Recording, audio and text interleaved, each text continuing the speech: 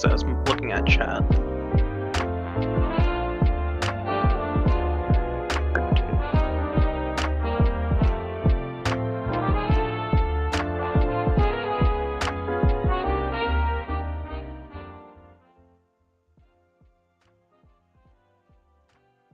Welcome back, everybody, to the refreshed portion of the live stream.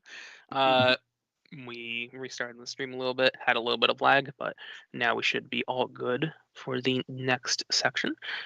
So if you missed it, this section is talking all about blaster design for the next, 45 minutes.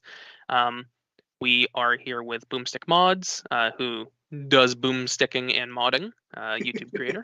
And then we are here with Chris, and he does some stuff. He does some My profile cool says stuff. Guy who does stuff. Guy who does stuff. Yeah. He is and or was a designer at Hasbro, Game Face, some large blaster companies. And during this segment, we're going to be talking about Titan blaster Rocket. design. Oh, it's not. We're cropped slightly on the camera. A little bit. A little bit. Someone put me inside a box. Yeah. So Weird. Gonna blast through all the stuff so we can actually get to the topic. Charity stream, give money in the link in the video description, presumably. And more money equals more better. More children get toys for Christmas and all that stuff, which is nice. And yeah, we're aiming for $1,250 for our first chunk of this segment. So let's get into blaster design. We are going to be going start to finish on what normally happens during a blaster design. I am sharing my screen, so we're going to swap over to that whenever we can. There we go. So this right here is a example of what a blaster design looks like in its relatively early stages. And I chose this as an example because this is an area of blaster design that both me and Chris should have overlap on. This is a 3D printed blaster with my design.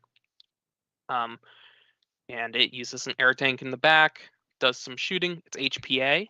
It's going to have a motor up here in this blue area. I need to slow down a bit so stream can catch up, but got this thingy up here, which will spin around and chamber darts.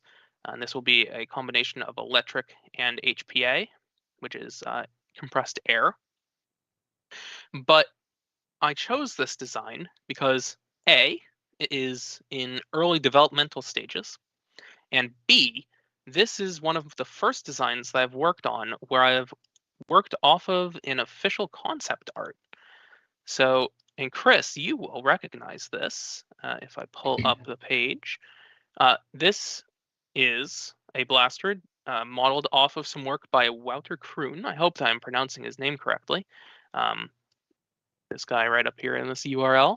And he also worked on some concept art for some blasters that you in the community might recognize, such as the Challenger Mark III from Monkey Mods down here. And if we switch over to that tab, here we go. He worked on the concept art for the Challenger, and he also worked on the concept art for something that Chris worked on. He worked on the concept art for the Game Face Tryon. Indeed. And this is the same concept designer between this Game Face Tryon concept art and the concept art that I am working off of. And I guess that we're just going to talk through how this really worked. So, Chris, if you want to go into a little bit about how did you work with a concept artist? How does that generally work? Well, it really depends. I mean, it's a really tough question. Like, how do you do product design? It's like, yeah, there's books and books and books and books are written on it. And It ultimately depends on what it is you're trying to do, what your end goals are. And so, in the industry, at the end of the day, there's a business case to do something, and it might be something really boring that you're not necessarily super passionate about, like reskinning something.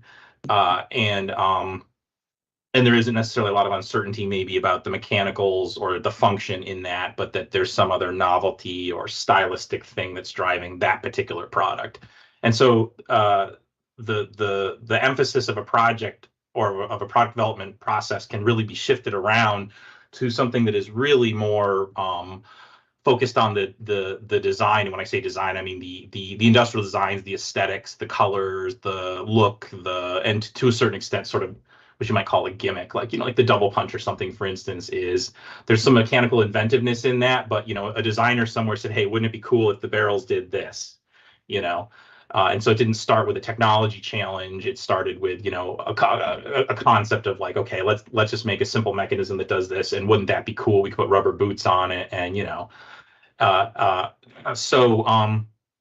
even when you do start with something that is highly repackaging of some existing technology you have and adding in some little feature or extra gimmick or cleverness that you want, it almost always is laid on top of a known set of mechanicals and or a rough layout of the mechanicals that you do have. So, blasters are, a lot of them are larger, than they really have to be. So there's a lot of room to style them. But at the end of the day, they're also sort of embarrassingly mechanical. So, they have to work. They're not sculptures. I've worked with some people in my career that approached product design from the sculptural side of things, and it never went well. Function. Yeah, and so the art of product development is really, it's about balance, and depending on what your goals are, you balance things at different points. And so one of the things that you sometimes get is tension between engineers and industrial designers. A lot of times they don't necessarily talk the same language, but if you're going to be successful, you have to. And so one of the things that I do, and I've had very good luck doing actually, is I could totally steamroll a designer, because it's like, look, you can't move that single screw. I need a spring here. Forget what you've drawn. Don't care. You went to art school. Screw you. That's not a very good attitude. And you can also get organizations where the designers are the prima donnas and they're the artistes, and they're like, we don't care. We draw a car that there's no way to put an engine in it. Screw you.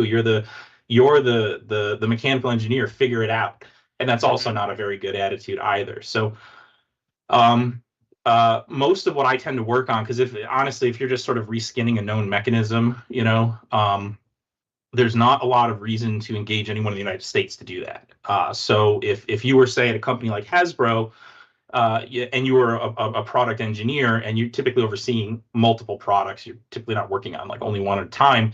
You're more managing what the vendor's doing and sort of maintaining that balance. And you're a little bit more of like a project manager in a certain sense than you are a, roll your sleeves up and get dirty and design stuff engineer. But as what you're trying to do gets more technically challenging or brand new, never been done, the more that you have to sort of bring it into the U.S. and you have to use a slightly different process. And so that's a lot of what I've been doing is that heavy innovation. Can we even do it? Pie in the sky kind of stuff. And when you're doing that, the kind of process that I like to run is that almost always you don't have the luxury of like doing, an entire development cycle and a prototype and then giving it to a designer and then having him do an entire process and then having him give it back to you to rejigger. It's just, there has to be some amount of concurrency. And so what happens is industrial designers are usually not really, to begin with, are not really constrained by anything. And so they start off over here. Gotta make sure I'm in frame here. They start off over here, with aesthetic concepts and fanciful sketches that are just, maybe impossible to do or just completely violate everything that would have to be true for the thing to work. And then the engineers are over here, and they're not really constrained either in terms of like you're staring at a clean sheet of paper, and you're like, well, I could do anything, and I don't really care what the designer's drawing, other than I might look at it just to see what their headspace is. And then you go through a very long process that I could sit here and talk about forever about.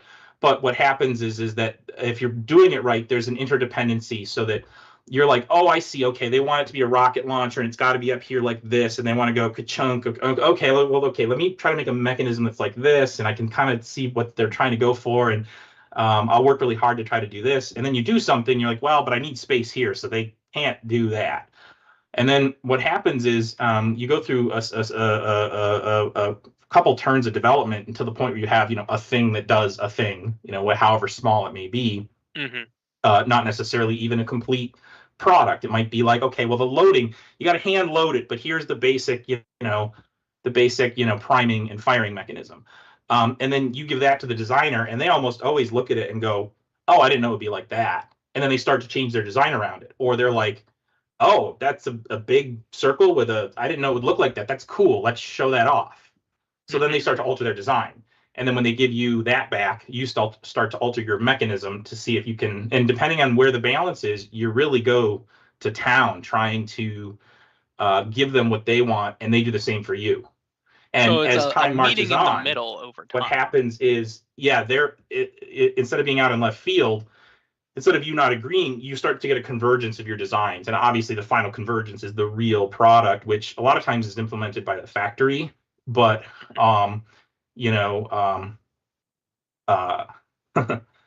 sometimes not though. So like with GameFace, we did all of the, like we did the tooling ready design, ourselves, which is a little unusual. It's fun though. Yeah. So we're going to talk more about that. But first, we need to let people know that this is a charity live stream, and Boomstick Mods has come up with a nice little incentive for people to donate. So if we can switch to that screen and get the donatometer up on screen as well to see how much we've got. Can't share screen. Can't get that on the screen. All right. Can't have the donatometer, but Boomstick Mods. I have what ears. is? I can at least read it to them. What is your concept? Tell people what they are donating for. I am going to be filming a review tomorrow, and I also have in my possession a Sharpie. If we can reach our goal of 1250 or 1,250 within the next half hour, I will be writing usernames from the chat on my arm, which will also appear in my next review. So what we want to do is be able to hit that goal in 30 minutes so you have a chance of getting your name, your username, or something written on my arms, and we will continue adding things to my arm if we can keep smashing through some of these goals. We want to be able to reach these goals so that way we can reach our maximum goal of 5,000, so that way we can be able to donate all of this to Toys for Tots. It's a great charity, and we want to be able to give them as much as we can. And as a reminder, we still have all of our auctions. Several of them still only have a single bid, and those do count towards our overall donation. So you can donate just regular amounts. You can go into the auctions. You can go in for the raffles, which we have a lot of really great stuff in there that you have a chance of winning. So head on over there. I will be keeping an eye on our donation count, so that way I know when it's time to break out the Sharpie. So right now we are right around 1,200 flat. So only $50 more from some nice people out there, and then we'll hit our next goal. So yeah, let's get that going. In the raffle section, we do have some very nice things. We have 2 GameFace try-ons signed by Mr. Chris there, the designer. And then I'm also throwing in a nice signed Talon magazine with my scribbling on it, and a funny Nerf Haven derived logo. So yeah, if you sign up for the raffle on the website in the link down below or wherever the link is on the live stream, you can enter for a chance to win these very nice items. Yeah. Another one of the raffle items is also the Taco Hell value meal. It comes with 3 foam tacos, which I have currently thrown about the room that I should probably reclaim at some point, along with a Mountain Pew Baja Blaster patch. As a reminder, it is the last Mountain Pew Baja patch that is available and will ever be available, because there's a new design out. So if we buy more patches, it will be of the new design, not of this current one. So this is the last patch available of this current design. Yeah, so lots to donate for, and of course it's all going to a good cause. So let's get that going, and let's aim for that 1250. Yeah. So getting back into our topic at hand, blaster design, we left off discussing the kind of dance between product engineers, let's call them, and product make stuff look good-ers. And we're going to talk a bit about how the mechanics for a new design come to be. So how do you go from, I want a blaster that does blah, blah, blah, to something that actually does blah, blah, blah? How do you get that to work mechanically, and how do you do the prototyping and whatnot? So I'm going Brute force. Yes, brute force. We're going to share my screen again a moment, and I'm going to take you guys through a previous design of mine, the slab. And I'm going to go over how a concept like that goes from start to finish. And don't worry about all of these many projects flashing by on the screen. Here we go. Slab lever action blaster. So we're going to start out talking about the slab. Many people do know about the slab. Is essentially my claim to fame, if you want to call it that. What was the development timeline like on this? Like when did you actually start? Like what's the story of the development? Like was it slow and arduous, or did it just happen furiously over like a week? Or the slab development was a bit of a pain in the butt at the beginning, but there was a breakthrough at one point where it then went really quickly. So if I take us further back in this file, if Fusion 360 cooperates, I started designing the slab around April of 2022. And this is more or less what I started out with. So when I personally am designing a blaster, I start out by just taking random stuff that I've worked on before that I know works as its own part. So for example, if I want a trigger, such as this trigger up here, or this trigger down here, I don't go and remodel a new trigger from scratch. I go, hey, I made a trigger for blank blaster name here previously. I'm going to reuse that. So if we go down here, this trigger down here is a piece of a previous blaster that I worked on called the Silly Pistol.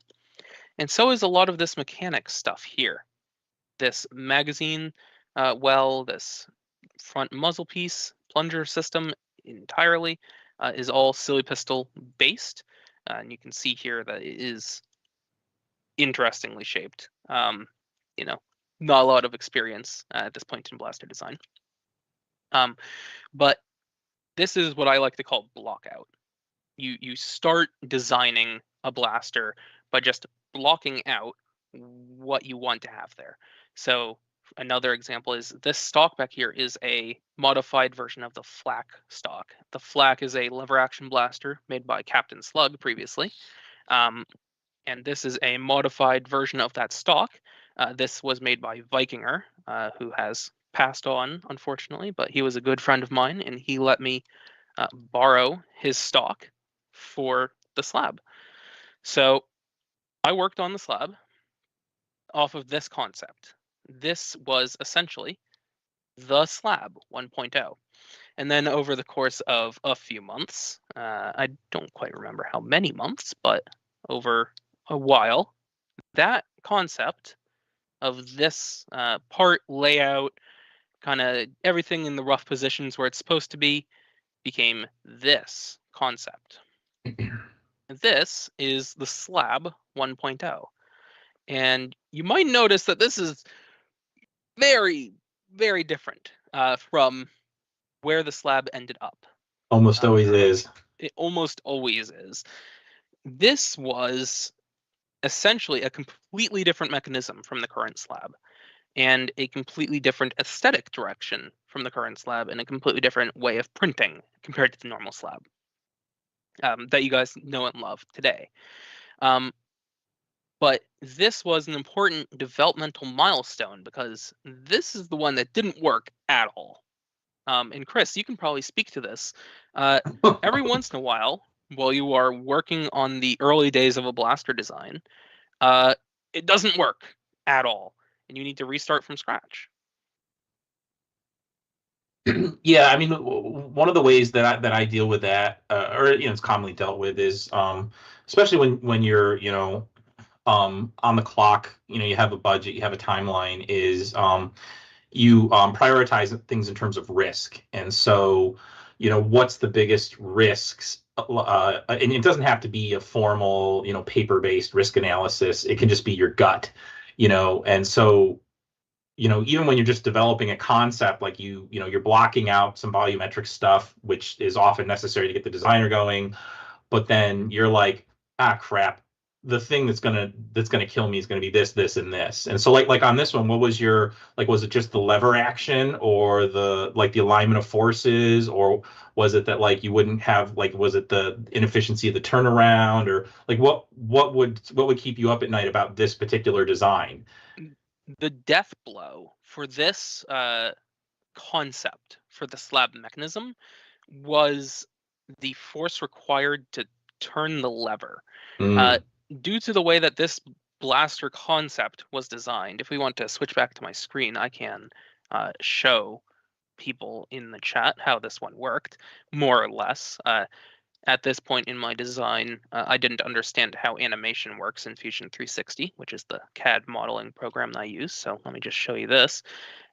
Essentially, when you pulled down on the lever, it would pivot from this point right here, and these two big arms would lift upwards. And that right there would pull back this entire top slide, right, I don't know, right there. And then that would stay there. And then when you pulled back down on the lever, this would go back forwards. That plunger rod would stay there, and you would fire.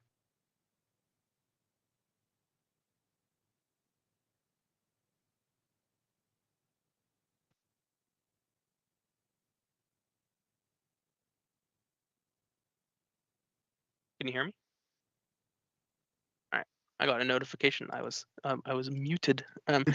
This version of the blaster right here had a major issue, and that issue being this plunger rod right here jams into your hand. Ouch. And this is an example of the kinds of stuff that you kind of glance over in your rush for something that works before you actually kind of think about the ergonomics and stuff like that. I got so tied up in the mechanism of how can I get a lever action that actually kind of moves the stuff back and forth correctly in a fun way that I completely glanced over the fact that in this mechanism that I reused from a previous design, your hand would normally be much further down, not in the way of the grip. Yeah, that gets to one of the major ways of figuring out fail fast. Yes. Don't get too tied up. I mean, CAD modeling's great. People live in CAD land too much. In my world, if you're at the CAD station for more than 50% of your time, you're doing something wrong. So you have to, you have to make stuff as fast as possible, focused on that risk, and you'll find out pretty quickly that it doesn't work. And there's also sort of the concept of like, it's your own design. So to the extent that you can make it and discover this as rapidly as possible, it's kind of a form of eating your own dog food. You know, if it really doesn't work, you know, you can't blame it on somebody else, or that the fabricator didn't make it right. You know, you put it together, it's your design, you try it out, it sucks. It's You messed it up. It causes you to rapidly address that, because it's not fun. It doesn't feel good. Mm-hmm. So from this point, I basically gave up. This was a month of work, and it was essentially worthless. This prototype, the physical printed version, I turned back into a silly pistol, which was the basis of this. So basically, if we remove the stock and the trigger, this stuff here is a silly pistol, which is another one of my designs. And the physical printed prototype of this, I sold off at End War 2022. Just didn't have a use for it because it didn't work as a traditional stock blaster. And I was really bummed out, and I was kind of about it. And then I moved on to a new concept about a month after that, or a little over a month. I moved over to a different concept by a designer named Donut Steel Tendies. He had worked on a different lever action blaster named the Medusa. The Medusa is, or was, a lever action blaster, which basically pioneered the usage of a moving magwell in a lever action blaster of this sort of layout. So if I open up an older version of this file, you can see this is the layout file for the 2.0 slab. The 2.0 slab is a completely different mechanism, but I reused a lot of the parts from the prior slab. So you might notice the stock back here is more or less the same. The lever itself looks a bit different, but it's mostly the same, just rounded some corners and all that stuff, making it look nice. And the main changes are to the mechanism, where if you haven't seen the slab before, actually, it's much easier to show you this by just going to the GitHub page for the slab, because I have a nice GIF there. There you go. Here's how the slab works. So, yeah, I'm a professional live stream runner. This is how the slab works. The lever moves the entire magwell, which pushes back the plunger, catches up here where my mouse is, and then the trigger bar intermeshes with the trigger back here and fires the blaster. That is based off of some work by Donut Steel Tendies, which itself was based off of some work that Captain Slug, did with the flak.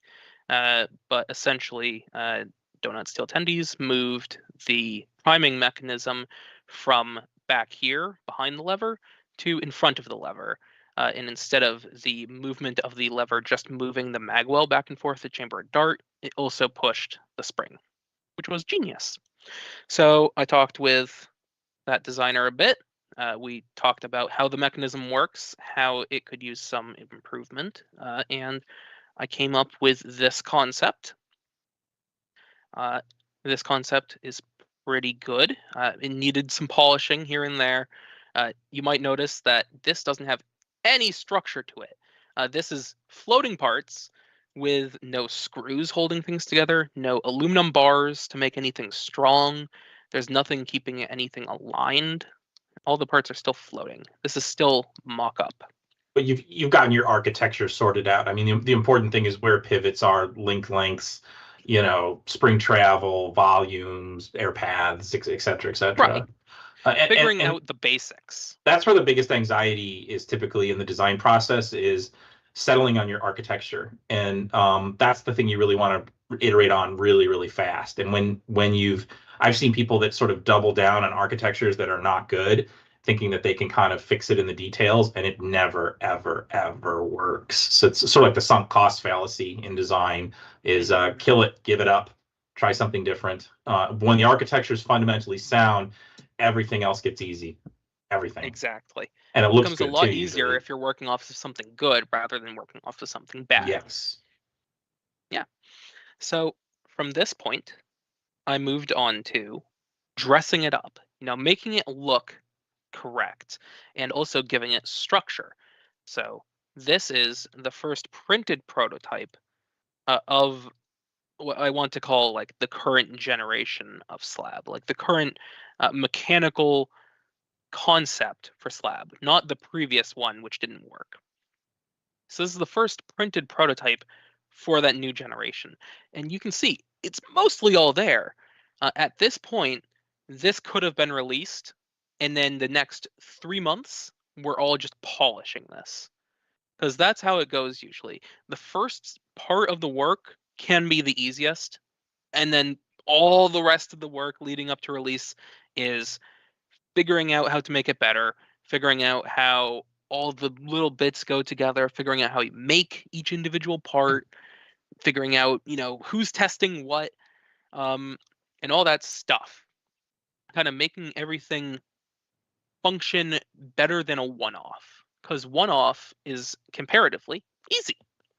Oh yeah, one's not hard. Mass production's different. 50 is hard. Yes, 1,000 and is hard. also like designing around, and we suffer from this a lot more in the community designer sphere rather than you, Chris, in the corporate design I sphere, suffer let's from call other it. things. Right. Yeah. But we need to design around, Joe Schmo is making a slab. We do too. We have to design around Joe Schmo's kid that, might suck on the barrel. But Joe Schmo here is making each individual part of this slab. He is 3D printing these parts on his own 3D printer. How do you design around the individual tolerances between each part in order to account for different printers, different print environments? Is it hot there? Is it cold there? Is he getting proper layer adhesion? You need to figure it's out. rough because your design will get blamed oftentimes for people who have a poor setup or using the wrong material, or Yes, a lot of. I'm noticing that the contributions hasn't moved, and it's really depressing me. Is there something like we do a challenge or something? Oh yes, wait. Oh no, people, you're supposed to be donating to charity. How about maybe this is too dry for regular people, like they just don't want to hear all the nuts and bolts. They don't care how the sausage is made. How about this? Everyone remembers the Stampede, right? With the original double drum that was supposed to come out. The 50 rounder back in 2010. This like register for people. Mm-hmm. Well, how about if we hit that 50, that 1250 mark? I'll show one on live stream. Ooh. And hopefully no one will come for me. Men won't come knocking on the door. I think because it was taken quite far, and it was sort of killed for dumb reasons. It did work. It was maybe a little overly ambitious. Not safety people, but again, that balance that sometimes you get people inside an organization when you're working in a corporation, they sometimes, if you as the engineer or you as the owner of the product can kind of determine that balance, but then sometimes a bigwig comes in and says, that's got to be 99.99% reliable. And it's like, dude, it's a $40 mass produced product. We can tolerate, like, how about 96.5%? I'll give you that. Mm-hmm. So, but yeah, it's a bummer to not see that, move. Yeah. Well, the hell, man. Here's the thing. Like, my small amount of pushback on that, I'll say, is when you say it's supposed to be 96% reliable, is that good enough? You can see how the community has, or just people in general, respond to something that doesn't work perfectly all the time when they're buying it off the shelf, because like the expectation for something bought from the store as opposed to something you're building yourself with 3D printing is like, if you print something and build it yourself that doesn't work right, it's like, oh, that might be my fault for not building it correctly. Whereas if you're buying it from the store, it's like, hey, this is not perfectly reliable. And like you said, because we can see that in like the 35 round drum, and like, because while some of the drums work well, some of the drums don't work as well. And you're right, like if it's reliable enough, that may have been a good item for some people. But like at least from what I've seen in the community, is like if it doesn't work perfectly as far as something being bought off the shelf, it tends to get thrown to the wayside pretty quickly. But that's just from a community standpoint, which is a very small subset of the overall. Yeah, and your point's taken. I will say, like, just from a business perspective, in mass produced land, 3% return. So things usually measured by the return rate, which is sometimes a shame because people don't always return everything that they're not happy with. But that about a 3% return rate is usually the point at which the way contracts are written and vendors are dealt with. As you're coming towards it, you'll start to take corrective action. If you exceed it, the factory typically pays. So so 3% is sort of around that point at which, like, you're going to take action. If you have a product that's got a 1% return rate, you're doing pretty good. Sorry, my cat's eating my microphone. But it's sort of a shame because the drums, the more complicated the magazine is, it's going to always jam. But that's one of the reasons why you stick an anti-jam knob on it, and as long as you can kind of get it unstuck, and it's not jamming so much that it's really interrupting what you're trying to do. It's really a question of statistics. If it jams 1 out of every 50 rounds, that kind of is crappy. If it's 1 out of every 500, it might be acceptable. Yeah, and then that'll change for the hobby versus for a product aimed at regular consumers or kids. Yeah, and you're 100% correct on that. Like, because you have a way better perspective on that aspect than I do as well. Well, mine is it's like a niche of a niche. So like mine is. Well, I think the meter just jumped. Maybe I was reading it wrong, or that it was delayed. It's now 17, 16. What was it we were headed for? Weren't we like at 12? Huge jump. Maybe we're doing better than I thought. I felt really, really bad. That's a good question. Hold on, let's see here. Oh no. Oh wait, I mean, oh yeah, that's good.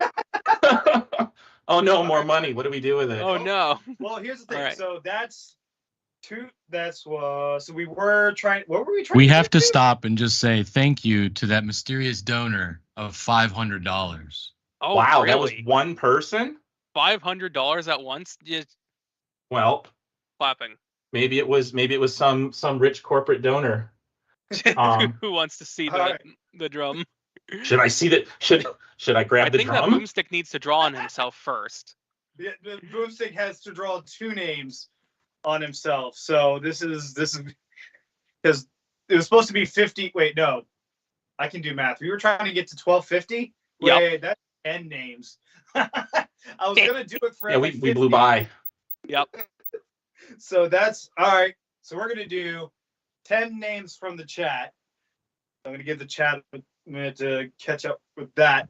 And I'm gonna look away from the chat, and it's gonna be, I'm gonna look, first name I see, that's what I'm gonna write. And I'm gonna do this 10 times.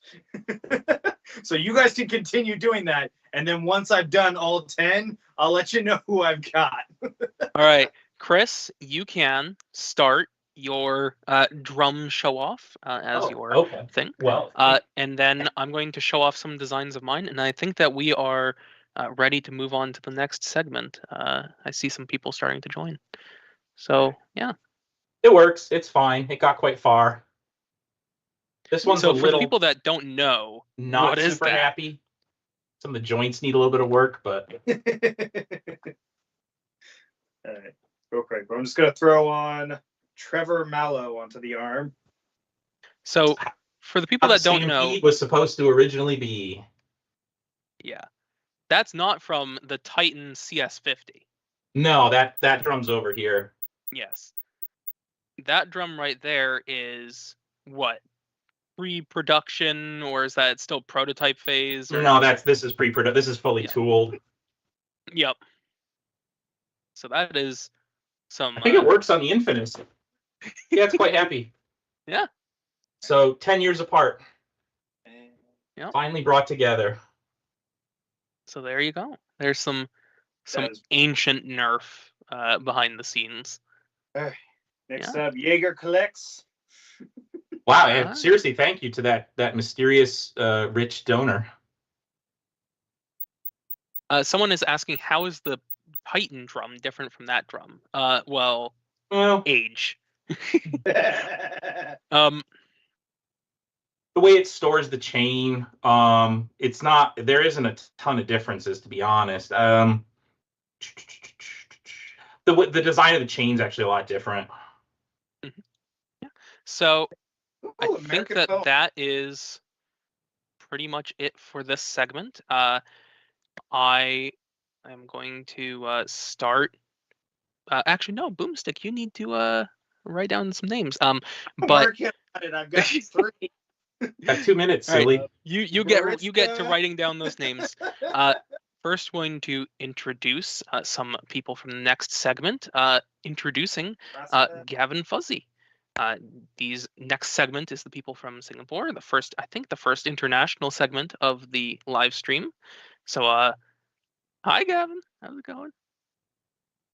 Hey, Silly. 239. And I think we have another Singaporean here. It's Piggy here. Yeah.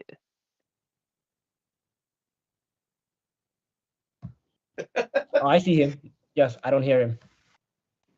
How about now? Okay, I hear Piggy. Mm-hmm. There we go.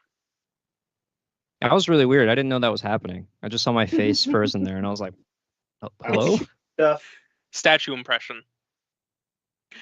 Yeah. Very, very sneaky. Right.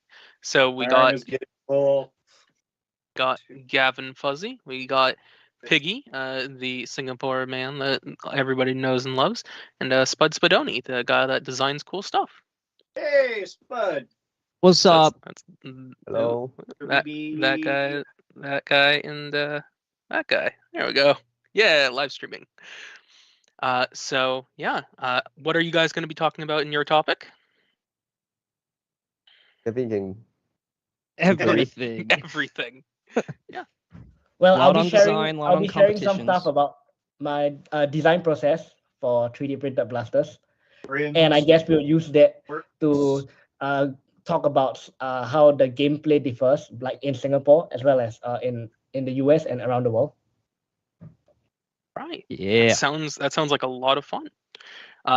But before you guys can start that, we have to say goodbye to the current segment. So, Chris, Mr. Blasterface, bye bye. I think that. Oh, there you are. I don't think that you have any chats or YouTube. I don't have anything. I'm on Discord sometimes. I don't have social media or an online business or anything like that. But if anyone needs me, I'm on LinkedIn. And the RNerf Discord, I'm pretty easy to find. I got the Thingiverse page with all the try-on parts that are free 3D printed downloads. But I assume that if someone really needs me, they can find me. Mm-hmm. All right. And then we got Boomstick Mods, who is still drawing on himself. All right. I'm gone. I'm here. Bye bye. Am I gone? Oh. Am I not gone? Am I here? All right. All right. Oh, And okay. I think that is it for our segment. I'm Sillybutts. I have a YouTube channel named Sillybutts, and I make blaster designs. If you want to find me, you can just Google it. But yeah, that's all that I've got. You guys have some fun on your bit of the segment and raise some good money. All right. Bye.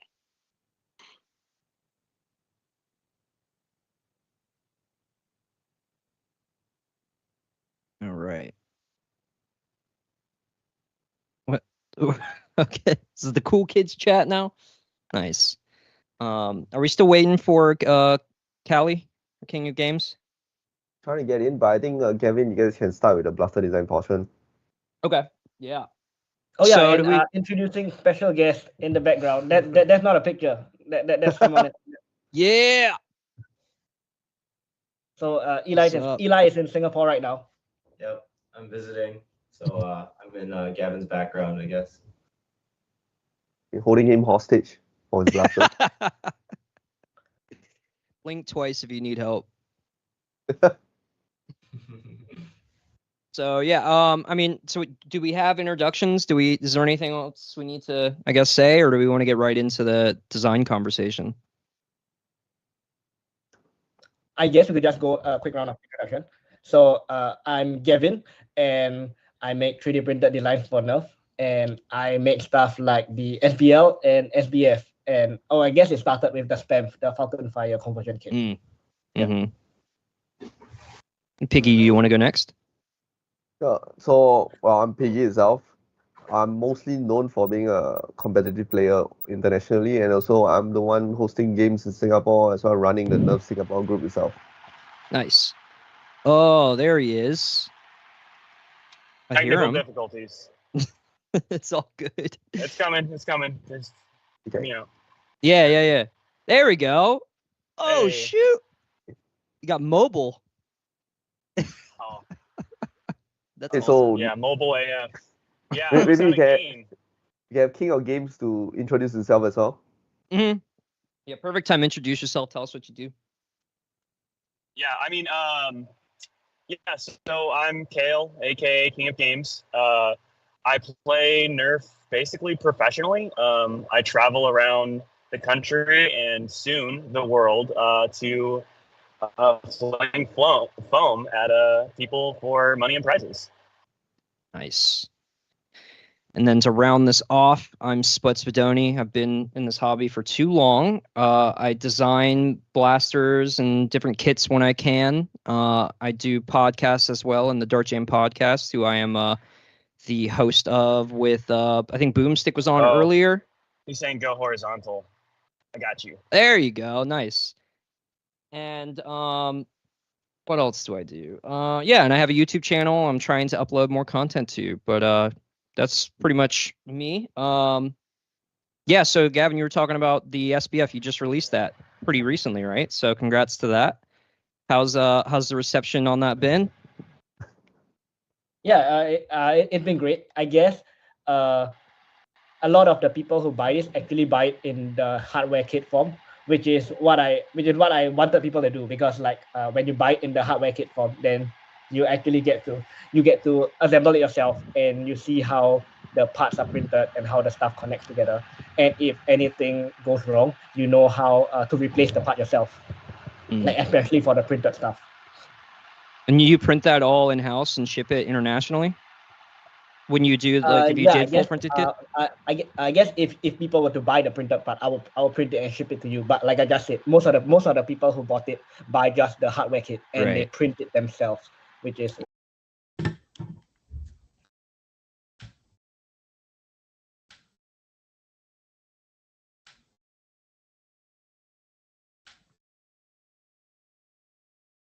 Oh yeah, we are up. We are back. We are so back. Spud and Kill are not. I don't see Spud and Kill. For them to rejoin.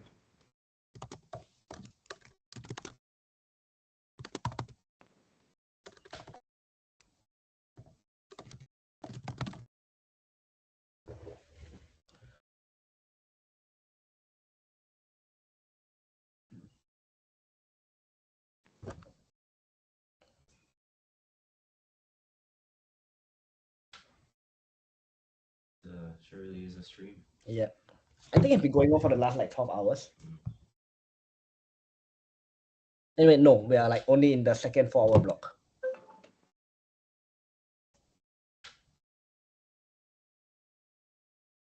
Are we live or are we still waiting? Oh no. Oh, okay. I don't know. Okay, I don't know where we cut just now, but I'll just go back to talking about the SBF. So yeah, as for the stream imploded, the first thing, the thing that I designed it around was the fire selector. Yep. And so after picking like, oh, what thing I want to design it on, then I started working on the internals. So like this was one of the early prototype for the internals. And if you have seen one or own one, you know that the flywheel cage was metal, but before that this was the working prototype. Wow. It was a nylon printed piece. And so after like experimenting with the internals, then I'll go and design the shell around that internal. So this is like, I think this is one of the earliest internal mechanism thingy. And then later on, that's where the metal one came in. So yeah, the nylon thing was still there, and we just have the metal cage. So this is like the first steps of the design process to figure out the internal mechanism. Right. So I guess you do a ton of iterating, and I guess when you're iterating with nylon and metal, the iteration process is pretty it's intense. It's a lot harder than it would be to just 3D print those prototypes. Did you start 3D printing first and then move into nylon and metal, or did you go straight to it? I think when designing the blaster, I knew that like I wanted the core to be like not 3D printed because of the flex, to like reduce the flex. So that's why I started with that. Yeah. And I guess all of those dimensions and calibrations weren't like, you weren't starting from scratch on that. So I guess that makes sense too. Because I mean, flywheel cages are roughly, I mean, there's slight differences in them, but they seem to be the similar kind of thought processes in a lot of them. So that's cool. So do you see them in use a lot in Singapore? Because I know I've seen a decent amount of them already in the US. Yeah, it's already in use in Singapore, and I believe just yesterday people were using it at a certain competitive event, which Piggy was spectating. If you want to talk about that. Yeah, wasn't spectating. Yeah, I guess I would, but Eli was spectating. Yeah. Yeah, I guess we can talk about as much as we want to talk about that. Okay. I guess since we have multiple things to talk about on this stream, before we transit into like the competitive aspect, I can just show off one more like design process thing. So like the blaster I was using at the King of the Hill game at REC was the FBL2, and so it's like the successor to the FBL1. And when working on this blaster, like I guess one of the how this blaster came about was like last year at the Dark Zone Pro Tour, we brought over the FBL1, and everyone was in the hotel at like 11 p.m. trying to assemble it for the next day, and I was like, that's not it, that's way too many. And so this blaster was birthed with the idea to reduce the part count. So the printed part count is significantly less, and there's a lot of these metal pieces. There's a lot of the metal pieces that would take the place of all the small fiddly like nuts and bolts. So yeah, this blaster is not released yet, but it will be soon, and you can see how it reduces the part count by having these metal pieces to essentially like just accept the prints. Yeah, that looks amazing too. I enjoy when designers start working around with different hardware. It seems like now I'm seeing it more and more. Designers are trying to reduce their hardware count and trying to put as much as they can either in printed parts or in custom CNC metal or nylon parts to make that a smoother operation for the end user. And I think we're heading in the right direction, because with a lot more hardware kits and a lot more, do it yourself at home kits, making sure the end user has the best experience with the blaster, it starts from built. So it starts from like, when you have the parts and putting it together. So focusing on that is really smart. Yeah. And just, like this is one of there are some comments that and I feel like none of the other streams were going over the comments. Go ahead. First off, we got a couple in here. We got Honda 919er says justice for Piggy. And then right after that, we've got Blasterface said Eli is in Singapore ? Yes, he is. Against his will. Against his will. Against his will. We held him hostage. We're holding him hostage. At least for 1 week. Yeah. Oh man, that's awesome. How long is he in Singapore for? I'm here until Sunday. Next Sunday, that is. I'm doing the stream from Eli's room because after the stream ends, we're gonna go and have a game. Oh, nice. Yeah. Oh, yeah. What time is it there? 11:15 a.m. Wild. Yes. Y'all are 11:15. You're at 7, Kale, and I'm 10 p.m. So we're pretty global right now. Yeah, we're we're worldwide, just like the Foam Alliance. Hey, good transition. I try. Looking at the chat here, Honda 919er is coming back in with SBF Bullpup, please. Somebody tell him. Yeah, I get it. It's coming. It's on the way because our country's conscription rifle is a bullpup, and I guess all the male Nerf players who have been through conscription will be like, oh, I want. Yes. That's funny. Yep. That's funny. Some secret lore that story. Oh yeah, and I was just about to show this. Like in the SBL2, one of the new features is that it has the button mag release, and so this thing is like it is full. So this was one of like the parts I worked on first, to get the button mag rail thing. So yeah, I just tested with this piece. Oh, that's the date on it. Yeah, it's about almost a year ago. Wow. Hey, yeah, you number your iterations too. I see that. Yeah. It was just like drawn on Sharpie. Yeah. I do the same thing. It's I miss working on blasters that I could like work around because normally form follows function, and when you're trying to build in functions, your form is kind of responsive to that. But I've been working on a 1-to-1 crossbow replica where I'm trying to replicate like an injection molded blaster and trying to make it 3D printable and like structural. So I have to work around really tight constraints, and I miss just being like, oh, I can just add a button here and just make this a little bit bigger, and I can't do that when I'm working on like an old shell.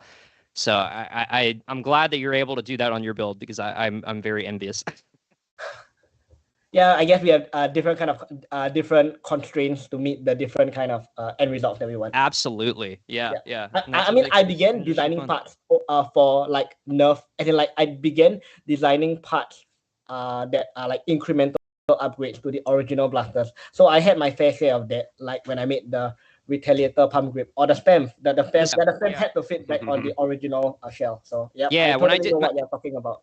When I did my Aeon Pro pump kit, this was the same thing. I was like working around the constraints of the shell and trying to reduce the need to cut into the the blaster and everything. And it's pretty hard to work around. It's almost like an engineering puzzle, for sure.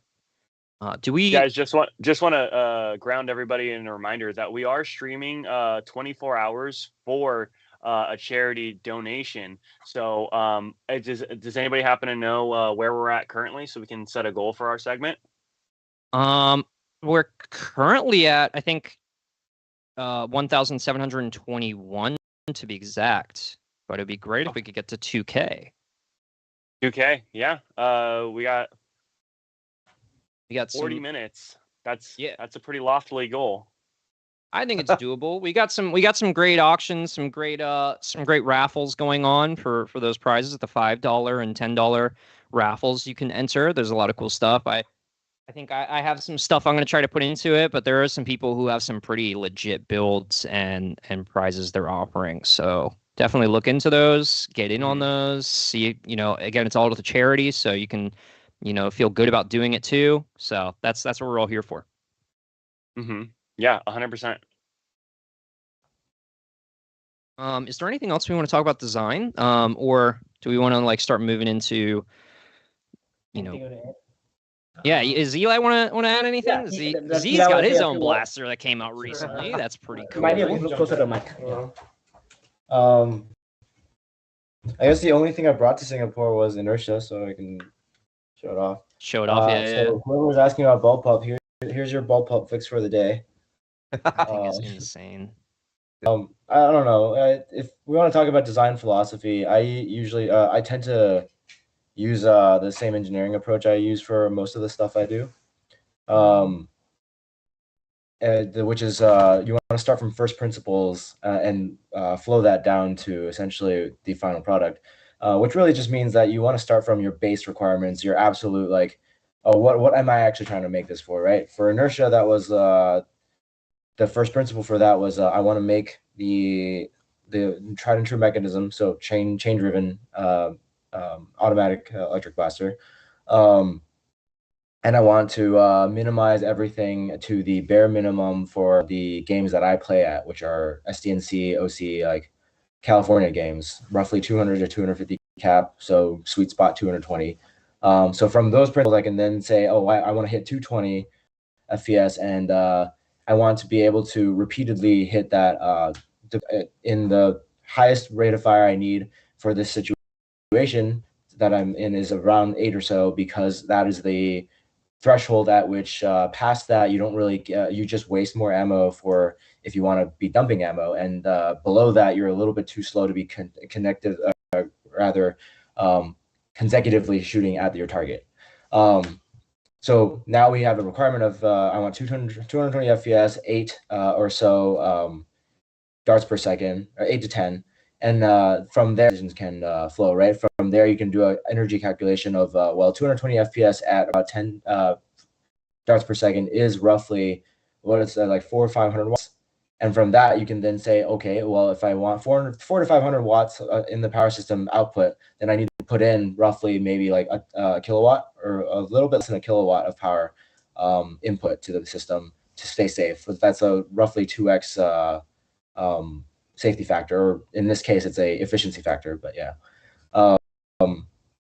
And from there, all the sizing comes in, right? Like from there, you can then flow down what motor selection you have, what gearbox selection you have, what size components you want to use, and if you want to do 3D printed or CNC or a mix of the two of them in order to mill size and the handle abilities, right? Because one of the important things is you have these requirements now, and you have these power and hardware requirements. You have to fit them around a shell that makes sense. And for most of the cases, the optimal shell is no shell, or rather small, as small as you can make it, right? And so you optimize essentially at this point.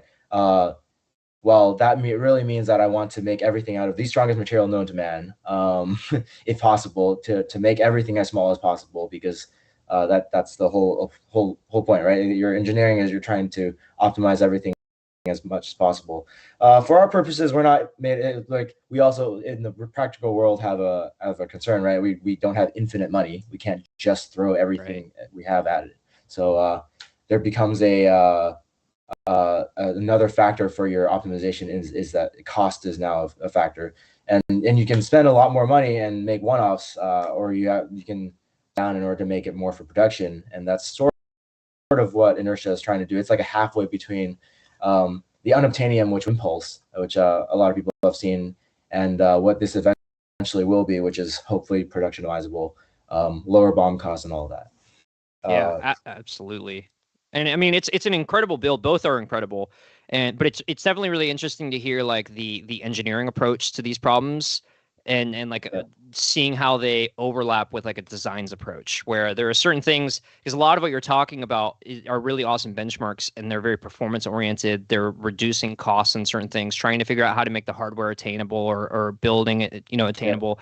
Yeah. And then there's the other side of the coin too, of like how it looks, how people are going to interact with it, how's the grip going to feel, and that's a whole nother can of worms. That like is, you can do a perfect blaster that shoots consistently a certain fire rate and shoots a certain distance and is built really easily, but if it's uncomfortable, like that's a whole other aspect. And it's really interesting how much, in terms of like making things and like products, like blasters are some of the hardest things to design, just because they incorporate so many different variables and so many different aspects. I think sometimes we have to kind of put things into perspective. Like I see sometimes people getting into design or getting into making things in CAD, and they look at some of the kind of bigger names in the hobby, some of the bigger builds and stores, and they're like, I wish I could make something like that, or this is all I've got, I made it in Tinkercad. And it's like, we all start somewhere. Yeah, exactly. And the fact that like you can make something and 3D print it and it like works to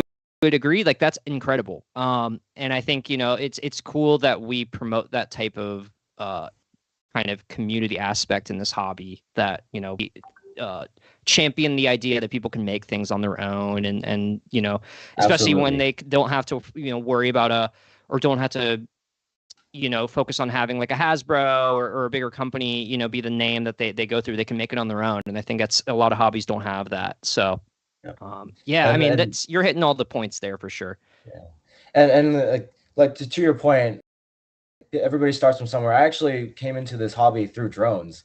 Like my first blaster wasn't even a blaster. It was me taping some drone motors to a box because a friend of mine gave me some Nerf darts to just putz around with. We were just throwing it at each other. We didn't have a blaster. We were just throwing darts at each other.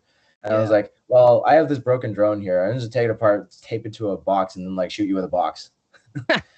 Really fun. So like, yeah, like to your point, everybody starts from somewhere. For me, that was, well, actually just from one of my other hobbies that involved motors and spinning things. So yeah, that's awesome. Yeah, I love that we can all come at the hobby from different aspects and like different ages. I mean, I started this when I was like 10 and I didn't know what I was doing. I was like taking apart like electronics to see how they worked, and my parents were like, let's like try to do something a little bit less expensive because like we don't want to lose all of our appliances and stuff. So I went with Nerf, and it ended up kind of like leading me in the direction of my career, which is really cool. But you know, again, we all come at it from different ages, and some of us are older, some of us are newer. I know, like Kale, I think you've only been in it for like you're about a year plus now, because I remember when you were at Foam Pro Tour, you were pretty new to the kind of hobby scene, right? Yeah, I mean, when I first started in the scene, it was March of 22. So that's when I first showed up to a game. Before that, I'd never played with other people. And at that time, I had like a Nexus Pro, like a Dart Zone Mark III, and a Swift. And those were like, I kind of bought all those before I even like went to a game. And then I showed up at, there was a guy on Facebook through one of the Facebook mod groups. I was actually looking for how to like basically mod something. And one of the guys had reached out on one of my other posts in that group where I was like, oh, where's everybody from? Like, how widespread is this hobby?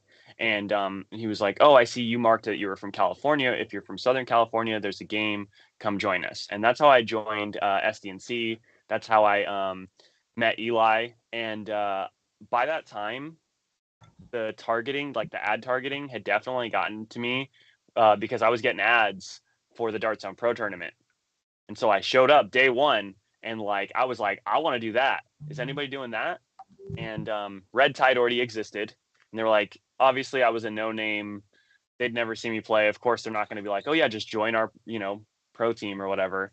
And so basically from there, I want to take a quick pause because we have come a long way from that. And I do want to announce what the segment raffle is, and then I'll finish that story real quick. Yeah. So a couple things is, first of all, I'm actually putting up a raffle item for this segment. So in case you're wondering what this actual charity is donating to, the Toys For Tots is the entirety of all of the money from this live stream is going to go to Toys For Tots. And there's a couple incentives going on. It looks like Maritime Foam, Dart Sweep, Alva Geek, and Captain Xavier will all be picking up one dart per dollar donated. The raffles and auctions, there's raffles, auctions, and then there's general donations. And for this segment, if we reach our goal, then I will actually be donating this Nebula Edition GavinFuzzy B car. I don't know how well you can see that, but it is dripping. It is the most dripping version of this B car. It's in an exclusive purple just for our edition, and it still has the GavinFuzzy logo on the other side. That's awesome. So I did want to mention that before we go any further. That's for the entirety of my segment. So if we reach our goal by not only the end of the 30 minutes we have left, but if we reach it even by the next hour, because I'm on back-to-back segments. So that being said, the raffle for that is live. The tickets are $5 per ticket for this particular raffle. So like I said, let's help some kids. Awesome. Heck yeah, man. Now that I plugged that in for you guys, so that you guys know what you will be donating for. Yeah, I showed up to SDNC. There was already a team. I met Eli and a couple other people that I got along really well with, and I was like, you know what? I'm really gung ho on this thing, and I'm looking for anybody who wants to join me.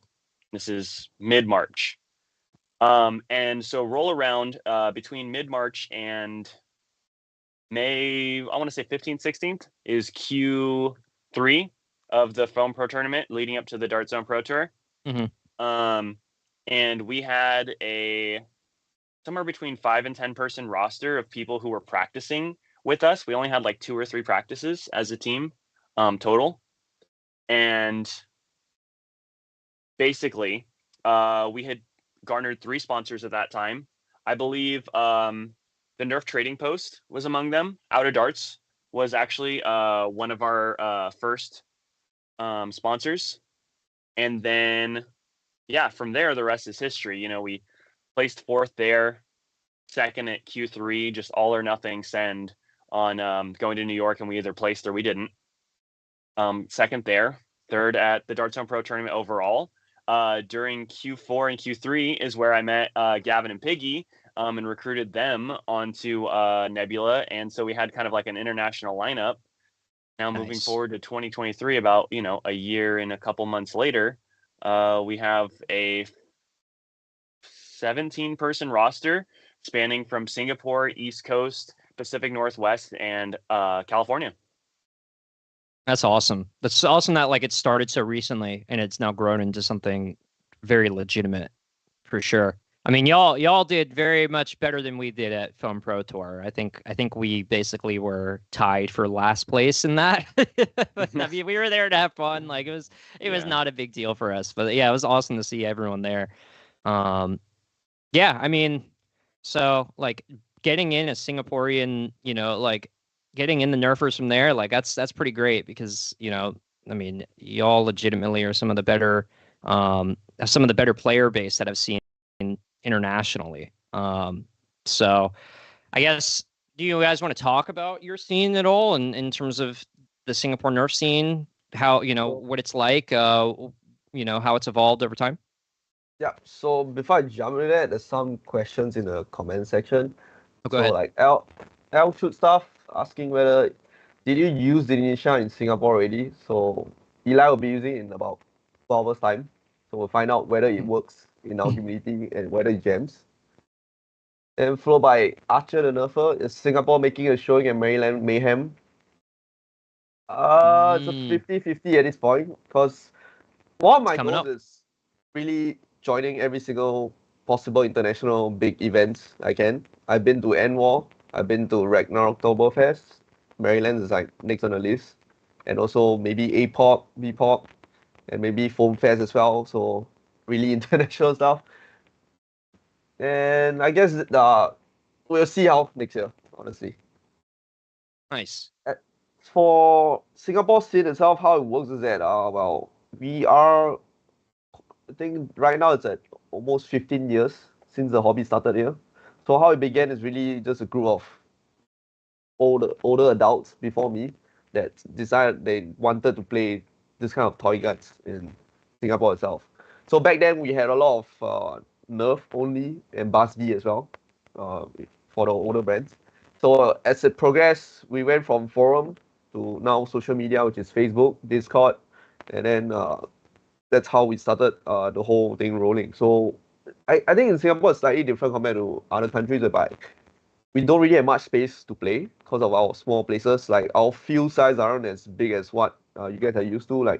On average, we usually play around a basketball court size. If not, if possible, yeah. So because for us in our climate, it's either rain or shine. That's it. We got nothing else, and most of the time it's raining. So when it's not raining, we try to play at a bigger fields itself, like actual park that we can find.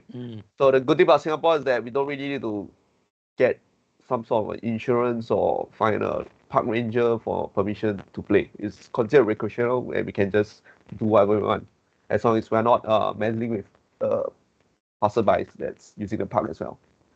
So That's as cool. for how our scene is like, I guess on the age group, it's as young as kids like 6 years old to as old as grandpas playing the games with us like 50 plus years old. So we're quite diverse in terms of this hobby in Singapore in general.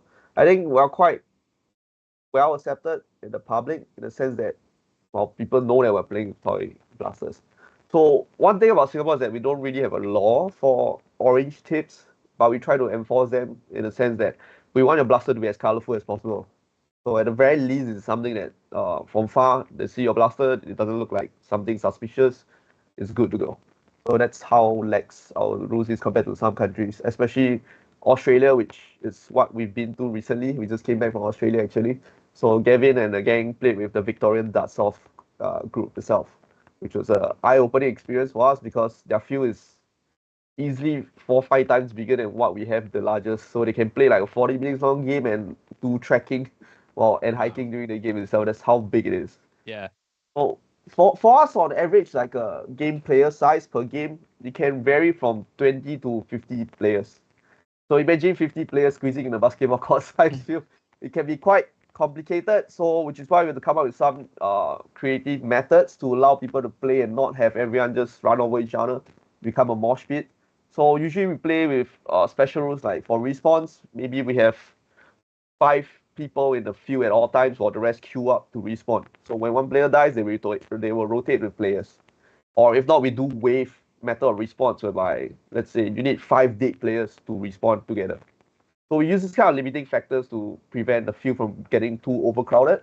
And also, we want everyone to play instead of 5 versus 5 rotation method.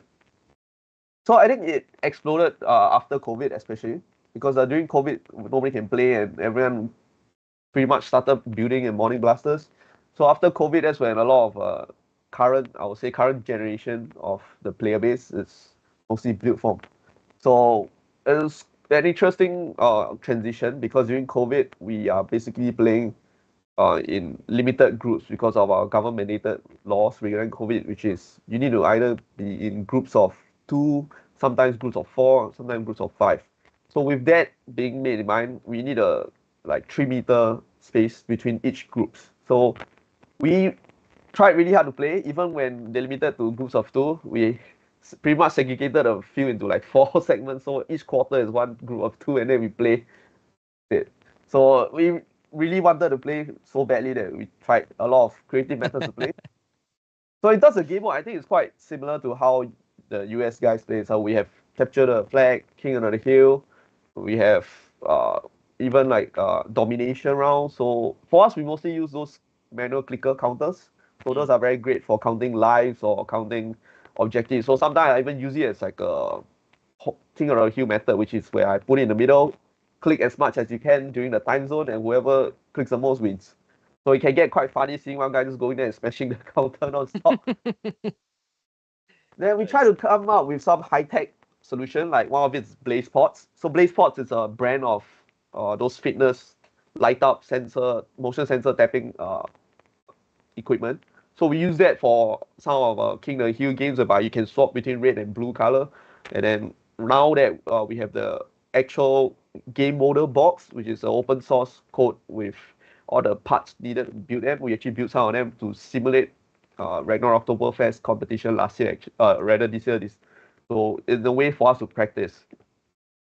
So in general, this is how we experience in Singapore. So Singapore is mostly with a small space, we're very humid, so our FPS is actually lower, which so far our trips in US has proven true that we get a boost of FPS whenever we go there. Then also we have quite a big player base for our games. And also we play very often. We usually play on Friday nights, Saturday morning, afternoon, even night sometimes, Sunday as well. So you can have like 5 games in a weekend. So that's really back to back. Yeah, that's intense. Yes. So that's, I guess, the fortunate thing about Singapore because of how small we are. So our country, if you were to drive from one end to the other end, it's probably 1 hour. Okay, yeah. So that probably helps get people to go and everything. Yeah, so I heard of like you guys traveling 2-3 hours just to get to a game. I got 3 hours, yeah. If you drive 3 hours straight, it will be either in the ocean or another country. Hey guys, I just want to announce that we actually met our goal just a moment ago. We met $2,025. So yes, Thank you. very Awesome. Cool. I will double down on that offer. How much was the difference that we made up? We started at 1721. Yeah. Okay, that's about $300 that we went up. Yes. Oh.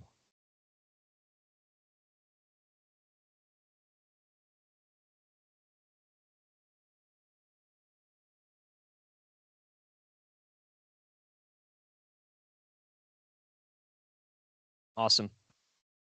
Good. Okay, there we go. Now we can. Yeah, there it is. Nice and big.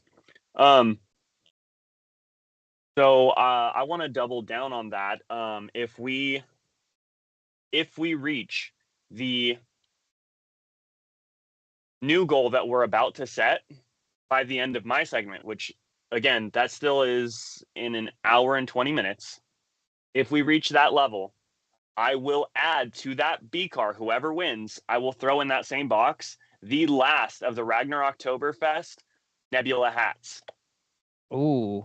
Dude, you got some swag with it too. Yep, it's the same person. It's the same raffle. It's only $5. That's a good value. If you donated before, you might want to consider donating again to get the last one. I mean, I'm about to donate myself. That's what I'm saying. So let's set that new goal. What do you guys think? We did 300 in about 25 minutes. That's from doable. setting that goal. So if we can get to 2,500 by the end of an hour and 20 minutes. So the next 20 minutes of this segment and then the next hour of the one that I'm on, if we can get to that goal, I will add that hat in there. And if we reach that goal early, I will add something else. And it's gonna be, I have one other thing that I could add. You guys are not gonna want to miss this one. Ooh, dude, look at this. I'm excited. Start giving out every single wearable he has at his face. Everything I'm wearing right now will go in the box. No. I got something that's never been worn. Of course, the hat's also never been worn. But I got something sealed in the package. Piggy knows what it is. He just doesn't know he knows it yet. Okay. It was a little mistake. Okay. Now I know. Don't spill the beans. Don't spill the beans. Limited edition. That is really limited edition. That is so limited that it will never ever happen again. That's fun. How much time do we have left? We have about minutes. Yeah, give or take 17 minutes. Okay. I guess I'll get into the competitive scene in terms of like our journey so far from how I've been doing in Singapore and Nebula itself. So although I've been playing for far too long, same as you, but I've been playing for about 14 years at this point, ever since the hobby started in Singapore. So I never really got into competitive for like the last 12 years at least. Mm-hmm. But I realized like I'm done. I'm not really done, but like more like I played so much casual games, so much different types of game itself, and then now that I'm an actual adult and I've time and money to actually prep for stuff, so I decided to jump into competitive last year. So that's actually when I first got into like actual mindset of working as a team, playing with strategies, and actually doing drills, I guess. Yeah.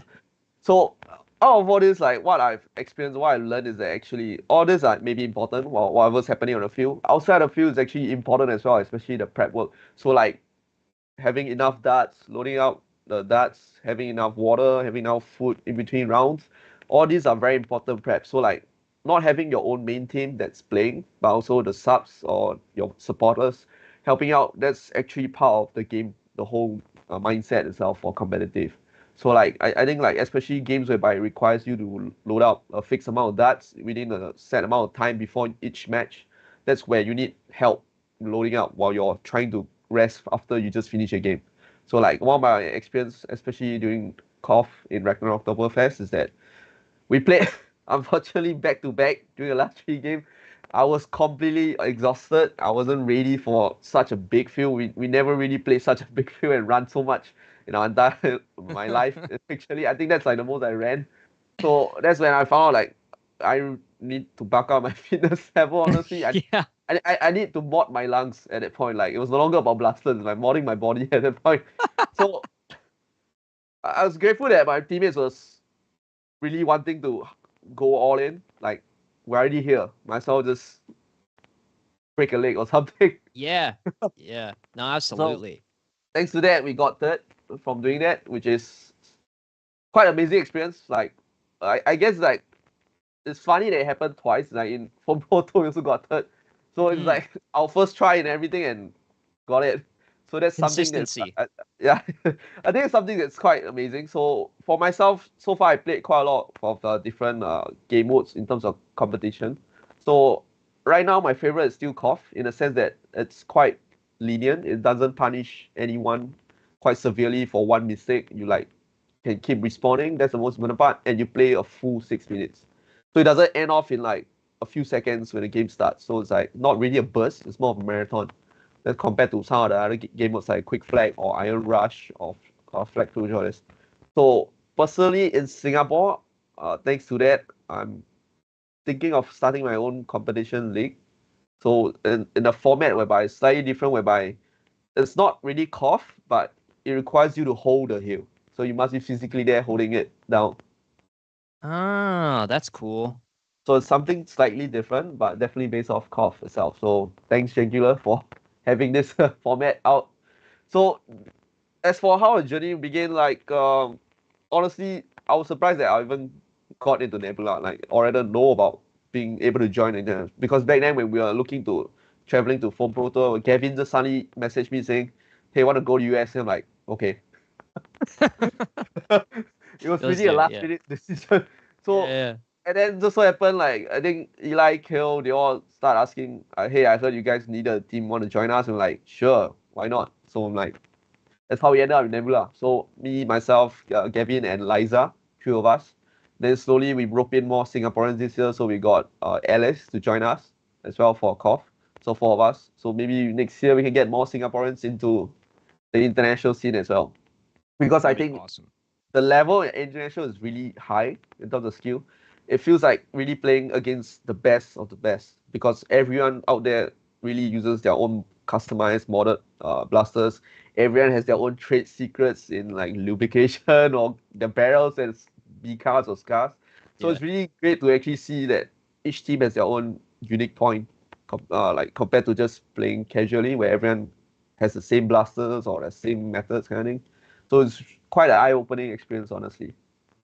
Yeah, I'd love to get over there at some point. It's like, I mean, I'm in the same boat as you. Like when I started so young, I had all these aspirations and dreams of where I wanted to go with this hobby. And I was like, wouldn't it be so cool if like, you know, there was like stores where you could like buy specific parts for Nerf instead of just going to your hardware store and buying pipes and all this. And then now that's kind of a thing. And then at a certain point, you know, I'm like, wouldn't it be so cool if we were like professional and did this hobby where we were like in actual competition? And then when the Foam Pro Tour came up, I was like, you know, this is like my dream come true. I'd be, you know, I just want to do this one time before, if anything happens, if I retire from the hobby or leave, like at least I can say I went to that. And that's kind of the same way I felt, where I was just like, I just want to do this one thing for like my 13-year-old self who would have loved to do this. And I was able to meet so many cool people through that. And just like, you know, the aspect of like camaraderie and teamwork and sportsmanship is something I'm into for that whole side of competitive, as well as obviously trying to win and trying to do the best I can. So, yeah, I mean, when y'all come back, hopefully y'all can make it to Maryland Mayhem or get to the East Coast for another competition, because I'd love to see you guys out here. Definitely do that. So just looking at the chat real quick, and we're gonna start transitioning into the next segment in just a second here. But Jason Sim says in the chat, "Who is Liza?" Oh, deleted. I saw that. I saw that. Cool. Yeah. They apparently don't care anymore. Interesting. All right. So just a reminder, as we're getting to the end of our segment here, that for those of you who just started watching or just coming on, that currently for the segment that I'm on, that we are going to be raffling off this here Nebula X GavinFuzzy B-Car for only $5 per ticket. We reached our goal to do so. So obviously we're going to be getting rid of this.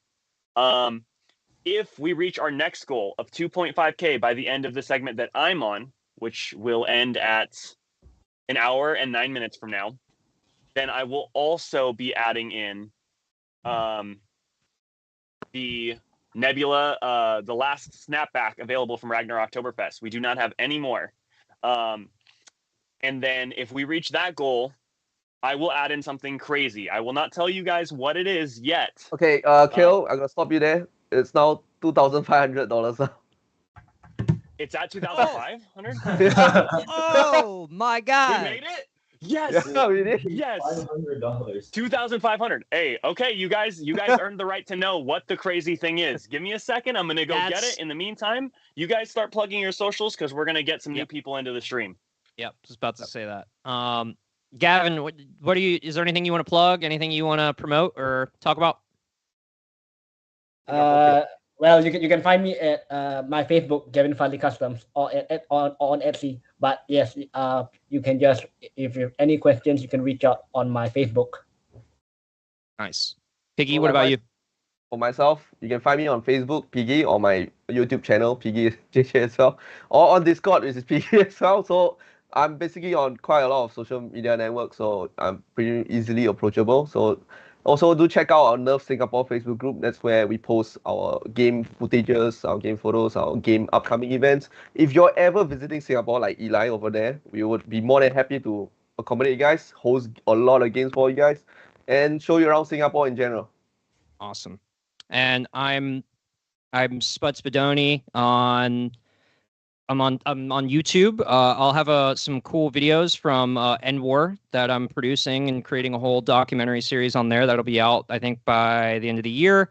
You can find me at Submarino Fabrications on Etsy, and I think Submarino or Spud Spudoni may be what I am on Discord, but I'm here, there, and everywhere. I'm sure everything. If you find one, it'll cross reference to another. And then I guess Cal, you don't have to promote anything. You'll be on for the next segment, but you have. I might as well though. Okay. I might as well just because I know some people might be jumping off after this. So it also is relevant to what the prize is. So real quick, for those of you who know me and those of you who don't, I am Kale, aka King of Games, on YouTube and other social media platforms. So on YouTube, if you want to look up my username, it's actually the exact handle is King of Games 234.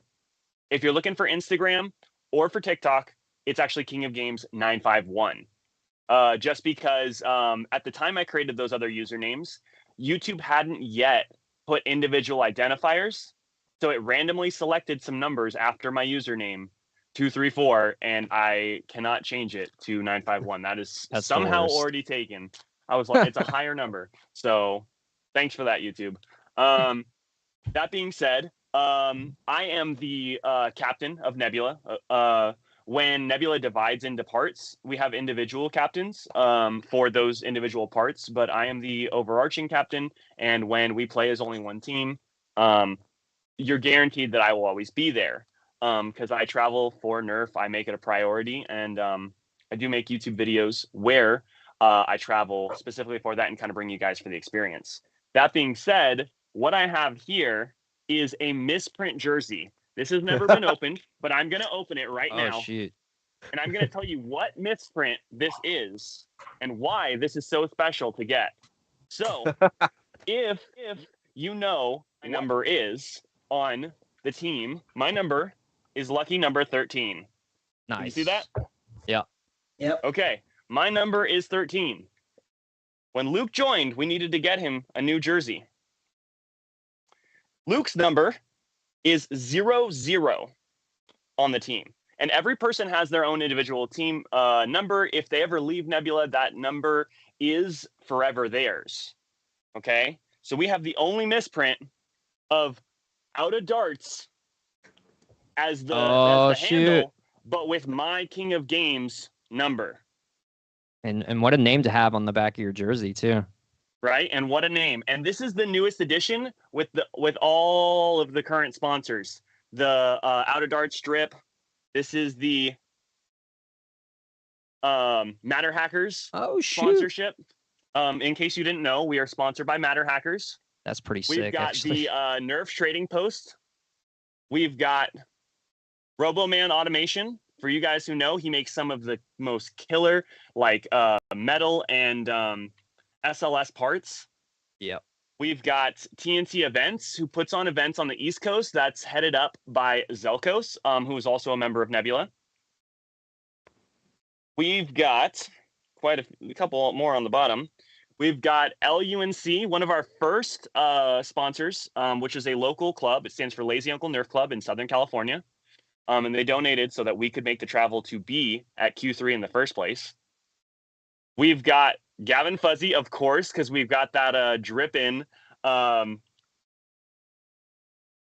internationals enter the raffle? To my knowledge, yes, you can. We've also got GavinFuzzy's here, which we have the Nebula B car with. And then we also have ROT Clothing, which made our hats and will be further making merchandise for us in the future. So this is a clothing company. These are all of the current sponsors we have. And because we reached that goal of 2.5K, you're getting the hat. Whoever wins is getting both this and the last hat. However, if we reach, what do you guys think?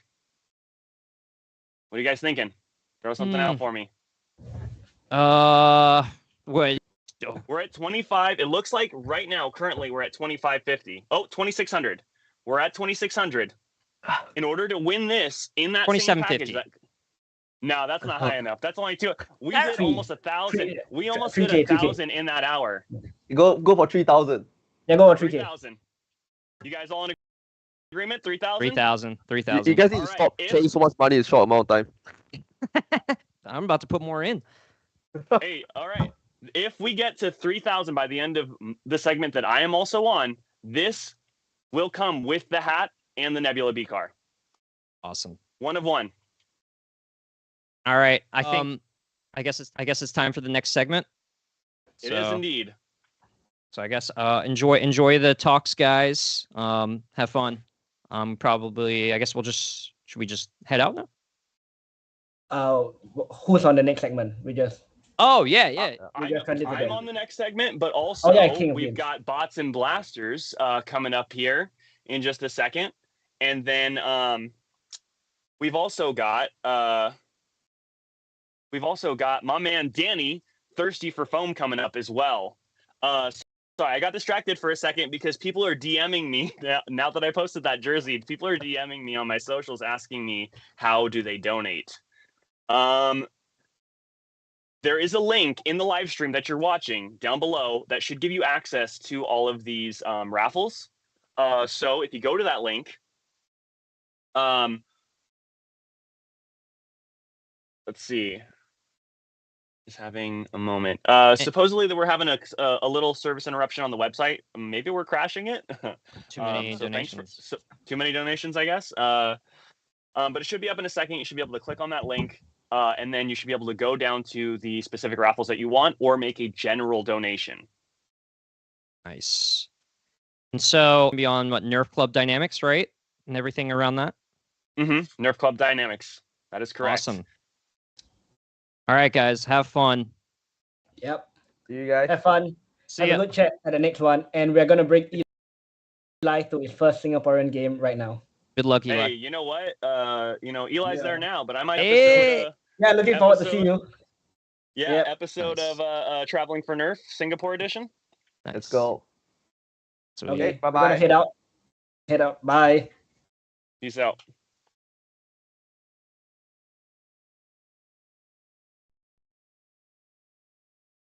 I'm trying to respond to some of the people asking these questions. Holy crap. Guys, it just went up. Nice. It just went up to 3,355. 3,511. 3,000. Can you guys hear me all right? Oh my God. Yeah, Dude, we can hear you. Sweet. That is so crazy. Nice. All right. We did it. Yes. Damn. I said by Awesome. the end of my hour, and you guys did it by the end of my first hour. But now we got to think of some more stuff. Yeah, absolutely. You guys, I think I've carried my weight on this one. What do you guys got?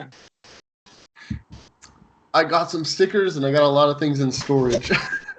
Fair enough. Fair enough.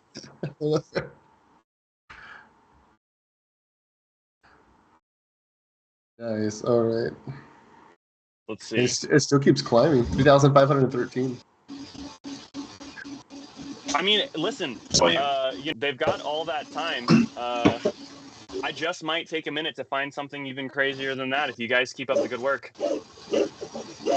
Yeah, I mean, we'll do what we can. I mean, so we're here for. All right. Yeah. All right. So just want to go in and just get in. Let's get into it, guys. Awesome, awesome. Okay. So this is basically, I guess, should we do a little intro? I mean, people already know who Kale is, but, you know, I'm BotsNBlasters. Danny, you want to introduce yourself real quick? Just who you are, what makes you famous? I'm thirsty for fun. Yes, he is. I do a little modding. I run a little club. I do a little bit of everything. So kind of, I guess I'll be representing, the more garage aspect of the hobby. I'm not one that's going to have like all the pro blasters, like every single one that's come out. But I do have my share of stuff that I like to do because I like mod. Mod's my passion. Yeah, for sure. But I wanted to be here. I saw you doing the club stuff, so I'm like, no, I run a club. I do some stuff with clubs. Mine's going to be what I have to offer is probably not as detailed as some of the stuff that I know that I've seen you talk about. But that's what I really appreciate because we need that in. Yeah, and basically the reason why I wanted to talk about this is because almost every video or almost every other video, somebody's asking, hey, where can I find a Nerf club? Hey, how do I start a Nerf club? Hey, who do I get in contact with? I know World Foam Alliance, we're trying to get that rolling. But I've always told people, just make your own. And a lot of people, I've always been surprised how many people don't know how to do that. And I don't know, maybe I'm just gifted in regards to networking and stuff. But yeah, but we're going to cover some stuff. We're going to cover some planning, basically recruitment. Yeah, a little bit of everything. And, you know, if there's anything you guys want us to touch on more, by all means, ask questions. We'll try to respond to them as much as we can. But yeah, Daddy, why don't you start telling us a little about your club, you know, Kale, you know, any club that you... Real quick. Yeah, go ahead. Real quick, I just want to take a pause. I want to kind of just real quick take a look at some of the stuff that's going on in the chat right now. So as far as I know, we're sitting around the 3.5, 3.6 mark. I can't see a live feed of it now. People are just updating us in the chat or when it's posted on screen. But they're asking what I will add if we reach 4, because I've continuously upped the stakes through this thing. And so I am willing to hear out some suggestions, especially for those of you who have seen the channel before, my personal channel, or have seen stuff. Let me know down in the chat. What do you guys want? I mean, I don't know how much more I can raise the stakes, but I'm willing to hear some ideas. And then without further ado, go ahead, Danny. It's all yours. So, you know, I run a small club, and we've been through our ups and downs. You know, I was with the club before the pandemic, and it was run by another admin. You know, so I was kind of new. I was pretty new to the hobby when I met this admin, and I'd been searching for clubs online. Everything I found was a dead end at the time. Yeah, I'm trying to think what year this was. This probably was like 2016, around that time, maybe even a little bit earlier, but right around that time. But yeah, I would find basically dead pages on Facebook. of clubs that did exist for like 6 months or less.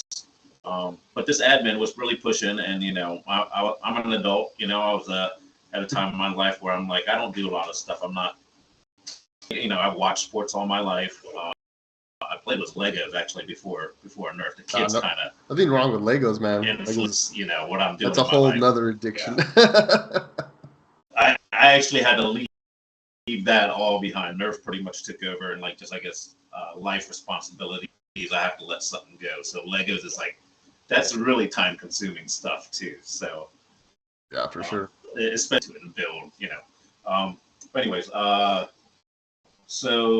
this admin when the club was growing really well, with my assistants, we're getting up to like 20 something people showing up. Nice. People we did, not just friends. The friends were like, "Oh, we don't know you. You just walked up. You were riding your bicycle, playing in the park."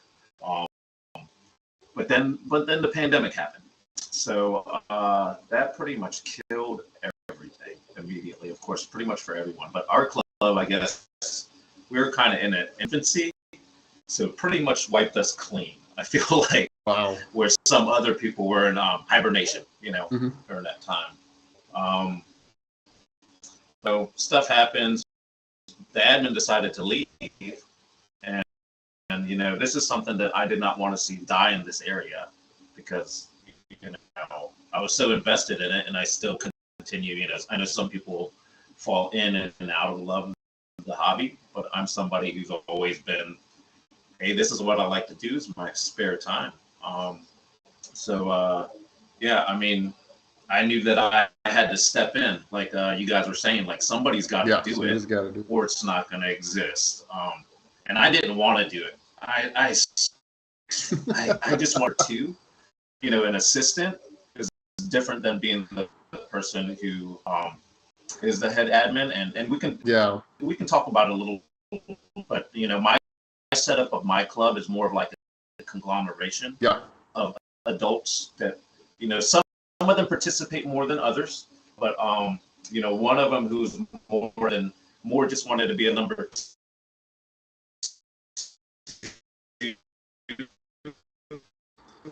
Yeah, that totally makes sense. He also realized, like, if he didn't step in, that this thing that he like trying to figure out how we're going to handle the growth and actually do venues, because now that's actually when you got numbers. Yeah, you can hold indoor venues. You can afford things, But yeah, that's kind of right now. We're at like a medium-sized growth. We're not Maryland. I'm always jealous of the Maryland guys because they've got everything in full steam. But we're in a medium growth area. I think and we could break out. But a lot of this has to do with administration. Who do you have in admin? Yeah, cool. What about you, Kale? You want to talk a little bit about your club experiences? Sure, I will real quick. There's a lot going on in the chat right now, so I just want to catch everybody up. Go for it. Absolutely. So, there is some suggestions, all right. There's some interesting suggestions here. Like I said, people were asking what to give away at 4,000. Alva Geek says a date with Kale for 4,000 giveaway. I appreciate that. It's the eyes. I know it gets everybody. The eyes, man. But yeah, it's the eyes. But Barasta suggests that those Xshot darts in the background. I'm gonna assume they're talking about in. Wait, are they talking about in yours or mine? I don't think I have Xshot. Do you have Xshot darts? Okay, then it's mine. Yeah, it's gotta be yours. This is what you're talking about.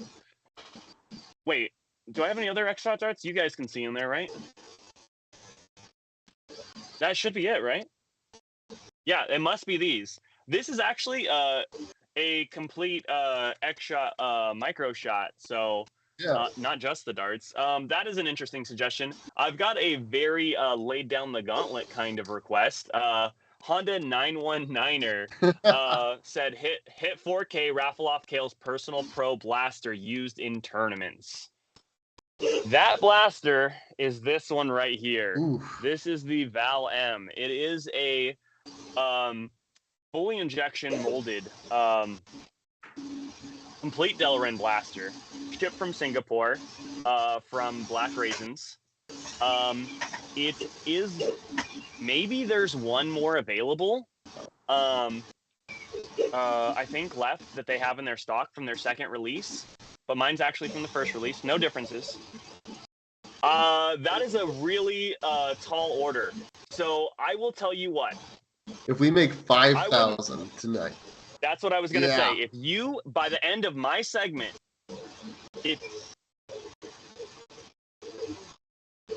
so if you make, I'm not willing to give it away at 4,000, but if you guys complete during my segment the entirety of the $5,000 goal, I will give my blaster up. Oh wow, that's huge. That blaster cost me $300. I've played with it since Foam Pro Tournament Q4 or pick up another blaster when it comes to tournaments. It's been my baby, so that's, for me to give that up at 4,000 wouldn't be reasonable. But like I said, if you guys hit the 5,000 mark, I will put it in there. You hear that, guys? 5,000. We're really not that far off. We're like what? Only 2,000, maybe 1,900 away.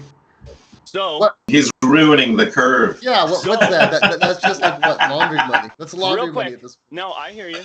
I put up like a Vulture Strife mod. If you guys, okay, so in the chat, it says that. Oh, that is some serious money. Will it be signed? Yeah, if you guys want me to sign it, the winner, I will let them decide if they want me to sign it or not. Okay, if they do want me to sign it, I will. If they don't, I won't. Fair?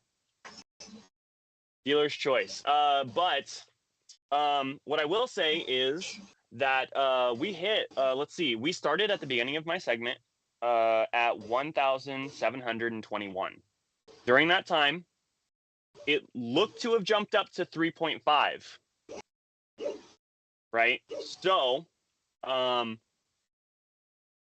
it's reasonable to assume that with the rest of our time, that it's possible. It is possible that we could hit the $5,000 mark.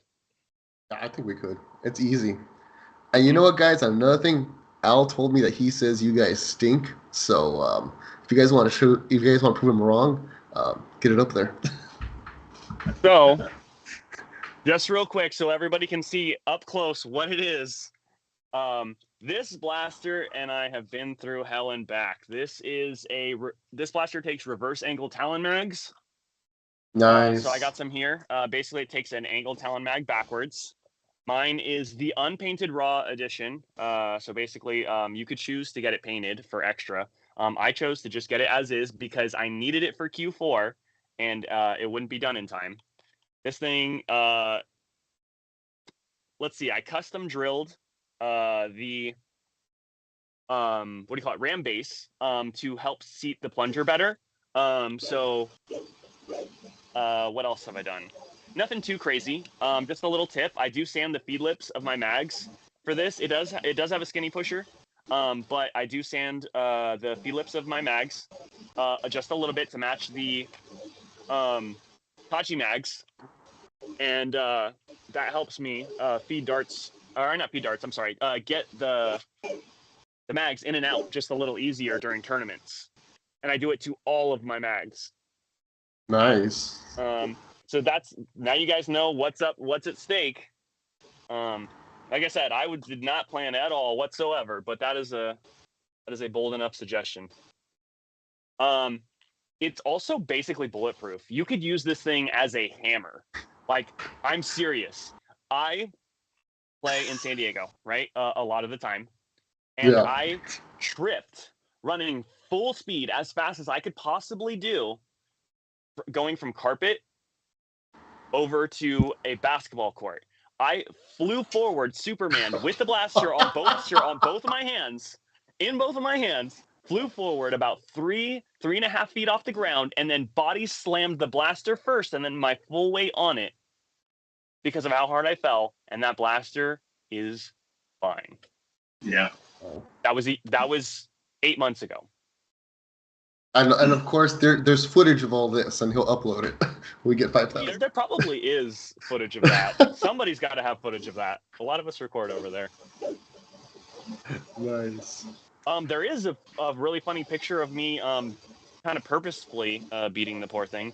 There is a picture of me in a local tournament priming the blaster with a slice of pizza in my hand. And yes, I did that during an actual tournament. I was really hungry and I got there like barely in time for our team to compete. So nice. Yeah, if there's pizza sauce on it, I'm so sorry. Well, it gives it character.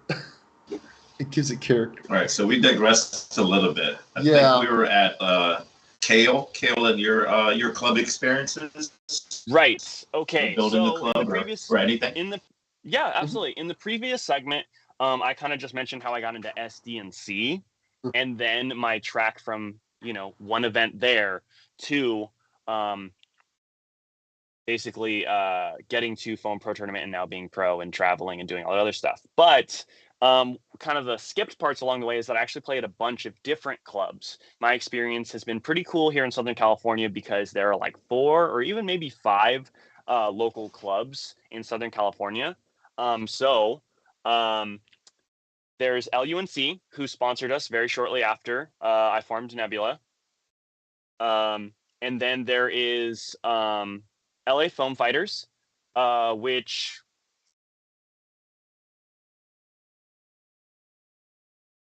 Sorry, the chat's just like going off for a second. No worries.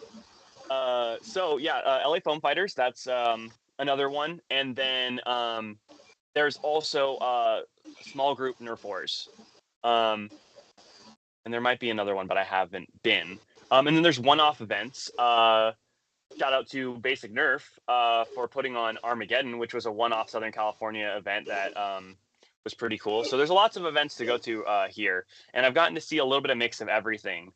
SD&C is like, I think it's 14 and up, if I remember correctly. I'm not an admin there.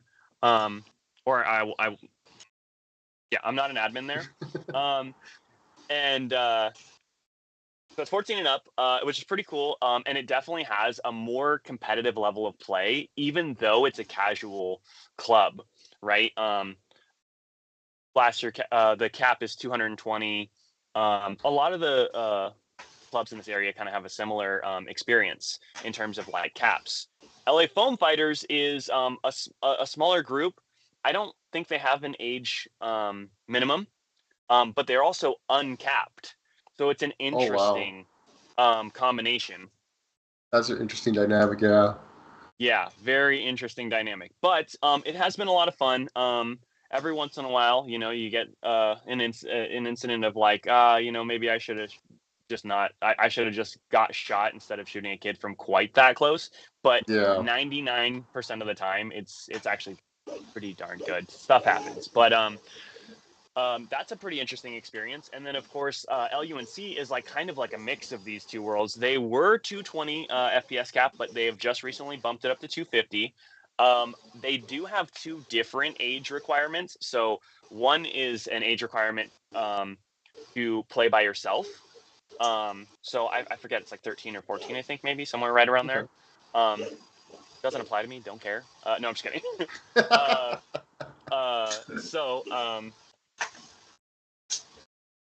So it sounds like your experiences have been, you've had the luxury of having all this around you, or at least like a good amount of like-minded people that were going to help you build this stuff immediately, like teaching everybody all of it. Yeah, having to build it from scratch. Yeah. I will say this. I'm actually working on a video segment right now about building it from scratch. So when we get to that point, I'll kind of talk about what my thoughts on that are. Nice. I do want to mention here in the chat that there seems to be like a little bit of fluctuation going on with the site lagging in terms of like how much is actually donated. So we'll let you know if we reach that goal, but it might fluctuate a little bit back and forth. Al Shoot Stuff, that's Alice Nebula, asks Kale, do you have any other blaster that you would use for competitive besides the Val M?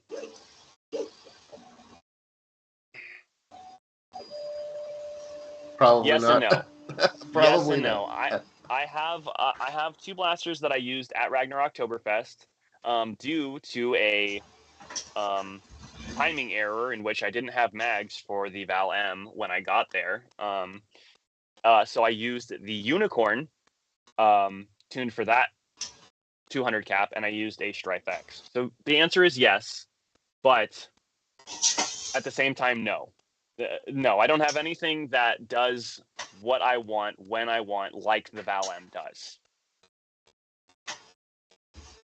Cool. All right. Well, you kind of touched on this a little bit, Kale, but I'll just go ahead and like kind of reiterate it because you kind of mentioned that the different clubs have different, I guess, like age restrictions, and at least in regards to initial club planning, I think that's something that you need to consider, especially if it's just like yourself and maybe like your family or a small group of friends that are getting things going. You need to decide up front, hey, is this going to be an adults only thing, or is this going to be like 14 up, 10 up? What are you comfortable with? I mean, you brought up a great example of having to unload at a kid in possibly point blank ranges. And possibly, feeling bad for it accordingly. But yeah, that's the type of stuff you need to think about. Let me see. Also, I mean, here's one thing. I know generally we in the hobby, we try to keep things, for the most part, like free to play. But, if you do decide to rent a venue, who's going to pay for that venue? That's something that the group, or at least the initial group, has to like think about. I mean, not everybody has the luxury of a free to play place. So, I mean, that's just something to think about. Totally agree. I don't know that this is real because I can't see the I can't see the actual status, but chat is saying that the right after I got done explaining how the blaster that it went up did not. Okay. Okay. So that is not the chat is incorrect. Yeah. Cool. Well, just website glitches. It happens. Yeah. But anyway, yeah, that goes to like another topic, which is location. Like, where do you guys plan to play if you're going to start a club from scratch? I mean, I think from my perspective, the best place to start a brand new club is to do public park play. I know a lot of people don't like that. They want private venues. They can use higher FPS blasters. That's totally understandable. But if you're trying to grow a club, an organization from nothing, you need people to see you. You need people to know that you're there. I mean, yeah. Hopefully, with the World Foam Alliance and we get it up and going fully, I mean, that won't be an issue as much. But I mean, it's just something to think about. Yeah, no, I totally agree. I found that, I find that some of the people that I attracted here locally in my club, like once you're playing in a public park where it's like, it's not normally seen there. There's like a horse there for like BMX style biking for like kids. There's a full playground.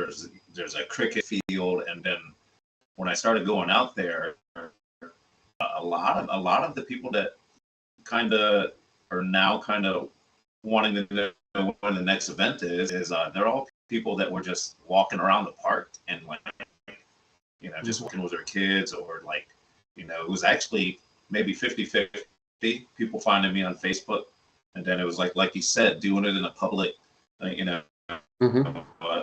it's just somebody's going to be curious and then cross that line and go, hey, what are you guys doing over here? Especially if it looks cool, and it always looks cool to me. Yeah. So Boomstick had said in the chat, which is park play is great if it's legal in your state, which is true. That's something to take into consideration. There are some states that's an issue.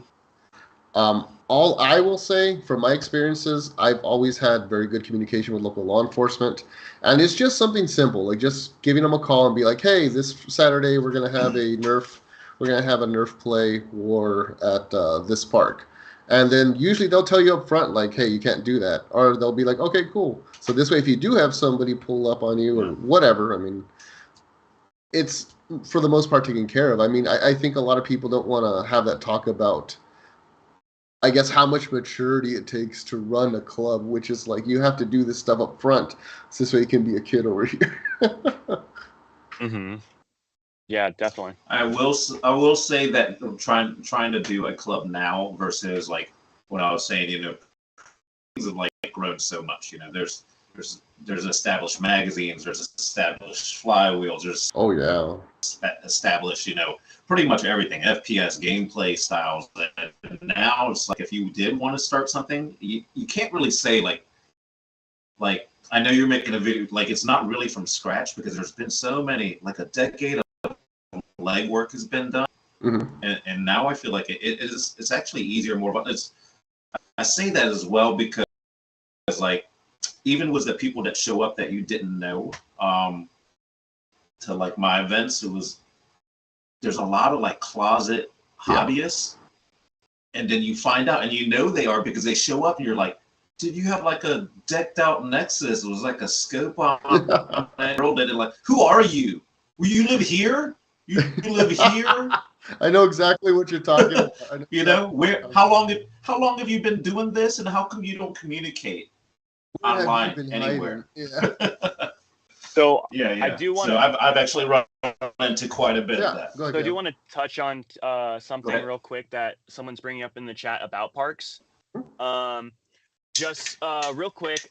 So, you know, people are talking about how you can call your local city ordinances, or well, not your ordinances, but like your organizations. And I think one of the big things here that, you know, nerfing Lionheart Customs brings up that's really important is, you know, even if you're good with the locals, all you need is basically like one Karen to shut you down. And that is true to an extent. I think part of it is perception, and you have to decide about your perception, what it's going to be when you're starting that club. And that's part of one of the things that, you know, I'm going to be talking about in the video more in depth. But I think just as an overview of that, if you want to play in public parks, you need to play with rules for aesthetic blasters that do not resemble any kind of gun. Yeah.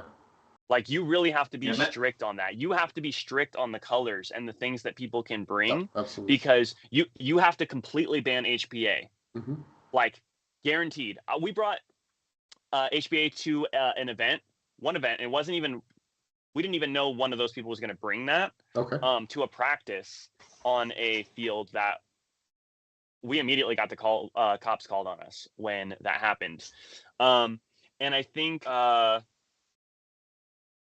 something that's important to think about as well is what your goal for that is. So, like, as an example, if you were starting with a super stock club, that is a very, very achievable goal with very affordable blasters. And that cap is around 160, 150, depending, you know.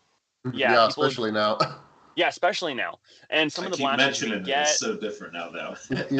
Yeah, like the Dart Zone Pro Mark III in the flywheel category is like $30 or $40 on Amazon. The Xshot Long Shot Pro is like $30, and you know, on the Springer side, you got a Dart Zone Pro Mark 1.2 at $40. You've got a Nexus Pro at $40 to $50 depending.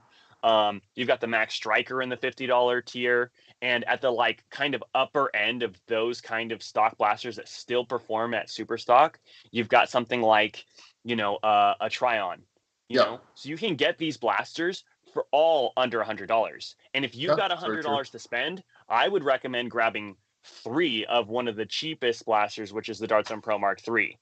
At least right now, that's an amazing right deal. now. Yeah, and I don't know how long it's going to be. I still haven't picked one of those up.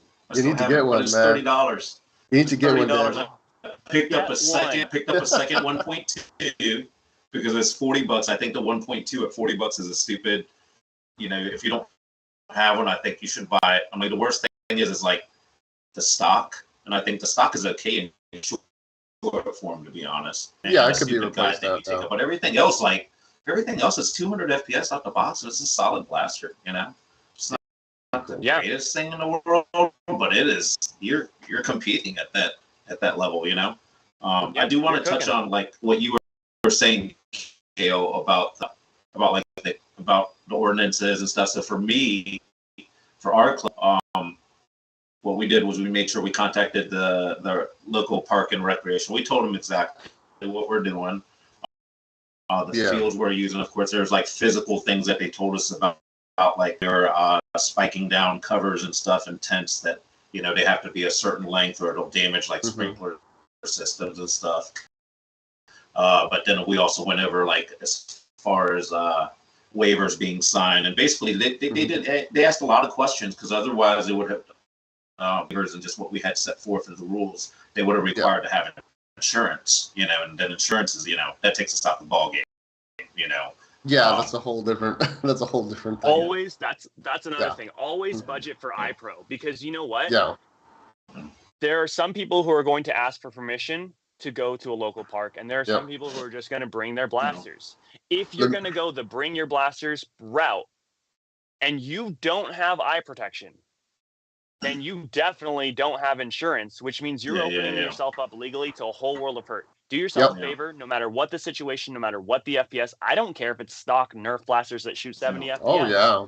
You need to have eye protection on every level. iPro is the most important, I've been to college campus clubs that do not use eye protection at over 100 FPS. And although I cannot do anything about that, and I'm not here to put anyone on blast, I wear eye protection at those events anyways.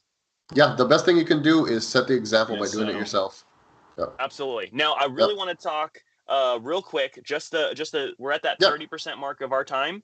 Okay. So just an update. We are actually at a confirmed amount, meaning, so in the chat, I explained that some of the reasons for the variance of numbers, which is pretty crazy, is that if you add to your cart, that you can add to your cart, it will up the number. And then if you do not actually commit that number, it'll drop it back down. So the confirmed amount that we are at for sure is at $2,913. Everything else after that, people are going up and down. Wow. I do want to say this. Dart Zone is listening, and I have a confirmation that on two things. One, that we are at the $2,913, which means we're only about $90 away from someone getting this jersey. So we thought we reached that goal. That is not confirmed yet that we have reached that goal. So if you 2,918, okay, even closer. I got an idea. Hold on. You guys keep talking. What size is it? Did you say what size it was? I did not say what size it is. It is a medium. So these are an athletic fit. My thoughts on this is you might want to wear it, but you probably want to hang it up on your wall, on your thing, because this is never going to happen again. This is Luke's call sign with my number. But I will say this, in addition to that, when we reach that $3,000 mark, by the end of my segment in the next 30 minutes, then I will add that. But Dart Zone is also doubling down and saying that if we get 3,500 dollars, Dart Zone will send a case of eyewear to the club of, I'm assuming, my choice or their choice. I'm not sure. They'll have to clarify that. Cool. If we get to 4,000, I'll throw this in. It's a limited edition Boba Fett Apollo with it has everything there. It has the patch. Oh man. Has Did you even take it out and play with it? Nope. This was actually a gift from one of the old players from the Corpus group. He moved away and he didn't know where to drop it. So I'm like, I'll take it. So gonna donate it. Whoever wants it, 4,000 guys. It's brand new. Worth it. You get this mask. Yeah, the mask is right here. So cool. And the patch, the patch is right here. I don't want to open it, but the patch is right here. So the blaster is a cool blaster. Yeah, those are getting harder and harder to come by. Yep, that's why I'm throwing it in. Yeah, but that artwork is like next level. Oh yeah. Hold on, I was only able to secure the mask for mine. Let me just try to show off the artwork a little bit more. If you're a fan of Boba Fett, this is like a no-brainer. But yeah, I've had it in storage for a while. Even Star Wars. But yeah, I'll throw that in. If we get to 4,000. Yeah, I'm terrible about that stuff. I don't think I can take like collectible stuff. I have to take it out and play with it. I might put it back in the box for display, but I'm gonna take it out and play with it for a little bit. This has been like stored completely, so it's. If I have stored stuff, it's like pure laziness. Something I just didn't open, and I just forgot about it in the garage or something. All right, so gotta plug in Dart Zone right here because I just got confirmation of this. Separately from the stuff that's going to be added to the raffle for my segment, right? So the raffle automatically, anyone is going to get that Nebula B car, right? The one with the GavinFuzzy on one side. The only version of purple is the Nebula one. So if you want purple of this, you can only get it as the Nebula edition. But it also has Nebula's etched logo on there as a collaboration. That was already a given. You were going to get that from the get-go by getting a raffle ticket for it. Then, just as a reminder, we did hit the goal of 2,000. I believe it was 2,000, right? 2,500? I don't remember. But yeah, it's 2,500. We hit that 2,500 goal. Yeah, 2,500 goal. And so confirmed. And so for sure, we're getting the Nebula hat. Not here, but so I can't show it off. But it is the Nebula logo on a snapback, a black snapback. Nice. Only one left from Ragnar Oktoberfest. Like I said, when we hit 3,000, I'll be throwing in that jersey that we talked about. Dart Zone has one-upped that and said they'll send, because I'm going to be doing a segment about clubs, and we're talking about clubs and iPro and its importance, they will be sending a case of iPro to any club of my choice. So this is separate from the separate from the raffle with the Nebula merch. To any club that I want if we reach 3,500 by the end of my segment. Nice. So shout out to Dart Zone. Thank you very much. I appreciate you guys. Obviously, I loved participating in your tournament. Obviously, I've also been very favorable to your I love how they're very active. Yeah. In all of the club scenes. They are. Cool. And like I said, that is a separate thing. And all right. Confirm that. Cool. All right, let's move on to like places to recruit, because I'm pretty sure people are going to want to know right away. Like, how do I recruit? Where do I go? Who do I talk to? I'll just go off the top of my head. Ironically, as somebody who was a college kid, I can tell you the best places to go and recruit are libraries. Believe it or not, libraries. You know why? Because when you're a poor college kid, you know where you go when you're bored? To library, because it's free. And what do? You're looking around for free things to do. Tell me I'm wrong. No, that's a good point.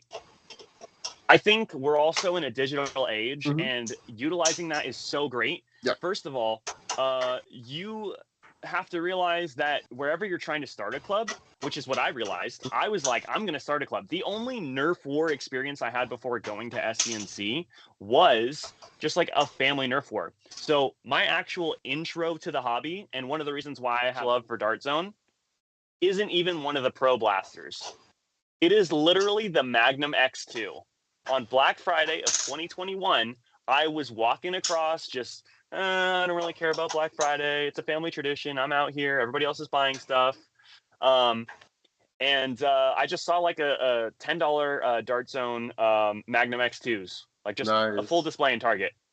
Turned to my family. Yeah, I was like, we should buy a couple of these. Yeah. And then I convinced them to buy all of them in that store. And we had a family war. And that was like the beginning of my rabbit hole into the Nerf community. So, Yeah. There's nothing wrong with that. I mean, usually family wars are the way to go. I mean, I know I got my brother back into the hobby after we hadn't played since we were like, I don't know, kids. Right, but the point is I was going to try to start something more, because beyond the family one or two wars, they weren't ready to delve in like I was. So I got online. I was like in the Facebook groups for modding, for other stuff, and I was like, hey, where is everybody? And that's the first thing. Reach out online where you are and see what exists, because you can join something. You can get that experience to learn and create something if you still want to after that, but you might be able to join participate and help a club. Basically, if you really want to get into an admin role, a lot of times these clubs will actively be looking for more admins people. They could always use more help. So if you want to run a club, then try joining one and joining their admin team because they could use your help.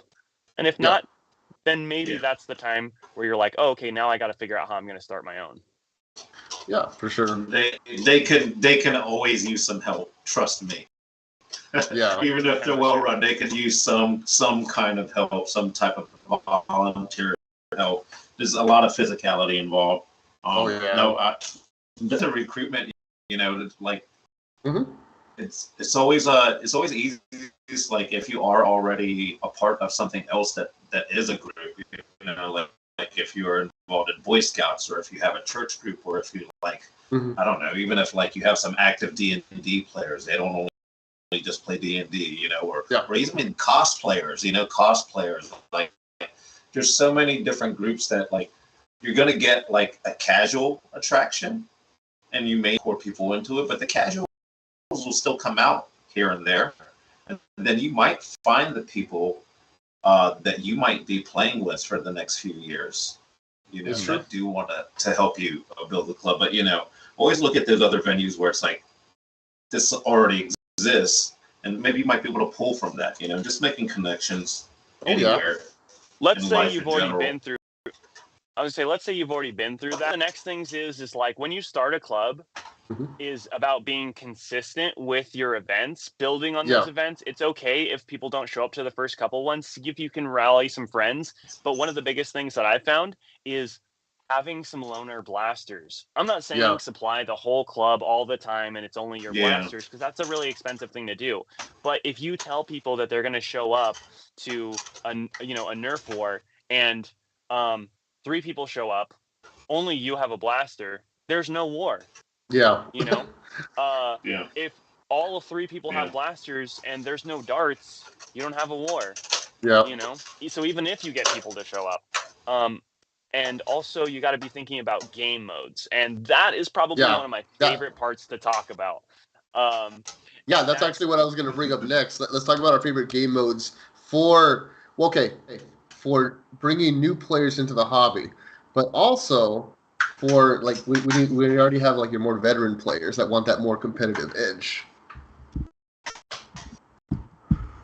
Just as an update before we are still very close, but have not yet hit a confirmed 3,000. So we're at $2,948. We're only $52 away from someone walking away with this jersey, in addition to all the other swag that they're going to win. The Out of Darts call sign with the Captain of Nebula's number. That's me, but I thought I would try to, you know, spruce it up a little. Cool. But go ahead. Yeah. Who wants to answer first on both favorite, like you said, both favorite ones for people to get started with, and then some of your kind of veteran favorite games? I mean, the easiest one, like off the top of my head, is something basic like Capture the Flag. Not Flag Dash directly. I love Flag Dash, but just Capture the Flag, because it's something they can see. It's tangible. They can pick it up. They move it. You can easily tell who has the flag, usually, depending on what you're using for a flag. And usually games like that, that are objective based as opposed to just like, I don't know, like attrition, it promotes more team dynamic and team play and good sportsmanship, because people aren't worried about, oh, well, they got me out first, so I'm out type of thing. I went through all my lives like super quick, or whatever the situation is. That's what I would say. Danny?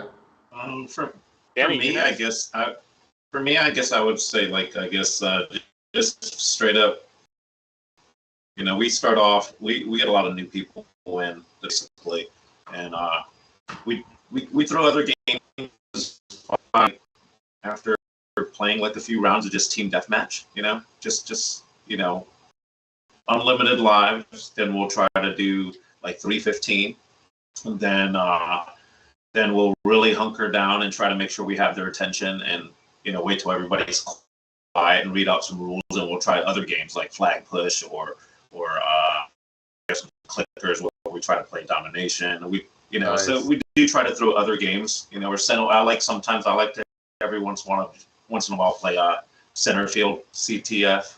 You know, just one flag in the middle. Mm-hmm. Yeah, that's a lot of fun too. And any variation is games, but I think for me it starts off with something where it's like they get a feel for it, and I make it like infinite lives or whatever it is the first 1 or 2 rounds, because a lot of them are brand new. They're not going to follow a lot of specific rules, and then we kind of build from there. To me, I like pistol rounds. I never really run pistol rounds, but pistol rounds are cool. When some clubs start off with that. I do like starting off with pistol rounds. Yeah. Good night to Strife. He said, "Good night, guys, for real this time." Nice. Good night. He's a very avid watcher. He's an avid watcher. Yep. Got to bring him back with the prizes. That's what it is. It's all about the prizes. No, for real. There's a lot of good information here from a lot of people who have a lot of experience. Some's experience, obviously, you know, some of you guys have been in the hobby for a very long time, and some of you guys, you know, someone like me, I haven't been in very long, but like my experience is I hit the ground running, you know, same thing. So we got a large variety of new school, old school, and everything in between.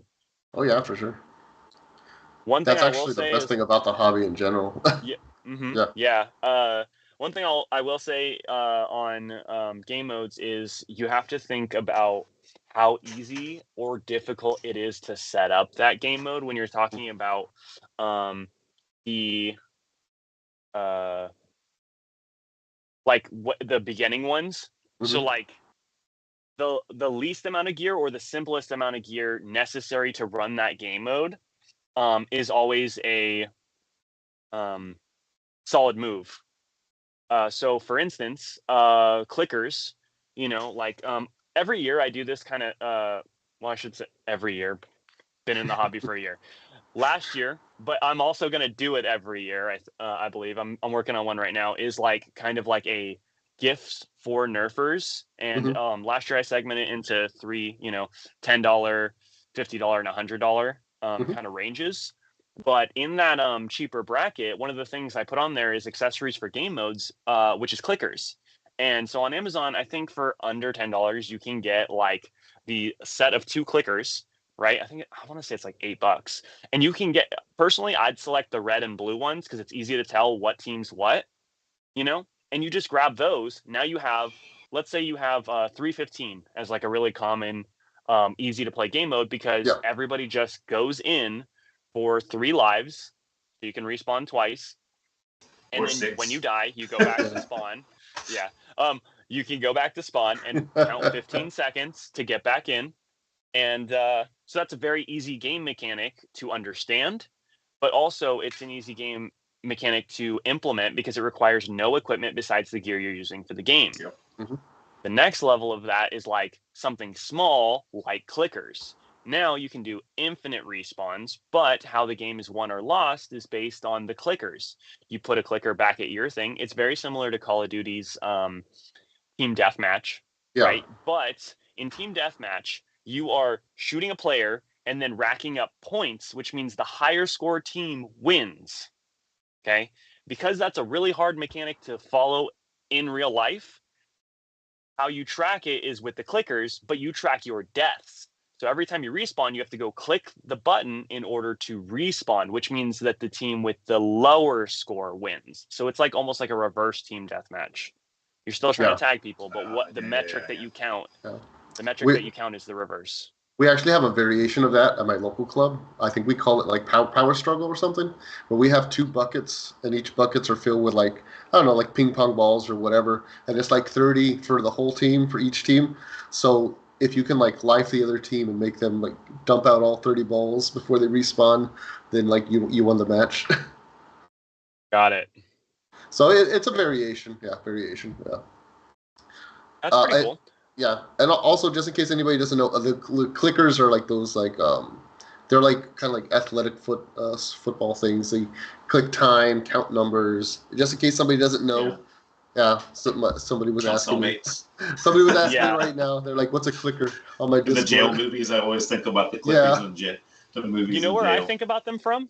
I don't know if anybody else thinks of this, but there was that old Axe Spice commercial. No, it was Axe commercial, and there was a specific scent that would come with a clicker, and the person in the commercial was clicking every time someone was like checking them out because of their smell, like, oh, you smell good or something like that, and they were clicking it, and that scent came with a clicker that you could actually have. It was like a silver clicker, and it was really nice actually. Really? Yeah, I remember seeing it in stores, and I was like, "Damn, this is actually like way nicer than I expected." But at that time, I didn't, use it for hobby purposes, and I always think about that when I see the ones that we use now. I kind of completely forgot about that. I will say, in terms of favorite game modes, favorite really game enjoy modes. Favorite game modes. I do really enjoy things that really challenge the status quo of more money equals better gear. So I play competitive. I enjoy competitive game modes. I practice competitive game modes. But it's a nice change to do something like Awfuls or... I love Awfuls. Yeah, so Awfuls, for those of you guys who don't know, and it might go by another name. There was one other name I heard that was like similar. But basically the goal is to pick the most meme, terrible to use, least effective blaster idea or melee weapon or whatever that you can. And so your goal is almost to be the worst, but the best at using it. And a lot of really funny moments happen when you do that. You pick the single shot blaster. I remember my first ever game of Awfuls was actually in Northern California. The Baus Bay Area Ultra Stock Club introduced me to that concept. I hadn't played it before when I traveled up there. And so I was running 2 jolts that I borrowed. Like, you can borrow terrible blasters too. And providing these, it provides a nice purpose for like these stock blasters, even in this higher 200 FPS, plus gaming mode. And you can overlay Awfuls as a concept for blaster choice onto other game modes. And it gets even funnier when you're trying to complete objectives with the worst blasters ever. You're not just running away and hiding or doing this other stuff. You're like, I'm trying to run a flag, and you shoot someone from like 2 feet away, and because that blaster curves insanely, you lose. Like, you lost, And it's just the funniest, most ridiculous stuff where you'll shoot at this person, and because it's a curve shot that you can't control, you nail that person. You're like, all right, I'll take it. You're like, got him. Got him. Yeah. But them. Yeah. We have a variation of that. We call it wild card rounds, where essentially there's a really bad blaster, but it's essentially like if they tag you out with that blaster, you're down for like 30 seconds instead of 15, because it's like a humiliation burn. So, but what is cool is it's like, because we use shields in our game, so it's like it goes through shields, it goes through everything, whatever. It's essentially like my girlfriend's the one that came up with it. She was like, it's like the hammer that comes out in Smash. Like, it just knocks you out right away. No matter what you got, knocks you out. Oh my goodness! I hope it doesn't have long range. No, we always get something that's ridiculous. Mm-hmm. Like dollar store range. Right.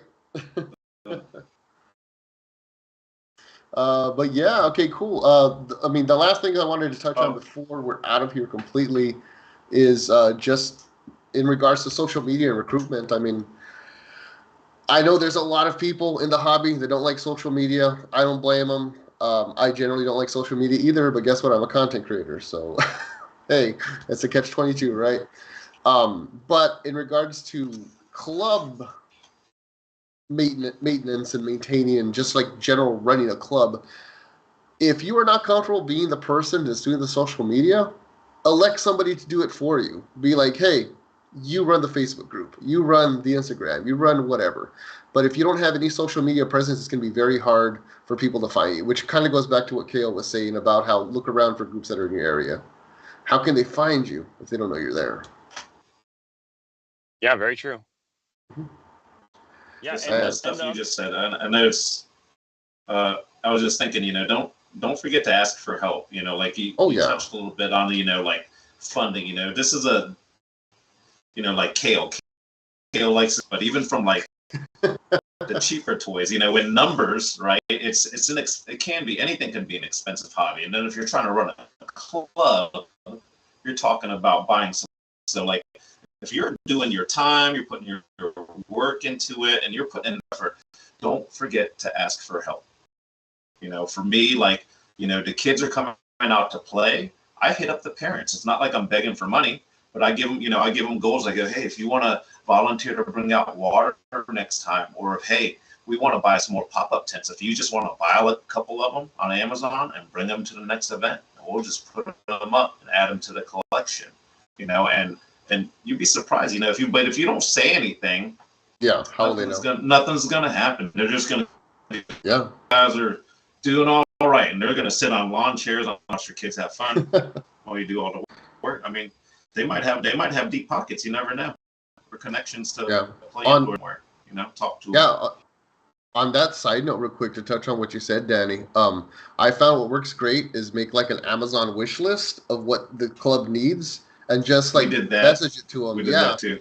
Because they might be like, okay, cool, I'll buy whatever, and it's the wrong size, or it's the little kid size, so this way they can know exactly like what size or what items that you guys need for the club.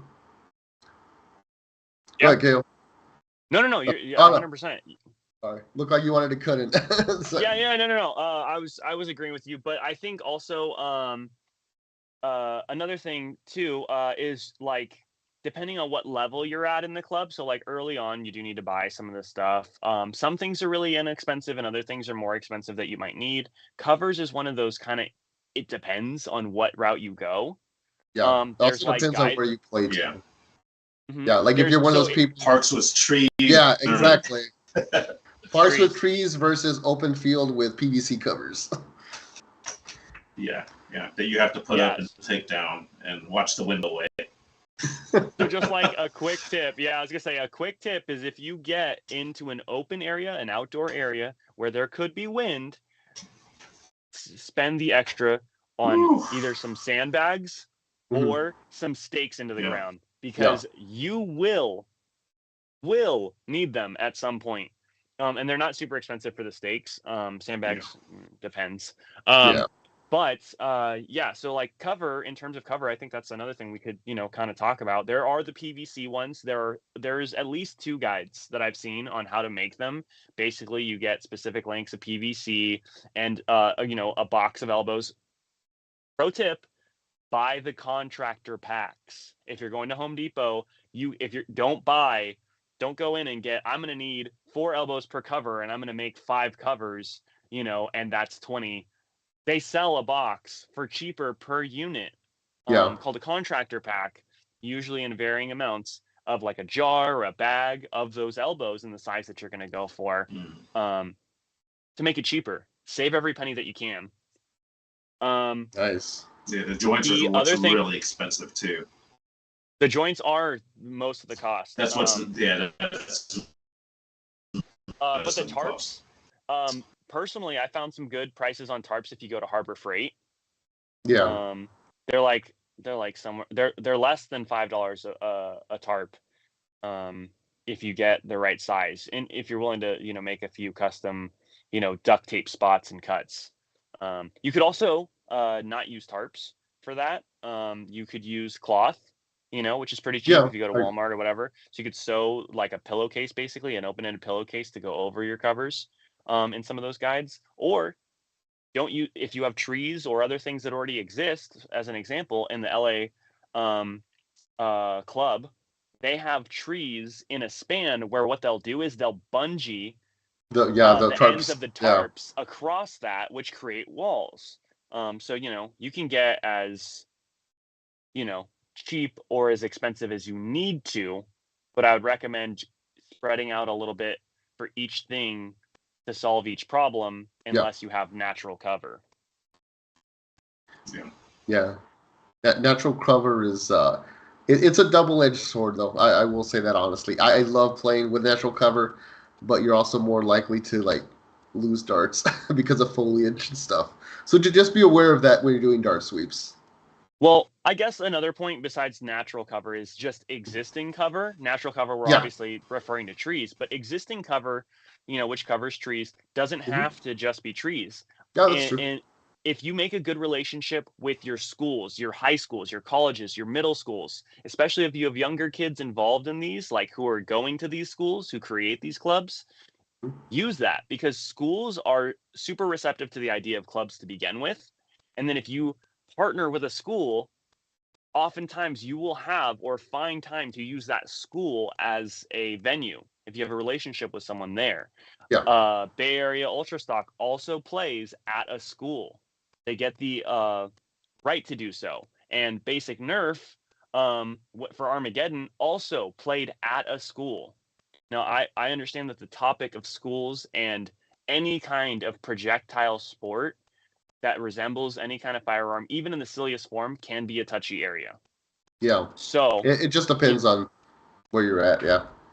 Right, and how you approach it. If you go, hey, these are these stock little Nerf blasters. There, there's this, and you kind of like work your way up. Like, hey, like we've established this relationship. We can use these, right? And then you go, hey, these are some of the other cool options that are available. Would we also be able to use these? And see if you can expand on an existing relationship that you first create.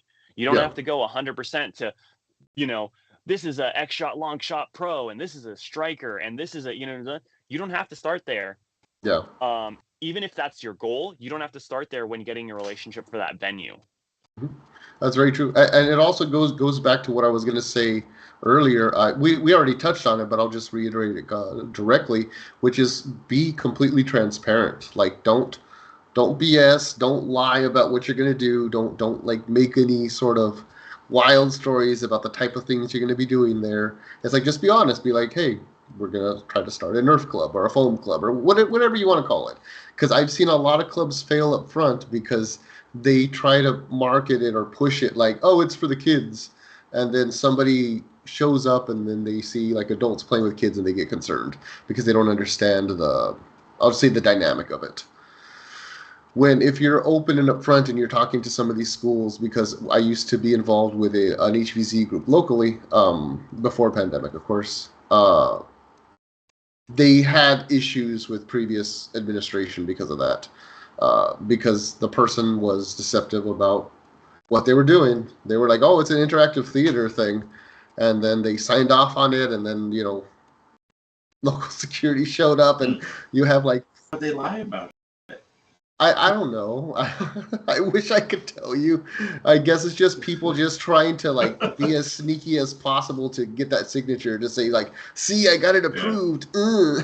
The thing is I understand that there's obviously the old saying, the road to hell is paved with good intentions. With good intentions. The intention there is to open up the door, and they don't really understand, so they don't really need to know, and that's not a good idea for a relationship with a school. Exactly. At a park, I could see like this kind of, well, if they don't bother us and we're using stock Nerf blasters and all this other stuff, and if we say it's Nerf, it's kind of like a gray area. I understand that kind of thought process. You go up, you show up, someone questions what you're doing, you comply with everyone, that's asking for forgiveness. But you do not do that when leveraging relationships. That is how you sour relationships. That is how you break the communities and build resistance to what you're doing. You want to be upfront with the idea of what you're doing.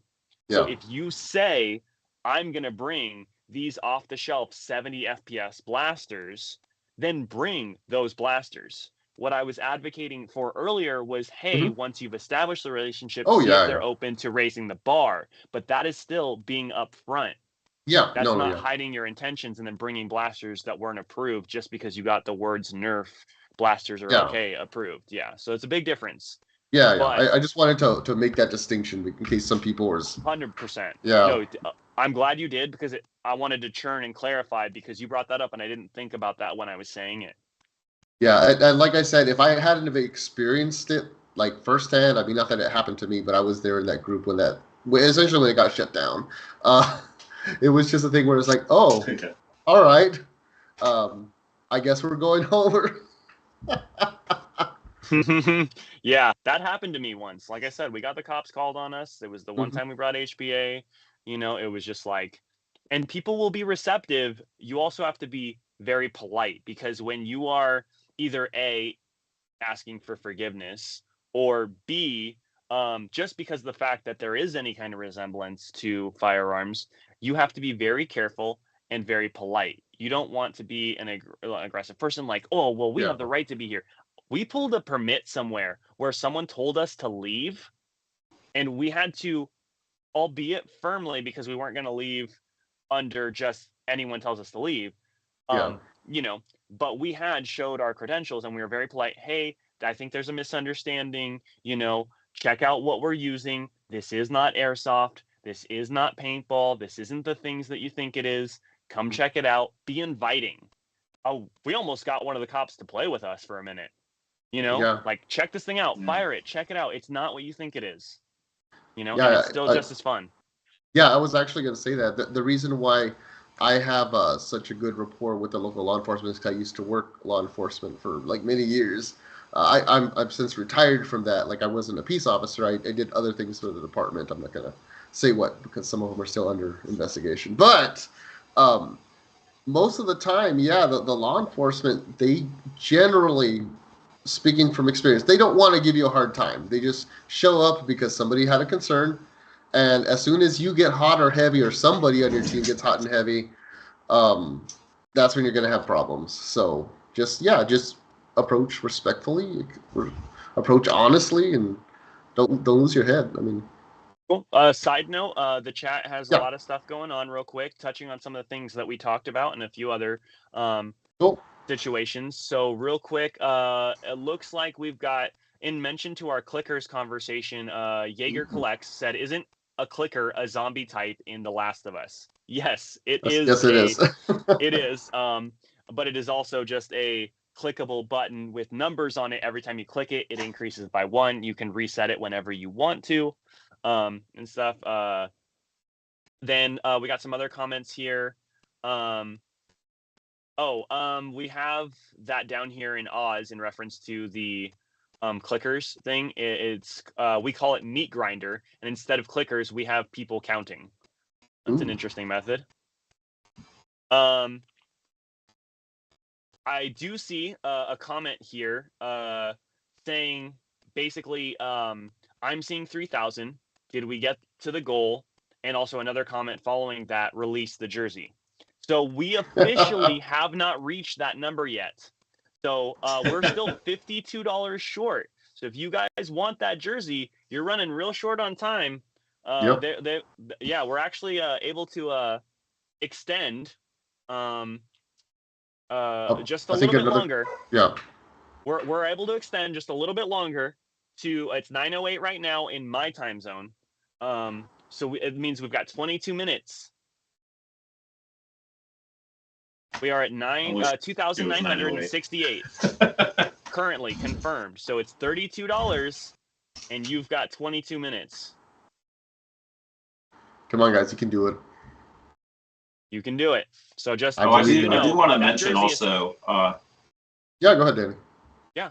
Good. I did want to mention. I'd hate to not mention it, especially since I'm volunteering. But once you do club stuff, that can add to being established in the community. Also, it's a good thing to do. I do some volunteering with the Autism Society. So we go in, run a summer camp for teens with autism, and they run events really all year. So I've done like a where they he needed something done, so I'm like, I'll come out and run an event. But we play just like we play just stock, because they are a younger team inside a gym, just like you would a Nerf war that the club does. Put up the PVC covers. Sorry, my dog is barking. I hear my wife yelling at my dog right now. And it's not 9 o'clock here, Kale. It's past midnight. My wife is fit. Yeah.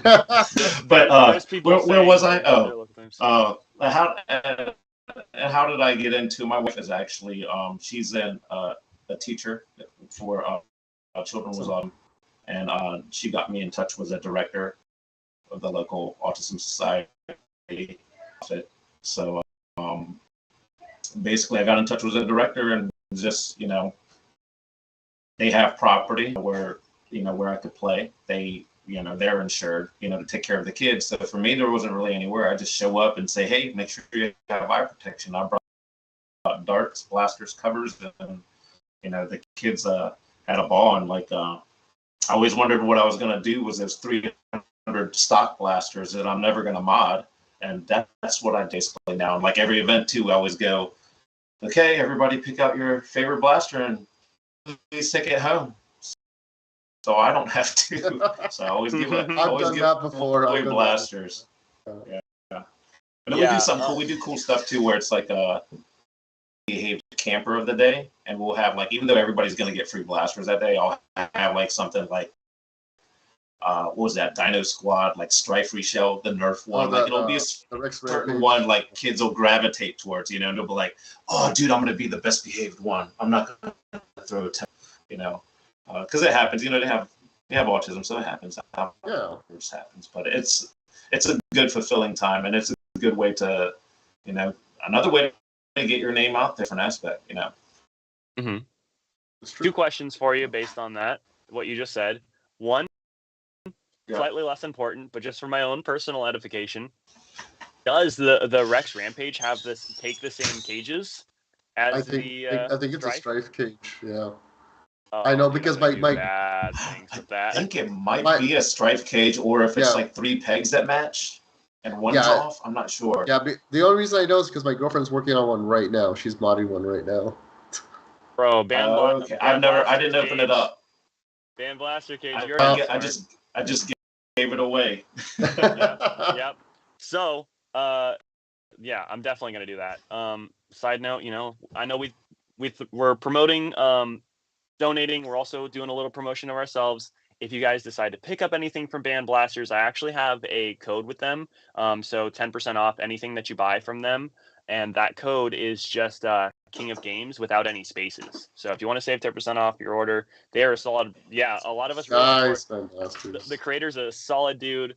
We're all about supporting our hobbies, our creators, and making a positive impact. He has, and so sorry I had to plug that. My second question. Sorry. I haven't picked up a. No, I don't think we pick up blasters enough sometimes. Yeah, no, I agree. The other thing is you mentioned that I really like is incentivizing good behavior. Mm-hmm. And so, for instance, like what you said with the best behavior. When I visited DMV Nerfers for Maryland Mayhem this past year, and we got to go through all that stuff, I did, do a vlog episode about it. So if you guys want to see how my experience was there, obviously you can go check that out on my channel. But one of the things I saw there was really good incentivization. There was raffles there. There was obviously, Dart Zone's a little closer, so they can have a little bit more hands on there. But there was some Dart Zone blasters being raffled out. A really nice, overwhelming community. There was patches available and raffle tickets for different prizes. And hey, I saw the best. This person had a really great attitude all the time, even when they were losing and doing stuff. And they went out and I believe they gave was it a Blue Nexus Pro? I can't remember. I think a Blue Nexus Pro to that person. And that kid was a super, super awesome, super well behaved, kid. And seeing that child being recognized for that behavior makes other people want to emulate that same behavior, which is positive. But also that person didn't know that they were going to get that, and they still were that way. And that was really heartwarming to see. And the mother was borderline on tears, just oh, thank you so much for, he was talking about he loves the events, and so yeah, that incentivization for good behavior is super cool. We recently tried that as well. I've been testing just so you know, in a private chat, it was Maritime Foam who picked out that child.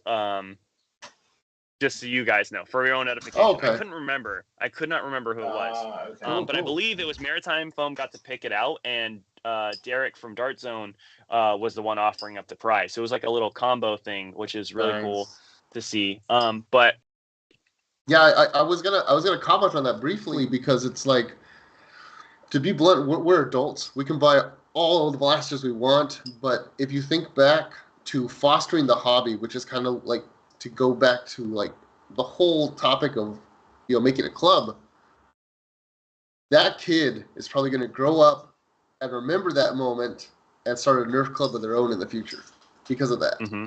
And those are blasters that kids normally wouldn't get their hands on because of just price. I mean, you never know what somebody's financial situation is. Raising kids is expensive. And, to a parent, a $50 blaster is like, oh my goodness, nope, not right now. We need to put gas in the car or eat or something. And you might have just changed that kid's life for the best. So, I mean, think about that.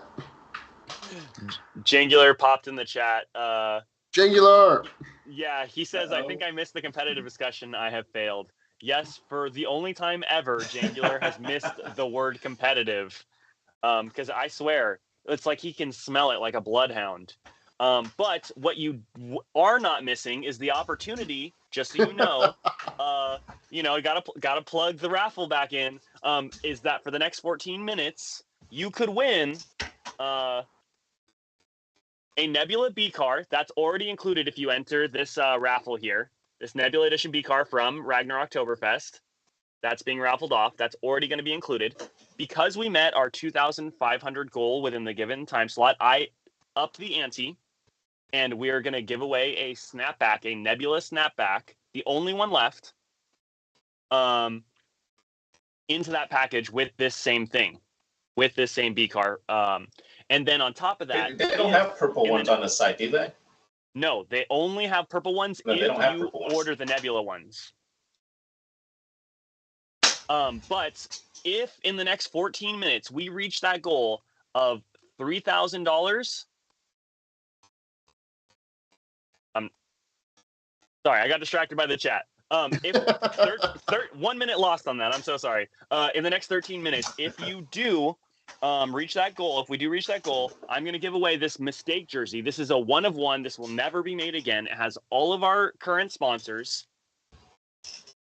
The clock is ticking, you guys. It has Out of Darts' jersey name, but my jersey number. And this was a mistake that was sent to us. We will never ever do this again. And I will throw it in if we reach that $3,000 mark in the next 13 minutes. Just a reminder, Jangular. I don't know. Maybe you want this. It's a size medium. Maybe you don't. But I just wanted you to know what you were missing so far. But yeah, you did miss the competitive part. Just by a little bit. By a little bit. But by an hour and a half. Yeah. Anyways, let me see what else we got. Okay. Here's a good one. I'm so sorry. I have one update. Just so you know, go ahead. The tickets are only $5 for the raffle that I set up. Pretty darn good. Oh no, I'm not touching that one, Jangular. I'm not touching that. That's not what I said. You may be hearing that, but that's not what I said.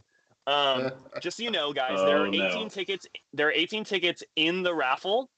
There are 18 tickets in the raffle for the prize for the Nebula B car and for the snapback, which will also possibly include this if we reach that $32 extra mark. But there are only 18 tickets in that raffle, so that's really good odds, and it's only $5 for you to get into that raffle, and you get a lot of stuff. A Nebula B car, a snapback, and if we reach that $32, a 1 of 1 jersey. Just had to throw it out there. I'm sorry, I interrupted you. I got to plug it for the kids. It's all for the kids. That's the whole reason we're here, man.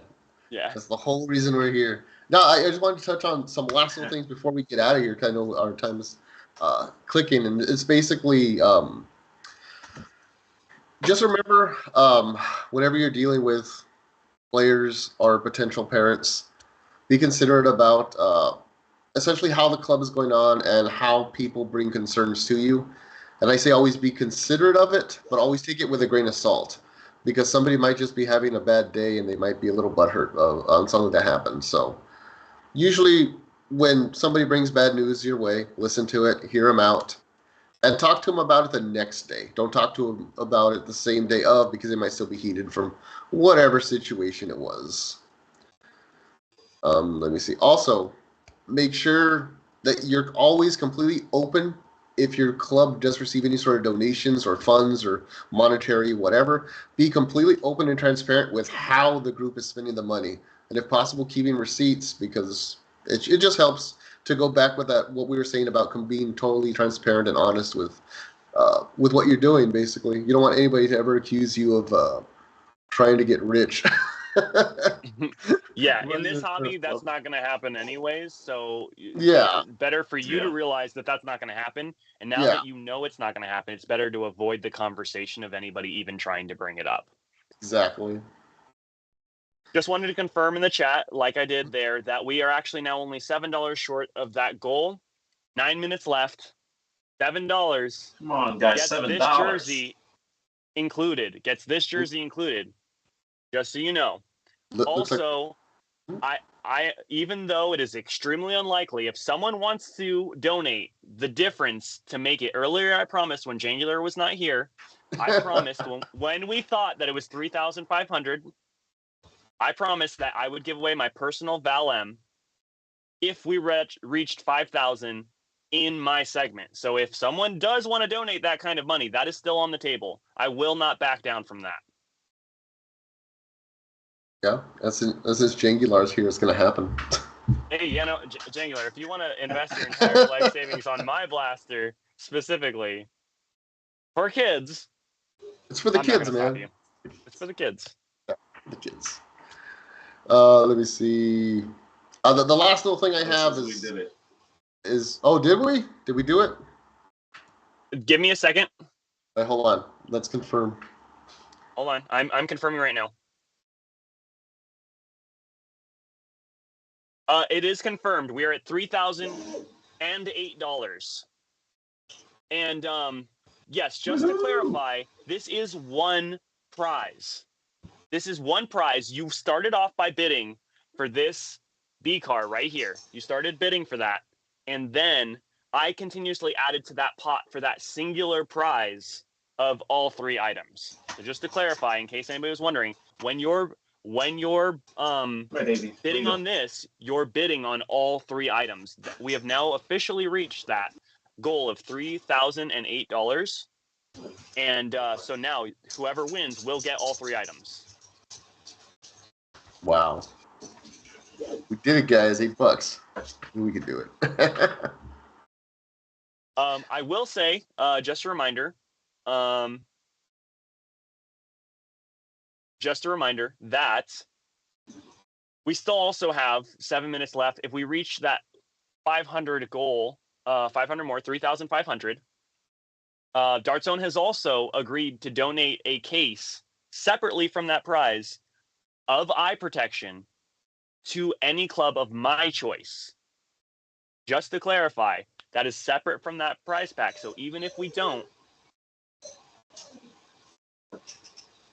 Oh, I got confirmation. Because of how well we're doing, they'll actually... It's my mistake. It was not 3,500. They'll do it at 3,200. So if we get about 150 close, yeah, between 150 $200 more in the next 7 minutes, they will donate a whole case of eye protection. I've seen their cases at NWerk. They're not small cases of eye protection. You will have everything you need for that club. Nice. Oh, okay. I'm sorry. I was right at the 3,500, but they're willing to bring it down because they love me and they want me to succeed. Because they like us so much. Yeah. Well, I appreciate you. Much love. The love is it goes both ways. Much love to Dart Zone and participating in this stuff. Someone else I put in the chat, they were wondering if Xshot or Xshot or Nerf was even paying attention to this and if they'll participate next year. Let's hope so. I mean, all I'm saying is Dart Zone showing up. That's all I can say. I have no question. You're not wrong. You're not wrong there. Let me see. Yeah, that's about it. I mean, the last little bits I got is just like understanding when when a group has become too much, and maybe it's time for you to step away because you've got some life changes happening. You know, like buying a new house, getting married, whatever the situation is, and you're the only one that could be aware of that. So yeah. Yeah, I agree. Especially it's a hobby, you know. It's gotta be fun, you know. I have an admin. He just, like you said, he just bought a house this past year. Never see him, but you know, when we do see him, we know he still has a love for coming out and playing, and he's just taking care of life stuff, you know, in some capacity when he can, you know. Yeah, for sure. For sure. Cool. Well, I mean, unless you guys got anything else, I mean, it's been a great chat. Yeah, no, I always enjoyed these times. That's been a blast. I'm not going anywhere. I think I'm on for the next session too. Yeah. So Danny's actually on for the next session. If we have a little bit more time, we got like have 4 a little minutes, bit of leeway. man. We still got a couple minutes left, so I know you're saying goodbye, but not quite yet. Just so you guys know in the chat, right now, Aldas, I hope I'm saying that right, has committed that I'll throw in another $100 if we can get the other 70. So if you donate the 70, he will, or she will donate the other $100 necessary. So all you have to do is in the next couple minutes do $70 with enough time for them to see it and donate the $100. Let's get a club. Ooh, someone Isaac just Barnes threw in just on 55. 55. Uh-oh. I appreciate that. World Foam Alliance official account said, let's get some love for King of Games for raising over $1,300. Yeah, I appreciate you being the catalyst on here for this long. I just appreciate you guys, you know, showing me that much love and support. This, like I said, like I always try to say, this hobby opened its arms to me. And so I'm just trying to give back as much as possible and be there and show up and really elevate the space, you know, elevate what it means to be a pro. Multiple sponsors, trying to get sponsored events, you know, trying to just really elevate what it does for the community as well. And I do as much as I can where I can, but it's only possible because there are people who back me when I do this stuff. Danny is a great example of, you know, someone who was giving me a lot of information and spending time and talking to me, you know, early on and stuff. So. Ooh, did we just hit it? I think we no, just we're hit $5 short. $5 short. We're on 2 minutes to spare. We got one just donated. Oof. All right. We just hit it. Officially, we hit $3,210. So. Oh, wow. So. We got it, guys. That means that a case go to a club of my choice. And so if you have a specific club in mind, I want you to go to the, there is a video, I'll link it if I can on my channel. It is the Traveling for Nerf episode. And if you go down in there and comment what club you want that to go to, I will consider all of these clubs. There are so many clubs I don't know about. And the reason I want you to comment on that specific video is because that is where I will be choosing clubs to travel to for future episodes. So the more clubs you suggest, the more clubs you suggest, the more options I have to choose for a future episode of that series. And I like their glasses. Their glasses are good. I use them for learners since I've been buying them, and I get them. And I have my own glasses I use for personal. So like I dump them in a leather bin for the kids to use them. Like they were good. They're lightweight. Oh yeah. I have a pair somewhere. I have like several pairs. I buy a lot. I've got like 2 right next to me. Now that you mentioned it, I'm like, you know what? I got 2 right now. I've got both of them on.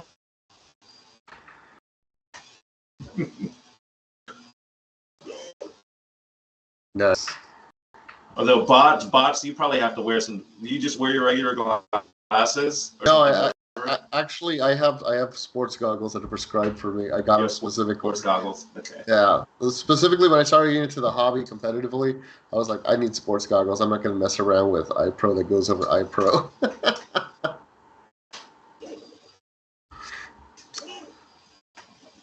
Yeah, I'm a terrible example. Sometimes I'm the one that gets caught forgetting to wear their iPro because I'm adminning, and it's like stock blasters, and I'm just like, dude, I've shot myself in the eye with stock blasters so many times. I'm fine.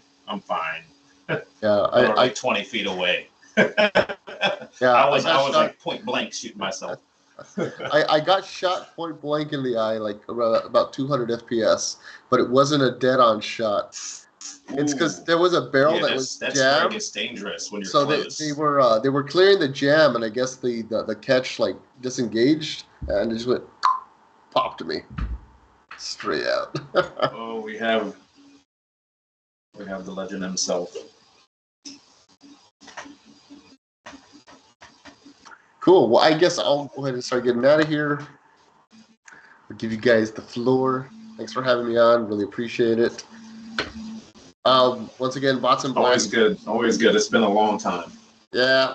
BotsNBlasters pretty much anywhere. On Instagram is the only place it's BotsNBlasters YT.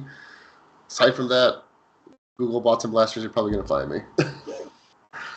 And yeah, I'll let you guys go. Have a good one, guys. Sounds good, man. It was nice talking See you, to you. Bots. Later. Running analytics over there. Okay. I am. There's a lot going on. About when the raffle announcement is and some other things, and I'm just trying to figure out on our end, how that's going to go. So I don't want to give people an answer and then I'm wrong. So I'm finding out. I'm running back there. I'm reading comments. I got like 5 screens in front of me.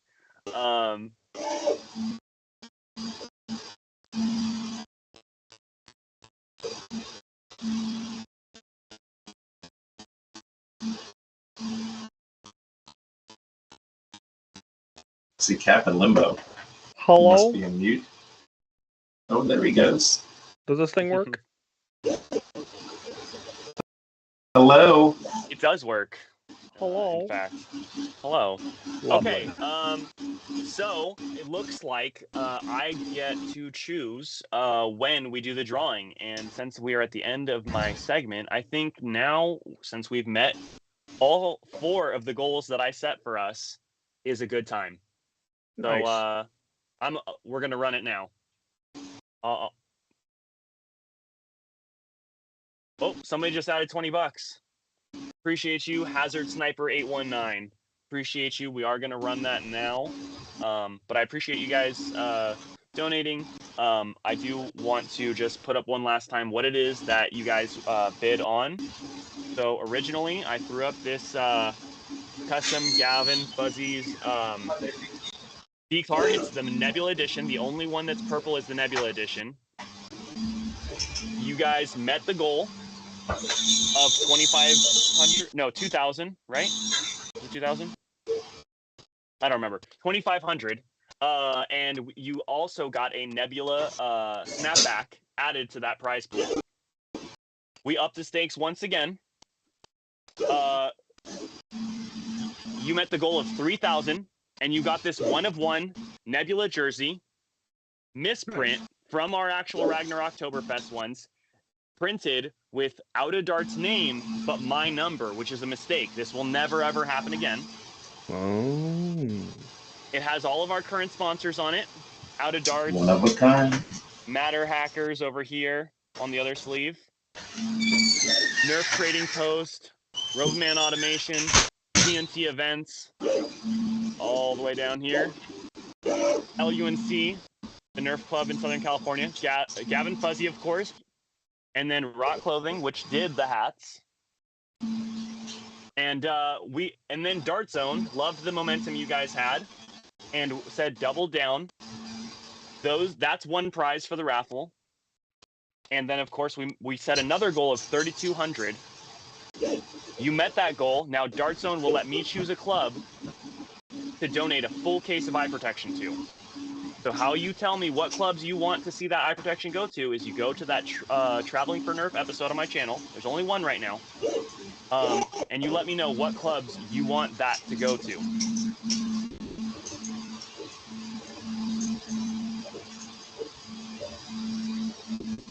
All right, we have a winner. And the winner is Isaac Barnes. Congratulations, Isaac. Like I said, you won. Congratulations. You won my personal Nebula V car. Little fun fact, you guys didn't know this. This is actually my personal one that I used. I'm only revealing this now. I know. But You have another one? Personal V car. I do not. I gave one. I only have one. There is another one, but it's already committed to another. I have it in my possession, but it's not mine. And then you also win this Nebula 1 of 1 jersey that we just talked about, as well as, I don't have it on me, but a Nebula snapback, the last one from Rraijjar Oktoberfest. So congratulations to Isaac. But honestly, I appreciate all of you guys. You guys did an amazing job. We raised over $1,300 during my segment. Much love to all of you guys. Much love to support, and you know, keep throwing it in. You guys didn't quite make that last one, the full 5,000 in my segment, and I would give you my personal competition blaster, suggested by you guys in the chat. But how would you have felt if that actually happened? Oh my honestly, goodness. I was actually worried a little bit, you know, that was like that suggestion. I was worried for you a little bit. I don't know if I can get another one. I can only use old school scars now. Well, I do have another scar. I use 2 different scars. I use this one, obviously, collab. Can't beat it. But of course, there's always the Andromeda scar from Eli Wu, produced by Roboman Automation. So obviously, someone on my team and also one of our sponsors. So I do switch between them a lot.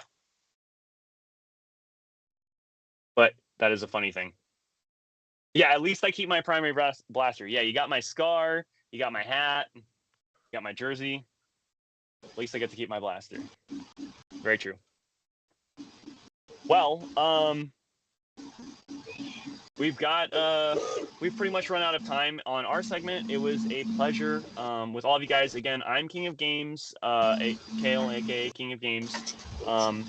And I'm going to turn this over to Captain Xavier, who's joining us. And why am I in charge? Because you're the only one. Oh no! What? I didn't realize Bots was still here. Is it frozen? Oh, is it frozen? Yeah, he's still on screen. Oh, I wonder if he's just frozen on there. I thought he said goodbye, and when I saw his face. He doesn't appear to be moving. He might just be holding really still, though. Yeah, he's just like Drax from Yeah. This movie's so incredibly now slow. he's gone. Yeah, he is gone.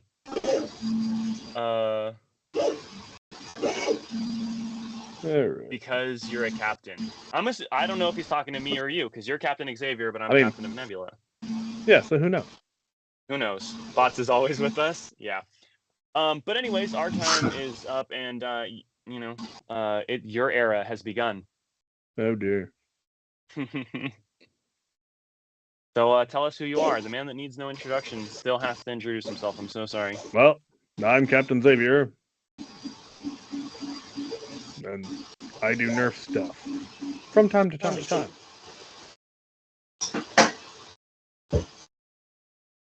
Well, I think this is the first time I think I've taught. I met you in at Maryland Mayhem, and then I guess now. Correct. But yeah, you've always been a big inspiration for me. I've been watching your videos for, I don't know, as far back as I can remember. Like pretty much not far after like early Coop videos and Wallcom videos, and then I stumbled across you. I got started in 2016 is when I first started posting videos after Wallcom featured me. That's about when I pretty much was getting into it. Yeah, about 2016. At the same time. I also met you for the first time at Maryland Mayhem. I did see a decent amount of your videos beforehand. I haven't been in the hobby long enough to be with you from the beginning, but I did see a decent amount of videos.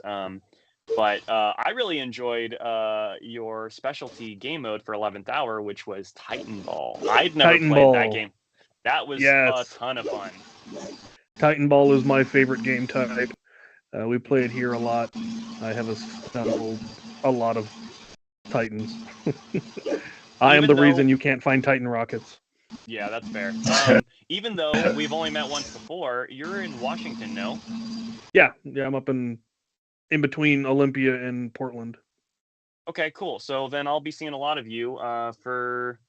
I haven't really announced this on my channel, but might as well here while we're doing transitions. Going to be moving to the Pacific Northwest. Yeah, I'm going to be moving to the Pacific Northwest in early 2024. So I guess, you know, if you'll have me, we'll be seeing a lot of each other.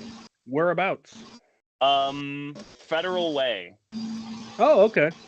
So I don't know where that is, and I don't know where you are or anything that you're about to say, except for Seattle, Portland, and Vancouver, because I got to visit Luke recently. But Federal Way is between Seattle and Tacoma, so you'll be in the SeaTac area, which will put you about an hour and a half at most north of me.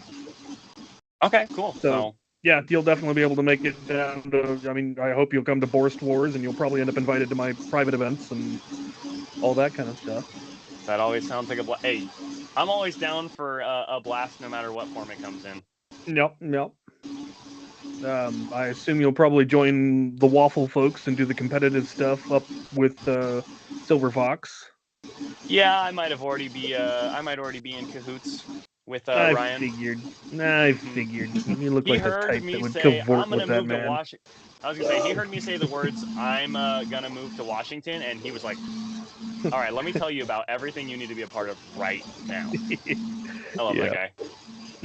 Jesse too. Yep. Much love to both of them.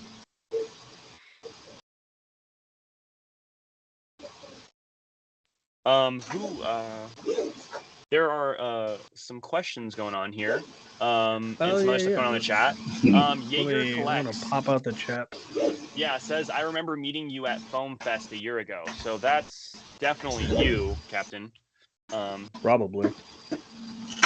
Foam Fest. Yeah, I was at Foam Fest 2022. Yeah. There was no Foam Fest last year, or this year. Oh, this year, yeah, correct. But apparently there will be next year, but I might not be going to Europe next year. We will see. I may be going the other direction and visiting New Zealand and Australia instead.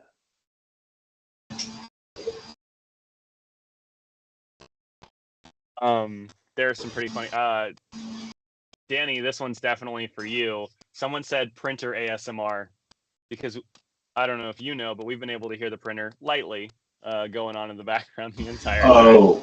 Oh yeah. I'm so sorry. I'm wondering what all that ambient noise was. It's so minimal. It's so minimal. But yes, printer ASMR. That's Is it all right? I mean, it's not a. I could shut it off. I didn't know. I thought maybe it was a headphone on. It wasn't going to pick up. No, your mic is up to the point that it's probably picking up your heartbeat.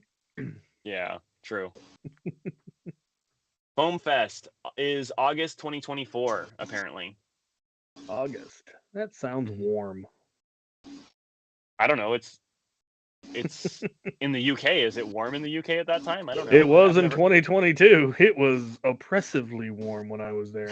This year it wasn't as bad in Europe, but I wasn't in there, and we didn't go until October, so it had cooled off a lot. But 9th, 10th, and 11th, according to Jaeger Collects. Yep. Good. I don't know. Maybe I'll make the trip out there. Maybe that'll be the next, or not the next, but a episode of traveling for Nerf. I'd love to go out to the UK. Where are my UK Nerfers at? I know we got at minimum we've got Irons out there, which I've been looking forward to meeting. I talked to him a decent amount. Well, all the N7s are there. Well, all but one of the N7s are there. So Spectre, Joker, Angel, they're all in Scotland and the UK. I Brit did. Nerf, obviously. There's. I got the Nerf with them when I was there. We make like our barricades out of PVC and cloth and tarp. Their barricades are old World War II tanks. It's a completely different world. Yeah. Now, to my understanding, you happen to be obviously we're doing all this. We're here in its entirety for charity. So I just want to steer it kind of into that for a moment, just to remind people. During your segment, are you you're doing something, aren't you? Mod Blaster? I was planning to do that tomorrow morning. I didn't realize they thought I was going to be doing it tonight. I could go out to my shop and do it. But yes, I'm going to be at some point during this stream. I'm going to modify a Strife from beginning to end, and that will then be auctioned off. It'll be probably an orange Strife. I could do a blue one. Maybe I'll do a white one. I don't know. I got every variant of Strife that exists. Have an idea. A challenge, if you will. A challenge? A challenge. Oh, dear. In that segment, not this one. Why don't we set a goal amount for your current segment, and if they reach that, they decide if it's a white one, an orange one, or I like that. a blue one. You want to, yeah. So it kind of sets you up. Now let's. Sure. What are we currently at? I don't. Let me find out, and then we'll set that marker. Just you know what? Keep them busy. Right. Was actually, I thought he was going to be modding a Strife too. I was actually excited to be on. Well, it's not too late. There's no reason I can't switch. So I'll be honest. Since I heard you were modding a Strife, I thought maybe I should mod a Strife as well. Now I kind of want to. When on stream instead of when in room. So I just want to. I do have a confirmed total. So You're making noise. The confirmed total that we are currently at is $3,240. So good Lord, we're only 9 hours into this. What can I say? You know what? I threw up the Nebula B car and merch, and people started going crazy. We started the segment at 1721. Nice. But well done, K26 the Strife. Yes. Let's set that goal. I will.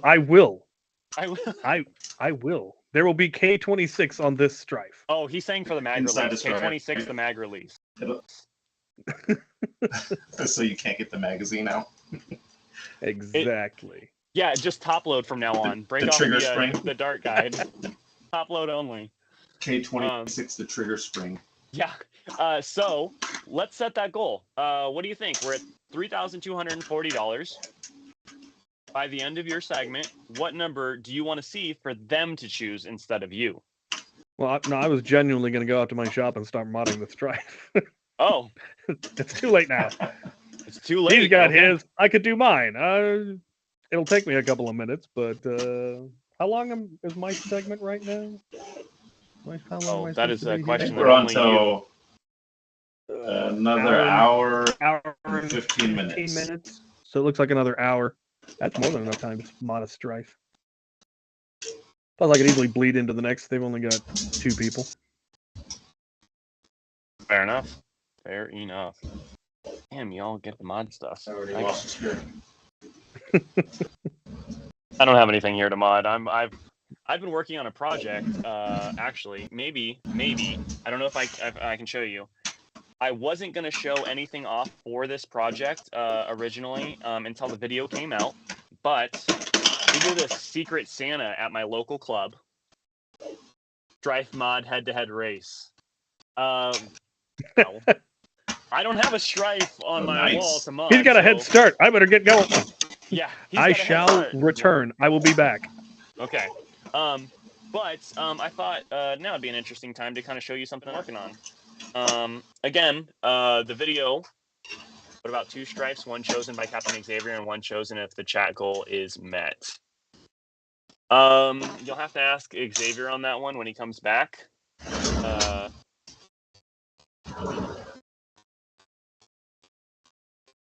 Absolutely. I got a question for you, Danny. Are you willing to donate the one that you have that you're working on right now? Absolutely. All right. Although what's the goal that we need to reach? What's the goal that we need to reach? What are we at right now? Man, I'll donate latest it stat. right now. No. We got to give them a goal. You know, we got. What I know, we got to set a goal. What are we at right now? To my knowledge, I believe we are at 3,240. Okay, it's getting late, so I want to be realistic too. I don't know how many late night hours. Well, this is worldwide, right? Some people might be getting nuts. You said 3,200 something. We're at 3,240. So at what goal? First of all, what are you going to do to that blaster? So let's see. I printed this earlier, so I got everything to make it short dart, and I've got some band blaster stuff. You know, your favorite, right? You already know. But they're not. It's like it's kind of like it's not as pre-assembled cages. I've got loose wheels, loose cages. I actually was privy of getting some of his prototype cages, or just, to be honest, his cage garbage, basically, is what I got from him. But it's working and solid. The motors, some of the motors I have that he gave me, are one that he just he didn't like because they were too loud. So he wouldn't sell them on the shop. So okay. I've been building and giving it away to people, or doing raffles in the club and stuff like that. Okay, so the Actually, Strife it's the Strife. It's modified. It's going to be modified for short or long darts again, or both. I could do either. Pretty much everything I got is band blasters out. There's a bag of band blasters wheels right here. Yeah. Got Okay. some daybreaks. I could do daybreaks as well. Let's do this. Let's enough time where we could get to we're about $60 away from hitting 3,300. If we hit 3,300, they get to decide whether it'll be daybreaks or the band blasters. $60. We'll give them 8 might be minutes. a hard sell on the daybreaks nowadays. Fair enough. Unless you know we're FPS. That's true. If it's for full lengths, they get to decide if they get it in the next 8 minutes. And then after that, you're going to need to commit to one probably, and how fast your modding is. Yeah, some of them, I mean, they kind of have the same cuts, you know, certain parts of it. Okay, so let's the daybreaks kind of need, I mean, the band blasters, of course, needs a little extra cutting, I think. But it's generally the same cuts, but it needs to be deeper on the band blaster gauge. So they're similar on modding them. Seeing if I can get all the guts out as fast as I can. So let's see. 3,300 in the next 7 minutes. They decide the cage. After that, if we haven't reached the goal, you're going to commit to a cage of your choice between the two. And then after that, what's the number that we give it away at? Oh, man, I'm open to suggestions. What do you think's reasonable? How many viewers do we got right now? I have not been running analytics like you have. Right now, yeah, the analytics. Yeah, well, I got my whole editing set up right in front of me, so I got some screens available. Yeah, right now, I'm seeing 50. Yes, you're in. There's one Captain Xavier in. I'm seeing 52 people watching right now. Ooh, that's a good number for this late, man. We've got some hardcore people watching. Mm-hmm. So what do you think? Let's say Jaeger Collects suggested 3,600. So I'm willing to do that. Are you good with that? $3,600? What are we doing at 3,600? What was that? So Danny has agreed to give away the blaster that he's working on. Oh. And in the next 6 minutes, if they raise just $60 more, they get to decide, the audience gets to decide what cage goes in it. Whether it'll be daybreaks or the band blaster setup. Oh, I guess this would be a good time. Good time to mention that also this is still up on the auction site, right? think this is still up on the auction site. Just to The make sure you guys don't forget if you wanted to, just a little side project. Sorry, I know y'all heard that. yeah. Oh, we heard that. Hey, Ray. I was trying to figure out how to adjust my mic. I don't know where that's. Well, the chat would like apparently for you to.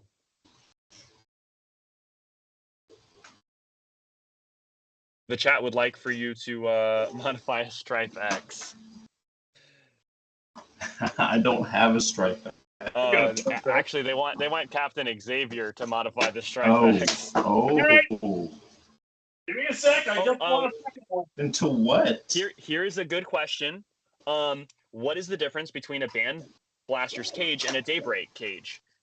So you can expect on the Band Blaster's side, when using short darts for a single stage Strife cage to hit right in the 200 FPS mark.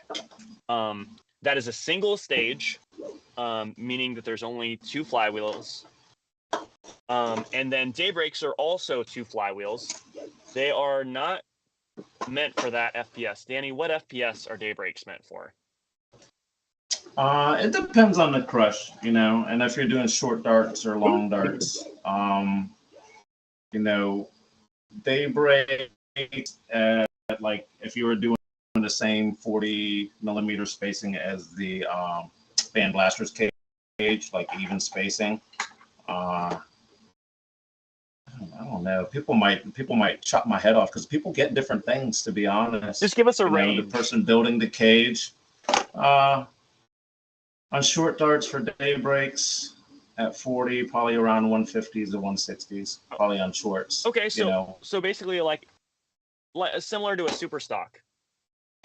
Yeah, but there's also, you know, I'm also debating that, you know, like I know there's an accuracy difference, and I don't think all of it is FPS. The Band Blaster's wheels are just a little bit narrower. They're not just wider, you know, in total diameter. They're actually a little bit more narrow. So pretty much it gives an overall tighter hug all the way around in Daybreaks. So I've been trying to see if maybe I was going to try to do a setup where I do Daybreaks, I mean not Band Blaster's wheels, but stick like a slower motor in them to see if I could hit super stock and keep that Band Blaster's accuracy. So I was thinking maybe 2S Krakens on Band Blaster's wheels. I haven't done it yet. I can do it here right now. I've got Krakens. See if it works. But because you know, so many, so you know, if you've got Band Blasters, it's easy to build a 200 FPS blaster now. But I don't have a lot of super stock stuff, so I'm interested in building more super stock. 150. Yeah, 150. That's fair. I'm interested. I mean, obviously, I'm here hosting on the live stream, but I'm also interested to look over at my screen and see what he's even going to do to the Strife X. I'm going to do one very simple mod that makes a huge difference. I'm very interested to find out what it is. I'm trying to get what it is. And I'm really tired because I've been at work all day. So and he's opening it up. Like numb at this point. Oh, I'm gonna take a guess, because I'm thinking of what would make a big difference. Obviously, it's not gonna be like swapping a whole cage or doing some other stuff. I would say, is it possible you're gonna do something to the trigger? Kind of, yeah. Okay, so you're looking for maybe some more, like it's responsive, but you're looking for a little extra crisp in the feel. Yeah, so normally it's actually a fairly heavy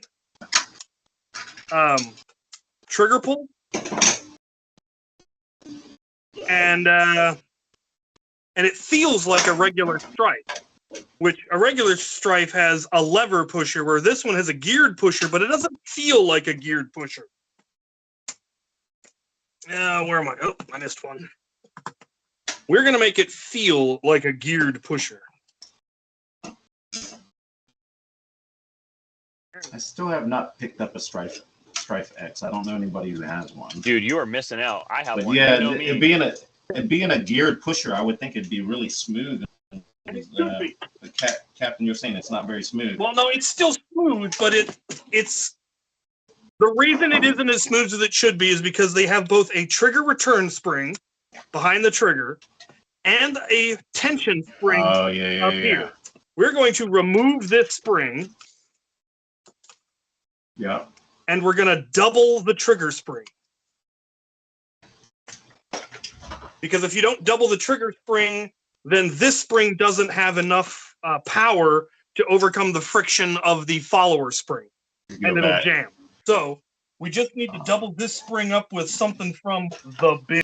You can use like a retractable 10 spring, select. A little bit longer.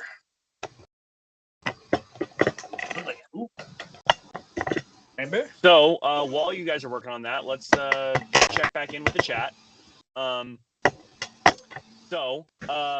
Jaeger collects says, "Oh, she screeches." Yes, banshee cages do in fact screech. That's kind of why they're called banshees, actually, because banshees are like screeching creatures. Yeah, it's kind of funny. Screaming bad. Let's see. Someone was asking what you're doing to the Strife X, but we did go over that already. Apparently, World Foam Alliance has volunteered that you're going to put a Chevy V8 in it, so I'm very interested to see how you're going to do that. Spinning full-size tires, by the way, so good luck. Okay, so I was able to just find a heavier trigger spring, so we should be good.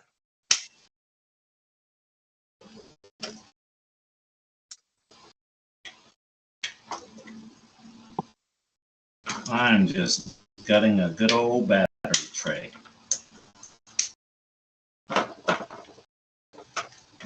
For people getting into modding, I would say my favorite tool is probably just snips. Yep. I got into dremeling for a little while. I'm actually pretty good. I have a pretty steady hand for dremeling, but something about just not having power tools and just being able to watch TV and just modding or music in the background, is something about it being relaxing, I think, versus dremeling where you feel like you have to be exact and like if you move the wrong way, you're gonna ruin it, you know. Yep. And a lot of good work can be done with snips, so completely underestimated tool, I think, sometimes. I broke my snips one time, and I was like so distraught. Yeah, I broke a pair of any more modding that night. The stores were closed. It was the middle of the night, and I broke my only pair of snips. And now I have two. I have a spare now. That's after that happened.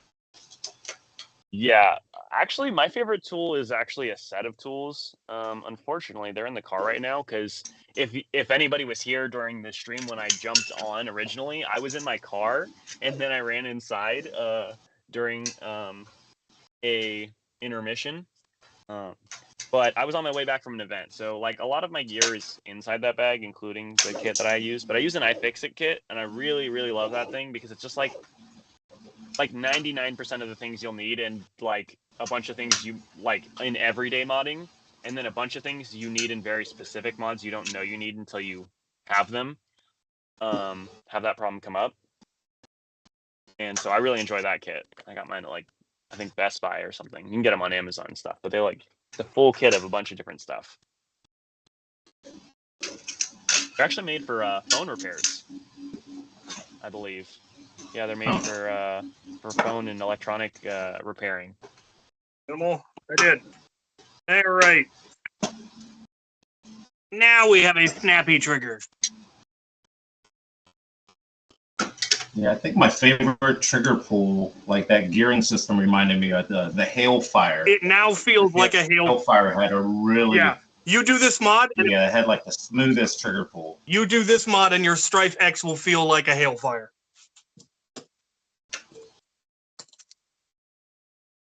I had a mod I never did.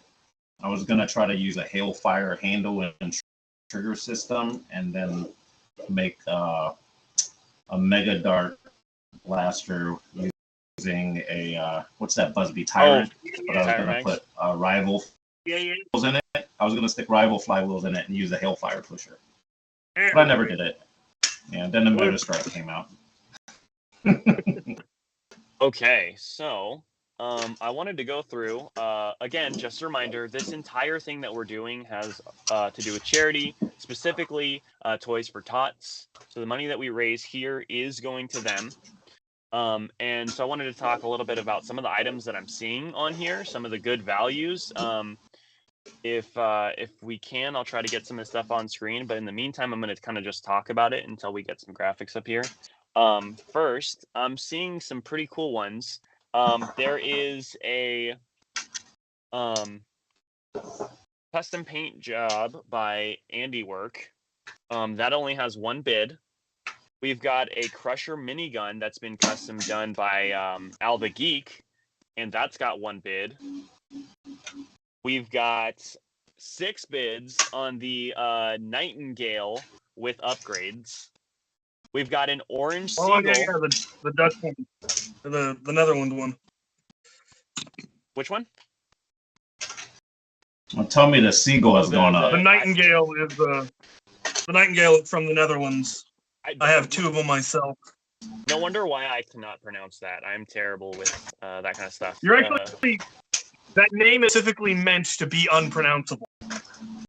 Okay, cool. They're Rraijjar. That is the joke, is that it cannot be pronounced. Perfect. I love impossible tasks.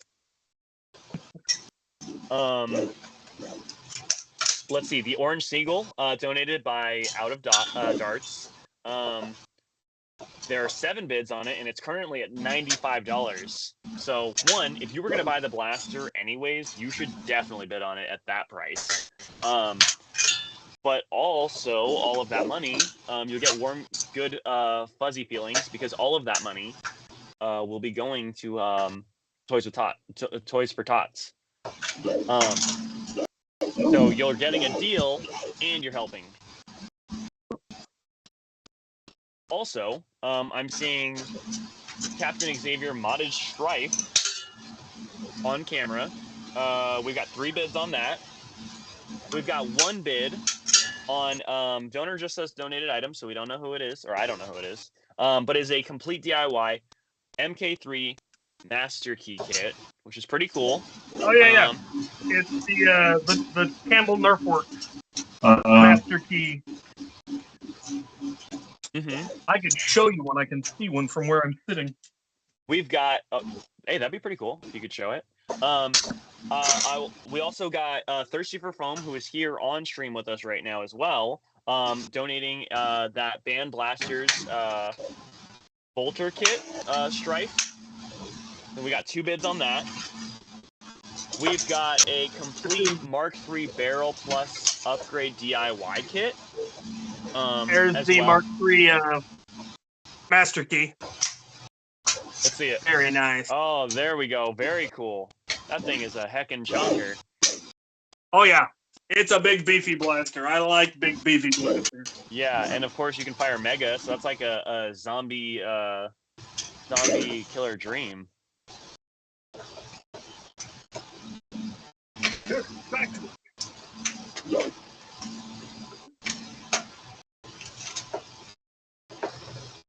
Still clipping battery tray. Right. Sorry, thought I'd give you a play-by-play. No, definitely. Okay, so then we have, so that's the second MK3 one, and that one has 2 bids. We also have 1 bid in for a complete Spectrum Typhoon kit in red. We've also got a complete Spectrum Master Key kit, which has got 1 bid. We've got 3 bids on a brand new Nexus Pro, directly donated by Dart Zone. We've got 1 bid for a modular Master Key. So this is like a pretty cool little entire set going on here. From Geek. This thing is wicked. I'm seeing a couple blasters in there I recognize. It looks like a Striker Yeah, a striker, a strife with a partial vector kit on it. I'm seeing a stock, a Nexus stock that, well, it's not from the Nexus, but it's a Nerf stock that accepts a mag in the back. I'm seeing what looks like, what's that new rival blaster? Is it a Pathfinder? No, not the Pathfinder. Yeah, it's Pathfinder. Yeah. And then what's at the very Oh, we have AndyWerk in the house. Well, now we're in trouble. How we doing, my man? And then we've also got a, oh dude, how did I not see this? I might be going in on this one. A gold Mark IV signed by Foam influencers. Signed and gold. Donated by Dart Zone. Yep. That's pretty cool. It's got my signature, Out of Dart, SilverFox, DrFlux, Thor, Walcom, Sergeant Deplorable, Crewman Rocket, Al the Geek. It is one of a kind.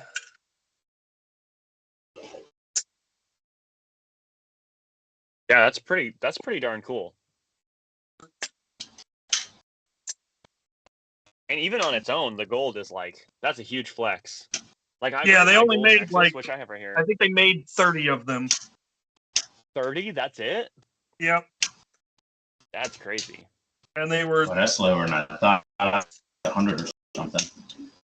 Now, apparently it was 30, and they were sold on Black Friday, and they were sold out in like 20 minutes. That doesn't surprise me. There was only 30. Yeah. Very cool though. Yeah, I mean, like even when I bring out, which is not super hard to get, but hard enough to get, is the gold Nexus, and even when I bring that out, people are like, "Ooh, shiny." Yep. Or the you guys can't see it here, but when I bring out this to games, people also go a little crazy for the golden gun. The golden gun, I should say. This is a. Yeah. There's a episode on the channel about it, but basically one of the subscribers gave me this. Basically, it's a modded knockout. It is actually a brass breach, which is pretty cool. It's got an integrated B car, the Jingjia one, with I think it's 8 degrees. It says Type A. I don't remember because Jingjia in their early production was kind of weird about that, where like one would say Type A and not the degrees, one would say the degrees and not which type it was, and yeah, it's a whole. Hey.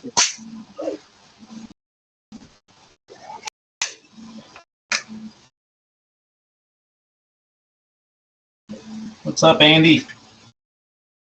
Yeah, Captain Xavier. You want to do the honors?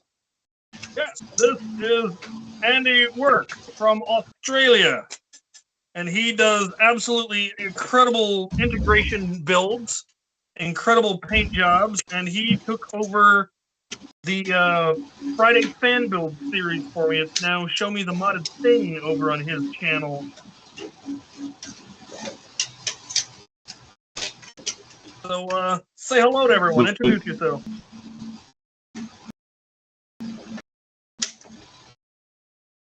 Hello? No audio?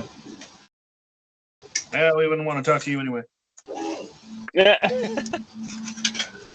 No audio. Yeah, we're seeing that.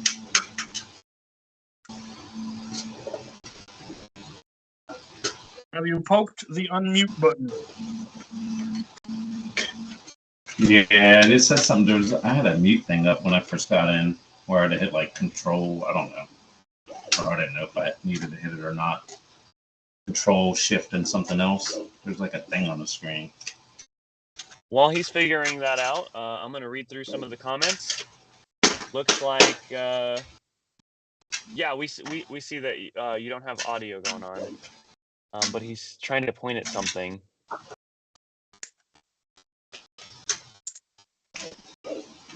Two-word. First word sounds like word. Yeah. Alex says, no, we're playing charade. Apparently. I'm going to mute myself because I'm about to drummle.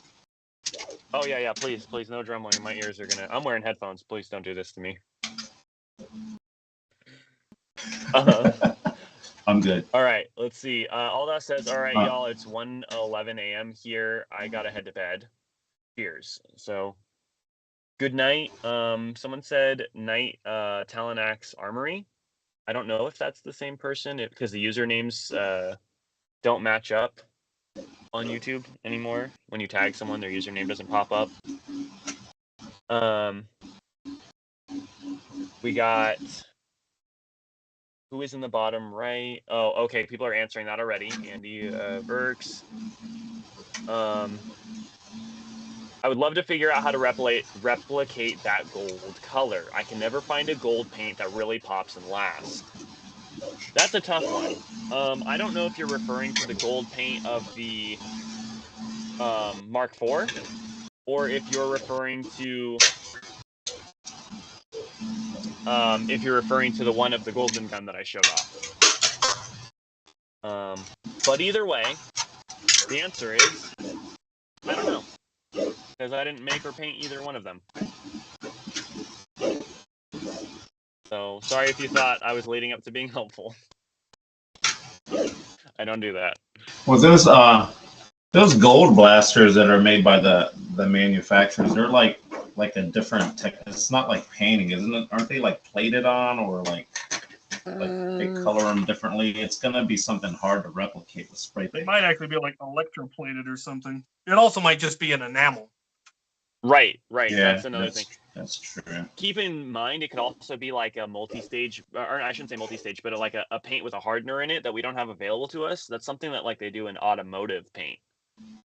I was gonna say automotive would be the way to go if you're trying to get something higher quality looking, something that looks metallic anyways. I would agree. Just like as an example, there is a place that does like car paint specifically, and you can get spray cans of car grade paint. So you can get clear coat, or you can get base coat. That's a 2-stage paint. Or you can get what I use more often in these kind of projects. Side note, I'm into cars. Don't worry about that. But when I do projects a lot of times that are like more budget ones, I actually use a single can of a hardened or single stage paint, which means there's a hardener in it as opposed to having a soft base coat with the color and then a clear coat on top of it. So that's another option to try. Those things are like $20 a can, but they're like worth it. You can even get like speckle patterns in them and stuff. That'll definitely make a gold pop. Is like using a speckle, like a gold flake in the gold. If you wanted to go crazy, you wanted to go like Mazda standard of car paint with like their Soul Red, you could do a triple stage paint. You apply the base coat, then you apply the flake separately on top, then you apply the clear coat. So you could try that as well if you really wanted to go balls to the wall on some gold paint. I'm not a painter. I don't have the patience. I always touch it too early, or put too much of it on.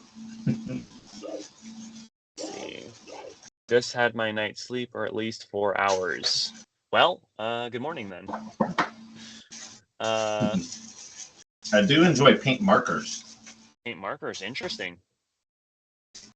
Yeah, for like detailing and stuff, or like I don't like to do a lot of painting, but I've done a little bit paint markers here and there. Let's see, I can show you. Let's see. This has on the stock, I got some paint marker on here. I didn't do the whole stock, but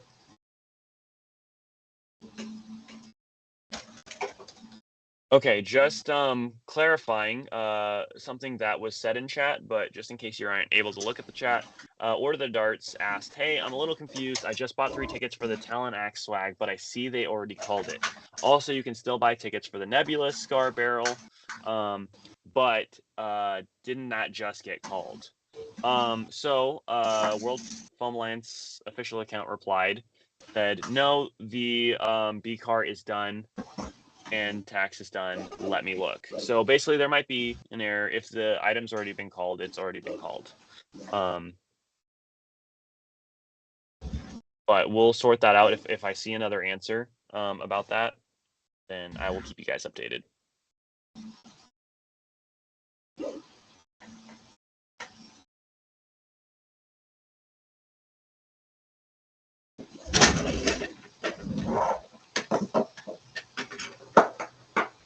Let's see. In terms of painting, I'm seeing Mantic Videos says, I think Dylan's Green Seagull uses the car paint and turned out great. That person is local to one of my clubs, so I'm assuming they're. I haven't seen it actually. I wasn't paying attention. I actually saw both of these people at a game today, and I did not see that blaster, so I'm excited to see that. Dorian Coltman says they are probably vacuum metallized. That's how most mass-produced chrome shiny gold plastic parts are made. Vacuum coating is cheap, but not super durable. Huh. Good to know. It seems pretty durable. At least in comparison to the DIY paint jobs. Jaeger Collect says a lot of the UK painters do base, main, clear. Okay, it's like a triple stage. Builder BB says I've done the gloss black base, chrome dusting, then 2K clear to get that mirror-like flash.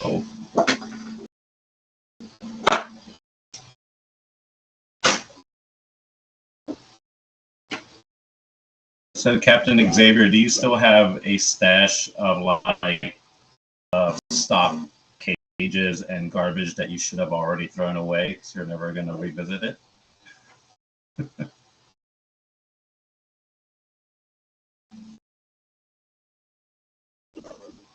Sorry, I'm paying attention a lot to the chat, so I'm like, I did not hear that at all. You guys still hear me, I can right? still hear you. My brain was not working. Okay. All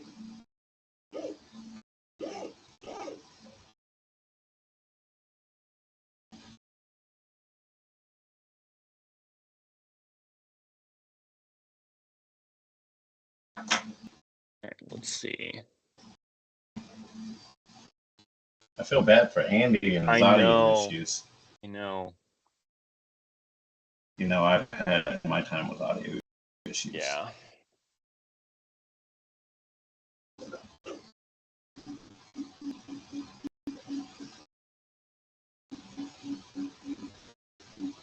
I've been over here talking on mute.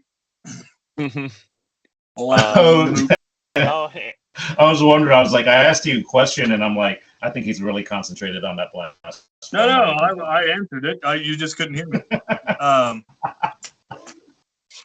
Yeah, I do keep a certain supply of stock parts, not out, but largely because with one of the beauty of MOSFETs is you can use stock switches to trigger your MOSFETs, and it saves you wasting a full Omron or a nice switch.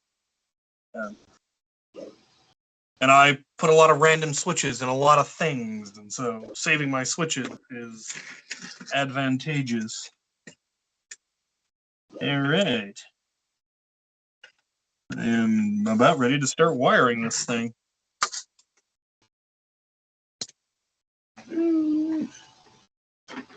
I'm checking to see if these motors are even, and they are not.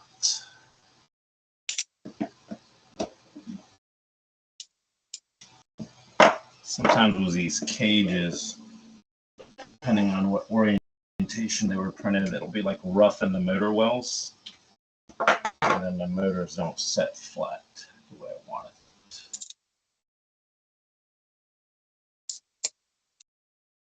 Okay, just a clarification. I did get word back. Oh, okay. There's a lot going on in the chat. Popping off apparently.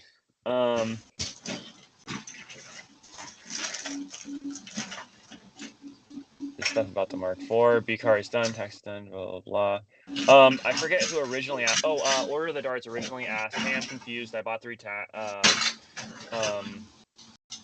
Allen swag, and then they said that they could still bid on the or not bid, get tickets for the raffle for the B car. Just so we clarify, you were buying raffle tickets while it was live. You can no longer get raffle tickets for the B car. So just wanted to clear that up now that I have an official answer. So yeah, if you were able to buy something, if you were able to buy a raffle ticket for an item, that was when it was live. You cannot buy tickets for items that are no longer live now. Hopefully. Yeah, right. No, that they're bringing up the issue in a way that would suggest that you have the ability to buy tickets. Oh my god, I can't talk. Raffle tickets for items that are no longer available.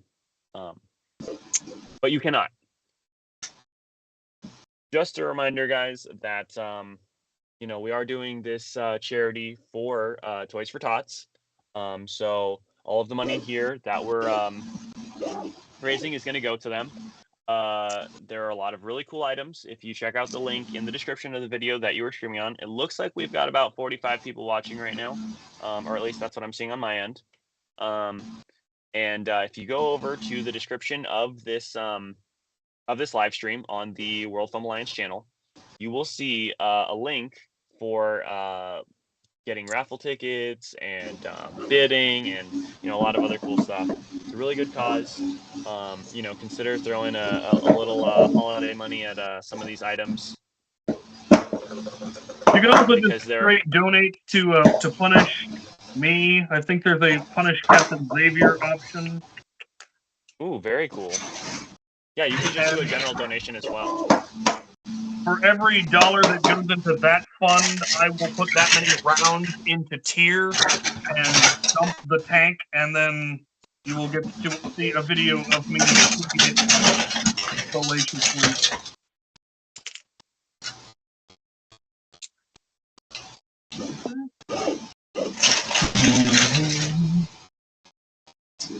Right. Whoops.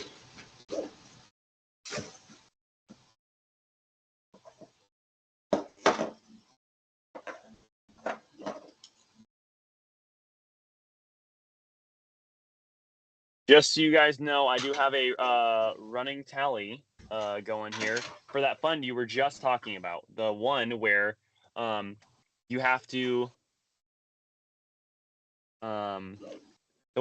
pick up darts. Right now, we're at an 811 dart count that you have to pick up. Good Lord. Well, tier will hold 2,000, so keep going. Mantic says in the chat, I already punished Xavier by asking him to mod the Strife X. Hey, I modded the Strife X. It took me all of 5 minutes, and it's now much nicer. Yeah, fair enough. It's a real simple mod. I recommend anyone who has one do it. For anyone who's interested, this build is going to be a 2S build. It's being built with Michelle 2s. The goal is to make a HVZ usable Strife. The wheels that are going into it are the exclusive Maryland Mayhem containment crew wheels. Ooh, fancy. So I had a set of those and didn't have anything else to put them in, so they're going in here. It will also have an extended mag release, a Bubbalolo style trigger. It will have a flared magwell. It will also come with a handle cap if you desire, and whoever wins it will get to determine what size battery door I print for it, whether, in order to fit whatever battery you plan to put in it. I've got 3 different sizes, low, medium, and high for battery tray size. Very interesting. And of course, I will sign it, and you'll have yourself a one-of-a-kind Strife. Very cool. Well, on that note, I am well over the time I had originally allotted to be on here with you guys. So I appreciate everyone who donated during my segment, everyone who's going to donate throughout the entirety of the time that this is going, all the people who volunteered to, be a part of this stream for such a good cause. And I'm going to hand the reins over to you guys. I am going to get going, but Captain, the man behind the curtain needs you to open Facebook since he will no longer be able to communicate with me. Oh dear. Oh dear, indeed. I don't have access to my Facebook right now. I just don't. What about you, Danny? You got anything that you can access to the man behind the curtain? Yeah, I've got Facebook or Discord or.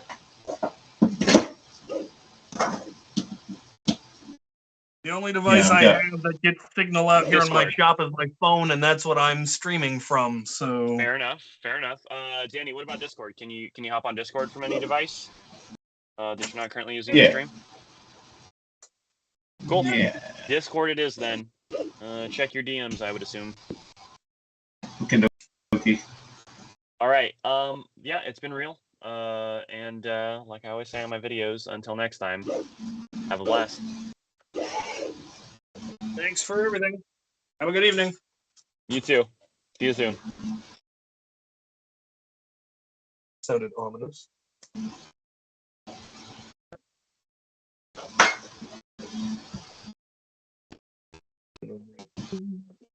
No, Kale is gone. No, I have to run analytics. Now we have to entertain people other than just modding.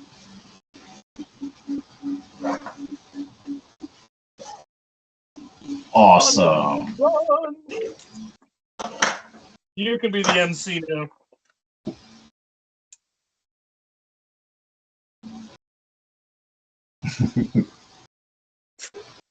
Oh, there's Andy trying to come back again. I knew it. No audio. Oh my goodness.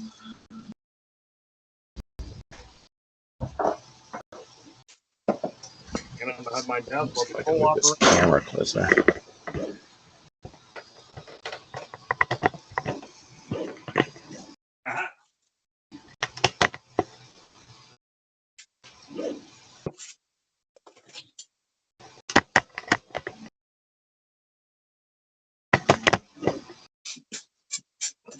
Want to solder wire? I should probably grab some wire.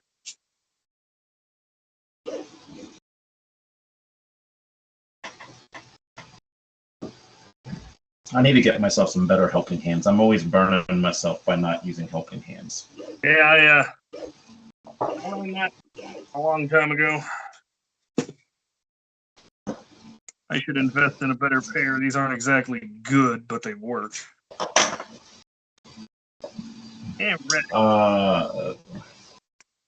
for anybody who needs a tip on using thread locker, the easiest way I do it is I put the motor screws in first, and then I back them out, not all the way, and then I just put a little dab on and just kind of agitate the screw backwards and forwards, and then wipe off the excess.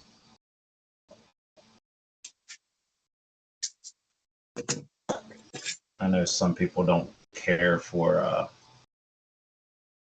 thread locker, but I've had too many failed builds where the screws came loose. One of my earliest stripes, I had the motor screws back out on me, and did we have audio? A right mess. Oh, we have audio. Hello, Andy.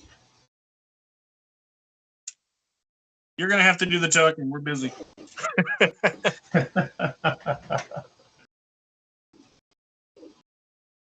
Why? The audio. Honestly, I don't. And I had a different camera working yesterday. I've got to keep looking at the laptop over to the side. I don't know what's going on. Hello, everybody. AndyWerk here. How are you? Merry Christmas and all that nonsense. All that jazz. Yeah. I'm doing well. Good, good. I see you're in the middle of a build, Captain. I am. I wasn't planning to do this until tomorrow, but apparently on the schedule said I was doing it tonight, so I'm doing it tonight. This will be the stripe that I am auctioning off. Yeah, you can call it the It'll be a nice, straightforward Michelle 2S build. Nothing crazy. Oh, Goal is for it to be an HVZ blaster. Right. Okay. So now, has the viewing audience been informed of the donations that have been made about people giving things to be auctioned off? So I can fill them in on my idea or my offering. What are you offering? Let's hear it. I'm offering a custom painted cosmetic paint job on any blaster I have, or if I can't get it, the person is willing to send, more than happy to send it to me. I will paint it and pay for return postage. There won't be any internals in it because I'm not an internal guy, you know that. I'm very bad at that sort of thing. But you get yourself a nice custom blaster of your choice. Any color scheme, any level of weathering, any, I'm assuming people will want to play with it, safety sort of colors on it, that sort of thing. Yeah, and that's already in the auction list and it's already had a few bids, so go for it, guys. Excellent. What else can I say? Oh, not a lot. I've just come back from the Christmas party, so I'm just about ready to fall asleep. But Same. Yeah, go ahead. No, same thing. I went to a party earlier today, so I was ready to take a nap and just quietly sit at my computer during the stream. But no, I have to come out here in modest stripe. Now, I unfortunately have been at work all day. I work first thing in the morning. Oh. I'm doing it for the kids. Well, that sucks for you, doesn't it? Oh, there it is. I'm just looking at the where is it? Not the auction. I'm looking for. Where's the link to the amount raised? The what now? The amount raised. How are we doing? I haven't the foggiest idea. We've cleared 3,000. The last number I saw was like 32. Oh, that's quite good. That's jumped a lot. The last time I looked at it was 1,000 and something. Now the 3265. Excellent. That's really. We really have to give a big shout out to the King of Games. Yeah, I mean, he really was a good catalyst for the last couple hours. Yeah, I will.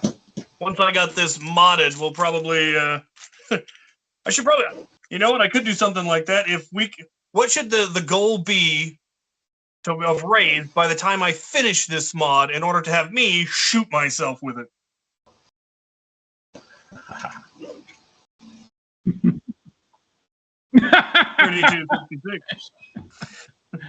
I'm surprised you haven't shot yourself with it already. Well, I haven't finished building it yet. Why is that motor making noise? Don't make noise. I don't need a noisy motor. You're quite skilled. You shouldn't need to have a... All right. 3,400 by the time I finish this blaster, and I'll shoot myself with it repeatedly. Well, that'll be good. And make it into a mem.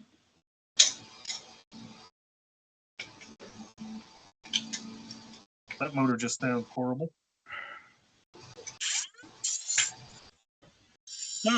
No, they sound the same. Maybe that's the motor that sounds terrible.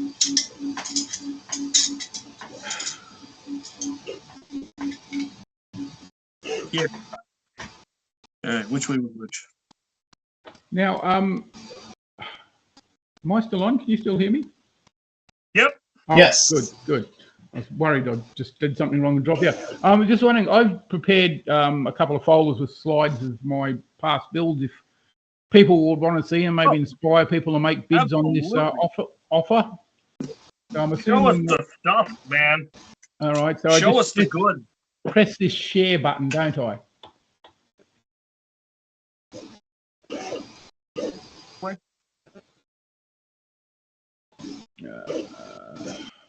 Oh my God. My screen. Okay. He wants to share images. How does he do it? Oh, there we go. I see images. I think.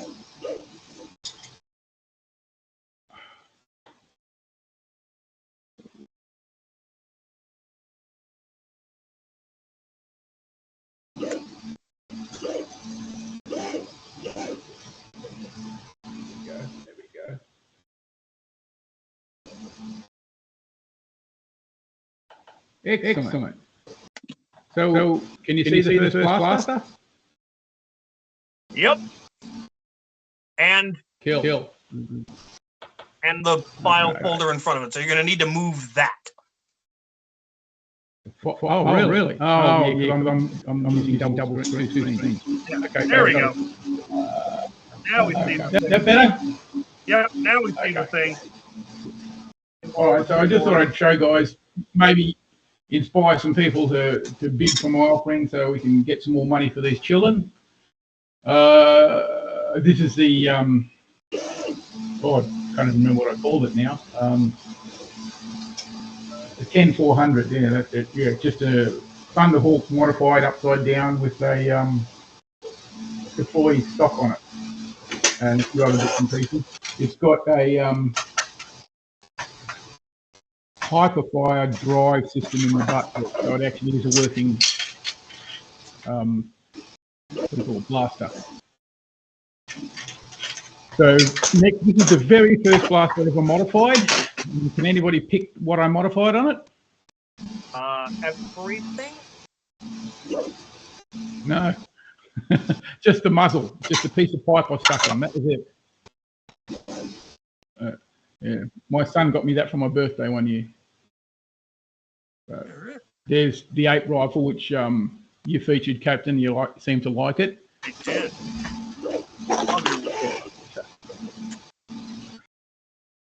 Oh, I can make it a bit bigger. That better? Yeah. Okay. Again, this is a massively cut down Vulcan with a Hyperfire stuck in the rear end. It actually fires. This is my first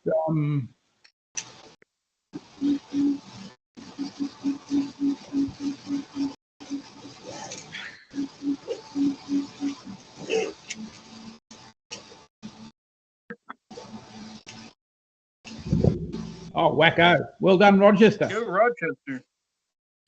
Showing everybody up. If you knew you were money. Okay, this is the first my 100 subscriber prize. A fellow from Sydney won it. He wanted the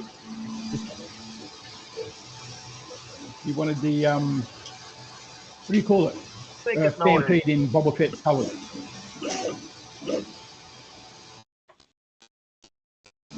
That's good. Okay.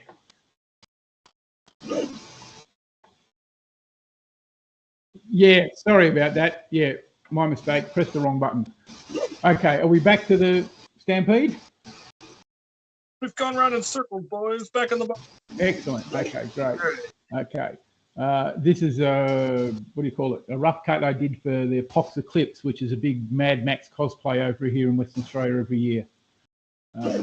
Usual thing, modified, upper spring, that sort of thing. Unfortunately, you can't take the air restrictors out, or it just doesn't work anymore. Saying that. Captain Icor's pistol, same as the what I sent Captain X, just a different paint job. Yeah, nice. This one's actually got the pressure mounted red dot laser in the unit on top. This is my second ever mod. You can tell it's a cross bolt with a buttstock attached. And the person who got me involved in modding in the first place was a young lad called Mag1212, probably about 14 years, only about 14 years old. Oh, I remember him. Yeah. I don't think he does it anymore, but oh, you're kidding. Really? Okay. Okay. All right, so what's happened there? Well, according to me, I'm still sharing. What can you see?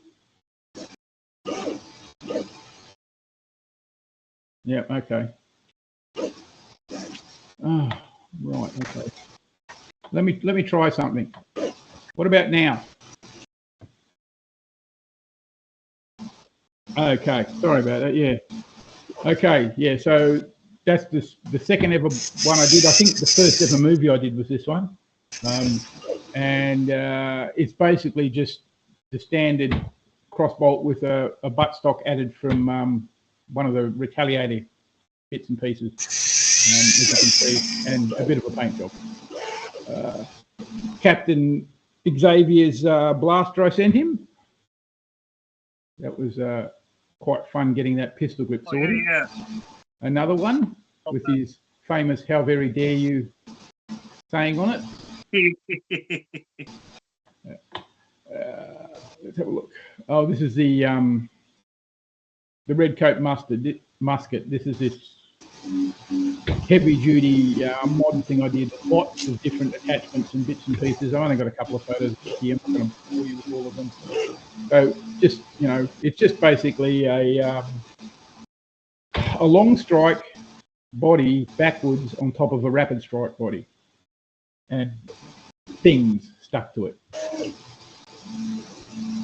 This is another one for pop clips. It's just a what do you call it? A barricade, I believe, with just the attachment, a few other bits and pieces. Now, this is the first one that Captain Xavier inspired. I tried to do a copy of his pump action bullpup, what is it, Rampage. The only thing I wanted to do was, oops, press the button, was actually keep the pump action on internal, having it going through the body along this line. Just couldn't make it work because I didn't have a strong enough piece of metal, and this area in the center is really, really tight. But yeah, I was quite happy with that. First time I did this heavy duty weathering paint job too. The M2490, which the captain again liked a lot. Did you ever get around to making one of those, Cap? I think he's busy. No, I never ended up making an M60 looking thing. Is that what that is? Yeah, that's the one. Yeah. No. This is one for a friend I made 4 years ago and still haven't been able to get it to him because of the pandemic. He lives in Korea, so that's a bit neat. It's just a what do you call it? A disruptor or a maverick or something, and it just has a little thing sticking at the bottom. Strong arm, yeah, strong arm. These are just little starters from fluorescent lights stuck in the bottom. So, this is the plasma rifle, which is won that gold medal at that show recently. That also has a rear end off a hyperfire stuck in, and everything right up to here. It's just a complete unit, just cut and put in, and the body printed on an Ninja 3 and stuck over the top of it. So that is a working blaster. There's a redback, just a retaliator pump action mod for Foxy. Yo.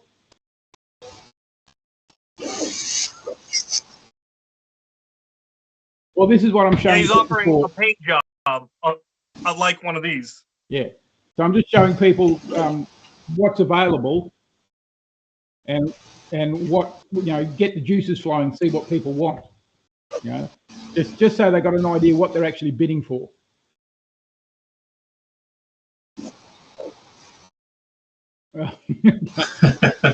Did you do the grimace? You got to do the grimace. This is one of two pieces for a fellow, local fellow named Sleep, and this is the Stinger, and that goes with the not that one. Goes with never mind, can't find it. I'll get back to it. Okay, so that's that. This one is.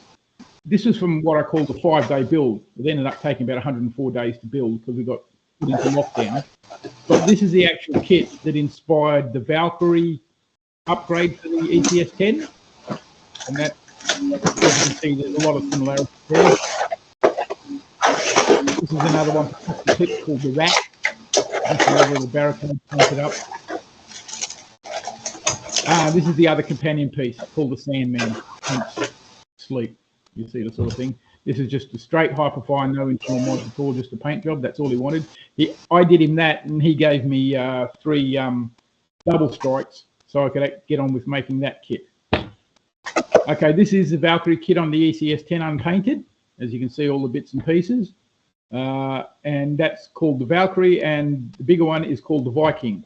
It's got added bits at the front, like a heavier weapon. It's even got a bipod there, you can probably see in the black. Just and it actually works functionally well. The black is carbon filament, so pretty strong. This is just one I did for a friend in Canada years ago.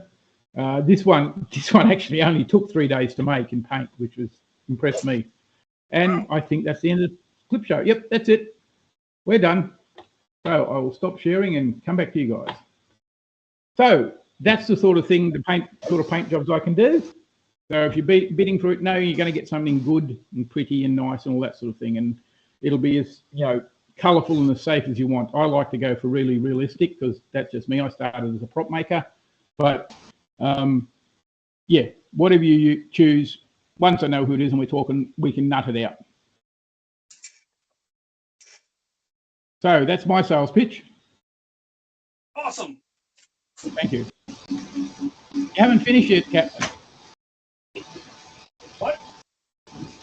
I thought you'd be finished by now. 3 more solder joints and I'll be done. Oh, good.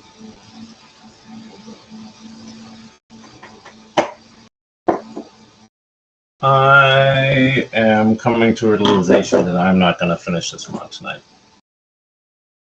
What? Come on, it's only 1, 2, 3, 4, 5, 6, 7, 8. 8 solders? Good morning. Good morning. It's me, Sirscorp. And I'm probably going to talk a lot about Nerf blasters that are painted or modded for LARP. Unusual. Awesome.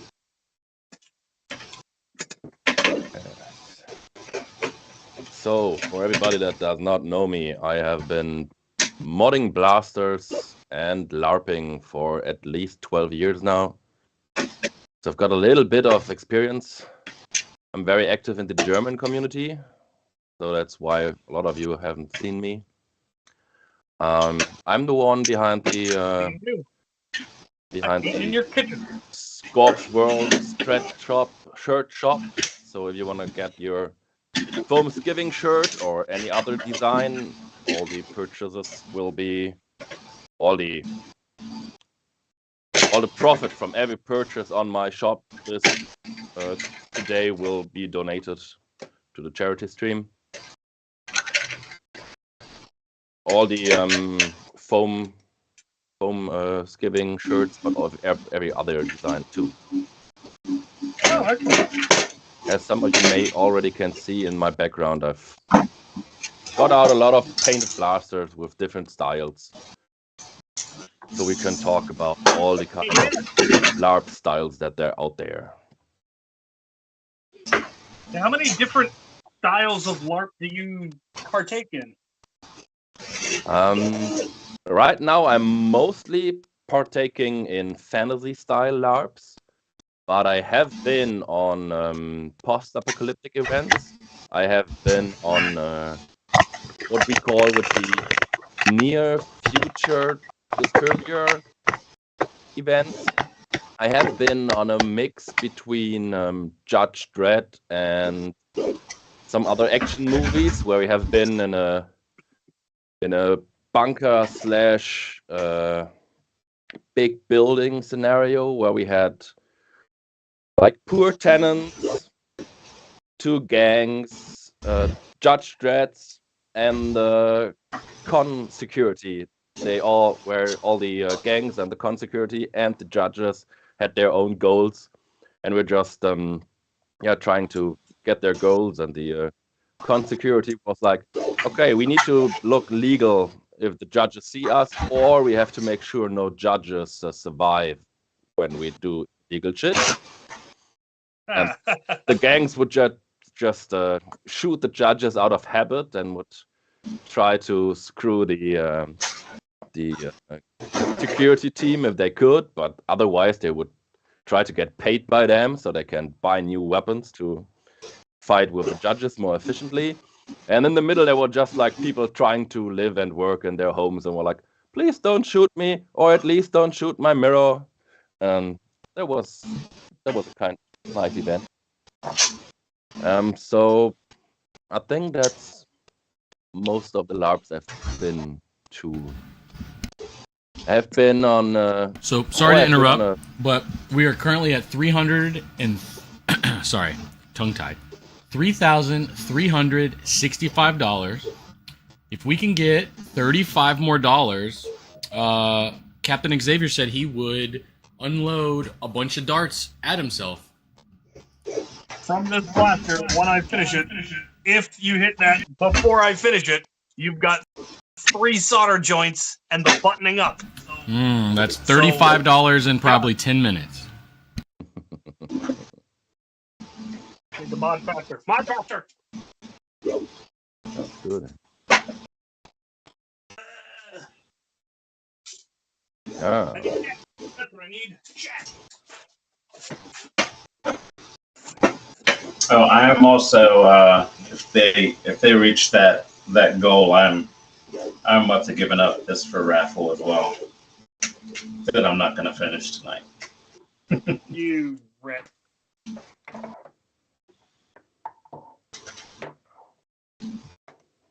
I spent too much time looking for alligator clips that I can't find. Test them out. I wouldn't know anything about that sort of thing. I never lose my tools. And we're never. Andy, it was great having you on, but we have a couple more people hopping on here, so I'm going to sign you off.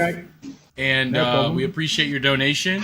Again, that's on the auction. You saw some of his work. Great work. I believe we're only at like $75, $100. Definitely a great deal I'd jump on. So, right.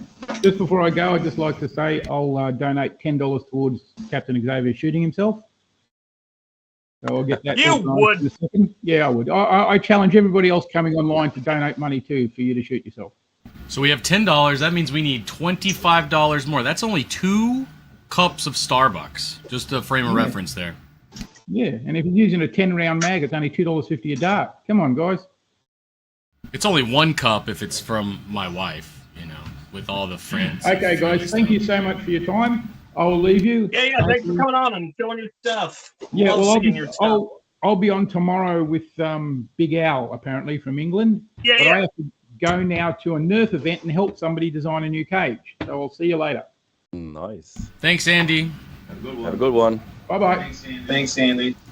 On that note, I think it's the end of my session as well coming up. We have a slot if you want to keep hanging out and try to finish that thing. Oh, I am nowhere near finishing. Glad I'm done with mine. What's taking you so long? I think my exhaustion is finally set. So we have BotsNBlasters just hopped in. Sirscorp, Captain Xavier, and Thirsty for Foam for anybody just tuning in. They are not monitoring their screens. As you can see, they're modding stuff. So I've jumped in to fill in the gap here. Thank you. He's currently our MC. So someone's got to pick up the slack. I don't have King of Games voice though, so or Brad. American Foam's voice. He needs to retire and go work at NPR right now. I told him that he needs to go into work for radio, doing something. You know what? He does sound like somebody off NPR. You're right.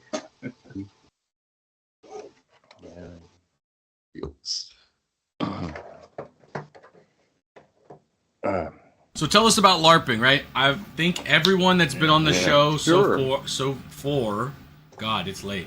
Has been it's only gonna get later. A hobbyist in the active game mechanic play modding thing. but LARPing, I believe, is a huge thing in the foam world. So we'd love to learn more about it. Okay. Sure. Guess we should start with the basic and explain the word, just for anybody that has no idea what we're talking about. LARP is live acting roleplay. So it's a mix between playing a character and also portraying that character at the same time. So you're not hiding behind your computer screen, at least normally not, and just take out whatever it needs to portray the person you're playing with. And Nerf guns or Nerf blasters are a very nice way to have something with a capability of shooting somebody and them acting out being shot without actually hurting anybody. So it's used a lot in all kinds of scenarios where you would like to shoot somebody that's not nice to you, like real life and other events where you're not allowed to. And so you're acting like you would be possible, or you have the opportunity, and just shoot people in the face if they're not the way you want them to be. And that's why I got into this hobby. Yep. What's great too is, you know, was our hobby. There's so many different types of things that can be geared towards LARPing, from like the melee stuff we have to stringers, you know, like crossbows style, you know, and then you can go on the other end and there's sci-fi, you know, where we got motorized stuff, and there's so many options, I think, in our hobby, especially when you're talking about LARPing. Even though I'm not into LARPing, I do appreciate everything it brings to the hobby as well. Yeah, I had LARPed for about maybe like 25 plus years. So I've done almost every style of LARP that was there until I eventually pulled back from that hobby. And I was like, I'm kind of done with the character aspect. I just want to pew pew. I too did separate both hobbies because since I'm in Germany, I'm playing more of the European way of LARP, and the European way of LARP is mostly kept at 100 FPS for safety reasons, because at the most LARPs that I attend, there is no mandatory eyewear. Yeah, that's a big thing in the LARP community. They don't like to cover their face because it makes it hard to emote. And exactly, you know, there's a lot of role play, and it's hard to role play when they can't see your face. Yep. Not everybody's Carl Urban and can act without showing your face. Yeah. Yeah, I think that's the biggest difference. Speaking just from my own experiences, that a lot of people that get into the foam flinging LARP side of things, it's more cosmetic mods than performance mods for those reasons. Very much so. Every time I go to Afterworlds, I end up slightly breaking things because most of them just have cosmetically modded stock blasters, and then I show up with an FTL3. Well, now you just need to show up with an Omnia. Yeah. I think what is safe to say is that there are two main ways of LARP, including blasters, and there are blaster LARPs, and then there are LARPs that use blasters. Yeah. And the LARPs where they use blasters, there's a lot of people using stuff that is stock, or even worse. I have a friend that is famously known for downgrading stock Nerf blasters since the pre-era, the pre-elite era. So he's like building blasters that can barely hit like the 10 feet mark, because he's using them normally in close quarter scenarios where his opponent is like sitting on the other side of the table, and he still wants to be safe when firing at him. And it's more about having the blaster in the face of your opportunity and saying, like, "Hey man, let's have this conversation, or I'm gonna shoot you." And you just want to have the gun looking cool, and you don't care that the blaster is not capable of firing fast or far. Because if you need to fire the gun, the blaster. For me, it's hard to not reference to gun if I'm talking about LARP. I never call a blaster a gun unless I'm in character. Yeah, that becomes the big separation. And that I'm now talking about LARP, I always want to use the wrong word. Yeah. Well, yeah, because for people who don't know, most LARPs, they have what's called phys reps or physical representations.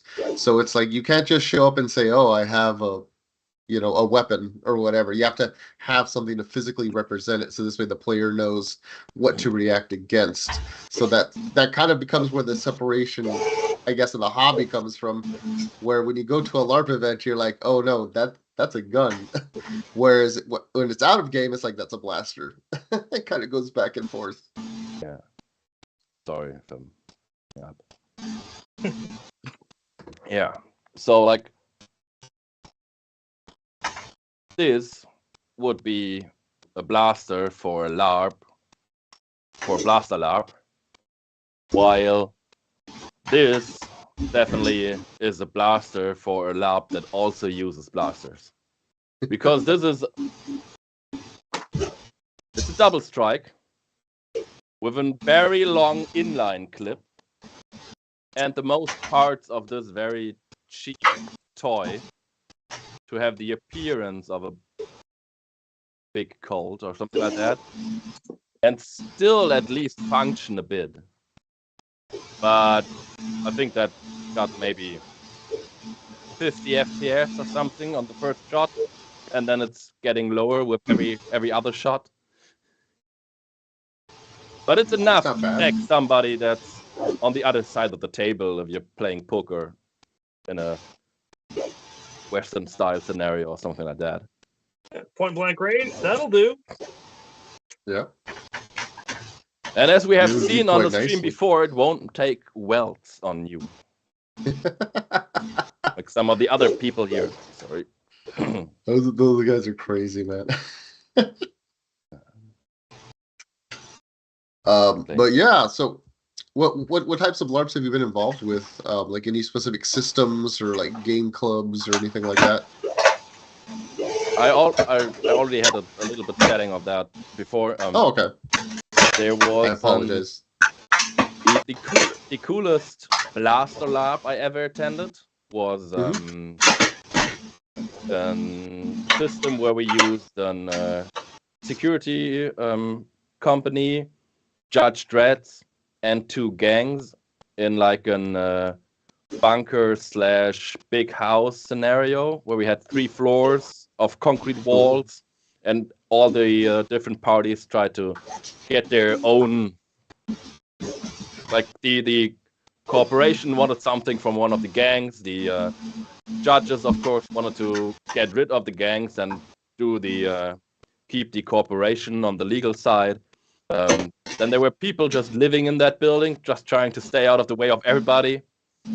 And that was a blaster LARP. So there was like an 130-ish cap, and everybody was needed to have some kind of eyewear. And there was no limitation on how many darts you could carry or how many magazines you could carry, or even on how many blasters you can carry. Which is a big thing in other LARPs, where maybe on a post-apocalyptic event, you may start you get 3 darts at the check-in. And if you want to have another dart, you need to trade for that in-game. Yeah. And it's hard to trade because every player just got 3 darts at the beginning of the LARP.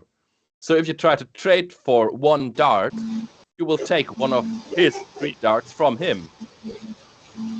So you need to pay a high price for that. Usually those are the people that they tend to use more of the melee, so this way they can trade their ammo for for other things. Yeah. Did the judges have full suits? Yes, they had. We had, I think, 12 judges in full suits. Some on I'd say downgraded level and some on movie quality. That was really impressive. Coming around a corner and just seeing 6 judges pointing full automatic weapons at you. I was like, oh, hello there. I'm just here for the security team. I think we are good, right? And they were like, yeah, no problem. What are you doing? I'm like, I was totally not carrying around dead bodies to hide them. Oh, look, there's a gang behind you. Let's run. Yeah, that sounds awesome, man. That sounds awesome. And then, like, the total opposite of that would have been a very low effort post-apocalyptic LARP where we just had a hut in the woods and a lot of people trying to get a spot in that hut to sleep for the night. So, I have to interject real quick. I just received an email that this stream is sponsored by Matter Hackers, and they just donated $100 gift card. Ooh, that's nice. Should we give this away in some fancy way? We should probably do that. Yeah. Sure. Why not? How would we do that?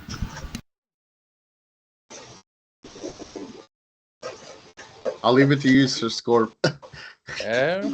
I was wondering if I've got the capability of monitoring any kind of social media right now to see if people got nice looking Nerf blasters that fit the description of being used for LARP, and just sharing the heck out of them and give it to the person who just got the most reactions on it within the next 50 minutes, connected with sharing the link to this live stream so that the people know where it's coming from, and maybe creating some activity and nations around. We should probably do that.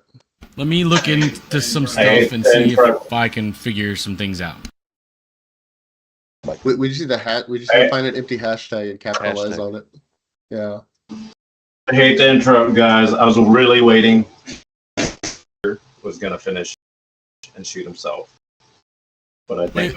Hold on. So technically, we didn't get a cash donation, but we just got $100 donation via a gift card. So does that mean we met our goal, Captain? Well, I'm not quite done yet. What are they? How much do they still need? I think $35. All right, well, let's hype it up. We need $35 more before I figure out why this rev trigger is in here wonky, and then I'll skip myself with this thing. $35. You could donate those $35 to the Punish Captain Xavier, and you'll get to have me shot by your money twice. That's actually quite a good deal. That is true. Currently, it is something like $891 that the Cap has to pick up off the ground, and I want him to film it where he picks up one at a time and says 1, 2, 3. It'll be a nice long video of me cleaning up rounds on the range. No garden. It's gonna be a 24-hour live stream again. That's exactly what I thought just now. How long does it take Captain Xavier to count to 800?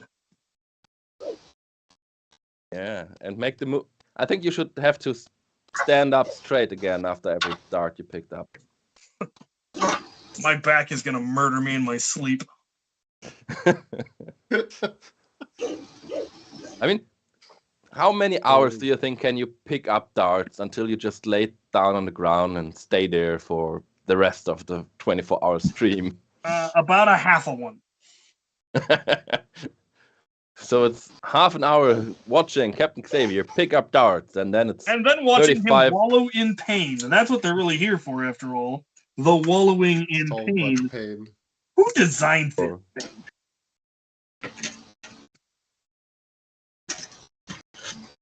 Oh, Oh, not fitting, right? Huh? Awesome. There was a bit of infill that didn't get removed. The classic last touch. Oh, I should be finished. It's not fitting. There we Let go. me see. There we go. So.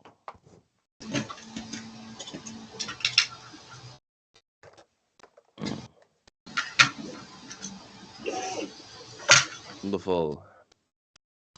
I've got the topic that I want to cover on this segment about LARP blasters. Go for it, man. And I would start, and then we can just interrupt for the captain shooting himself with the blast he just did.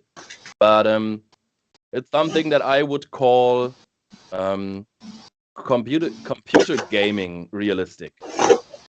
So if you're modding a blaster for LARP, you can, of course, just go the route of the all black whatever. Yes, this is a realistic looking blaster, and you absolutely can use something like this on a LARP. Depending on where in the world you are, you maybe need an orange tip. That's highly based on the rule set. So at some areas of the world, you may need something more looking like this. But still, that's one route to go. But I actually pretty much prefer more like the video game vibes of realistic blasters. If you're looking at any modern video game, the people don't have black stuff to use. They've got kind of fancy paint jobs on it, or at least a little bit of something like that. The type of blasters that I've always thought of in regards to what you're saying is the type of firearms that they have like in Borderlands, like how they're all brightly colored but very deadly. Yeah, so this is something I made for an more sci-fi looking system, and it's nearly it's a bit black, it's a bit silver, and a bit paint on the grip, so it's not very fancy, but you got a like the dragon decal to give it some personality. And that's something that is, of course, again, something that depends on if you're going on a blaster LARP or a LARP with blasters. The more you're on the side of LARP with blasters, the more personality you want to give to your blaster. Yeah. Because you want to have the blaster standing out, being a piece of your kit, not just a tool for most of the characters you play. And just think about, what's the backstory of the blaster? Where did I get it from? What does it mean for me? Is it like, does my life cling on this thing? Do I have that in perfect walking order, always on my hip or in my hand, because I always need to have it ready?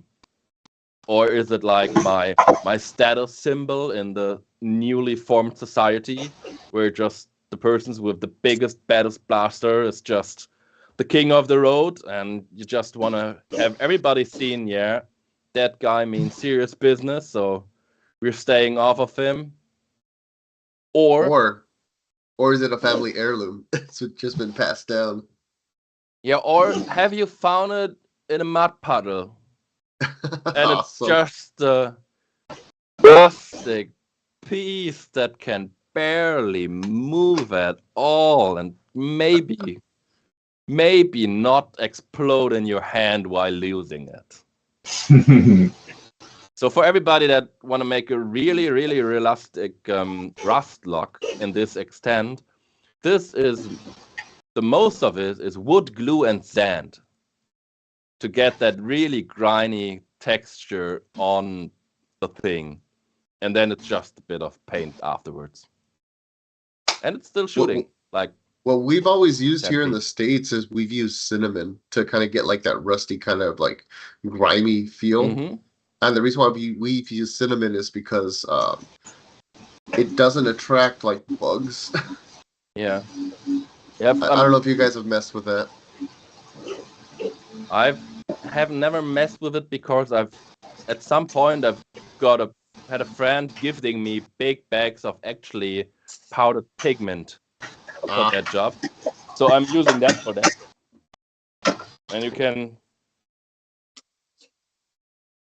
like. Oh, that's cool. Like this is just some rust pigment to have the rust effect. And one thing about that is it's real different if you apply it before or after your top coat. So if you're going over it with a clear coat, it will drastically change the look and the appearance of it. Because on the one side, it will blend it into the surface of the blaster. So you have not, optically, you have not sticking something on the blaster anymore, but you have it being part of the finished blaster. And it will also, most of the time, get a lot darker because it gets wet in the process of being spray painted. Yeah, that's true. So that's why on some of my blasters, I'm used to put like a bit of pigment on it at the side of the event, that I have another layer on the blaster that really makes the feel, makes the touch of it old and rustic. And you can even wipe it down while you're playing. You can actually have you sitting there and polishing up your blaster in-game and having something to do if you're just sitting there and thinking like, well, I'm not to do. Okay, let's clean my blaster. And you can actually clean it because you just put that powder on it. Yeah, that actually really works good, especially if you're playing a system that has a mechanical like benefit for like, hey, I took 10 minutes to service my firearm, so now I get a +1 bonus for 10 minutes or whatever. Yeah, there's been a few systems I played that have been like that. Yeah, so what was the coolest system that you played in your past? The coolest system I've played, like in all honesty, I'd have to say is Dystopia Rising, but I don't necessarily like the system, but I like the world for it. If that makes any sense. Absolutely. Yeah, There's the so world was nice phenomenal. worlds out there. Yeah. There was another one that I played very briefly. It was called Planetfall, which was kind of more like you were colonists and you were set down on a planet to essentially like colonize it. And it was cool because we used our cell phones and there would be like QR codes and you would scan it to like harvest minerals and whatever. But we also used the blasters to simulate, firearms. And it was great because depending on the different level of like career that you chose, because they didn't have class, they had careers. So if you were like a farmer, for example, you can only use like holdout blasters, so like night finders and stuff like that. And you would actually have to buy the proficiency to use something like a strong arm or something like a strife. Yeah. That's in Germany we have a lot of LARPs that struggle or lets you struggle to get blasters because it's hard in Germany to get firearms. So we represent that in our LARPs. So if you want to have like an AR-15 or something like that, you have to be at least have a military background or something like that. Yeah. Or have a good story where you got it. Or have to play that story out during the event. Like to actually get it, yeah. Like maybe there's rumors that there have been some soldiers around here and that they had an encounter in the woods with zombies or whatever. And only half of them made it back. So there should be some remainings of some soldiers somewhere in the woods. There should be something lying around, yeah. And maybe it's worthwhile going there and looking if they were eaten that fast that they still got like ammo left or even their blasters with them. And you just created the scenario where a lot of your player base wants to go to the woods and look for loot. And you just have them out there moving in the danger zone and can create a threat for them. Or giving them more equipment to have a bigger fight later on. Yeah.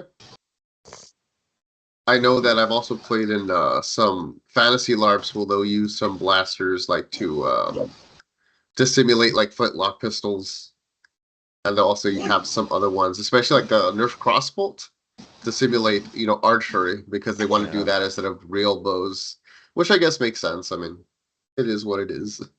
Yeah, that's the problem in the German LARP community.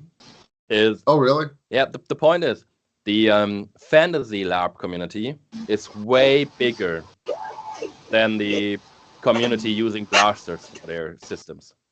So really? A lot of people joining post-apocalyptic scenarios or other scenarios where you use blasters actually have fantasy-style LARP arrows and LARP bows for their fantasy LARP. And the normal shooting distance that an archer that has some practice with a LARP arrow can hit you start something between 20 and 50 meters. And you just can't have a blaster shoot that far with that precision in that quickly if you have 100 FPS cap on the event. Yeah, it becomes a very big like meta power struggle. Yeah, because anybody who's a good archer can easily tag you from. Yeah, so every Medicore archer gets like a Hawkeye kind of character using a LARP bow on a blaster event. So actually, a lot of the events had to ban them, and then say here you can use bows, you can use crossbows, but they have to shoot Nerf ammunition. Because otherwise it's just out of balance too much. Because there was once an event where they had 3 people skilled with their bows, and I think every one of them had like 20 to 30 arrows with them, and they could take out armies. If they had an open field, nobody could just get closer to them than 10 meters or something like that. And they were, at that point, was merely like the starting range for a Nerf blaster fight. They were like, come at us, bros. We're just sitting here all day and shooting everybody that comes closer than 30 meters. And we're gonna get you. That actually reminds me of like when the Zing bows started coming out. I don't know if you guys got them over there in Germany. They're like these elastic bows that shot Zing arrows. Yeah. We started seeing them at Nerf Wars, and it's just like what you're saying. It's pretty much just like archery, like legitimate archery. You can tag somebody a lot farther than, at least back then, than a dart could could engage with them. Really hard. Yes, yeah, they would too. Yeah, they were not It is done. It is done. Am I even on the stream anymore? Yeah, I don't think you're done yet. Right. It looks like the battery's not in it. The battery's right here. Therefore, it's not done. The battery tray, I will print the battery tray after the winner decides how big of a battery tray they want. And word, it does have K26. Well, true to your other word, we are at exactly $3,400.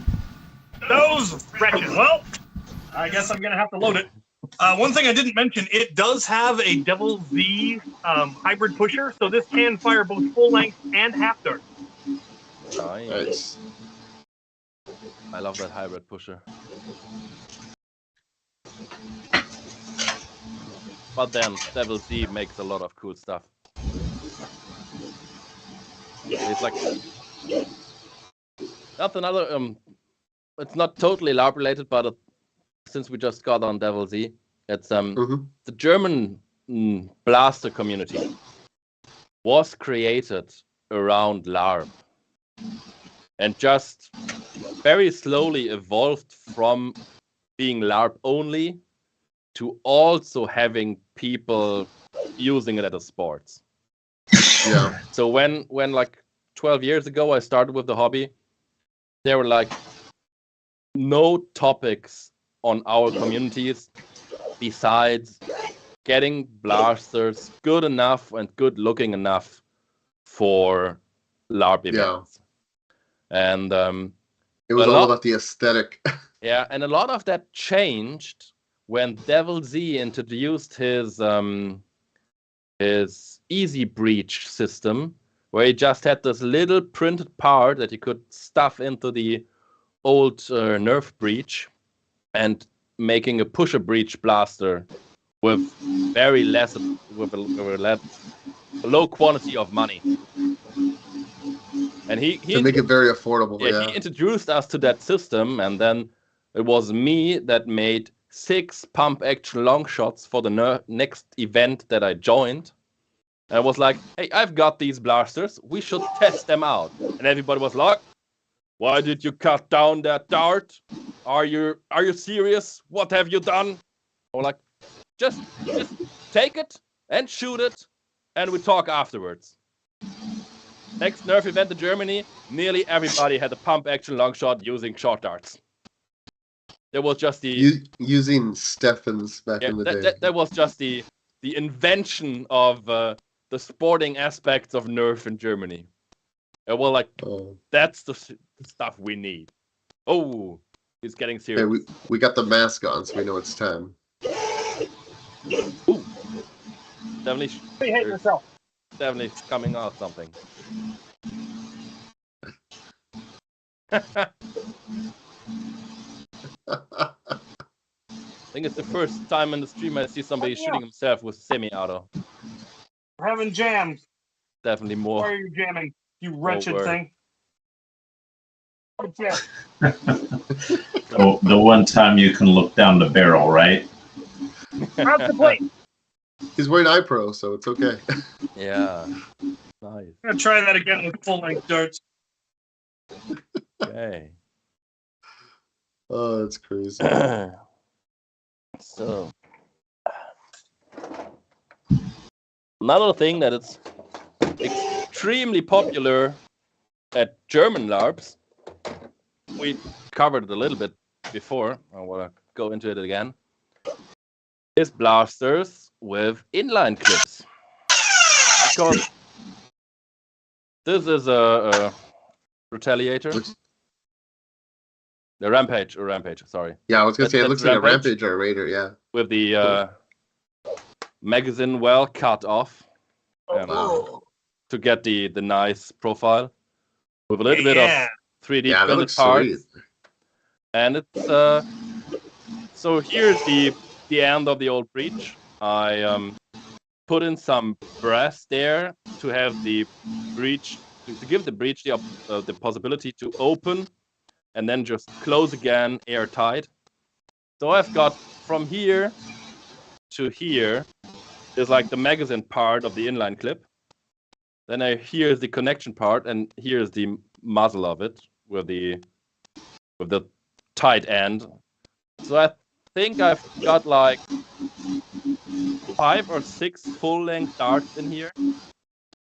And since it's a Rampage, without any modifications in spring-wise, it actually got enough power that you do not have to take it down between your shots, because the next dart will just travel to the tight end, so you can just shoot and shoot and shoot and shoot and got your 4, 5, 6 darts out there. That's awesome.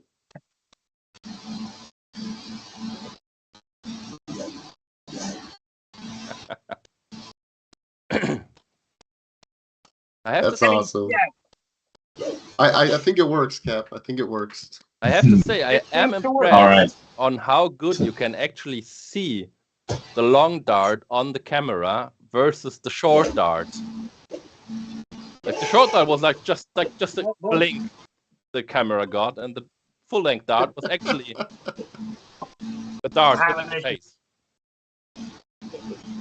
All right, guys, I got the C-Cap shoot himself, so I think I'm gonna go ahead and turn in All right, later, Daddy. See you later. All right, see you guys. Take it easy, my dude. Yeah. And then since somebody started cutting down darts, we got a lot of German people trying to build stuff like this.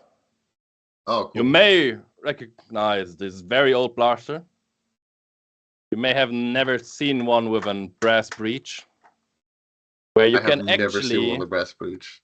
It's load a rapid in tech, isn't it? Yeah, and you can load in, like open the breech, load in short darts, and to be fair, for this system, a lot of people use like cut down elite darts to like 1.5 centimeters. So you're just barely behind the inner tip. Okay. So like the shortest you can do, and they still fire pretty good. And then you can like get, I think, up to 8 darts in here. And that's again have Cap, you muted yourself. I have muted myself? Yeah. No, I muted myself. Oh, okay. Well, I was just wondering.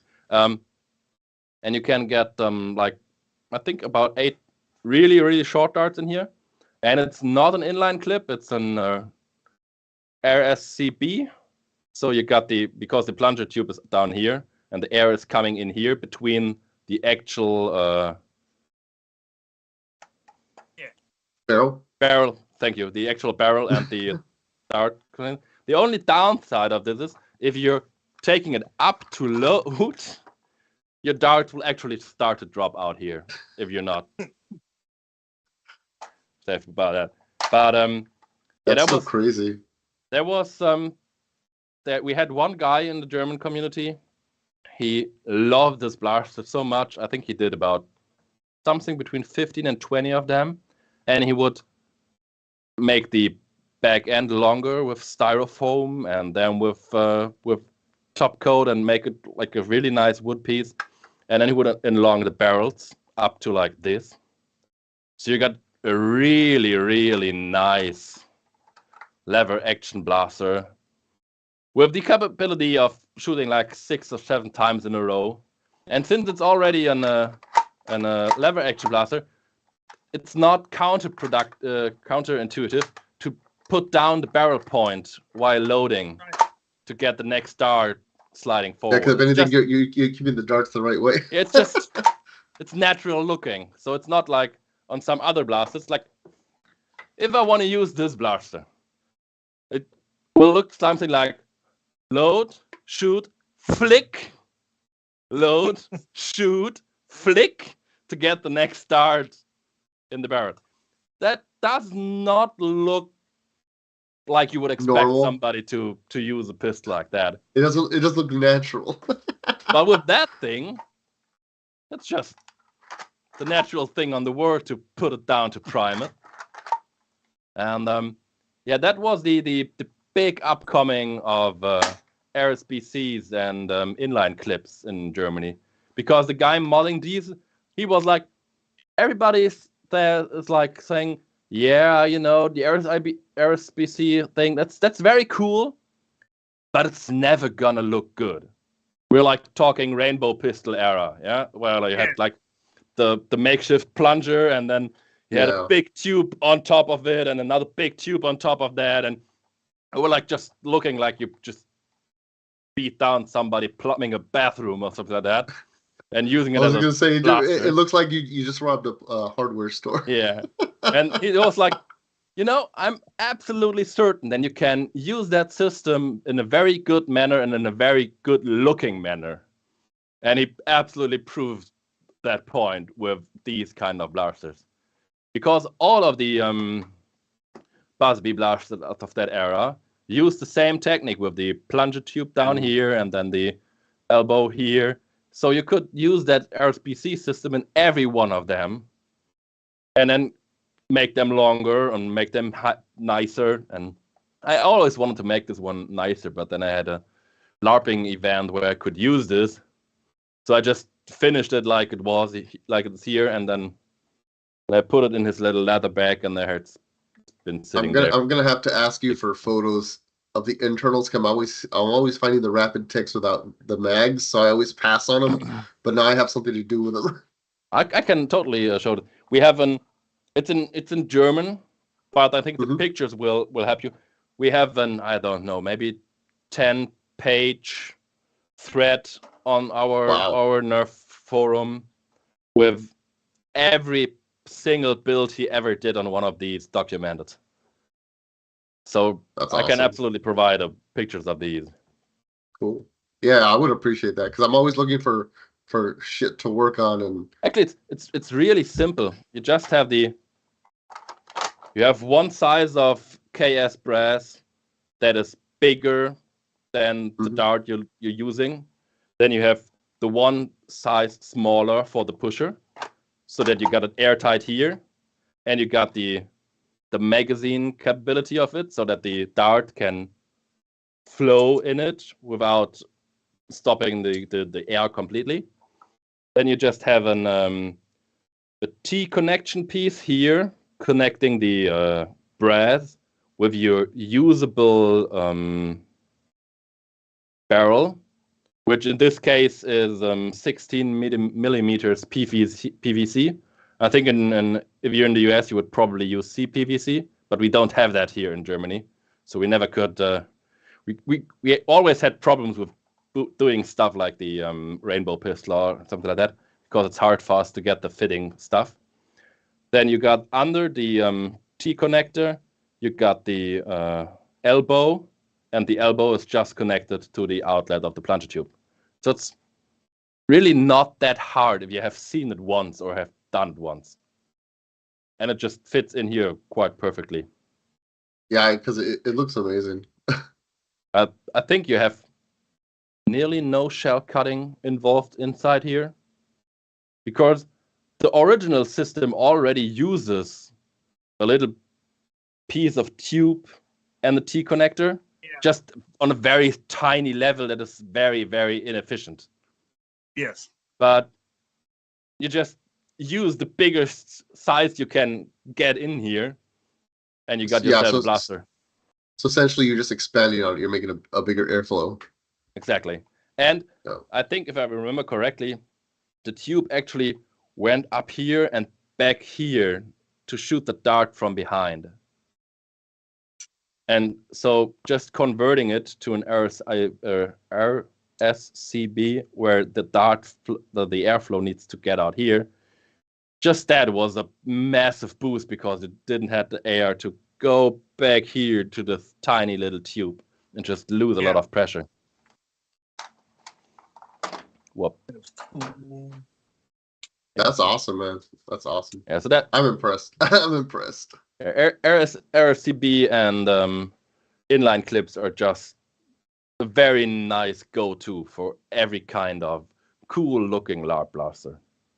Well, I was going to ask you, because you said you guys are still using Elites over there. Is that what you can only use? Is that the only thing you guys can get a hold of? No, but some of the major German LARPs in zombie LARP and post-apocalyptic LARP are definitely LARP with blasters. So the people showing up there are, in 95% of the people there, are LARP of a blaster to join that.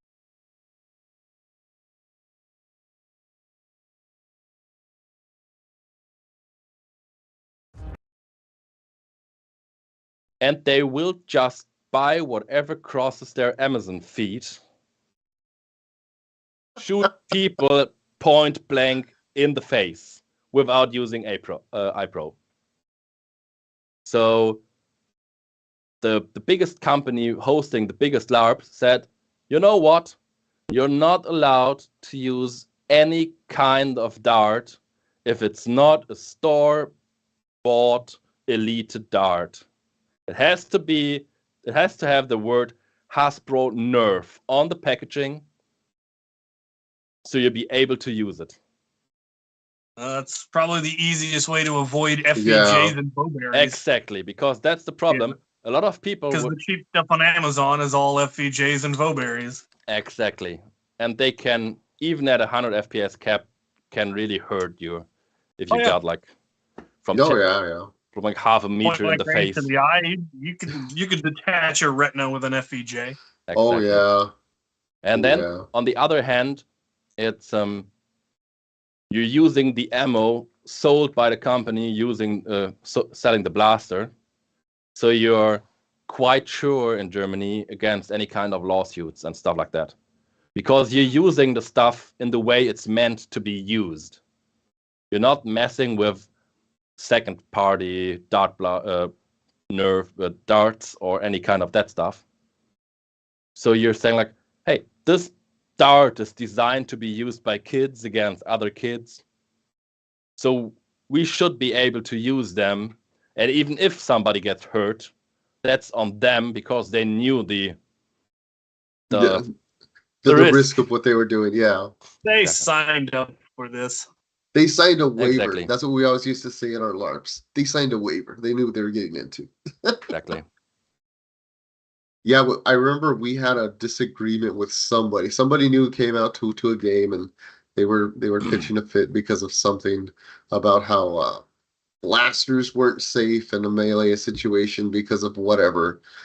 And my girlfriend, she's like, this is a kid's toy. And it just immediately shut him down. Yeah. Because they're stock, they're stock. They're just like cosmetically modded. It's just, oh my god. Yeah, and even if they're a little bit above stock, so I mean, 100 FPS could be a bit above stock. They're still quite safe darts. I mean, they're also shitty, but they're quite safe. That's but why if they're everyone's safe. using the same poor quality darts, it levels the playing field. Exactly. Yeah. And I mean, yeah, of course you miss like 4 out of 5 shots, but that's part of the game. Use your blaster like a melee weapon. Exactly. Go near, go there, and if you cannot shoot somebody, just use the actual melee weapon. Yeah. Yeah. That's true. I mean, that got a longer range than some of my LARP blasters. So. Right. Well, it's well past the time I was supposed to be off. It's almost midnight here now. Yeah, looks like you have to stay for the rest of the stream. You just I'll stay until midnight. Just lost the opportunity to leave. Is anyone watching the chat? Is there anyone asking questions? What's going on? I think I'm watching the chat, but there hasn't been anything. The chat, the stream kind of got messed up for a bit because somebody fell asleep on the keyboard, but it's all fixed now. Sounds like it's all fixed now. That sounds right. I think I messed up my chat actually. Well, it's working now, or at least it looks like it's working. Yeah, I think my chat is like frozen from a long time ago. I think I may have to reload that. Just reload it. It happens. It's an issue with YouTube. It's a terribly wonderful system. Have things been going on? Okay. Yeah, I've got the chat open in another window, and I think that just didn't refresh anymore. Yeah, okay. Barasta wants to know what are some of the big Nerf-ish events that happen in Germany. So there's or at least in the Germany LARPing scene or equivalent. Yeah. I'm not 100% sure if I got the names right, because they had internal struggles and some people had to leave, and these people that left had the rights of the names they used for like 20 years or 15 or something like that. So they renamed it, and I'm not absolutely sure if I got the renames correct. But we're not going to know the difference. Yeah, we got a big zombie apocalypse. Right. We got the big zombie apocalypse that normally hosts, I think, about 500 people on the event. And you got, like, if it's a German zombie event, you will not have a person that is playing a zombie that is not covered in fake blood, got fake wounds on their faces, or got costumes. So it's a very immersive thing where you have runners, you have crawlers, you have people wearing bulky suits with a third arm. You've got like everything you can imagine from every zombie movie or zombie game you ever saw. You will have that on that event. You will have people like covered in fake blood, just wearing a very tight suit or nearly nothing, hanging in a tree and just waiting for people to come along, and then just dropping out of nowhere in the dark, like 2 feet before you, and just trying to grab you. That's why the blasters need to be safe, because yeah, that's the makes sense. And then of course you got like just the walking hordes, where like just 20-30 zombies are just walking the main streets, and if they see somebody, they will just slowly walk on them so that these people can take out their big blasters and just shooting everybody and feel like the hero they are, or get eaten because they just jammed their rapid strike on the first Jammed time. and ran out of ammo and missed. Yeah. So I was gonna ask you, are these ruled styled LARPs, or these more like Nordic style LARPs? They are very ruled base in my experience. I was curious. Most of the time, if it's involving blasters, you got quite extensive rules for the event being safe. You do have Nordic style LARPs if you scale the event down. So you may have zombie LARPs that are just like 15 people starting in a hut. You don't know who will be the first zombie. Nobody got any kind of blasters at that point. And you're just like having an outbreak and just need to find something to fight with. Like I've got a friend who run events like that. Normally on Halloween or around Halloween. And it's his go-to event is like, you're a pen and paper party on a pen and paper event where they're like something between 10 and 40 people joining together to have nice Halloween Eve, not having any party, just sitting in a big room with like 4 or 5 tables. Every table got its own pen and paper session, and you're just having a good time. And about like half an hour into the evening, you just hear somebody scream. And that's the outbreak point. And at that point, you just need to figure out what is going on. Need to figure out why the electricity just shut off. Maybe you need to get out to get some fuel for your little energy. No, for your energy making device. The generator. Generator, yeah, exactly. Like you need to get fuel to start a generator, or get the generator from outside to get light or something like that. And I think he's got like maybe something between 40 to 100 everyday objects made out of foam, so that you can use it as a melee weapon. Like, should something happen? Break. Sounds amazing. A cross between HVZ and dinner theater. I love it. Yeah, all these kind of things. And they're just scattered around the place. And the far away you go from like your home security base, the higher your chance is that it's actually not just a bottle, but it's a crowbar or even a blaster. And then you just have to move around, get yourself geared up, try to survive. And it can always, most of the German LARPs are designed in a way where you can avoid the fight at all. You just can try to sneak around and just don't be in touch with any kind of enemy, and just go around and just being safe. Or you can just try to get as much arsenal as you can manage, and then just yell at the zombie, "Come at me!" and just try to get them before they get you. Yeah, so that depends a lot on what kind of event you are. And the other big event is a post-apocalyptic event. Both of these big LARPs with things are on an old American army base. Ooh. So they got I think around 50 buildings on that place. And depending on what kind of LARP you attend, some of the buildings are closed because they have the setups for other LARPs in them.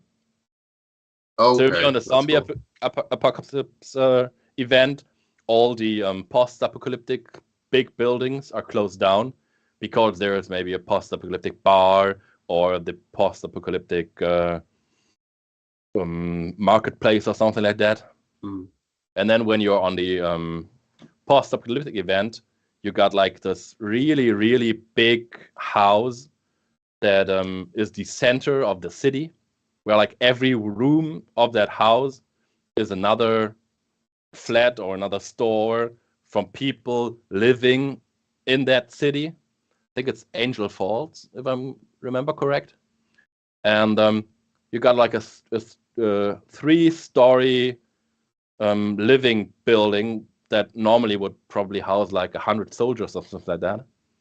And you just got the complete house decked out with post-apocalyptic stores and people living there. And then you have characters that don't leave that building for the whole event. And then you have other people that come there in the morning, try to find work or trade or something like that, and then go back out for the night because they cannot stay in there because they don't have a room or they cannot afford to be in the hotel or something like that. And they just search for a corner somewhere else on the field and try to Survive. live through the night. Yeah. That's awesome, sounds man. Incredible.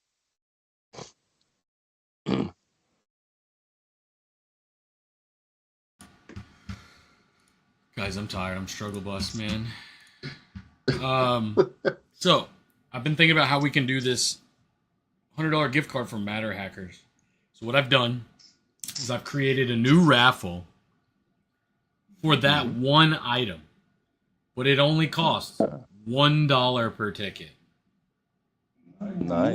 So for $1, you could potentially win a $100 gift card to Matter Hackers. But I thought that was the best way, so somebody that's not into 3D printing doesn't win a 3D printing gift card. Mm-hmm. That sounds cool. So that, what was that? I said that works for me. Oh. That's good. So it is live right now. We will pick the winner again when Captain Xavier gets back on at whatever time that is, close to the end. I think yeah. $1. That's all it is. $1 to win 100. So they can't hear you. They right? can now. Yeah. I hope so. You guys should hear the magical mystery voice in my head. Yeah. Chat, can you hear me? Is that a thing? I hope so. Maybe this isn't even real. Are we streaming?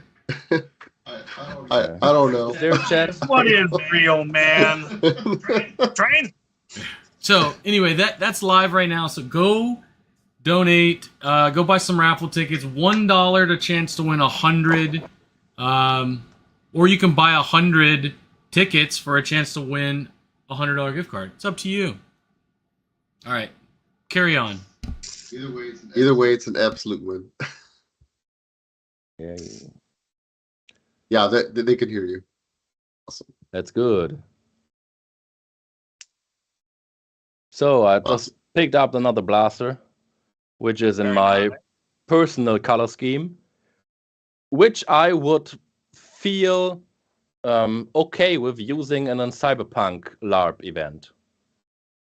You know, I was actually going to ask you that. Do you guys have any Cyberpunk or Shadowrun LARPs over there?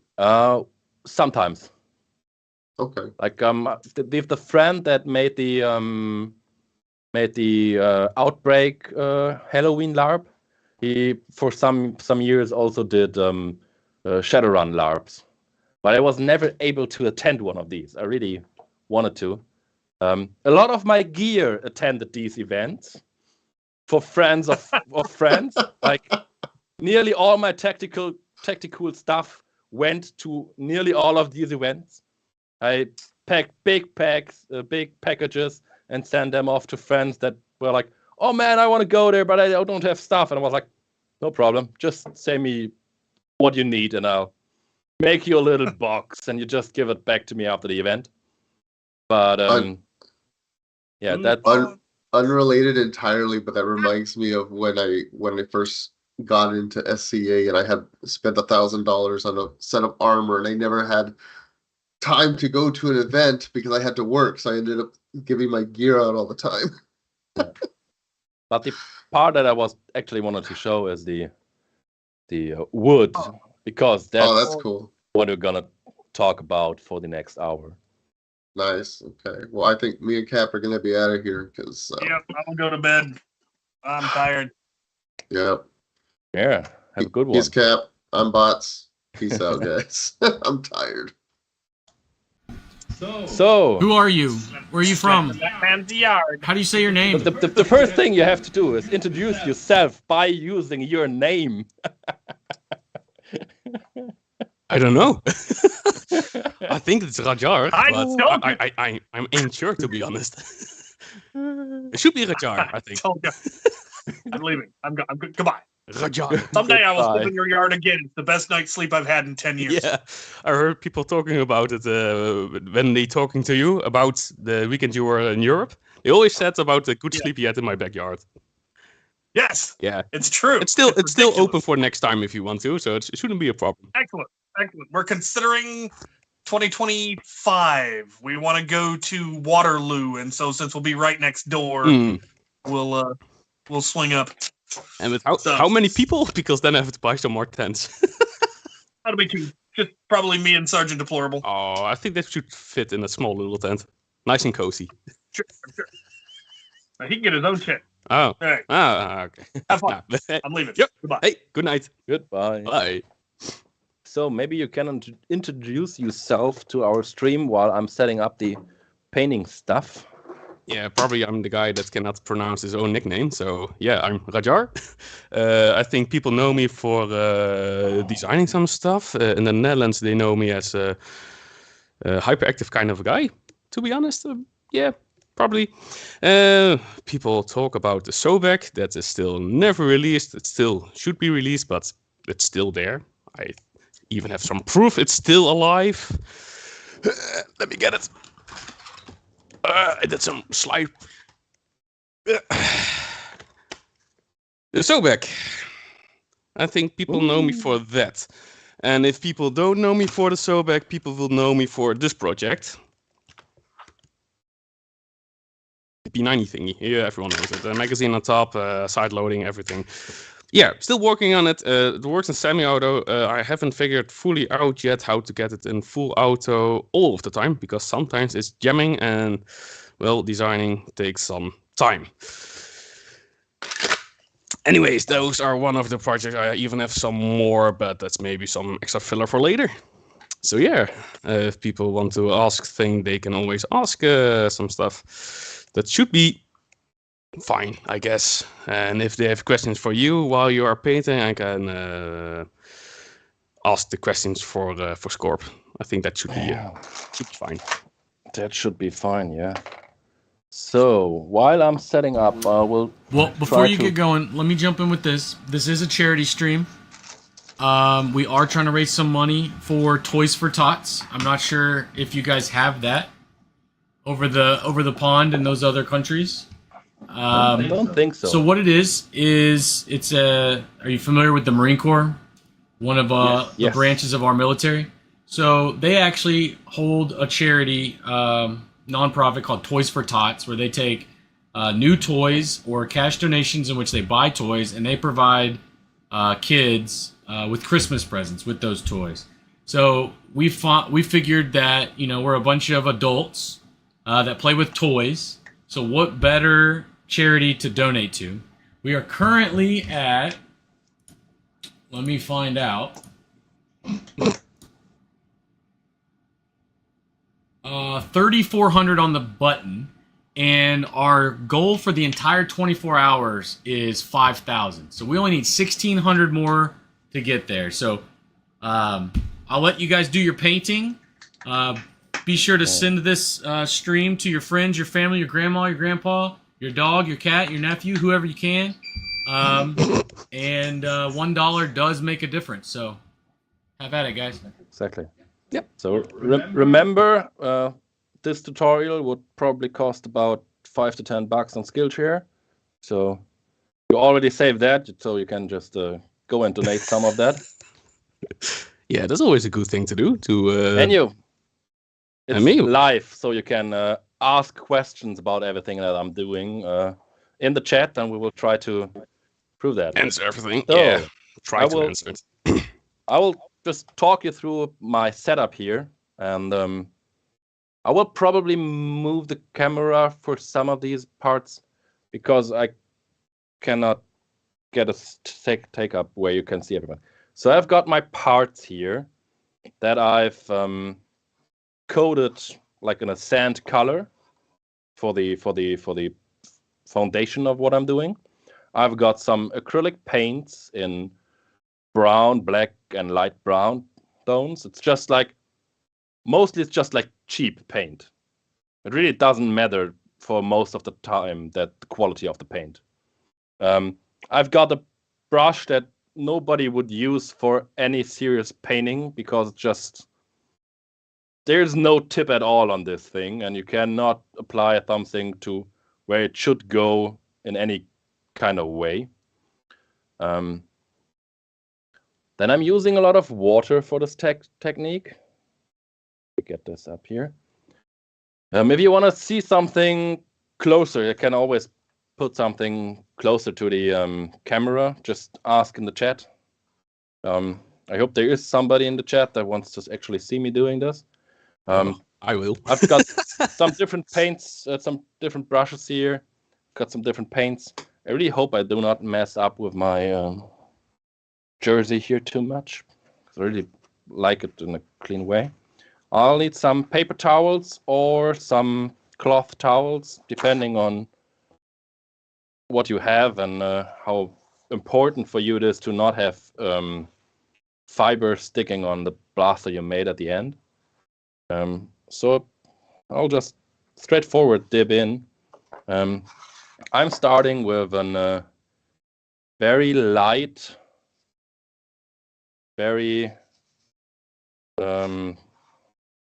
light black. I'll try to remove most of the paint. This will give me my first layer of wood grain, and therefore it needs to be done in the same direction. So wood does not look like wood if you're going into different directions with your grain. So you have to think about, if this is the main direction of my grain, where does the grain go here? It's going down that way, and on top it's going the same direction like the rest of it. It's a bit like dry brushing, if you're familiar with that. But yeah, I know that technique. Most of the people use that for weathering metal stuff or something. Exactly. Yeah. That is, by the way, the only technique where, for me personally, it matters what kind of color I use. I've got one silver for dry brushing, which is quite a good color, quite an expensive one, to be honest, which will last me forever because I'm only using it for dry brushing blasters and for nothing else. Yeah. But it got a very good quality and a very high count on pigment in the silver paint. So you can really make a light coat of it and have a really nice effect that is really looking very metallic. So the paint you are using, that's acrylic, I guess? Yeah, that's just some cheap acrylic that I could got of a cheap hobby store.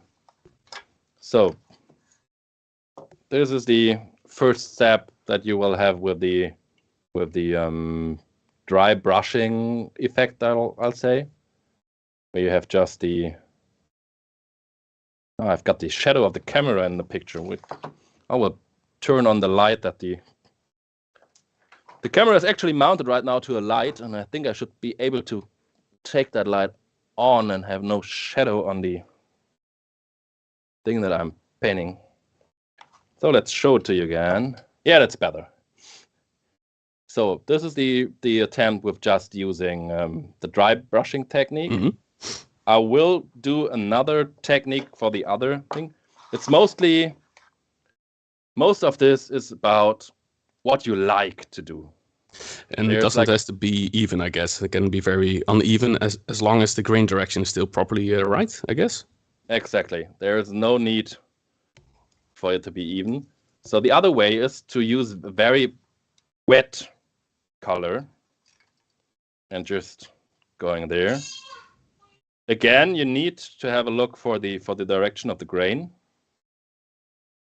But you're just putting a lot of water with the paint on it.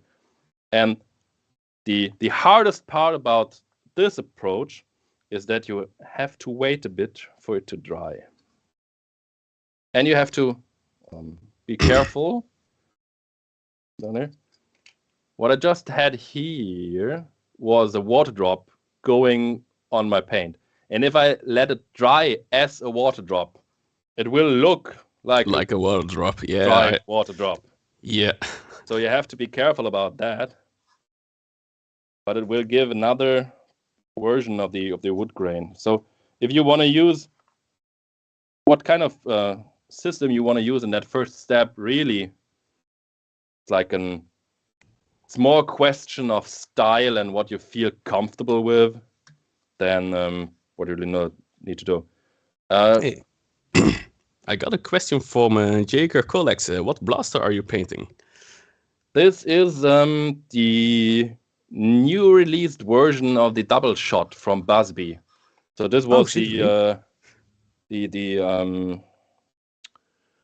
Walking Dead version of that blaster. That's why it has a little bit more texture on it than the there. It had a little bit more texture on it than the original had, but it's still technically the same blaster. Oh, okay. That's more. I'll explain it. The older one was a little bit more smooth and too smooth, I guess. Just a flat shell. Oh no. Yeah, it just I had this thing lying around, and I was thinking about what to paint, and I just took a blaster that is not that I don't need right now and will not look funny with wood on it. So, third version is this one I just drowned in black color, and now I'm wiping off most of it again. Like using washes, but then you have to try it afterwards. Yeah, exactly.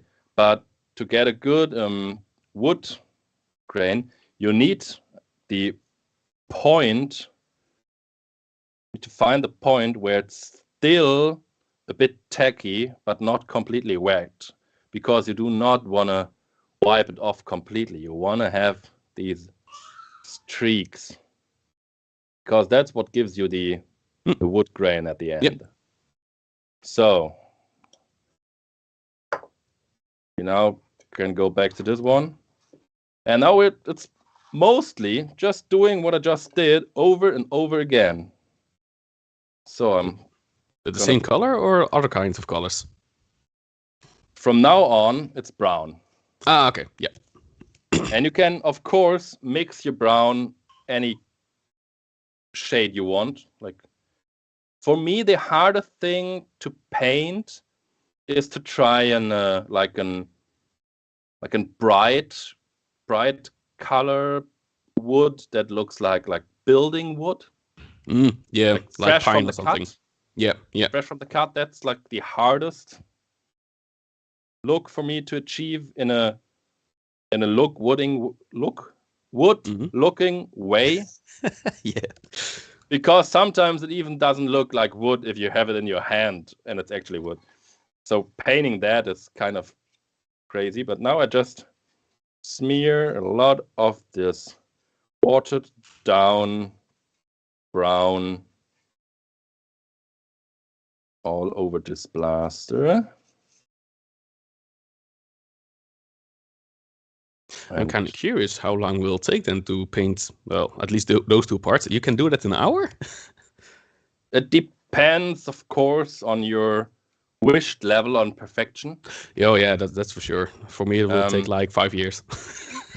The easiest way to get a very good finish is to like paint every layer and just let it air dry in between, because that way you will really see what you did.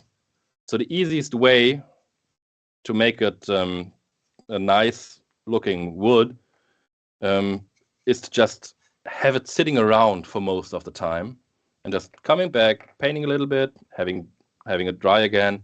Like I have blasters where I just made like 1 or 2 layers a day with just 3 minutes of me putting paint on it and then just letting it be till the next day. Yeah. And then just coming back from like work or something like that and just sitting down for 5 minutes, putting another layer on it and just leave it be. Because for me, the hardest part of painting wood is to decide if I'm done or not. I can understand. You can always add some new layers, but you have to be careful not to overdo it, I guess. Same with weathering. Yeah, weathering has the same idea. If I do some painting projects, if you do sometimes too much, it will look fake. Exactly. Yeah. And if you're too fast with the next layer, you may dissolve some of the paint that is not completely dried. Yeah. And maybe mess something up that you really liked. I had that so one time. This is just 1 layer of black and 1 layer of brown right now. And I hope the camera shows it. But yeah, I see some the root grain I already see. It's getting more pronounced. Start to look a bit like wood. So I've got this one out here. That's the one where I used kind of wet black. I'm now going on there with an dry piece of my towel and just gently wipe away the points where the water has collected into dibs. Yeah. So the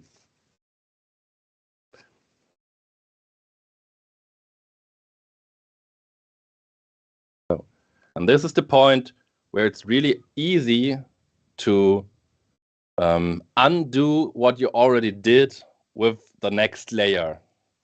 Because at this point, if I'm just going over it right now, there is a chance that I'm picking up stuff that has already that I had there and is not completely dried yet. So I'm trying to. Yeah, then you rub it off again. Be careful about that. Yeah, exactly. One thing that I have not done on this blaster here, on this build, because I didn't have the time for it to prep, is it's really beneficial to sand down any kind of logos and warning labels and stuff like that, because it will always look sus if you got the Busby logo and the do not open this thing, do not mod it in the wood. It's just like, yeah, that's not wood. No, then it's for sure. Then the illusion is already broken because you see a warning label. Exactly. Your brain will just not like it. No, it's like, okay, that's fake. It's like a little bit of the uncanny valley. You see something, it's like there's something off. So in the early stage that I'm right here, you can also add another dimension on the wood. You can like try to say, okay, I've got this wood here, got it in one big stroke, and I'm doing some waves on it because the wood grain can also is not completely straight. Yep. And that way I create another. Oh, that's kind of awesome, to be honest. Way. And now I have to leave it be, or at least I have to finish the sides and then I have to leave it be.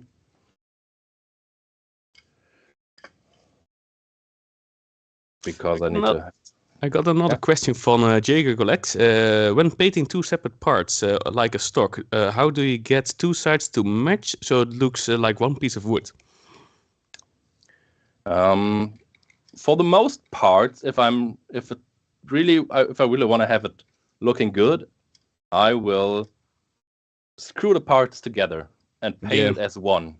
I thought so as well.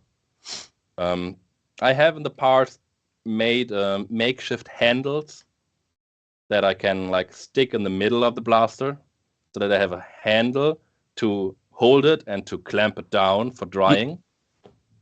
Another thing that really works in your favor is if you're painting stuff like that and you cannot store for drying in the direction of the grain, then every paint that will drop down or something like that will fall in the direction of the pattern and will work in your favor. Yeah, also you have a drooper like the other way around, and then, well, it doesn't look out like wood grain anymore. Exactly. Yeah. I'm not trying to match these pieces here right now because I want to show some different part of the technique.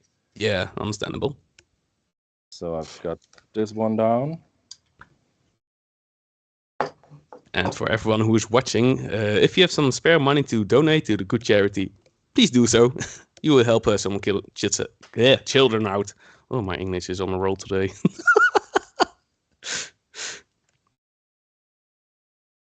So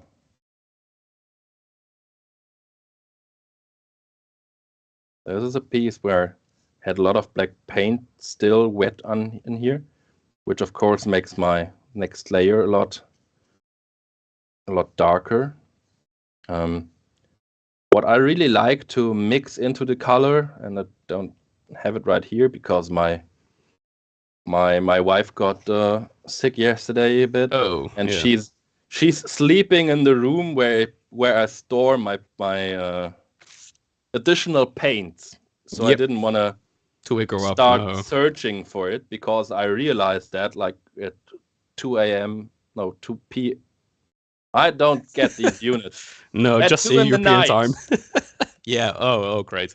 I realized that thing at 2 in the night tonight, and I was like, no, I'm not gonna get the light out and wake my wife right now just to be able to put some other colors in there. But you can, of course, use a wide variation of brown, of red, of yellow, gray. I also know there's some how purple old. wood. Yeah, depending Purple on how heart. old you want to have the wood. Yeah. What is absolutely doable with this technique, but it's harder because you have to make the people believe you. You could use the technique with any color and make stained wood with it. Oh yeah. I once tried it with actually blue stained wood. But it's hard, and you have to be very careful about making your patterns. Like the start has to be good for that, because if you're not doing it well, people will just say, "Oh, what is that funny blue thing there?" Yeah, and it will not look like wood, because the first thing you think if you see something blue is not wood. So brown will help you because wood is always brown, and your brain will just help you think that what you just saw is actually a brown color. Yeah.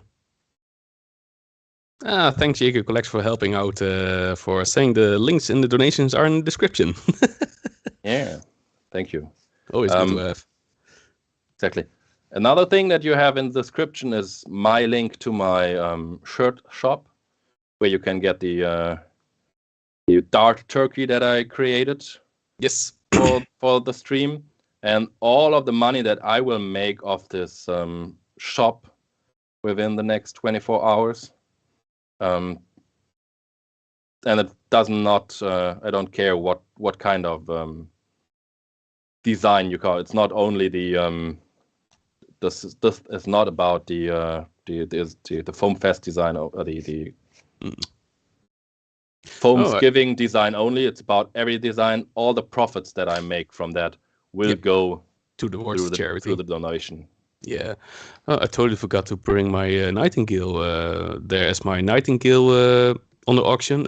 At least the printed parts and the folding stock. And for people that win the auction, I can even make a custom etched folding stock bars on it. But I left it in the garage. I'm not sure if I can get it quickly, but you have to be on your own for a little minute. Can try. I think it would be nice to see it and bump up the donations. So I think you should go. Yeah, then I will quickly get it. Exactly. I think you're fine for talking 2 minutes more. Yeah, just keep. I will jump in. I'll fill your gap. Yeah. So what you just I did here. One thing over here. Give me a moment. There's another base, and I focused here on adding like here, and in the front, and leaving spaces in between to make a more or a stronger pattern in there. So it's really the first things that I started to paint to look like wood were actually old CD cases, because it's a kind of similar plastic to Nerf guns, to Nerf blasters. Sorry, got that. And you can just or plastic trash. I used a lot of plastic trash to practice my wood painting. So we have a question from Lightning Eagle 14. Do you do scratches in the wood with something? And before you answer that, Nerds of Dart, we have partnered with Causepilot. They have allowed us to use their platform to hold this charity event. So that's a question for them. But we're learning a lot from this 24-hour stream, and we will pass all this information forward. But for this time, it is limited to stripe. So do you do scratches in the wood with something? Depends. I sometimes do it. You can fairly easy scratch up the surface of the blaster with like a 40 grit sandpaper or something, and it sorry, it will help you create the wood grain by just scratching the wood grain into the plastic. But you also have to stick in a way to what you scratched into the plastic. Because if you scratch it in a slightly different angle than you end up painting it, the human eye will pick on that and will just say, wait, that's different. Why is there 2 grains on that wood? So for most of the time, I do not scratch my plastic. But I know people that will do it every time they paint. And it gives you this layer of depth that it's easier to fill in with a paintbrush. So you can totally do it, and I know a lot of people that does that. I just personally don't prefer to do it. I hope that answered the question. If not, just shoot it again. I'll try to elaborate more. It's very early in the morning for me to just speak English. Okay, I'm back again. Nice. Okay. So show us what you got there. Yeah, give me a small. From your basement. I hope it's not an Austrian. Let's hope so. I hope I can get it in frame if it's not too big. Captain Xavier has the same one. I think I put my laptop on the table. Give me a small moment again, because then I have some more room to show. Okay. Captain Xavier has the same one. It's a Nightingale, everyone knows it. In the auction house there is a thing you can auction off, buy, I don't know the correct word for it. Anyways, folding stock. to keep more stable. And what you can buy from the auction is the full kit with the top part Picatinny with an expanded battery door. It's just quite simple. You use a thumb screw. You have a little bit more room for the batteries. There are options to switch out the muzzle piece. I don't have the other ones because I prefer the small one, but you can just twist it off and pull it out. You even have longer ones, but yeah, that will affect some accuracy. TPU made magazine extenders. This one extends to, I thought it was 5 or 6 darts. But the fun part about TPU is it's layered with hollow pockets in it, and if you have a full magazine and you drop it, it will not bounce everywhere. It will just dead drop on the floor and just fall over. Instead of we have with the old magazines, the magazine will drop out, the cap will break off, and the spring will fly everywhere. The magazine is just friction fit, so you can still do some maintenance on your magazines if it's kind of dusty. Because last war I've used this thing. It was black, but now it's more brownish because of all of the dust. Oh, come on, that was not so dusty there. No, oh, sorry, it was the war before that. That was, I thought it was 30 degrees Celsius. Yeah, Celsius, I don't know Fahrenheit units. It was kind of warm and dusty, and it wasn't the greatest thing for your flywheel blasters. Everything was crunchy. But back to the auction again. I can etch this part for you with your own custom name in it.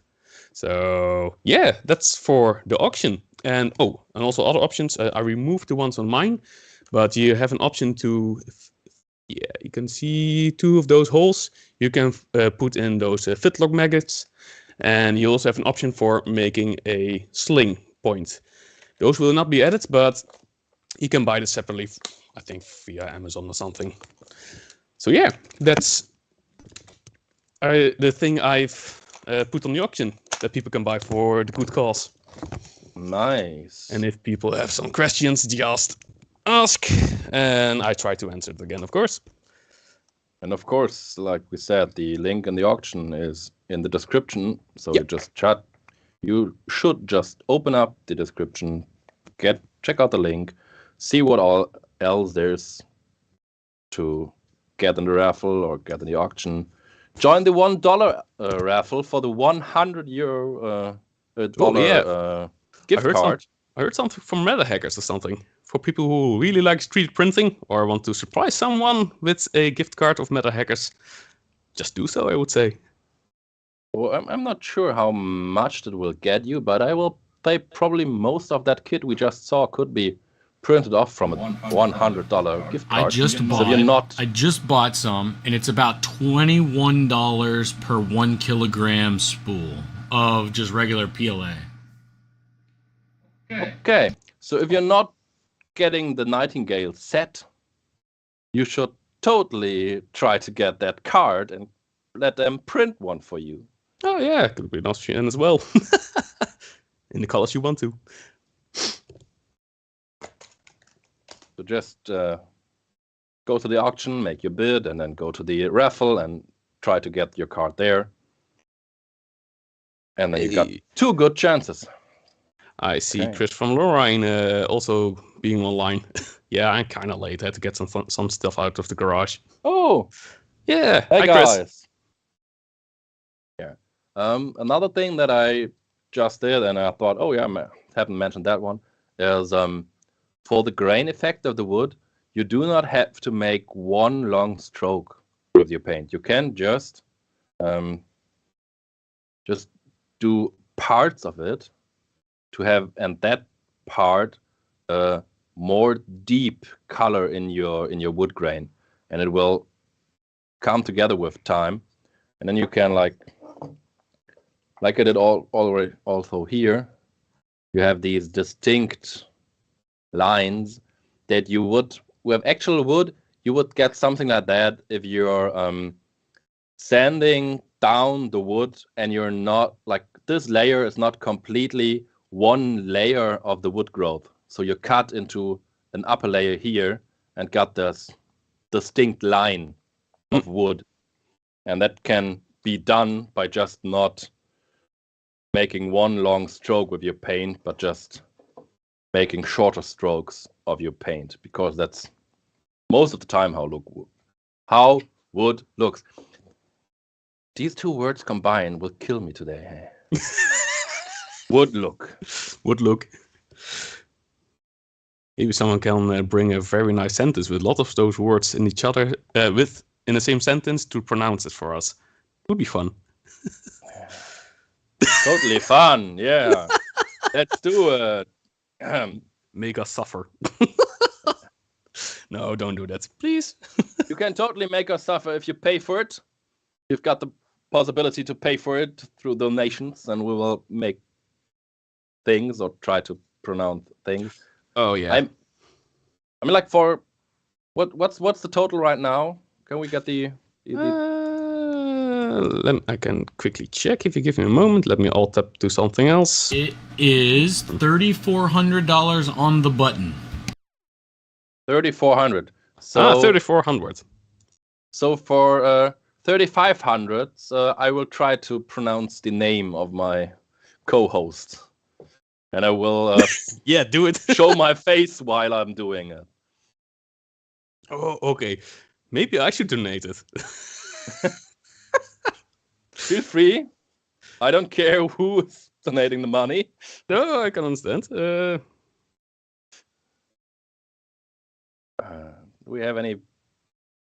Oh, come on, Jaeger collects. That's not fair. Wood would look like wood if wood could look like wood. Hey, one take. You can do it. Yeah, but it's not fun. No. To be honest, my English is also not the best, but yeah, we'll make do with what we can. Yeah. Right? That's one good thing about the Blaster community. I was never scolded for not knowing a word or something like that. People would always try to help each other out with just trying to communicate in any kind of way. Mm. And there's like even on the Nerf Facebook groups, there is very less. Oh man, you wrote that word wrong. Ha ha ha. Comments be under any questions, which is not very typical for Facebook comment sections. No, not really. So what I'm doing here right now is another way of getting my layers in. I wiped away some of the colors in just some spots and not in all. So like the most important thing about this system is to not get the color too even on that stuff.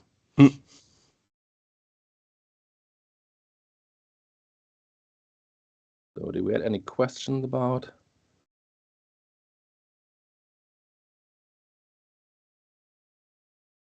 It's not that hard. I just read the comment from Carlo. I think it's okay, mostly... I'm not going to say the last word. Almost said the wrong thing. Okay, Carlo has one. How much wood chunk chuck? If a wood chunk chuck could chuck wood, he would chuck. He would as much he could, and chuck as much wood as a woodchuck would. If a woodchuck could chuck wood. Okay, now you do it. What? No. How much wood would a woodchuck chuck? If a woodchuck could chuck wood, he would chuck as much as he could and chuck as much wood as woodchuck would if a woodchuck could chuck wood. That was fairly easy because there was no wood look. Okay. That's the word I'm struggling today. Now you are going to challenge them, I guess.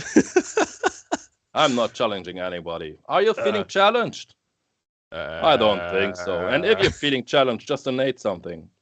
Because I'm really challenging you to increase our donation. Oh, yeah. And if you think like, yeah, man, I really want to do something, but I cannot just justify to donate anything, you can still just buy some Nerf T-shirts as Christmas gifts for your little brothers or sisters, or your granny or whoever, and all the profits from that will also go to the charity. So, if you're still in need for some Christmas presents, you can just get some on the store and hope that they arrive in time, because we're really close to Christmas, I just realized. Yeah, it's very close now. But I mean, yeah, who doesn't like to unopen an empty package with a letter saying, yeah, you're getting a present as soon as it gets here. It's somewhere stuck in the postage.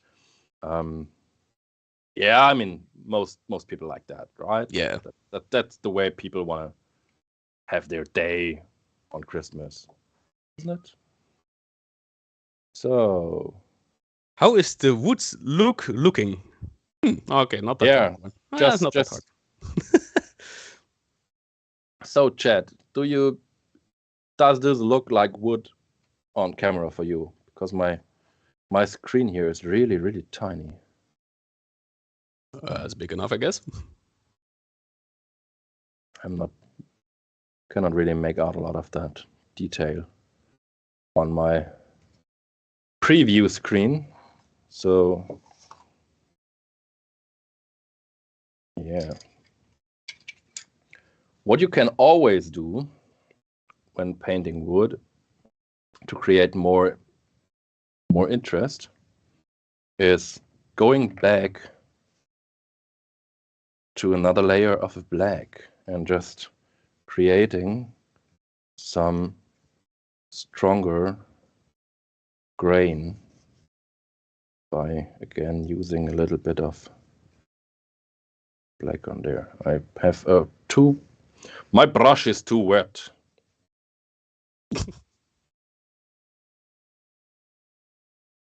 Why did you laugh? Just inside joke with someone else. Yeah. I really hope at the end you can still pronounce my name. So you're not laughing about me having a wet brush, right?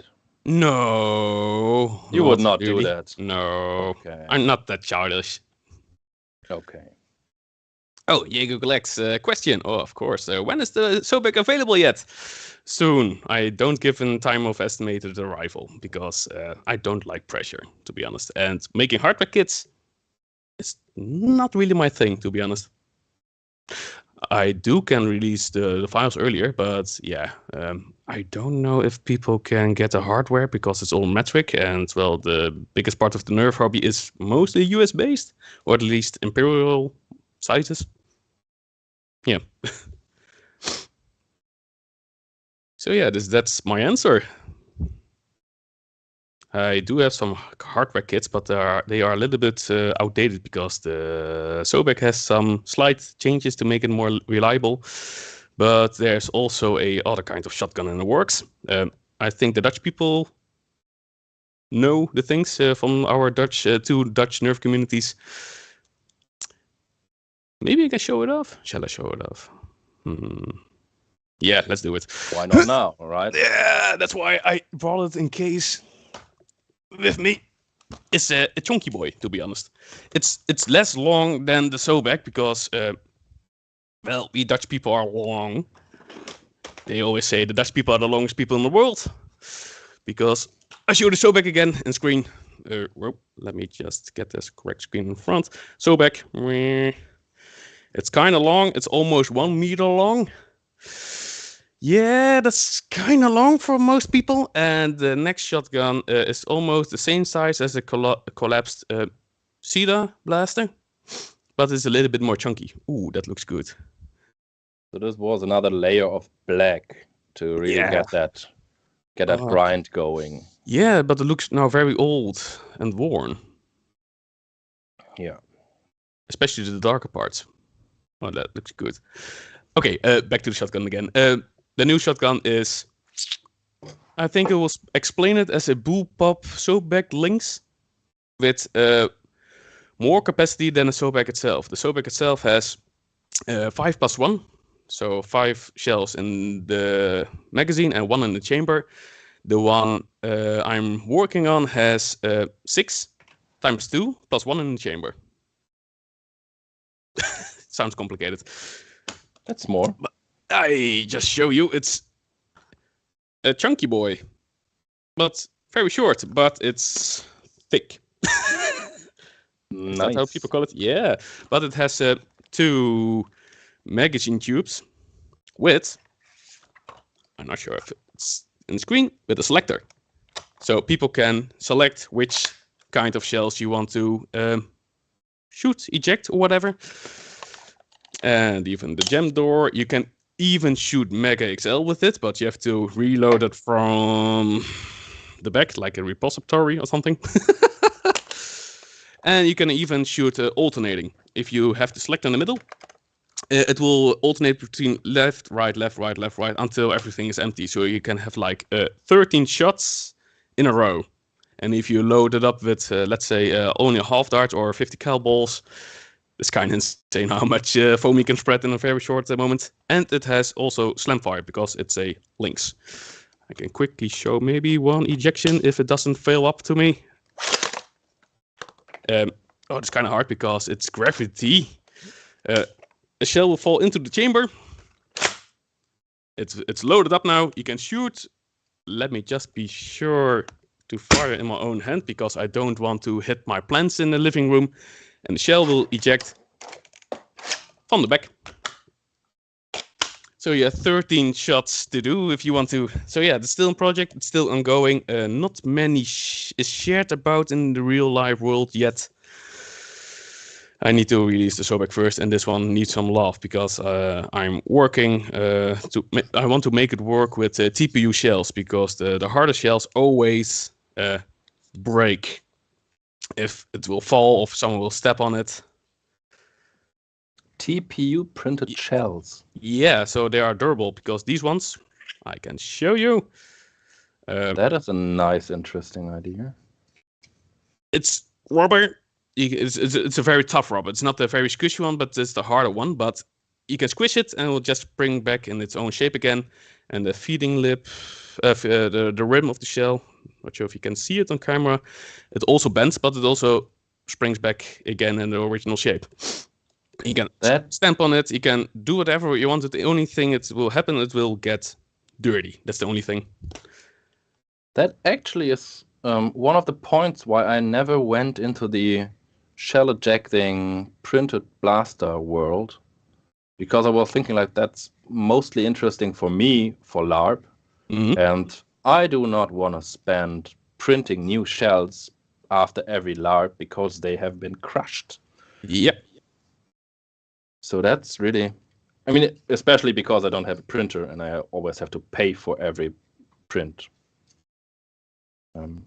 So it's not like I'm just getting some new shells done in my basement and I'm good to go, but it's always, I have to order some from somebody that I pay for printing them and then pay for shipping. And yeah, well, these ones, I think that I have these for like, it was even pre-COVID. So whoa, they are still alive. They're only dirty. And sometimes you have to wash them a little bit, but they're still good to use. The only little bit of damage I ever had is, I don't even know if it's possible to see it on the camera. Where's the light? It's hard to show.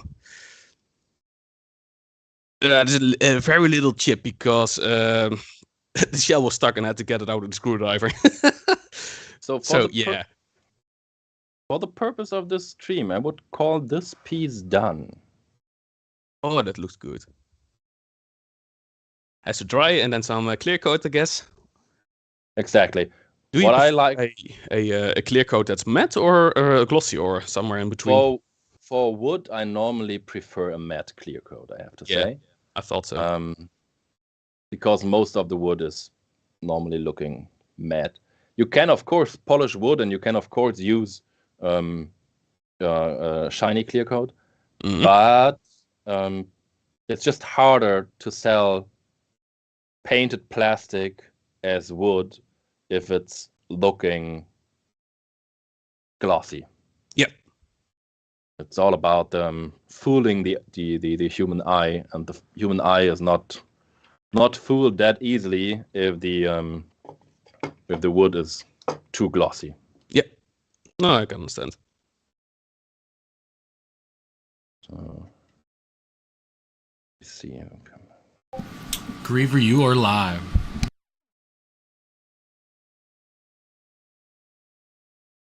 But muted, it seems. Because I cannot hear him. Who, me? No, Griever. Oh! I thought I settled my mic button or something. No. Oh, okay, that should be fine.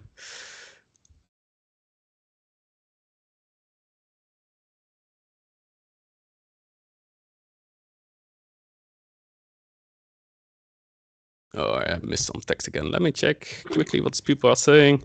I love the wood. Well, that's a good thing to hear. One shell taking blast I've ever used is Sledgefire and a shell strike, so the Sobek has been keeping interest for a while. Yeah, I heard that a lot from people. Yeah, we really should release it, I guess. But yeah, time.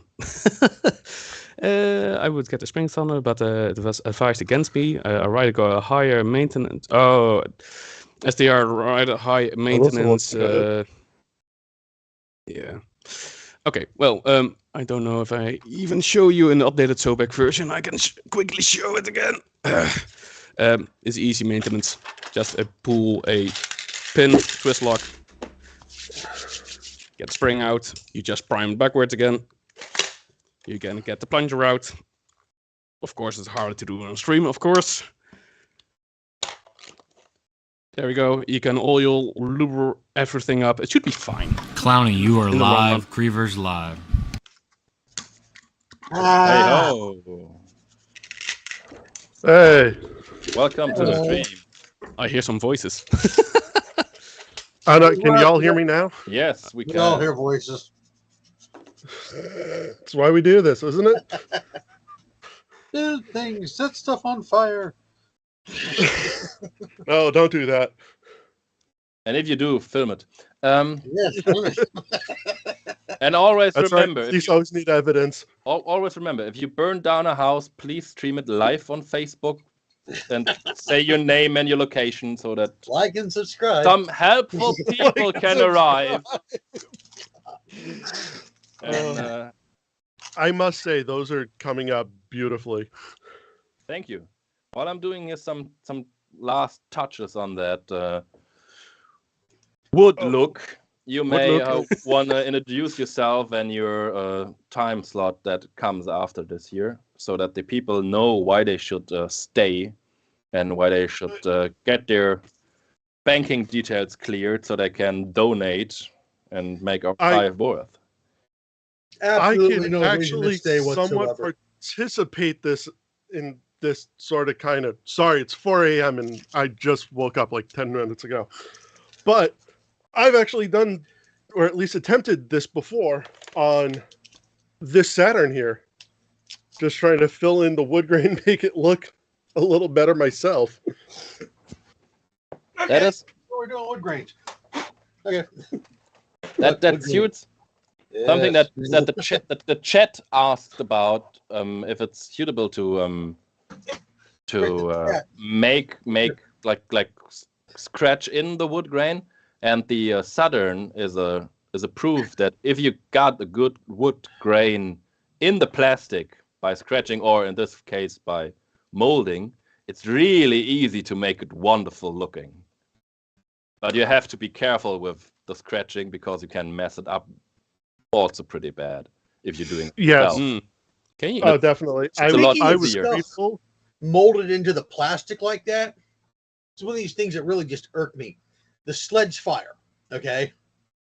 That alligator skin they have on there, like just underneath a little bit of it there, is one of the best things I think they've ever molded into a blaster, and they just buried it. I mean, it's one of the coolest looking grip things they got going on, and they just got like a little bit of it peeking out on either side. Why didn't it should just like come? It's so much better than that stupid fake wrap. Yeah, that goes on there. It's a beautiful thing, and they buried it, and it makes me angry every time I think about it. Yeah, I think that's the thing almost everyone does. If they have that fake cloth, they will try to cover it up with real cloth or sand it to make it smooth again. Oh, God, yeah, that always works out. Yeah. Yeah. Let's sand it down so it's super thin and you can't grab it. Oh yeah. Let's prime the blaster. Oh, the handle just broke off. Hey, Scorp, Scorp. Hey, I have an announcement. I think we made it to 3,500. Yes. Yeah. 3,500. You know what that means. All right. Oh. Is that a Busby double shot? Yes, it is. Okay. Okay. Try it. Oh. Try my nickname. Yeah. 5 times. You get 5 tries. So, 5 twice, okay? So we're gonna do that methodically. So there's an R and an R and an A and an I and then J and then J and an A and an R. So it obviously should have something like Ra in it and something like H and something like R. So Rraijjar would sound quite good for me. If I pronounce it Rraijjar, I'm missing the I in the middle. So it maybe Rraijjar? I think Rraijjar is pronouncing the I in the middle. So I'm going with Rraijjar. I would say Rraijjar, but if I want to do it in the Dutch way, because the I and the J, it's an I in Dutch. So it should be in Dutch Rraijjar. But that sounds just awful. So I just keep it like Rraijjar. I can't do either one of you, either of them. So My name is actually not that hard if you read it right, because it's Sirscorp from Scorpion. And if you know that, I think it's not that hard. You should put that in the little box. That's. I think you're talking about your actual names. The one they got in the box in the corner is really confusing. What is it? What is in the box? I think it's your actual name. Okay. Yeah, we have what is called Umlaute in Germany, which is Oh yeah. Ü. I know what those are. Ö. So it's not that hard. It's like it's the if you would translate my name into English, the first part would be Miller. So it's the German word of Miller is Müller. Müller, yeah, we know that one. Well, the reason I know what umlauts are is because I listen to Mushroom Head. So they all have little things in their name for their stage names. So as we're going to the end of this, let me show you. That looks so good. My result for now. Well, I'm done painting stuff.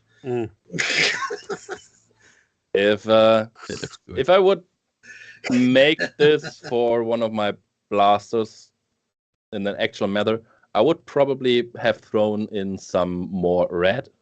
But as I said, my red paints are in the same room as my sleeping sick wife, so I just said, okay, no red today.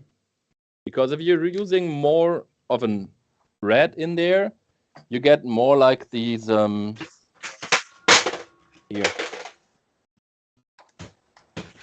Get more like a bit richer. Oh yeah, more vibrant color tone. And yeah, so the main difference. Oh, that looks so cool. Between these two are a number of additional layers. Just done the same way that I have done on the stream right now. But just give it a little bit of resting time for the paint that's already on it to be completely dry, and then go back on there with just some additional layers. And then it's... And this one has also got the matte finish on it, which we talked about, that I prefer the... Then the glossy, yeah. The matte instead of... And I actually... So the... Gloss is only good if you screw it up. The glossy finish is on the green part, and the not glossy finish is on the wood parts, and this even helps to sell the difference more, because if you got the high gloss painted parts and then the matte gloss wood, the eye picks up the difference in the surface shine, and that even helps to sell the brain that is something else than this, and that is something painted, and that could be wood. Never So, yeah. thought something like that. It's all about fooling your brain. If it's about painting wood, it's all about fooling your brain to actually think that it's something. So I just prefer to keep mine docile. to chime in real quick, so I just got a donation from Tinkershot. They have donated a coat hanger, and Nice. we just, I liked the idea of the Matter Hackers gift card, right? $100, $1 entry. So let's do another one. So $1 entry to win the coat hanger. Very simple. We will pick a winner at, I guess, man, we're down to like 11 hours. So link in the description. Go down there, buy some raffle tickets. Do that. Buy one. Right. I actually played with one of the original coat hangers, so things are really cool. I mean, it's just a really smooth, small little blaster. It's one of the ones that I don't like 3D printed stuff, but like I definitely would consider getting my hands on one of them. Not counting like the Moose or something like that, because that coat hanger those things are really cool. Josh had one for a while. I use a coat hanger to scratch my back, but that's another kind of coat hanger. Yeah. I got a really good joke about him, but they'll probably have a problem with me using that joke on stream here. Yes, we have to stay PG-13. Yes, that's why I'm not doing the joke. I think my joke was pretty fine, just very subtle. It was. Just for my back. The one last thing about painting wood, if you have seen the stream or see the video later on, and you're going to try it, please show it to the world. Maybe use something like a hashtag like the World Foam Alliance, so that we can connect you painting something to look like wood with me streaming here and trying to teach it to you. That would be lovely. We want to get some hashtags going. Hashtag WFA, that's a simple one, right? 3 letters. And then hashtag World Foam Alliance. The long one, you got to type out all 30 letters. But yeah. You just do like hashtag painted wood, you'll get a whole lot of Zelda links. We got to attach the World Foam Alliance to it somehow, right? There you go. Griever's the only one that gets it. This is why I had said into the YouTube chat. I'm like, I'll say who we are and what we are doing in like moment. But yeah, this is just going to be organized chaos for the next 2 hours. Organized. Okay, I'm going to attempt to keep this organized at least. I think it will fit just hobby just fine. To be honest, most of the hobby is kind of chaotic. Yeah. I have multiple animal hats, and I threaten I will wear them. Some of which are knit, one of which I think is a skunk. I haven't determined whether it's a skunk or a badger. Yeah. The last time I got Let's up, I hope was it's a badger. actually looking for the Fallout hunting rifle I had done, because again, I wanted to get like a little bit more of the expert opinions. I did just wood grain on the flat black that it was, or not the flat black, the flat shell that it was, because it's just the cut down Busby Predator. The only problem is though, it's in a pile and I don't know exactly where it is, and I got a lot of crap in my workshop. So I may have to re-upload it to Facebook and tag y'all in it to get some better opinions on it. Okay. Well, I think I will log off and get my completely computer set up back to the room it belongs. I actually had to drill a hole in the table I'm using on, because the computer monitor stand screws through the table. So I just went like, okay, I need this in another room so I can stream without having my kids interrupt. So I'm just getting out the drill and make a hole in that table. Your wife would like that, I guess. Since she's sick and bad, she didn't notice yet. Yes. Yeah. And I Wait till couldn't tomorrow. I couldn't ask her because she was sleeping. Yeah.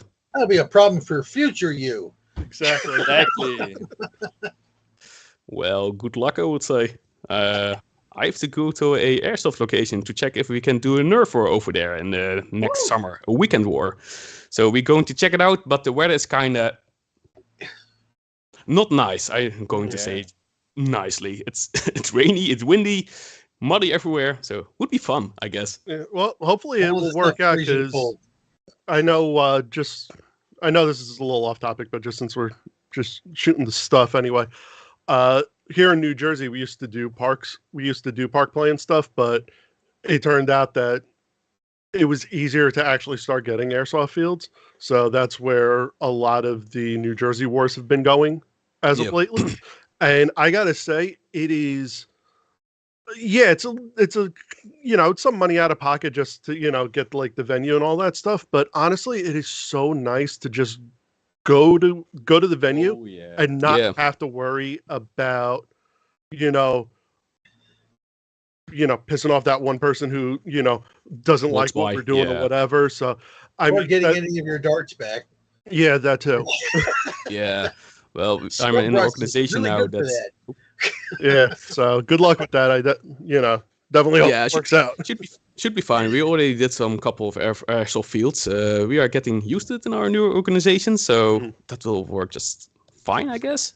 But yeah, sometimes if it's muddy, it can be also very fun. To be honest, yeah, it's another kind of play style instead of just running in. It's more of a slip and slide. Just way more. Limits it like at least 4 hours. It ain't so bad.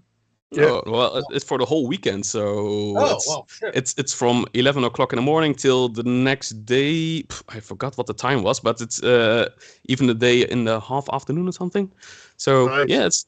And you can even sleep over there, but we have to check it first before we can say it's we are fully going in. Yeah, I love it. Well, hope it works out. Yeah. I hope too, because most of the time when I want to have some serious gameplay, I just drive from Germany to the Dutch community because they just have way more active games and cool venues. Mm-hmm. We Dutch are just better than you. No, just joking. At hosting good games, definitely. Yeah. Well, for if other people are just watching from Europe, we have a Discord channel. NOD, not channel. I think someone can just put it down in the description. But there's information for the not wars and such. Most of the times it's an airsoft location. Just watch it up, look it up, and if questions, just ask me or something. There you go. Just for the European people, you Americans can come as well, but I think it's a little bit too far away from you. Yeah, not exactly a day trip.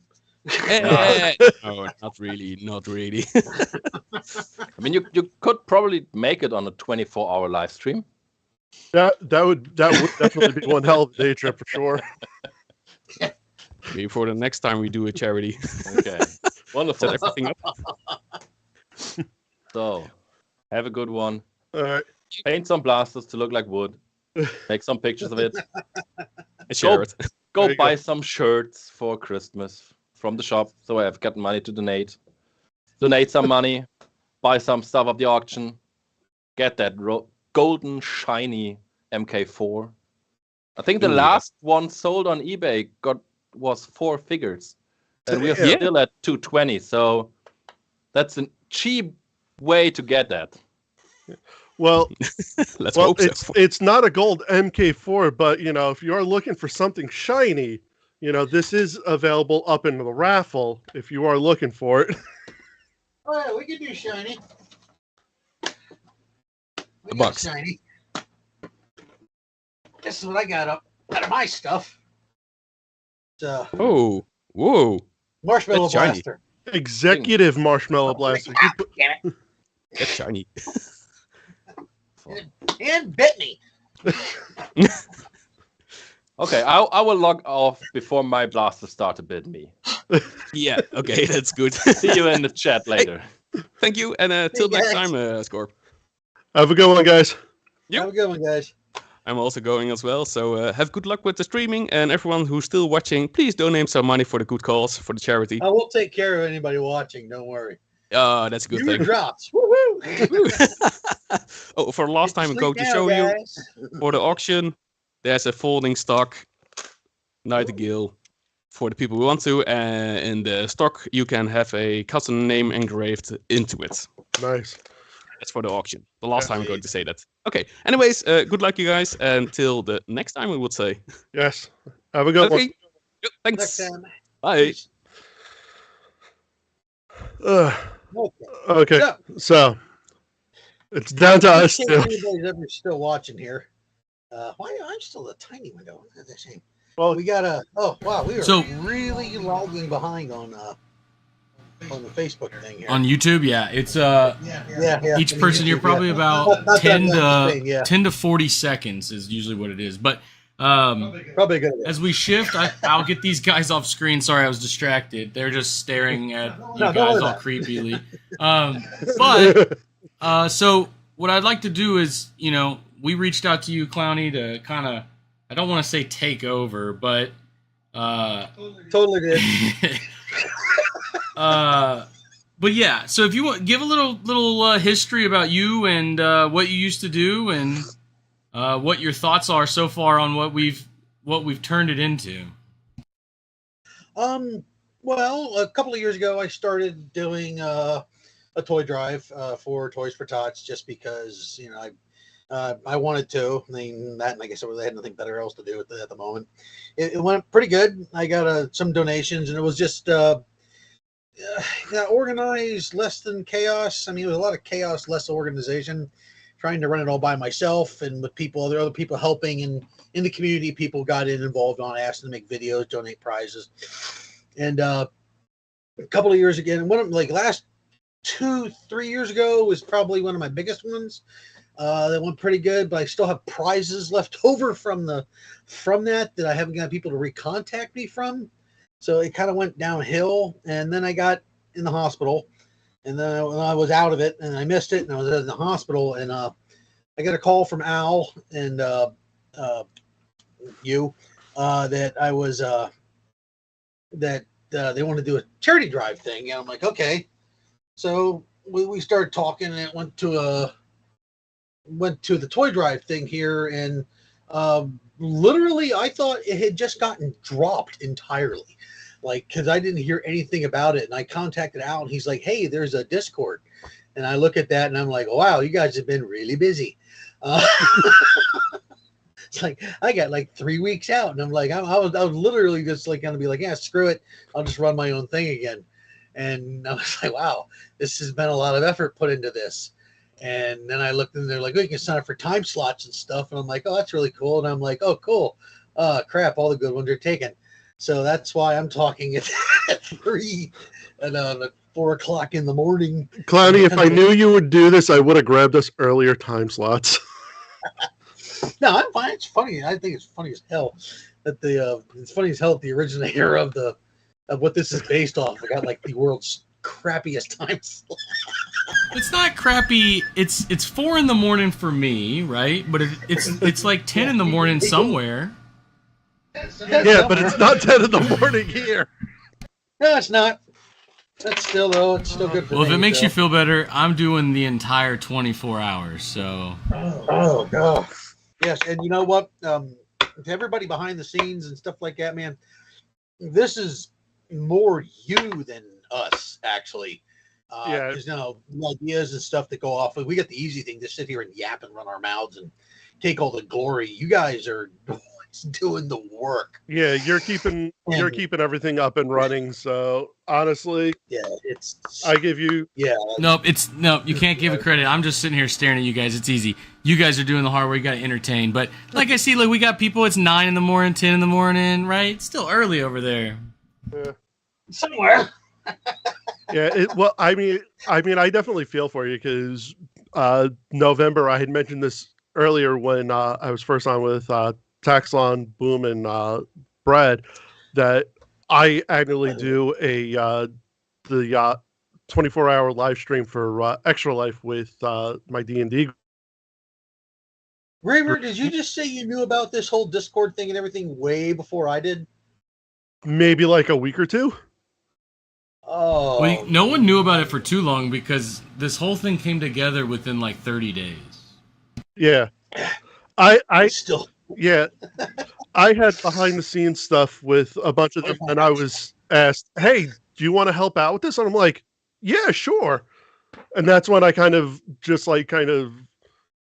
bum rushed my way into Axelon's thing about the burnout, and I'm like, I could talk about that. I don't want to do my own segment. And then I saw you signed up, and then it was a matter of, hey, Clownie, let's talk about this. And then it was, do you want me to just put you in on it? I'm like, yeah, sure. Or not. I am glad you joined in because I had absolutely it was just going to be like 2 hours of me rambling and probably getting drunk on stream is what it was going to wind up being at this point. Well, at least I can somewhat keep you on track. Watch Clownie as he endurance tests his liver and once again. In case you're wondering, yes, I am drinking it, but I am drinking amaretto, so it's essentially like 5 proof. It's just nice to sip on. Well, unfortunately, I have things I'm gonna have to do. I have planned on Sunday, so I'm just keeping caffeine going to keep me awake. And then after this, I'm going back to bed. Caffeine is life, man. Well, I gave that up for a while there. I stopped doing that. That was a dumb move. Well, you had to do it. Yeah. Okay. Well, let's. All right. Let's see if we get an official kick on this. Okay. So, I'm Griever. I was on earlier. I did my spiel earlier. Nerfing Lionheart Customs. Been doing this for years. The man next to me on either side is Uncle Clownie. Uncle Clownie. For those in this community who surprisingly don't know who you are, who are you? I am Clownie. I am a fixture in any chair that I am sitting in. Me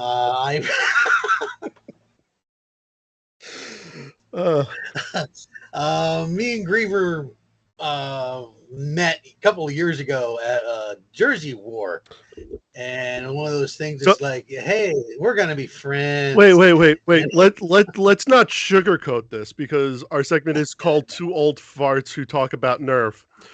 Yeah. We have known each other for what, almost like 14 years now. Since my hair was here. Now it's here.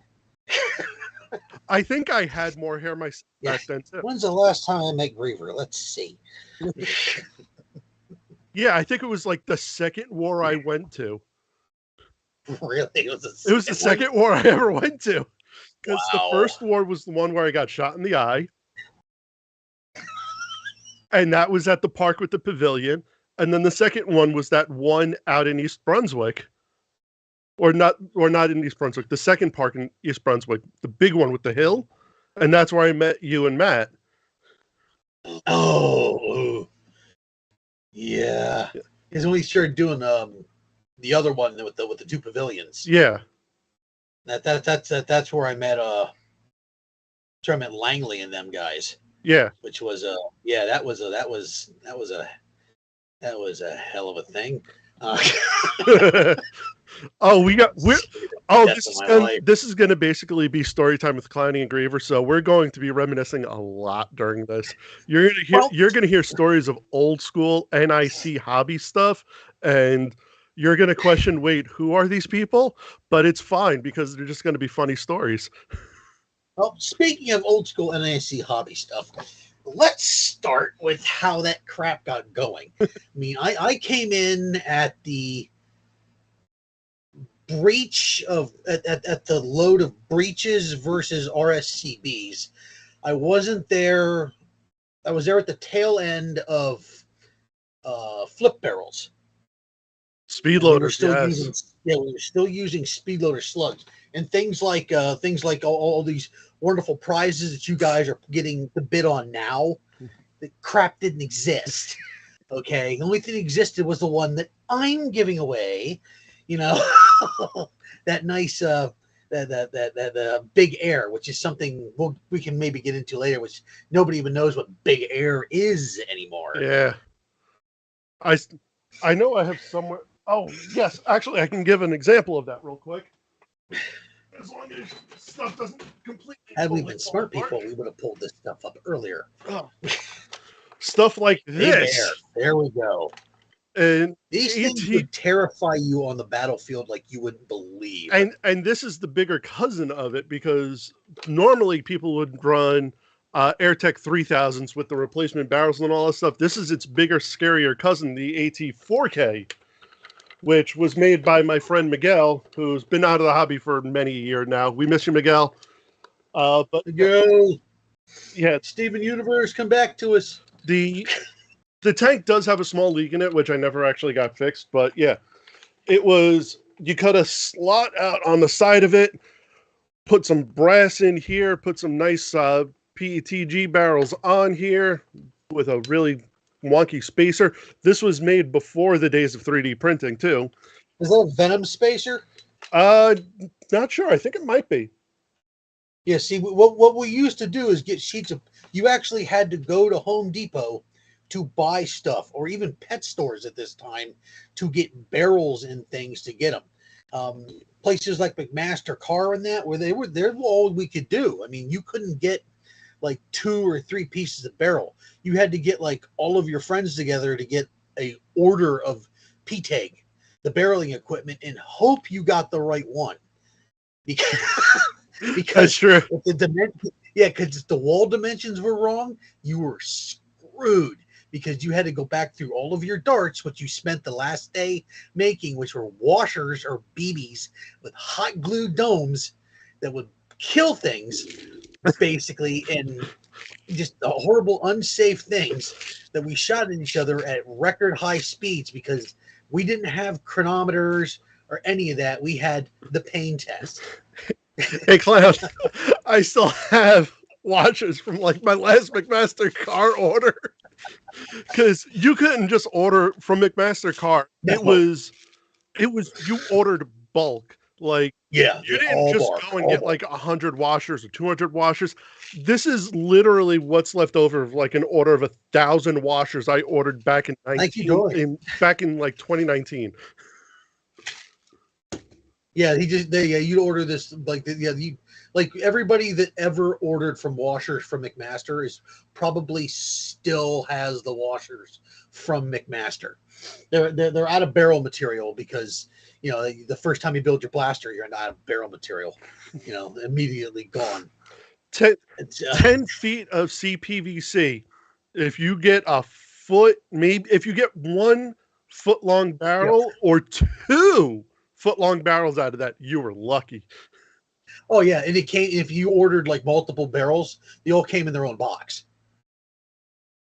Yeah. So you guys don't understand. Like you could go to the hardware stores now and buy brass, but we didn't have. See, this is the infancy of what this was. We were the people that. What year was it? What year was it? You're all ungrateful. You're talking like. Oh my God, 10 years ago? Yeah, at least. More? I mean, you're talking like basically like pre-worker, pre-Orange ModWorks. Because we were there. Yeah. Who was the Chinese company that made all the rubber silicone heads that jammed and everything? Oh, Corey had a whole PAC-D. Yes, PAC-D. PAC-D, yeah, the PAC-D parts. Yeah, PAC-D was like one of our first forays into manufactured things. Where, the silicone tipped darts. Oh. As opposed to the washers, because it was like around the same weight as the washer and the felt pad. So it's like, we'll just start using those. And when you got hit with those darts at the right angle, those smarted. Well, Satakia 82 says nothing like the pain test. Yeah, in case you guys don't know what the pain test was, it's exactly what it said. If you had something in these were the days when we had the big air. Like the only things were outlawed were Titans, because they were just Titans and Big Blast. Was it hydro cannons? Hydro cannons, which we will tell that story later. Oh God! hydro cannons. They had the air tanks were just too big. But if you wanted to play with them and you could convince somebody that you could play with it, or you had something that felt like it was kicking too hard, all you had to do was say, the people would be like, well, you can't play with that. And you're like, well, shoot me with it. And there was no, like, you get maybe 10 feet from the person, and you turn around, so everyone's you're aiming at your ass, the back of your knees, your lower back. I mean, and if somebody else wanted to shoot you with it, you had to take it. So technically, everybody could shoot you with your own blaster. And if you weren't willing to take that, you couldn't play with that thing. And I'll tell you right now, I really hate Corey. I really hated that stupid the hero had that stupid bullpup from Terror Kitty that was oh god, with the adjustable OPV in that thing and the plug pump. Yeah, that thing was just this. Or Red's dad's 3K. Oh, that was worse. Vicious. That was worse. I don't know what Red did to this kid that was named Red, and he would Red Arrow, and he built these wonderful AT3Ks. But every time he built one, they got meaner and meaner. And the one that my buddy Matt has, he calls it 2-pump chump, because it only takes 2 pumps to fill it, and then you have to like pull the trigger and then pull the trigger again, and it vapes every time. And I got hit by it once, and I never want to do it again. And that was at distance with a silicone head. Not again. And his kid, like his 12-year-old kid, likes to play with that blaster. Father like son. Yeah. Yeah, but since I had brought it up, the and gluing is the thing. Yep. So Clownie, should Dorian still has pack D darts. So Clownie, should I regale the wonderful viewers of the legend of the Hydro Cannon Kid? Okay, little backstory. If you guys don't know what a Hydro Cannon is, a Hydro Cannon was back when Super Soakers didn't suck. They went through a stage back with Lonnie Johnson and lawsuits and all that stuff. Look it up somewhere, you can find it. Hydro Cannon, they had these really nice Super Soakers with these back tanks in them. They would build pressure up and then water, and then boom, hit it out at a good high volume. A Hydro Cannon was like it was a bazooka. It was just a bazooka. Basically, if anyone, but it was lethal.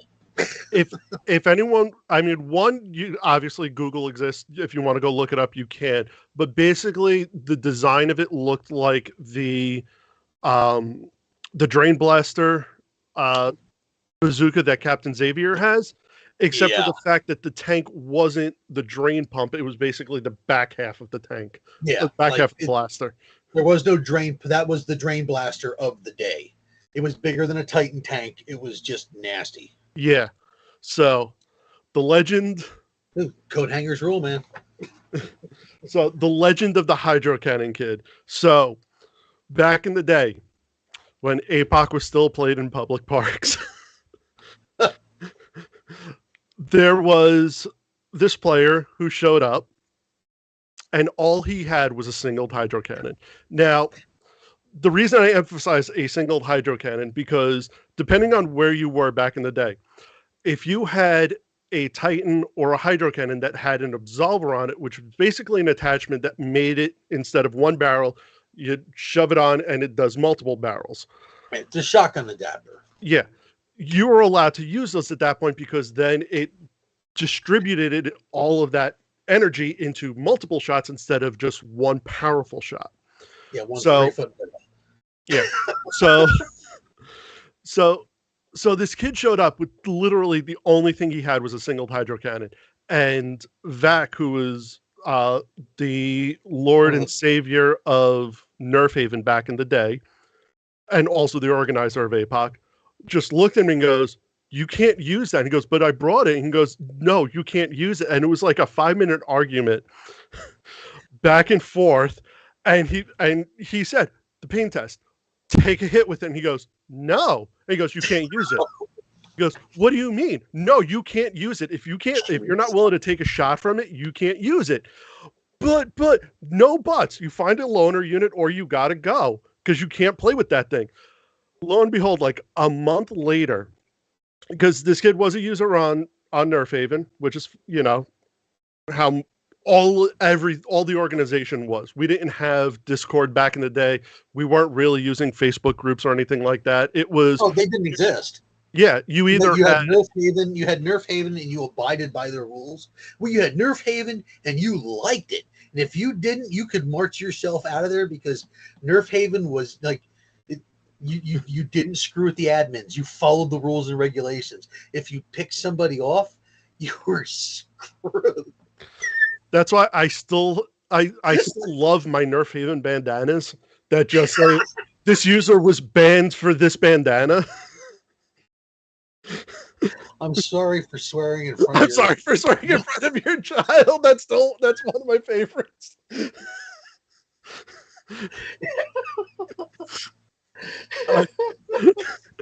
So back on topic, about a couple of months later when we start up with the New Jersey wars, or it might have actually only been a month or two later. I think this might have been the October war. Yeah, it was October because Matt was with us. Yeah, I had just gotten I had gone to the hospital for something else. Yeah, so the kid shows up to the New Jersey war, and Langley, who's one of the admins there, best abuse of administrative authority ever, because he was not known as the Hydro Cannon Kid. He was like Cosmic Nova. Yeah, that's it. Nerf Nova. He was like Cosmic Nerf Nova on Nerf Haven. And so when he showed up and we started talking and he brought out the Hydro, Langley goes, "You're the Hydro Cannon Kid." And he goes, "What? You're the Hydro Cannon Kid?" Yeah. He goes, "That's your name now." And he goes, "No, it's blah blah. It's Nerf Nova." And he goes, "Not anymore." Walked away, and then we're like, "What's going on?" And we just see him on his phone. And a couple of us went over, and he was going in there and actually went in, changed his name from Nerf Nova to Hydro Cannon Kid, and we lost it. And you just turned you're like we were here for this. Yes. Me and Gladdy looked at each other, and we were just like, "This is a special moment." For this is when the legend was born. That was the same war that Matt managed to disarm and shoot the guy with his own blaster. Yes. We had Zingbows. Zingbows have a horrible reputation.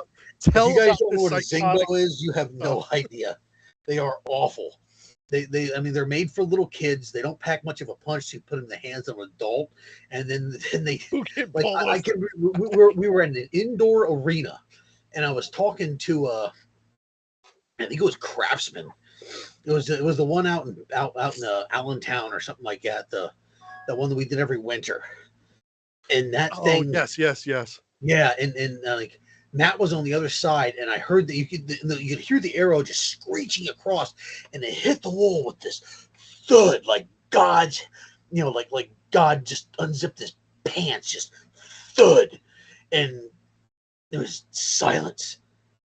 And we were just staring at this dart sitting next to a wall, and there's no sucker head on this thing. And Craftsman looks at me, and he's like, "I don't want to get hit by that." The Zing bows were they were a little shorter than what for the shaft wise. They were a little shorter than what the Zombie Strike bows for like the Dreadbolt and that other crappy little hand blaster was. Completely rubber band powered though. These things were completely rubber band powered, and the head on them, I kid you not, was at least like that big. Oh yeah, it was like a whiskey glass. Oh, easily. It was like the size of you had like a shot glass of foam at the end of these things. Foam. When foam's moving at that rate of speed, it doesn't make a difference anyways. It's still like getting punched in the oh my god, like that the last APOC at the Hallowed Grounds. I watched that kid get cocked in the face by that freaking thing. Oh. The short draw. Oh, remember the one that got stuck up in the tree? in the jaw, turned his head completely around. He almost got a rope dart stuck in a tree with it too. Yeah, don't worry. All kung fu. Any stories that me and Clownie will be talking about tonight, please know the outcome was everyone was okay at the end of the day. And we all went out for ice cream afterwards. Yes. Almost. Whether or not you had teeth left to eat them. But yes, and then towards at some point in the day, one of those zing bow arrows did get stuck up in a tree, and it was basically who could get that damn thing down, because when we left, it was still up there. And I bet you it probably still is. And our wrap-up video for that year, because that's when you're mobile enough to still stay at my house. We did a wrap-up. And we even said out there, if anyone can show proof of it coming down and getting it, we would have done like a custom blaster for them, like a joint one. No one ever took us up on the offer, so apparently it's still in the back in the tunnels, the back end of the park, man. As Langley used to call them, the channels of suck. Oh, because you couldn't get an arc. The tree cover was too low. The canopy was like nerfing it Smedley. Well, there's just Smedley. If you're going left to right, you win. Well, yeah. I mean, that was also the other the downside of it, because you had the open field here, the open field here, and then trees on both sides, and then dead center was a grove of trees. So you basically only had two ways of getting to people, and it was really whoever was able to get a embankment first. Basically, that game was won at that point. Pretty much. So I like that park in Jersey, man. It was the tree spacing and everything was nice. Yeah. Oh yeah, Babbage. Babbage was a great Babbage was great. Yeah, that was the good part, because that was the one with the pavilion and everything. Yeah. Want to say I think it might have been East Lincoln was the other one with the big hill. And the one thing I remember about that war, which was great because it was before I really got heavily into modding. So, I mean, I had a modified Big Bad Bow, which I had just completed for that war. But I also had my Alpha Trooper, my OG. And I remember trying. And these were like if you weren't using homemade darts, which are backer rod and head bump and bumper pads with washers, you were using full length darts, because we didn't have short darts. So if you had an Alpha Trooper, you were using full, and then this was like reverse plunger too at this point, guys. So yeah, this was like also Dead Space. This was also just at the birth of Worker, so it was like, especially with those reverse plungers, they were so hard to get springs for. It was like Worker had just put out that you could get the replacement springs, and it was like, yeah, my Alpha Trooper went from like shooting 25 flat to 50 flat. Everybody had variable stuff, unless you had a sidearm. Yeah, but you had a sidearm. You had like your sidearm was like a K25 or 24 when you could find one, if you could get one, but usually you could Ace 49 or a helmet. Yeah. The Hillman springs. I actually had inside that. I had an Ace Hardware not too far from where I used to live, and yeah, I used to stock up on the 49s because those. Oh, I saw that. They're drop-ins. Yeah, they're drop-ins. Yeah, they're the exact length of a Night Finder stock spring. So all it is just pull it out, put it in, done. Springers were the thing. There was no electrics. I mean, Busby had just shown up, and they made all these electric blasters, and people were making fun of them, saying like, "Oh, it sounds like a hair dryer. It's not going to be very strong." And like, all I could think of was, yeah, the darts are awful. We were there for the birth of the Strife. Well, I'm in the Strife. Yeah. Yeah, thank you, Nerf. You're welcome for that idea. Okay, they gave us the barricade, and we started putting the Raider magwells on it, and then a year later the Strife comes out. Yeah, right. research. Yeah, I did your research, my butt. Oh, but real quick, I just want to I just want to finish off my my taking the hill story real quick because we keep getting sidetracked. See, this is why I said it's organized chaos. But yeah, the whole thing was I was, you know, everyone was starting to use the homemades, you know, the pump snaps and all that stuff. But I had my Alpha Trooper, and I was going to flank and start taking the hill, and I don't remember who it was. It might have been Red, who was just like, "Oh, that's just an Alpha Trooper." But I could slam fire that thing so quick back in the day. It was just like, "Oh, that's an Alpha Trooper. Oh crap, it's the Alpha Trooper."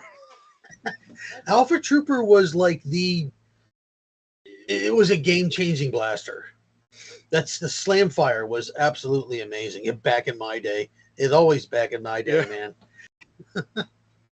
Yeah, we and then oh god, like you mentioned the homemades, like so we didn't have like we had the air tanks and stuff. We would take them up, but maybe there wasn't like putting them in other blasters. It was basically buy a coupler, throw it on there, and if you had RSCBs at first you had single shots, then you eventually had RSCBs. And if you guys don't know what an RSCB is, it's essentially a network trapping of pipes that look like something will go under your sink. You have a feed line that goes out and up, and then a magazine line to the back and the barrel on the front with a T in the center. The air comes out and up, and then one dart would be wedged in the front like an inline clip, and it would pop out the front end of it. And you had to get your spacing right, or your darts would fall in the holes, or you'd get feeding issues. You've had something too strong. So and then eventually we ended up getting Y hoppers, which were just a PVC Y and a piece that went down. And those were a big thing. Those really made it into their own when we started getting the homemade rush. And that's not 3D printed things. This is all hardware homemade stuff. Patterns on polycarbonate cut. And if you had a plus bow or something like that, everyone was all over it because they were status symbols, is what they were. Yes. Something like this is what used to terrify people. Hey, I got news for you. If I brought this thing out, it would still terrify people because this thing they still work really good, but it's the rate of fire now that kills you with these things. Sounds like a Power Rangers episode. And once again, I'd like to stop and let you know, just thank you, World Foam Alliance, for putting this up here with this. And don't forget, guys, this is a charity stream. So, go check out what me and Griever are doing. I got a Outlaw kit from SilverFoxIndustries. You just go to him and pick your color. And the Executive Marshmallow Blaster, which it doesn't seem like much to you guys, but if you guys check on how you mod those things, they can be absolutely terrifying. Those are great big air blasters in a little tiny package. Griever is giving off stuff. What you got on the block? Okay, so shameless plug. So I'm offering up this, which is a modified Nerf rifle Fate with a complete worker kit to switch it over to short darts. It has the upgraded spring in it, but besides this, along with the magazine, which I did try and color match as close as I could to that, just for the funsies, it will also come with a full pack of Max Striker darts, because what good is a blaster without darts? So you can actually pick up those ollies right now too, which is really good. Yeah, or if which you I happen bought. to win this, you can get them for free. That's true. Let's throw out a couple other things that are brand new. So for anybody that's just tuning in or hanging out, Matter Hackers, which I tongue tie myself all the time, actually sent us an email and they sponsored this stream with $100 gift card. What's the total up to? We're at $35.40, but we have this $100 gift card in in its own raffle. So it's the only prize in that raffle, but tickets are $1. So for $1, you have a chance to win 100. You can buy as many as you want. Did we ever set anything up with that? What's that? Did we ever set the premises and things for our giveaways? Yeah. I don't know. I'm assuming you're handling that. I think ours are in the $10 raffles. Okay. So I'm $10 like, yeah, raffle well, tickets I'm thinking, will shit, I give didn't we say- chance to win our stuff. We kind of spread it around to try to make everything worth buying into. But like an hour ago, we got a message from Tinkershot, who donated a coat hanger blaster. And, you know, to change it up, we're trying out a lot of new things. This is year 1. So whoever gets that doesn't know. They better appreciate what they got their hands on. it's its own raffle as well. And tickets are $1. So for $1, you could win, I think, $175 blasters. What he has it on his Etsy right now for? Insert RoboCop guy. So you have lots of options. You can go to auction. The Gold Nexus, the Gold MK4, I believe, is only at like $256, and it's going on eBay for $1,200.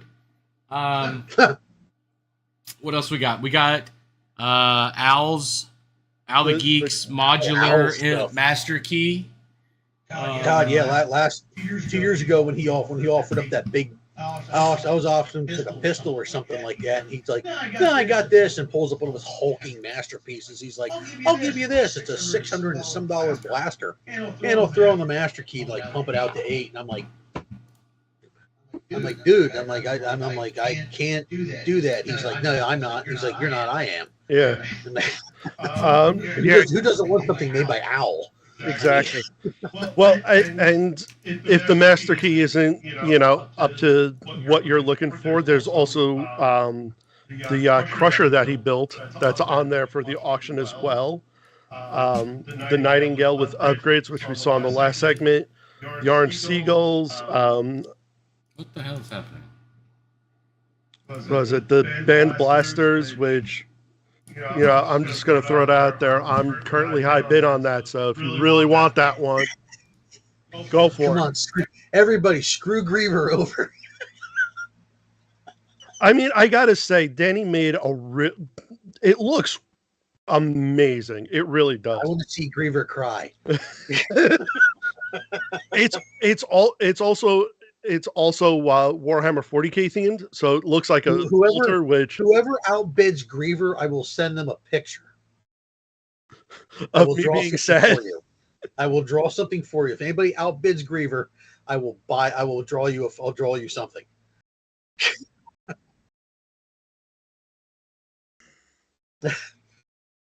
But honestly, that's not bad because Clownie does amazing. What else are work. friends for?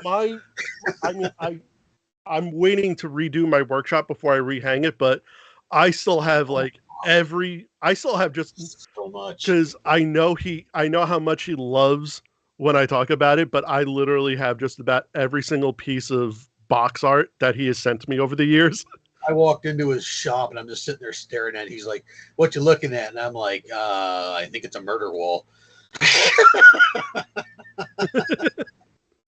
Like, it was bizarre seeing that much of my own artwork in one place. What can I say? You do good work. I mean, the Griever minion is still by far my favorite piece of art that you ever did. I like the Lizzie one. Second, I mean, the Godzilla one is still up. The Beaker one is still up. Because I know Beaker loved that one. Oh yeah. But I will say, and as much as a Godzilla fan that I am, while I still have that one up, my second most favorite piece of Clownie art that you ever made, I never actually got. And it was the Griever skull that you did one year for the giveaway. Griever skull. It was I think it was like your second or third time doing the Toys For Tots drive on your own. And I had donated, it was the blasters, it was for the set of blasters that I did, Xavier did, and I wanted to say I think Volcom did. Yeah. And you did, and the box art was the skulls of like the walrus of the Griever from Final Fantasy VIII, and I don't know if it was Captain Xavier or not, but I remember you sent me the picture of that, and I'm like, I wanted that so badly. I remember that because it was so good.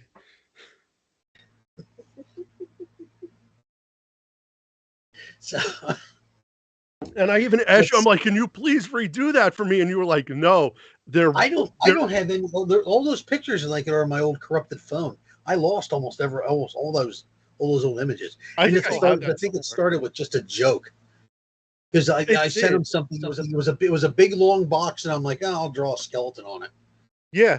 And it just like this big old skeleton thing on there, and then from there it just went to do like everything.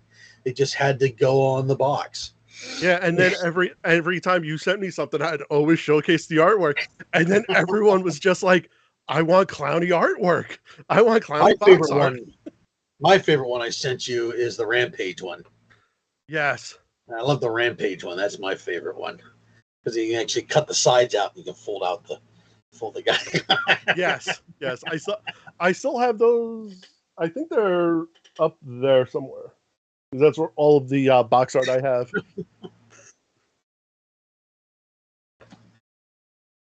Okay. Oh God, no. Not good. Not good. What we got here?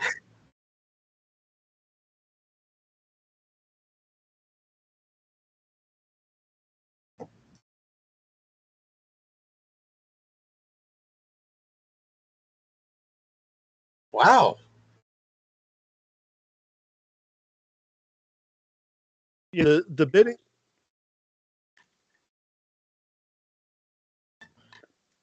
No, I was saying the auctions alone. I mean, these are amazing blasters that are right now going for like pennies on the dollar of what they're worth. Oh yeah, dude. So I mean, unless everyone's waiting for like last minute, try throwing some bids out there now. I mean, you never know. I mean, I was high bid on Xavier's Strife for a little while, and I know I got knocked out of that one. And I'm trying for the band the Danny 40K Strife, and I've held that probably for I think since I was last on.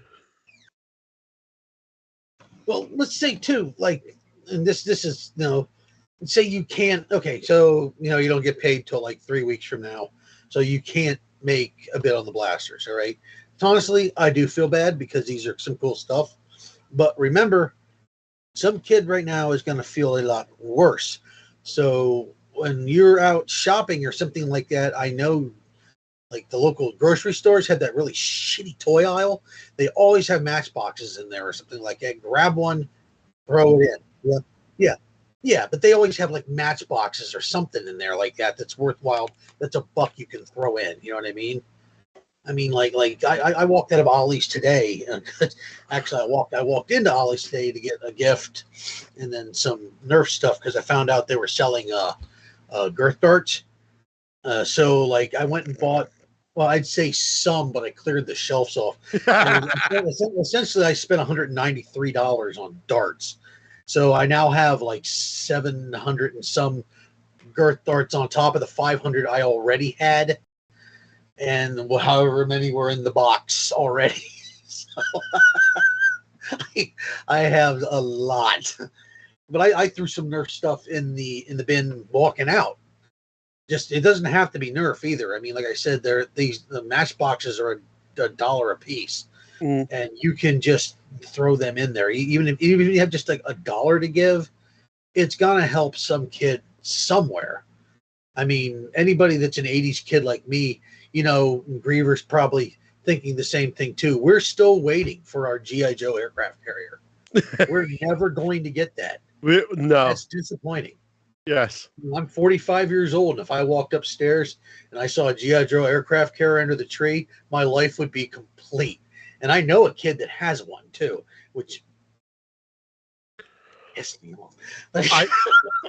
I never knew anyone who had the USS Flag. I did know somebody who had the space shuttle set, though. Joe had everything. A space shuttle set. Yeah. Oh, that's another flex. Yeah, Jeez. that was a big flex. That's another one. Yeah, I knew one kid who had that thing, but I never knew anyone who had the flag. And you are correct. If I woke up Christmas morning and I saw the USS flag underneath that tree, I would keel over. I got my gray skull. I have a gray skull over here. Oh, nice! It's not the original one. I just learned that. It's a shame. But then, like a couple of weeks later, the Snake Mountain showed up, but I wasn't able to get my hands on it, which sucked because Snake Mountain's so much cooler than Gray Skull. Yeah. But I do have the sticker from the inside of the Gray Skull, something out of the pit somewhere. I don't know what that. If it wouldn't cause so much motion sickness, I would move my camera to kind of clear the clutter that I have right here, because unfortunately that's also why I usually hit for content creation, I hit a slow period in December. And it's not just for the fact right now it is like 64 degrees in my workshop, but all of my Christmas stuff, all like the bins and stuff are usually just packed up in the free space that we have, which is usually around my walking area.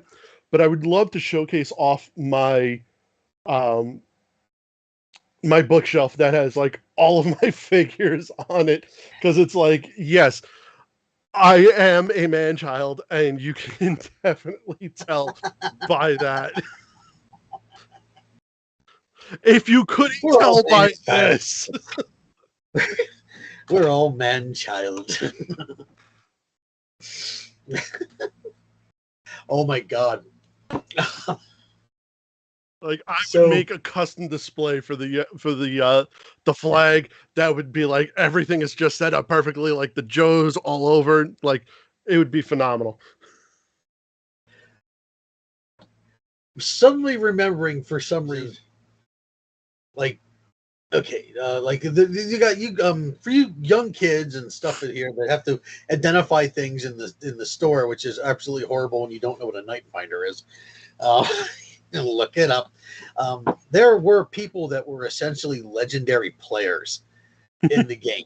People like the DX, the Twins. Yes. The LGF, the Long Known Liberation Front, which was which was essentially Langley and all the guys from Nerf Haven. So I remember the first time I met these guys. And probably like my third or fourth war. There was we couldn't get the pavilion we wanted because there was some kid having his birthday party over there. So I went and gave him one of our blasters, one of the blasters I had that I couldn't sell. But I also gave him the wrong darts to go with it. I gave him a Busby blaster and a bunch of elite darts. So they weren't going to work. Oh. So, and I remember Doomsayer was the big deal at the time. Yes. Doomsayers, man. In case you guys don't know what they are, and it's shameful, the stuff like this has gotten forgotten. A man by the name of Forsaken Angel, the giant Canadian terror that he is, he gave us the Angel Breach, which is the brass over brass, under brass sliding breach that we have to make a sealed breach. Took a Busby, not Busby, an Earl. Yeah, it was an rapid action shotgun, not the PAS that shot the ball with the big orange beer can on the front, but a rotating turret, and oversprung it and made his own trigger in the thing because they're a mess inside, and rebarreled the entire thing. And everyone was using flip barrels and maybe hoppers, but more or less RSCBs at the time. So that thing would clear the field. So if somebody had one, your team got nerfed. No pun intended. Or if there was two of them, they had to be on separate teams or on a team by themselves, because you could essentially, it was the first semi-automatic, more or less, blaster. Every pump, you pumped it it primed it, it shot. You got 10 shots that way, which was unheard of at the time. No, I remember arguing with Langley. I hate to correct Clownie. It was 12 shots. 12 shots. Okay, 12 shots.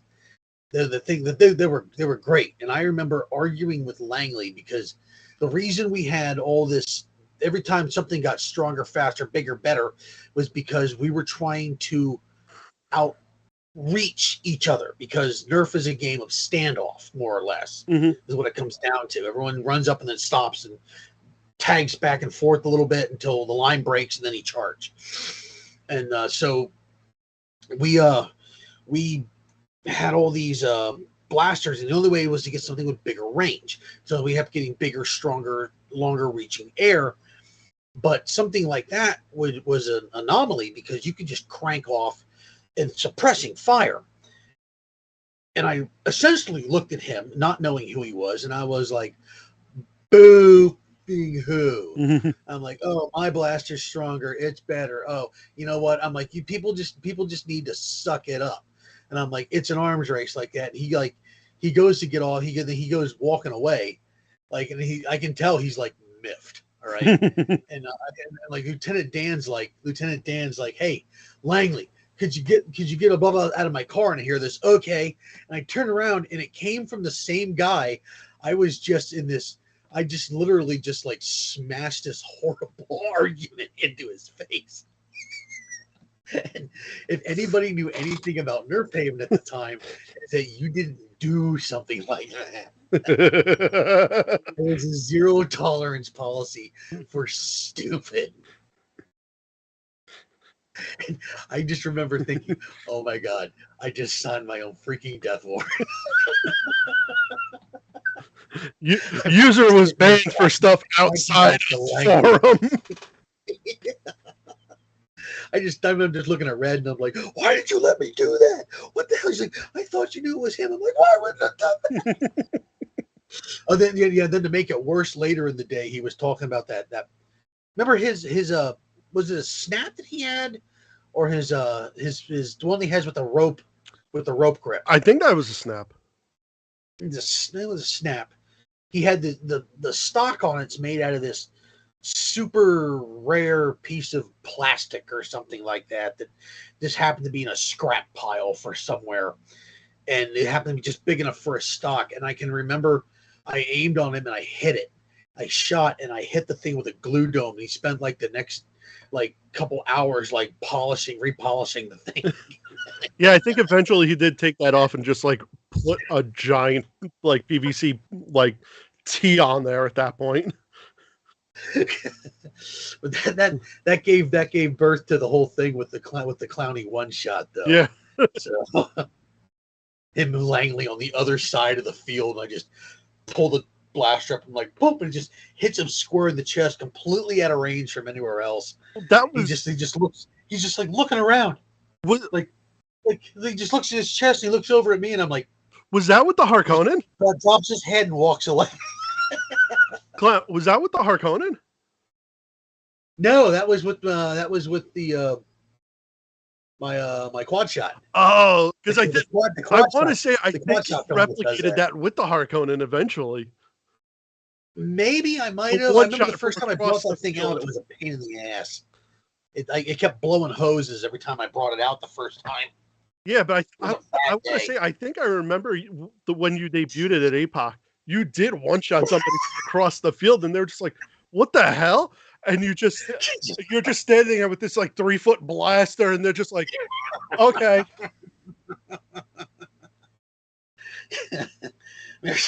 What the hell? I brought that thing out the first time at one of the wars, and your Langley just thinks like, "What the hell is that?"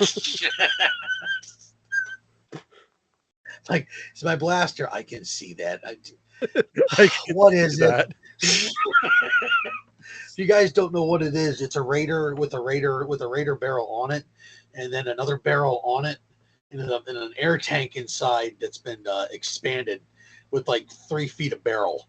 So it's a single shot breach, and it will get more than 300 feet per second. It hits consistently over 3, and I can launch it I used to be able to launch a dart from my trailer to the mailboxes, which was roughly about say about 500 to 600 feet. Because at the trailer lots were the same length across. I could clear out the trailer park and get it out of the park with a very little arc. Love that thing. It's so terrifying. Oh yeah, that we've had many many discussions about that thing. Yeah, because what you could do with an XBZ is honestly, it's crazy. XBZs were a godsend. Like, actually, speaking of something like that, did you take your that Raider off the wall? Oh yes, I did, because I actually made a proper plaque for it. Ah. Yes. So it has not gone back up because little inside baseball for me. Over the summer, I had my kitchen redone. So a lot of the stuff that had to go into there had to come into the garage. So I had to organize and clean up the garage a bit, which was great because then it was to the point of like, oh, we have room here. I can start going through stuff that we had issues getting to, so that eventually I can redo my shelving that's off camera on this side, so that I could rework my workshop and just make it a little bit better flow, because I've never actually done a workshop tour of my space since I moved in here almost 10 years ago. But I have like my main workbench here. I have a second workbench back here. And then I just have like collecting stuff for your main workbench. Yeah. Well, no, I tend to use this one for like a little bit more like detailed paintings, because I have a light up there that's like bright as hell. So it actually works out nice. But then over on this side, I have all of my like collector stuff. So what I want to do is I want to redo the workshop, get it nice flow and all that kind of stuff. But what Clownie's actually referring to is in my older videos, if you go back and look, you'll see a Green Lantern Raider that was up on my wall for the longest time. And that actually belonged to my friend John, who had passed away in 2014 from cancer. It was something that I had built for him, and he absolutely loved it. After he passed, his wife gave that back to me, and I'm like, I put it up on the wall. It's, you know, it is a piece of reverence. It is something I will never, ever get rid of. But it was also one of those things of like, I need to do something special with it. So I actually got in touch with Nerds, who started making the different brackets that you could put on the wall for mounting blasters. You can see like some of them right there on like my 1.1 Pro and on my Nexus. I actually worked with him on making the side-mounted plates. So the reason why he's able to do like the Raider mounts was actually that was our original collaboration. And so I mounted that onto a nice plaque, got a nice little plate for it and all. And now it's just, once everything is all said and done, I will be able to really give it the reverence that I want to give it. So that's the story on that one. Yeah. I think we had, I think that there's a lot of history that's gotten lost into stuff like this, especially with like a lot of the old blasters and things. Like, people don't know where a lot of this came from, and it's all like word of mouth. Like I remember we had gotten the story of the birth of APOC from Langley, and that was at some random war up here in PA at some point. It just this random place we had. We were all sitting at the, oh God, what was it? The Hardee's, and he told us all about it, which was either that or it was when when Pop, maybe it was when Pop went down. Man, that was scary. One of our legendary guys, Papatachi, took a bad turn into a tree. Oh, the infamous tree. Full sprint. That was sidelined him for almost 9 years. Oh man! And you know what was that war actually holds special for me for two reasons. One, we lost Pop in that one, but also, and I don't mean to bring this down. This is just one of the few. It's one of the many memories I just have. That was actually the last war John went to, because we had left like right before that last round. His wife was texting him, "When are you coming home?" My wife was texting me, "When are you coming home?" And we were just like, "Dude, we need to go." And we're like, "Yeah, sorry, we got to go." And then we get home, and we're like, "Oh yeah, it was so great, it was so great." And I went on Nerf Haven to post my thoughts on the war, because that's what we did back in the day. And then I just see, "Is Pop okay? What happened?" "Yeah, the ambulance showed up," and I was just like, "What the hell happened?" The worst part about the whole thing is I had this horrible realization as I'm standing there. No, I remember him. I was talking. I can't remember who I was talking to, and we were talking about how Nerf Nova Hydra Cannon Kid managed to break Papatachi's Raider that he made, the breach on his Raider. And we were like, "Christ, you can't just do it with solvent welded and screwed." It's like, how did he manage to do that? And I remember seeing him he like turned into this full, like a gazelle on coke, just like full sprint, looked back, and I saw him hit the tree, and I'm like, "Oh, that looked like it hurt." And I saw his Raider go nose into the dirt, and I was like, "Oh," that's not good. So we go over there to take a look, and he's out. He's out cold. He missed a branch that hit him in the face, like right in here. Just missed his eye. And we're laying there, and the cops come over, and the medics come over, and they're like, "Yo, do you know where he lives, where he's from?" Like that. And we're all like, And I suddenly realized, like, I don't know anybody's real name here. I'm like, nobody. If somebody get hurt again, I'm like, nobody knows. I'm like, I could die here, and it'll take weeks for them to figure out who the heck I am. like this. I'm like, this isn't a good. This isn't a good thing. And honest to God, that's like one of the funny things, especially about our friendship, is that we've known each other for like all of these years. You still refuse to call me by my real name. You still just call me Griever every time we talk, and vice versa. I still always call you Clownie. Weird. That war was also infamous because once again, like I said, the Hydra Cannon Kid was there, and he like nothing. This kid, he built some really neat stuff. He did. But he wouldn't stop using hot glue, and he needed to put more effort into his builds. His ideas and stuff were great. He had this Night Finder with this giant plunger tube in it, and but it was so janky and hot glued together. You would have thought we didn't have anything other than like JB Weld was the best glue that we had. Yeah, because we didn't know what solvent welds were, and we didn't know there was no methacrylate yet. We had solvent weld, but it was reserved for PVC, so it didn't work on. Then we didn't know it worked on the ABS and the stuff that we were using. And styrene was the thing of the day in order to build your blaster edges up. And there was no Mr. Nathan yet, so well, we had this. Well, I mean, I will say this, giving credit where credit is due. While he doesn't, Papatachi has come back into the scene, which it is great having him back.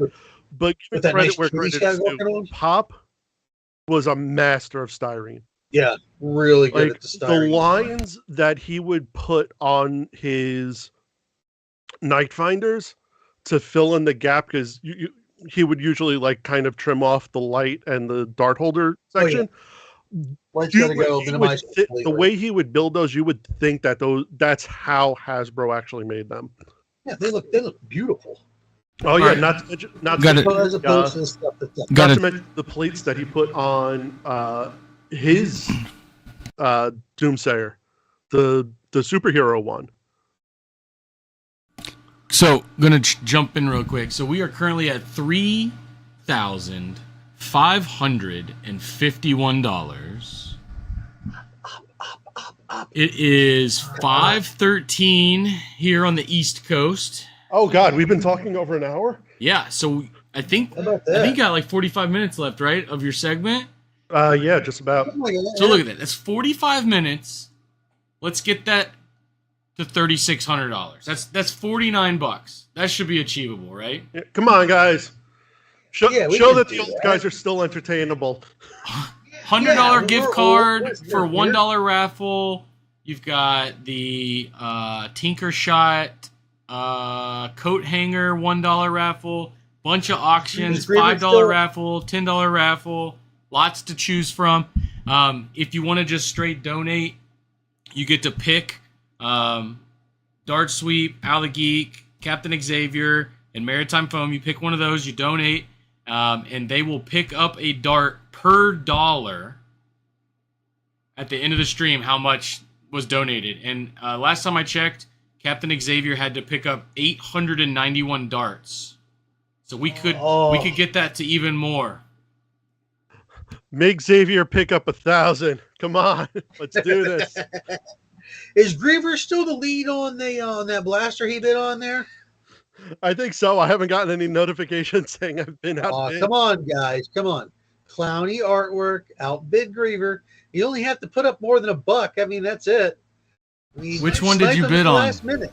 It was Danny's Band Blasters Strife.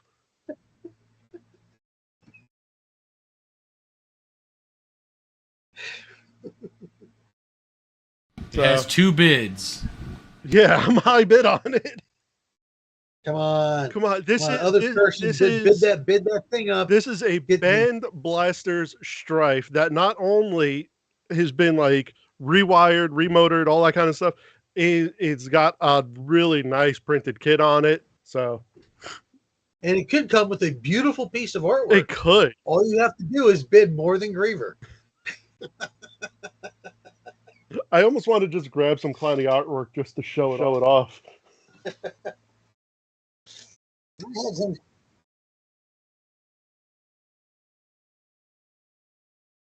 Oh yeah, let's do that. Yeah.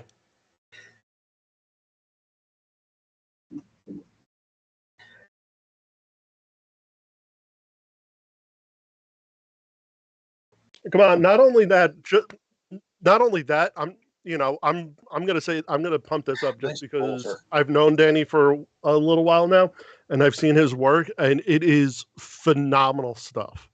Like, I mean, I would love to get it, but it's one of those things of like you will be missing out on it. Oh yeah, dude. Boulder, like I've seen some nice boulder kits, man. That stuff is great.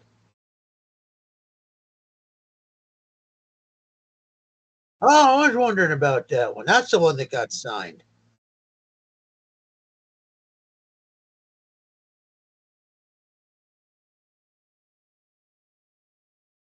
So who's on that thing there? Because I didn't get a package in the mail. So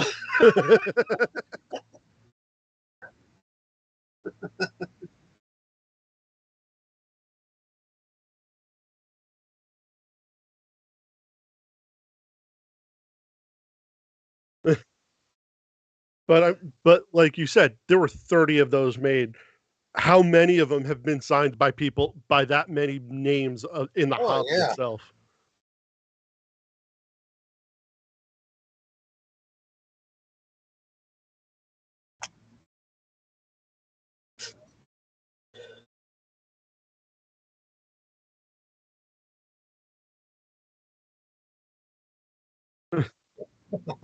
I have number 30.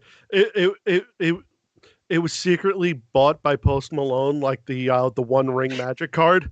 So yeah, they show up on Pawn Stars and be like, "I won $500." Well, it's got a bunch of signatures on it. You know, it's not worth much. I'll give it $2. You know.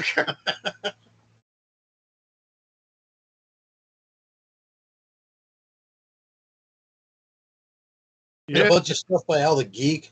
You get the Blue Nexus. You can claim to be a bigger influencer than the two of us.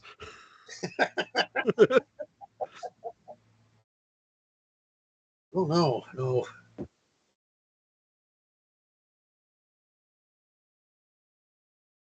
Yeah, anything about him, yeah. Mm-hmm.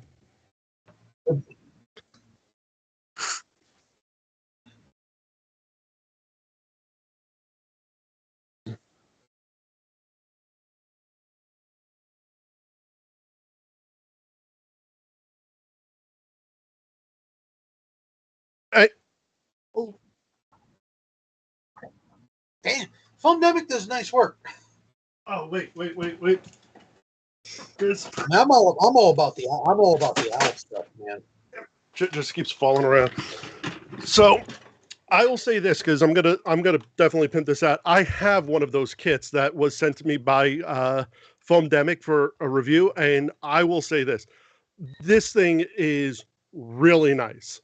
Foamdemic 1 does amazing print job work and is a perfectionist. Like if you get something from Foamdemic, it's going to be good because she don't like sending out crap. I don't mean like that. Like, you know, if it's not up to like really, really good standards, it doesn't go out. So, I mean, I have like this kit on my Spectrum and it's solid. It's great. I enjoyed it. And just to also show off work, I had gotten a Pet G SBL from them as well, and not a flaw in the print. So, did you get like a Zinc or something? sure. So, what the Typhoon kit is, it's a barrel extension that goes on the front, but also adds quad rails to it. So you had the small bit of rail that went on top of the blaster that it came with, but this extends it out to also add a bit more body to it. You get 2 rails on the side and 1 rail on the bottom. So if you still want like to use a foregrip on it, you can. It also comes with a really nice extended stock that just goes on the piece that came with that was originally on the Spectrum itself, but it adds a nice, like for me, it adds like the perfect length to it. Like this is really one of the most comfortable kits for a flywheel blaster that I actually own. And that's saying something because I do have a Strifle, but like this just handles so nicely. It's like, it makes it the perfect size, honest to God. And the body kit isn't even that hard to install if you were getting it yourself. So yeah, this is something I would definitely say, try getting one of these because one, the color match that for the red to the red printed pieces to the red on the shell is actually pretty damn close because you can see on my rails here, like this is the red that's used in the kit and then this is the red of the shell. It's not that far off. And the green kit is almost a perfect match, honestly, at least in the pictures that I've seen. So.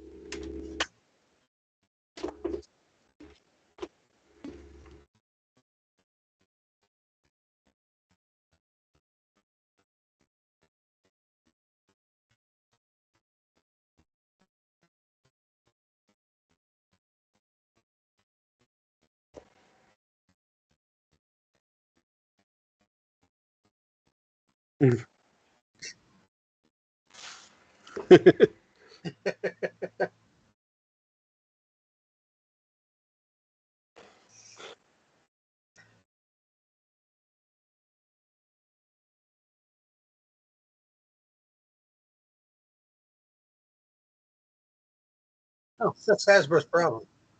Fix Hasbro's poor attempt.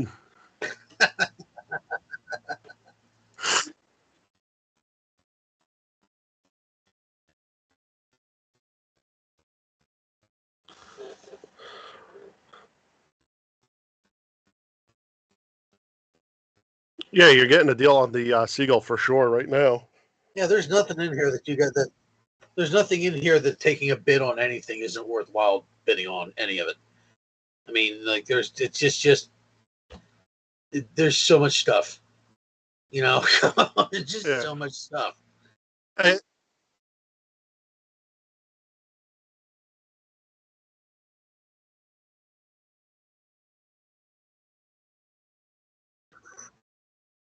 Haha. Jesus.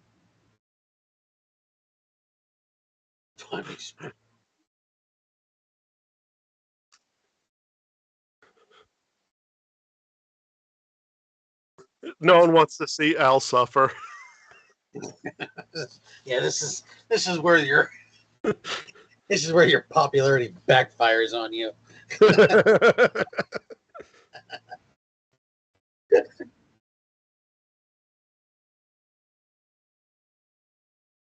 Dart Zone did. Nice. Really?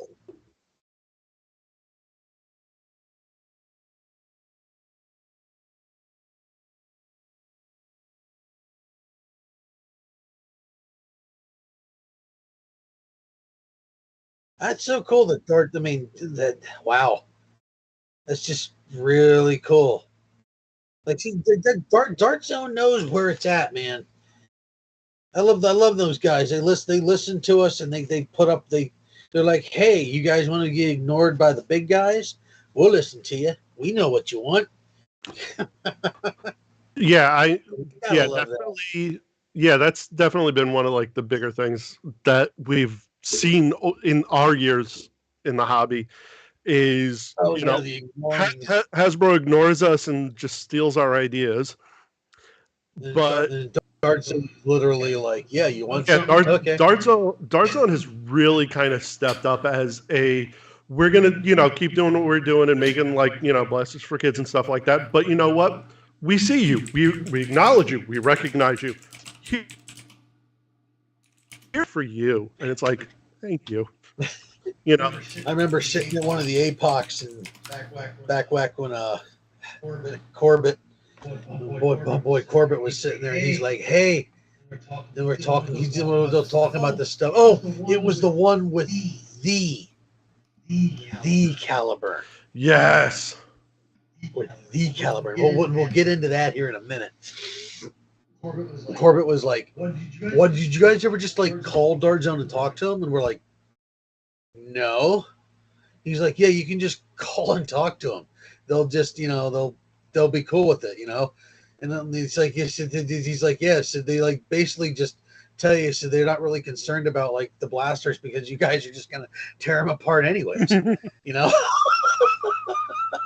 So I'll say we've gotten a couple more. So we're currently at 3,561.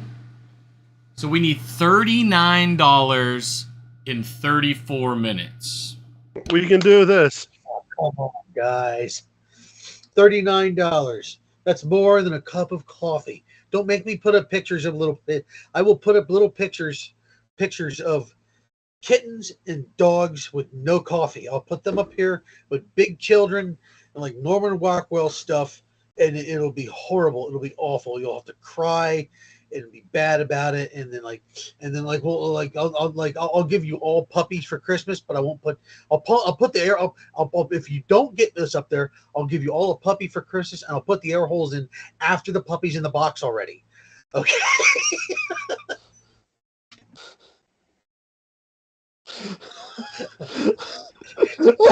We'll teach that dog how to get reflexes, or you'll learn a lesson in disappointment or gun safety.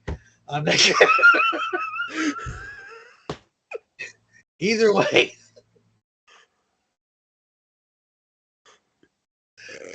don't make me club a seal. Get that money. Club a seal to make a deal. Oh my god! It's the monorail blaster all over again!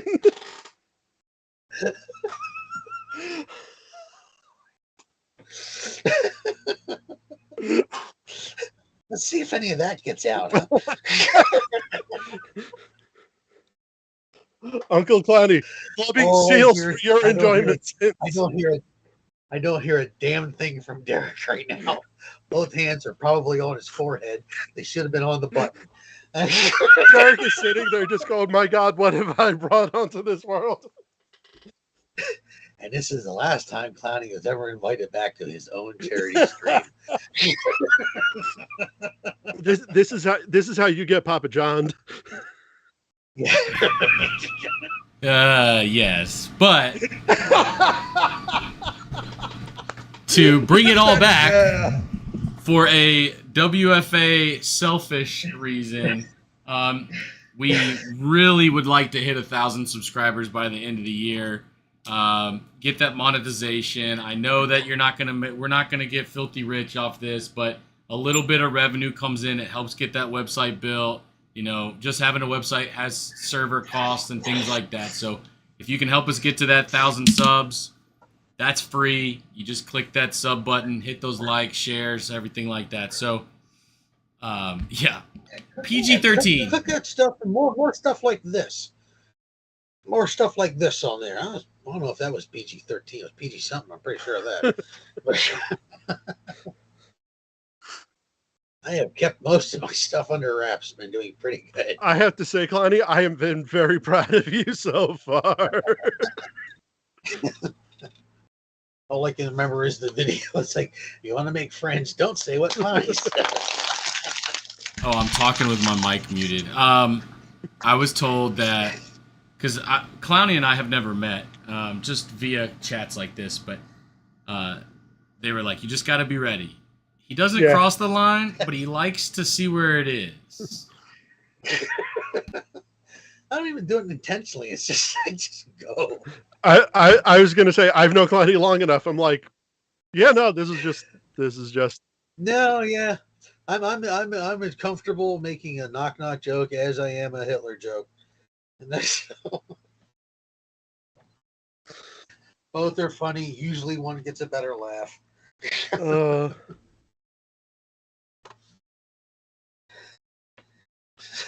So anyway, yeah. So okay.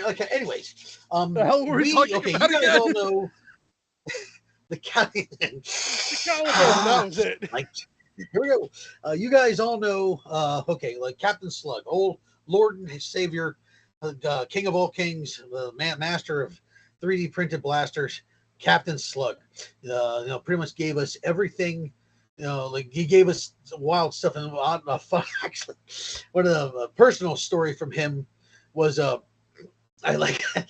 told him a story about us going to APOC when he was walking around and they were like, people are buying little dart doors from him, and they're like, it's Captain Slug. And I remember thinking, looking at like me and Griever and Jose, we're all sitting there looking. We're like, should we go talk to him? And like none of us had the nuts to get up and go talk to Slug. So I told him this at APOC, and he's just looking at me, and I'm like, "You want to get your autograph?" And he's like, "No." But apparently, we were at an APOC, and Random Shadow. Yes. What that was? Yeah, Random Shadow he was working on the Caliburn, not a Caliburn that Slug made. Caliburn. The Caliburn, the original. Metal pieces, parts, and bits, the original Caliburn. And it was a thing of glory. It was beautiful, tuned in, shot great. And Griever got a chance to actually got there to run with the thing. Oh yeah. I mean, it was tuned in so well. We were picking leaves off of trees with that thing. It was a beautiful piece of equipment. Oh yeah, I remember. I really wish I would have been like, hey, can I go use this? and that was the funny thing. Like I didn't even ask about it. It was like Shadow was just like kind of like, talking about it. I'm like, I can't believe I'm holding like the original Caliburn. Like, cause like at that point, I think Slug just started selling them. Like we're talking about pre-worker picking it up and making their kind of cheap copy of it. But you're talking probably about like within like the first maybe 200 Caliburns getting sold.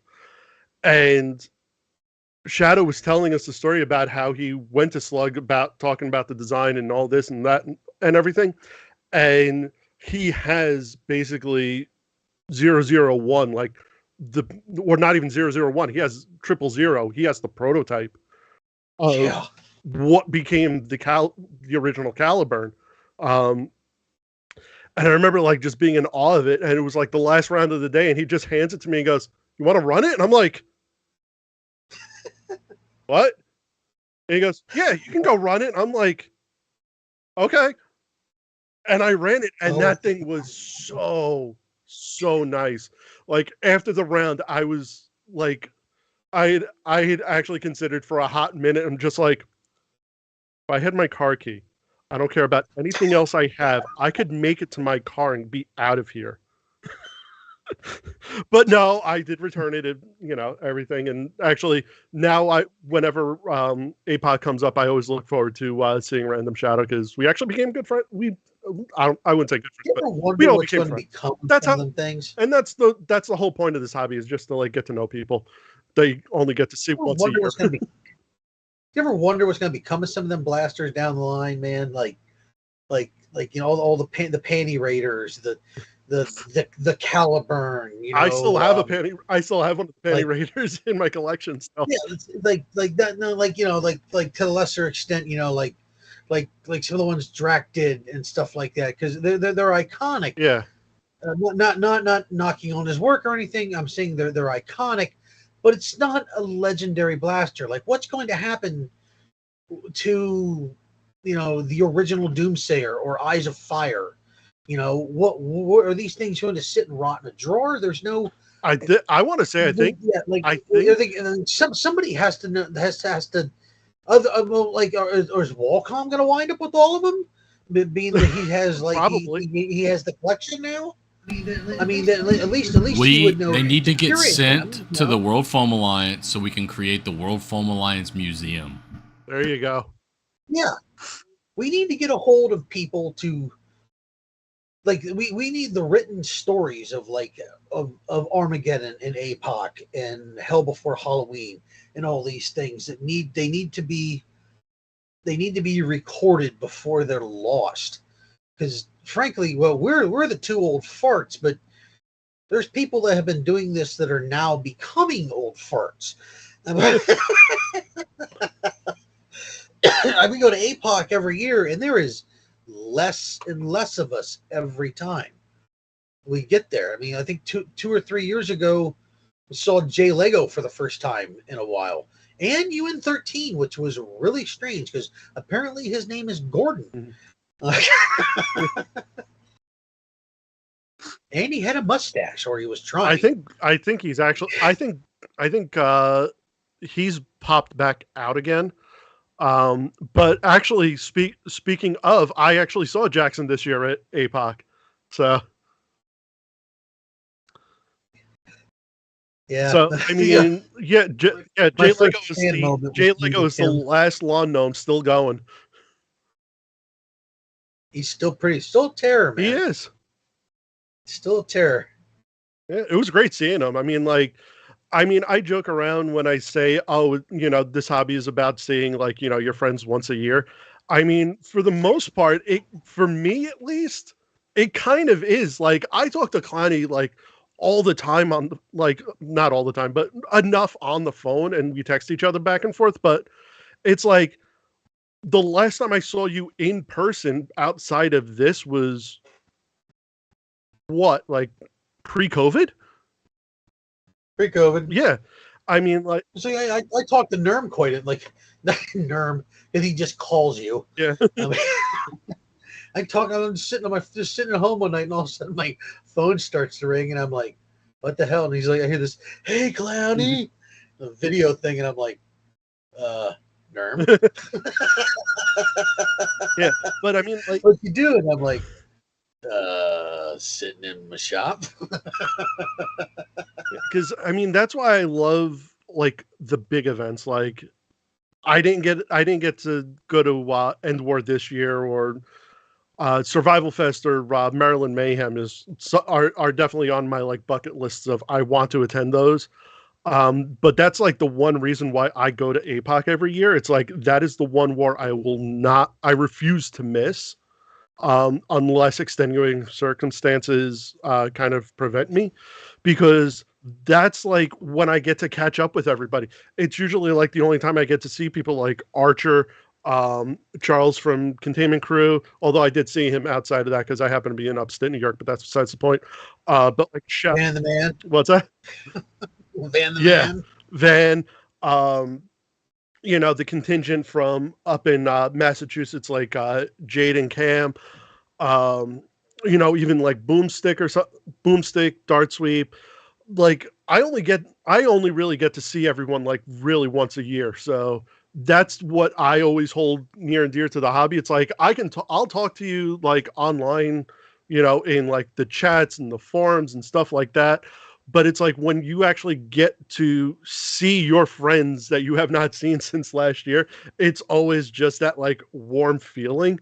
Because like I'm standing in a parking lot and all of a sudden I hear Griever, and I turn around and it's like, oh my god, I haven't seen you in a year. Like the first foam con I attended like that, I'm getting all my stuff out of the car and I hear somebody yell something. I turn around, it's like Clownie. I turn around, here comes Jangular. You know? I'm like, oh my god, oh yeah. Then I'm standing outside the door waiting for Beaker to come back to help me drag my stuff inside, as he went and parked the car. And this dude comes up and he's like, "Hey, do you mind watching some boxes?" And I'm thinking, okay, yeah, why not? And he starts putting all these boxes down.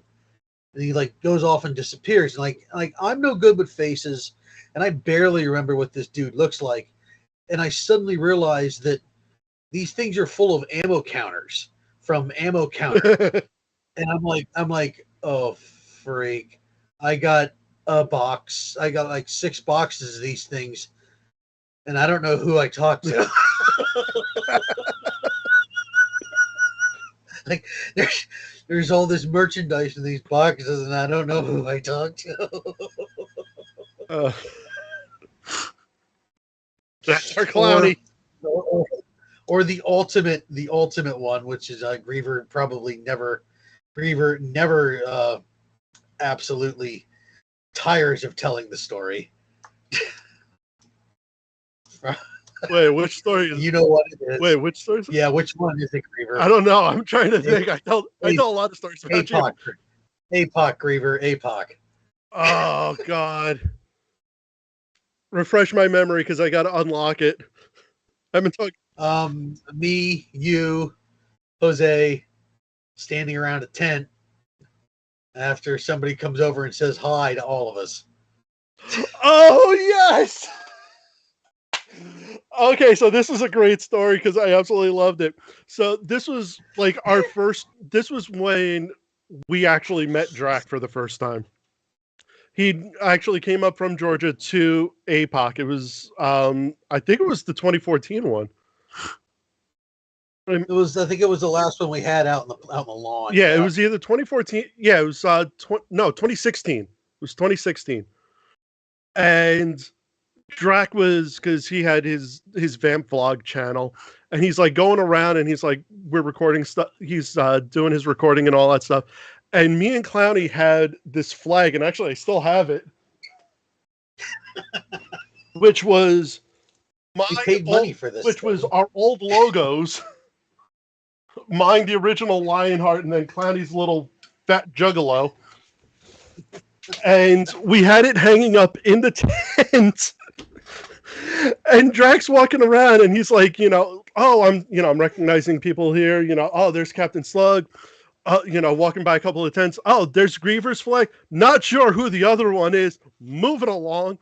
And as he walks away, me, Miguel, Beaker, and Ark and Aeromech are just standing around looking at each other dumbfounded. And as soon as Drac walked away, all of us start peeing ourselves laughing that he just completely glossed over Clown. You can hear it on the audio. You can hear it on the audio. If you actually find that video. What made it so painful is the fact that we had just spent like 20 minutes talking. Yeah. like right to his face. It was such a beautiful moment. He's like, I don't know who this guy. I know him. I know him. I know him. I don't know who that guy is. Yeah. I recognize Griever's logo. Not sure who the little fat man is. Oh, hi, Clownie. Moving along. Yes, and if you happen to find that vamp vlog, as he walks away from our tent, you could hear the four of us cackling like idiots. You can hear Beaker over everybody. He wastes no time to he's like, So right at me. we've got somebody joining the stream here, so we'll go ahead and get him on screen. If you want to go ahead and introduce yourself. Unmute first, though. Hello, how you doing, Spectre? Unmuting teams. Unmuting teams. There you go. Mutant teams. There we go. Awesome. Good morning. It is morning here. It's 11 a.m. or coming up on 11 a.m. here in sunny Scotland. How has the night been? Really, sunny Scotland? That's not what I know about Scotland. we do have sun for like 30 minutes a year, I promise. So what have I missed? What have I missed? Me and Clownie have been telling stories of days gone by and probably embarrassing our friends or other members of the community with just the random like knowledge of crap that we know about everybody. This is the perils of being an older member of the hobby generation. Like and the loopy 5:45 in the morning feeling. Yeah, I mean, yeah. I gotta say, at least I'm not as bad as when like the last time I did a 24-hour stream, we were doing for Extra Life because it's all video games at that point. We were playing Quiplash on the Jackbox TV games, and believe me, when you have sleep deprivation going, that game is amazing. I have had Quiplash end relationships. It's not a good time. Oh no, when you are like punch drunk tired after like playing video games for 18 hours straight, going into Quiplash, believe me, you will get running jokes that last like literally 3 hours. I have Quiplash jokes with the team that have surpassed just one game. It's now a running joke for multiple games when we've done it in the future. Yeah, those are the best ones. Yeah. Good morning to everyone in chat. Welcome to the World Foam Alliance live stream. Thank you for those of you who are outside of GMT. There are currently how many people are tuned in right now? I'm trying to get the numbers. We have 30. I'll give you the update. So we've been streaming now. I got to do the math. 14 hours, almost 15 hours. We have raised $3,561. We've got some We've got some crazy good deals going on. We've got a $5 raffle, a $10 raffle. We've got a Matter Hackers Filament gift card for $100. That it is a $1 raffle. There is a blaster by Tinker Shot called the Coat Hanger, which is also a $1 raffle. We got auctions, all kinds of stuff going. The goal is $5,000 by the end of the stream, so we are down to about 10 hours, 9 hours to do it. We only need $1,439. So I think you guys got it right here, right? In the next hour, you guys are gonna raise $1,400. Well, the goal for Team N7 is to raise $777 during our 3-hour time slot. So we're hoping to make a dent, if nothing else. Oh, you got it. You got it. $7,777. No.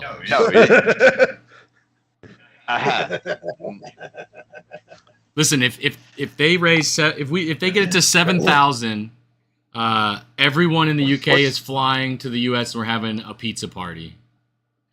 So one of the things that we are going to be talking about later on in our segment is the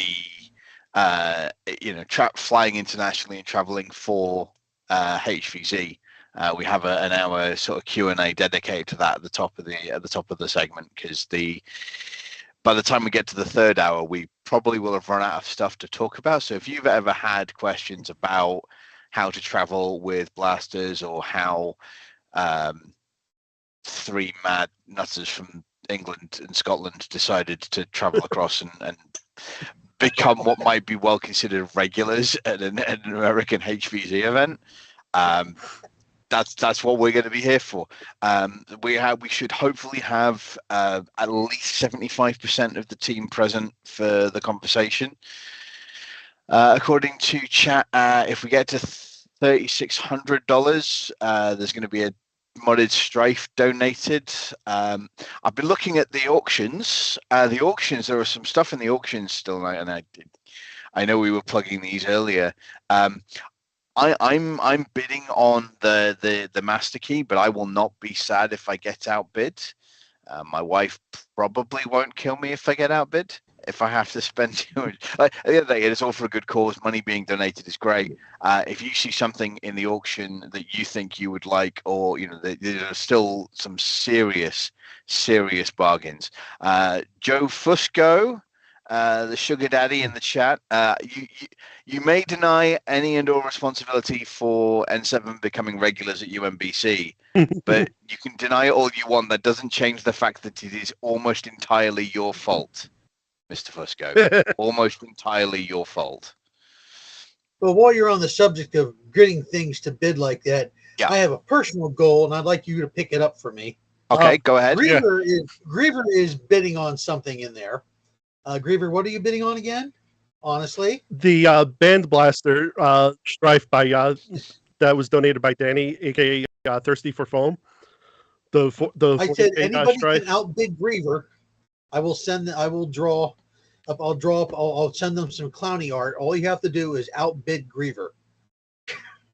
So you not only do you get the blaster, but you get a free piece of artwork for just outbidding Griever. Okay, so we have to prevent Griever from winning the item, and in doing so, we also get a unique piece of Clownie X artwork. Yep. I mean, that sounds like a bargain to me.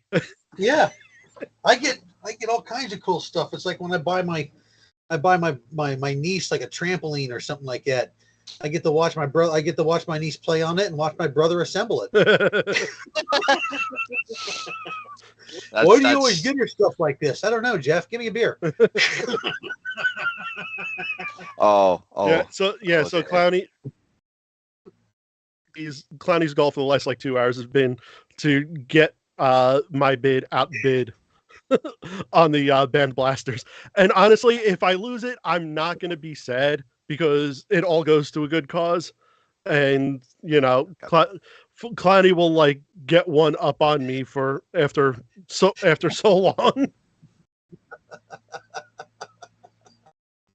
So I think we just had someone else pop in. We do. If somebody wants to introduce them. Yeah, I'm gonna be bringing them into the top of the hour. That's Reaper kind of hanging out in the backstage area. Sorry, I brought you on too early. You have to wait. You're in the waiting room. You're in the green room. This is Jimmy Kimmel live now. We have a green room. Wait, do we have time for Matt Damon? You're not the only one that can do that. I'm now. I couldn't be more concerned, but it would take effort. Are you kidding? This is a really good video of me doing something. You kidding? For Clownie, this is tame right now. I have a lot of hats like this, actually. Yes.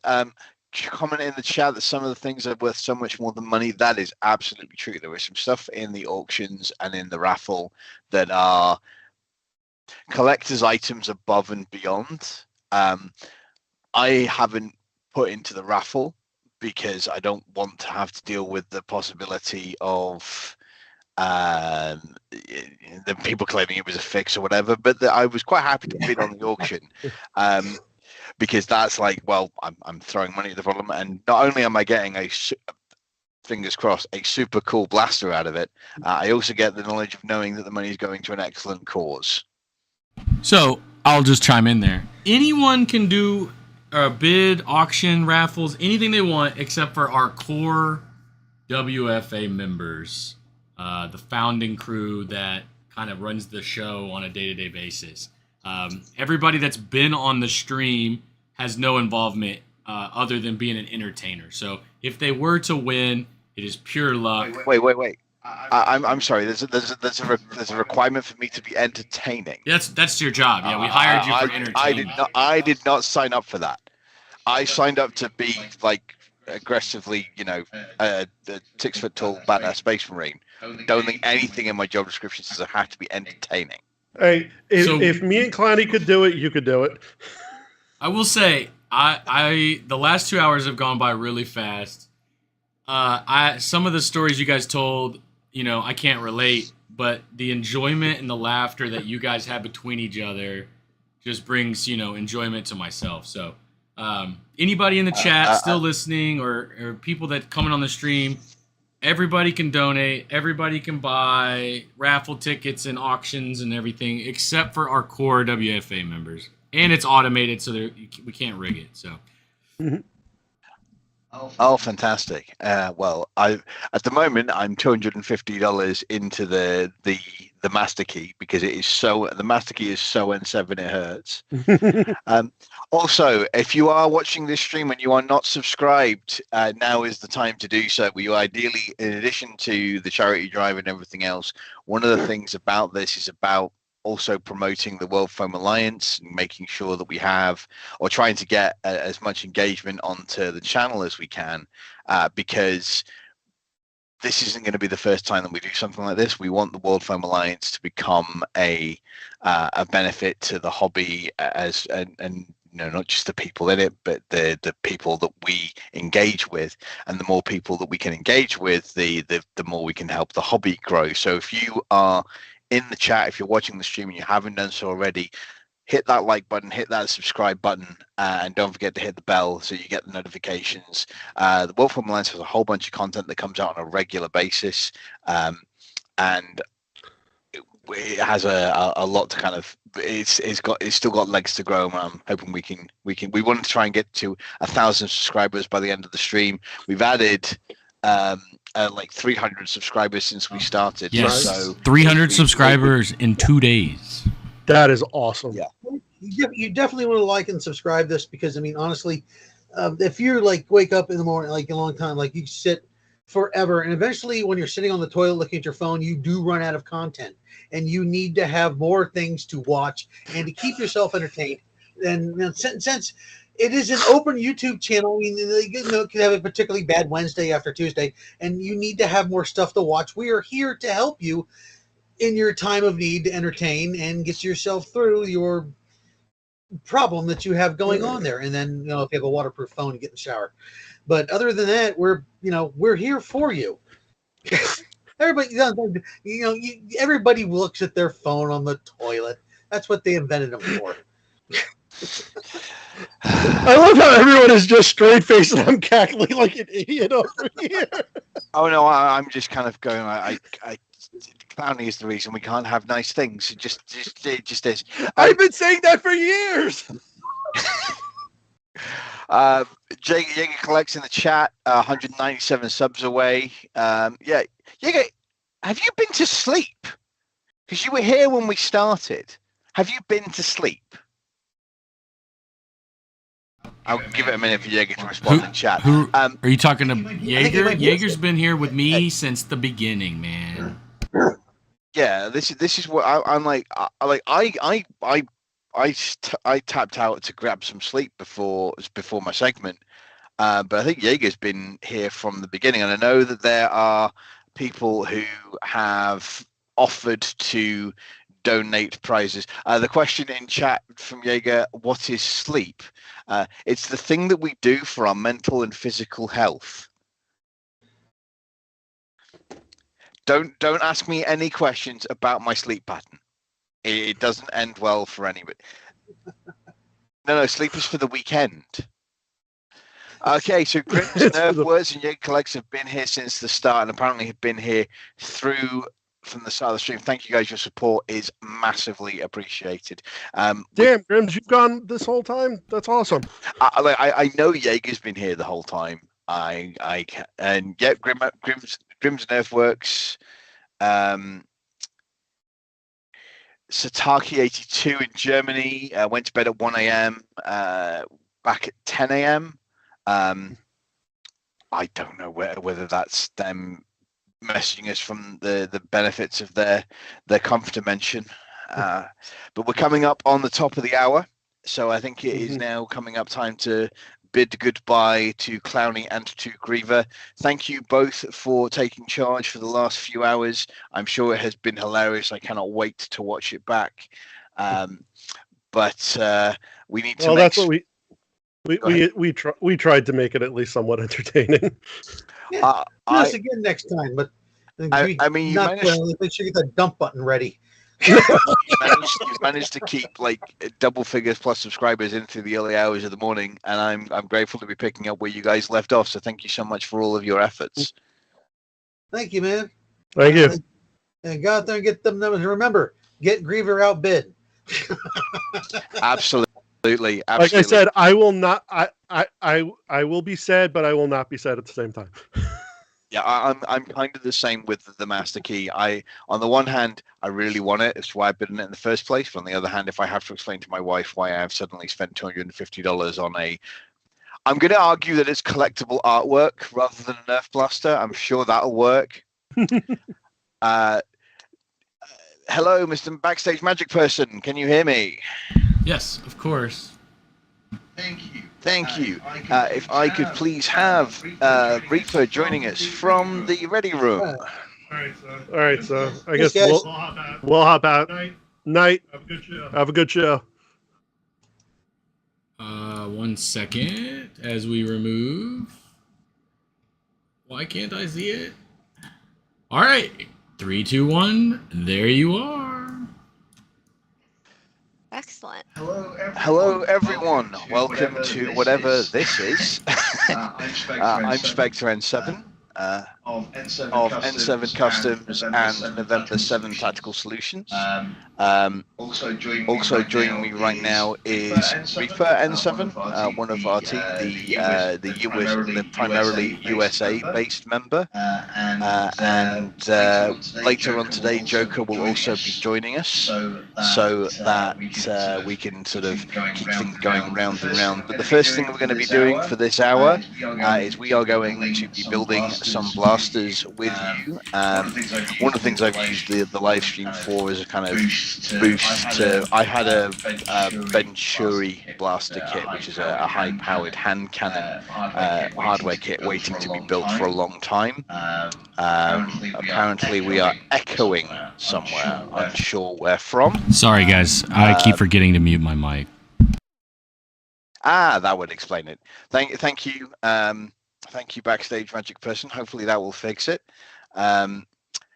Clownie's advising, remember that we need to outbid Griever on the band blaster. Anybody who wins the band blaster that isn't Griever gets the blaster and also a unique piece of Clownie Nerf artwork. So yes, top of the hour. We will be here for the next 3 hours as a team talking about various topics and doing various things. But this first hour is going to be us building blasters, talking Nerf. We have, apparently, according to chat, lost the echo, so thank you. I think we've found the source of the concern. At this point, I say I'm going to be building a Venturi, which is a Northeast Designs blaster. It's a high FPS hand cannon, and it is it the 200 plus FPS sidearm. And at the other end of the spectrum, Reaper is also going to be building something. Reaper, what are you going to be building for us today? I'm going to be building a super spamf, and you all can make fun of me for my print quality. But yeah, I've been in need of an HVZ Springer for the longest time, so it is time for a super spamf. And what's the benefits of the super spamf over, say, a standard spamf, or why a 3D printed blaster over, for example, standard Nerf choices or Dart Zone choices that are available on the market just now? Because I am a sucker for pump action, and a lot of when I do HVZ is traveling. So Maryland Mayhem, which is 13-hour drive or 2-hour flight, going to the UK for events, or just sake of packing space when I'm going to like Grove City or Geneva College stuff. So having a spamf means that I don't have to deal with bringing full-length mags and half-length mags, and ideally that will be more reliable than modding like a standard Nerf blaster to half-lengths. Makes sense. Okay, so numbers-wise, friendly backstage magic person, what are our current numbers? I know that we have the temperature gauge, but sometimes that takes a little while to catch up. So what are our numbers right now, if you'd be so kind? So we do not have the temperature gauge anymore. The thermometer is gone. I wish I had the voice like Price is Right. Well, let me tell you what we have today. So anyway, we have refresh, most up to date is 3,561 doll hairs. 3,561. So now I need to do maths, you see. 3,561 plus 777. 4,338. So that's the goal. We want to get to, let's call it 4,340. Oh, but donate if we can get $777 donated. That's just better. Yeah, but that would be more and more. But I heard earlier that you guys were going for 7,777. Who said that? No. Excellent. We have Joker joining us from the spooky dimension.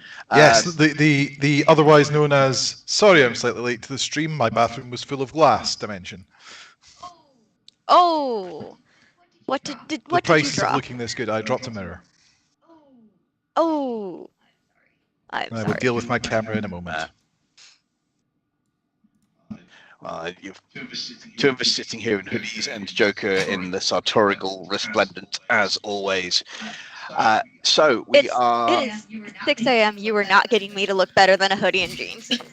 I'm not even in a hoodie. I'm in a turtleneck. Okay, so we have the next 3 hours coming up. For the first hour, we're going to be building blasters and talking general Nerf stuff. Then at the top of the hour, so at 12 noon UK time, an hour from now, we're going to be talking about HPA Nerf. We're aware that the USA side of stuff doesn't really use HPA all that much, whereas Joker and I have a fair amount of experience with it. Both using it and operating it, and we're going to be talking about the sort of origins of HPA in the hobby and also use cases and benefits of that. And then in 2 hours time, we're going to be talking about travel for HVZ and what prompts lunatics from the UK to travel all the way to America to play what is, at the end of the day, a glorified game of tag with children's toys.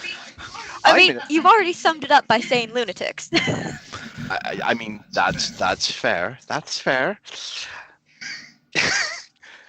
Just checking in with chat.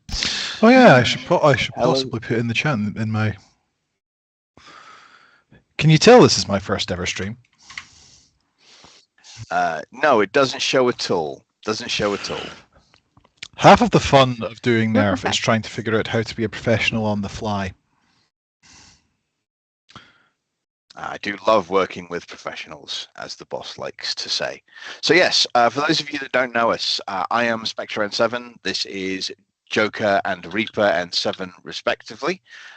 We are 3/4 of the active members of #Team N7, and we between us we travel to events, we play, we run events, and we have been I've been involved in the hobby since 2017. Joker, I think Reaper actually beats me out for that. How long have you been playing, Reaper? You are quite mistaken. I started in fall of 2018 when I started at Purdue. So. Stop playing with your helmet on camera. It has light up ears. No, I have to agree with Reaper here. The light up ears do take priority. They're not visible on stream, unfortunately, but. Yeah, but Reaper, I think you still beat me out because I think I was winter 2018, maybe. I thought. Yeah, I beat you out by like. I'd have to go and check. Yeah, because my first proper event, because I count event number 2 as event number 1, because try everything twice. My first event, don't really count that. So yeah, my first event was the sadly now closed Zone 74 skate park event with Foam Dart Thunder, I believe, in 2018. And Big Al from Monkey John Collective and Foam Dart Thunder will be on later in the stream talking about Foam Fest and UK Nerf as a wider thing. We are mostly just here to cover the early hours of the morning for the US lot and to, well, we're here to build blasters and talk Nerf. Is where we're at. So I'm going to switch my camera over so that people can see what I'm working on. There we go. Talking of cameras. Oh dear, please don't look at my messy part, Ben. Devices.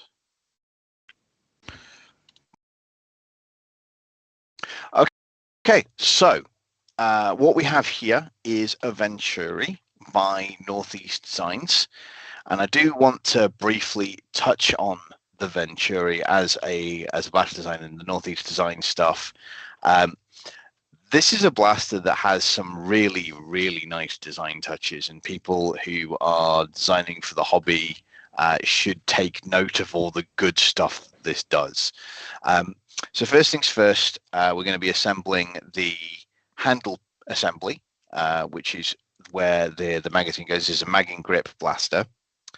Now, what you can see, hopefully, he says, holding up to the camera, is that all of the holes have either got heat set inserts, or in the case of these two big boys here, captive nuts. So that means we don't have anything screwing into plastic. And I think the Spamf and the Super Spamf also have that same benefit. Isn't that right, Reaper? In some parts, there are bits that screw directly into plastic. Full disclosure, though, my Spamf kit is cobbled together from an older one, so potentially not fully up to date, and definitely missing some pieces. The Spamf does have a wonderful sort of history in the hobby in terms of its design, and we've now got things like the Spamf but flywheel, which is at the other end of the technology spectrum from a handle prime springer, is a fully brushless programmable masterpiece. So we have all kinds of variations on it, and Gavin himself has been like, the non-cleavage has now kind of got away from me, but I'm stuck with it. So we have a question in the chat. Reaper, what colors did you choose for your Super Spamf? Ooh, okay. I have a slight variation on the traditional N7 red, white, and black color scheme here. The other Nerfer I live with has a bamboo and has printed me some very nice polycarb parts, which is all of the gray bits here. And then I'm going to hit it with a paint pen and some acrylic paint later on to give it a little bit more of that black and white N7 flair.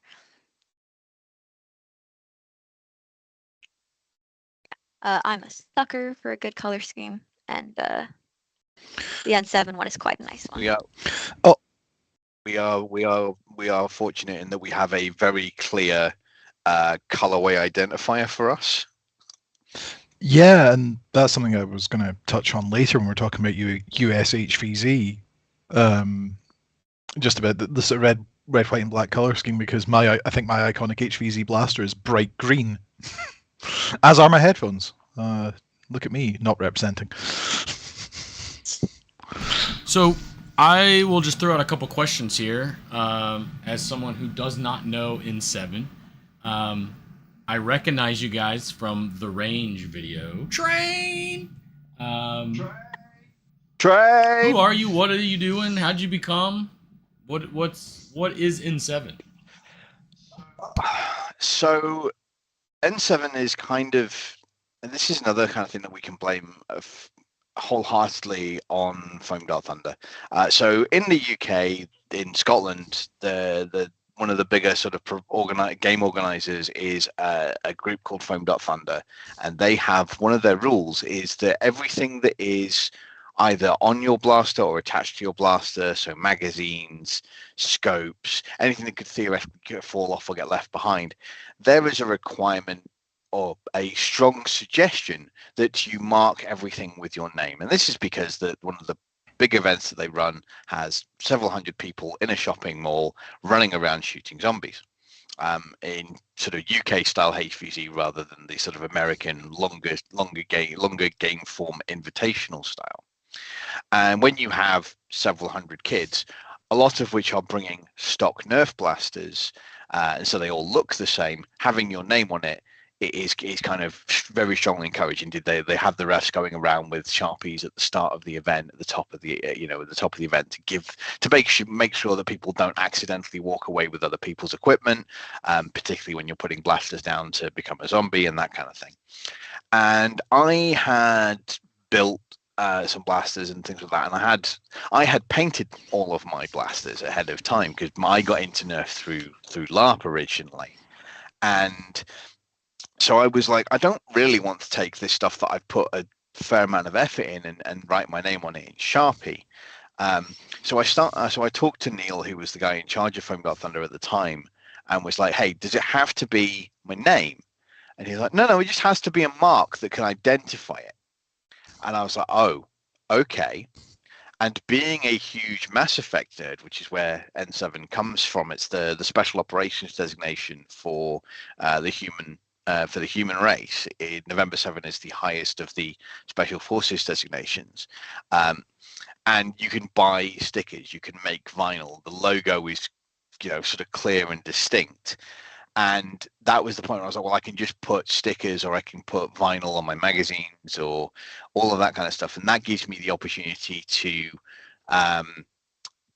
mark up my blasters in a manner that is both aesthetically pleasing and, makes me feel kind of cool because I'm pretending to be a space marine. And the more I say that out loud, the nerdier it sounds. And it kind of snowballed from there because once you start down, I started down a particular sort of sci-fi aesthetic, and it kind of, I then, I started investing in more gear and blasters with that sci-fi aesthetic, and then of course as I got more, I then wanted more, and it rolled on and rolled on. And then as sort of time went on, I began to find myself, having other like-minded crazy people joke away with camera. And the thing about Nerf, and at least for me, is a lot of it is about the people I'm playing with, not just about the game that I'm playing, and finding people who had that kind of same mentality about wanting it to not just be about the foam flinging, but also about the costuming and the presentation of the team as a whole. And then it kind of grew legs and ran away from me. So now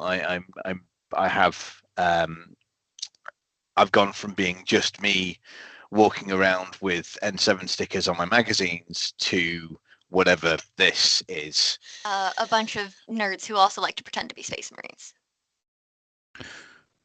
So are you big enough to call yourself a squad? Are you a platoon? Are we a battalion yet? We are a squad. We the appropriate designation actually for us, because we are 4 active plus various support members, would be a fire team, which is half of a section, using sort of UK designations for that. I was going to talk about the blaster I was building, and I've just realised I've been rambling along, and everyone's just been looking at this blank screen. Our gracious back end did in fact prompt your question, so I think we are absolutely in the clear. Yeah, I should have just switched my camera back to my face rather than leaving the blaster away there. I've been building mine. Yes. Hey, you've got stuff to build. I am currently in my workshop, which is currently being built. All of my tools are in boxes by my knee, because space is currently at a premium. Stop distracting me! I want to I will say that no one has followed their Okay, schedule. cool. Everybody's wanted to do something, but somebody asks a question, and it's just there's a lot going on. Everybody wants to know everything. Spectre, Fusco's telling you that that's how a stream works. If I wanted Fusco's opinion, I'd give it to him. You can't give Fusco an opinion. Fusco just has them. Yowza! Bullying people in the clear. Are we going for that today? No, Fusco's not a person. Fusco's a plant. For the avoidance of doubt, both Spectre and I were at Fusco's wedding. It's affectionate ragging. And I was there in spirit because Spectre nobly asked to borrow my kilt, which was a family heirloom. And what better way than for a chaotic non-binary individual to be present in spirit at a friend's wedding than by making a man wear a skirt?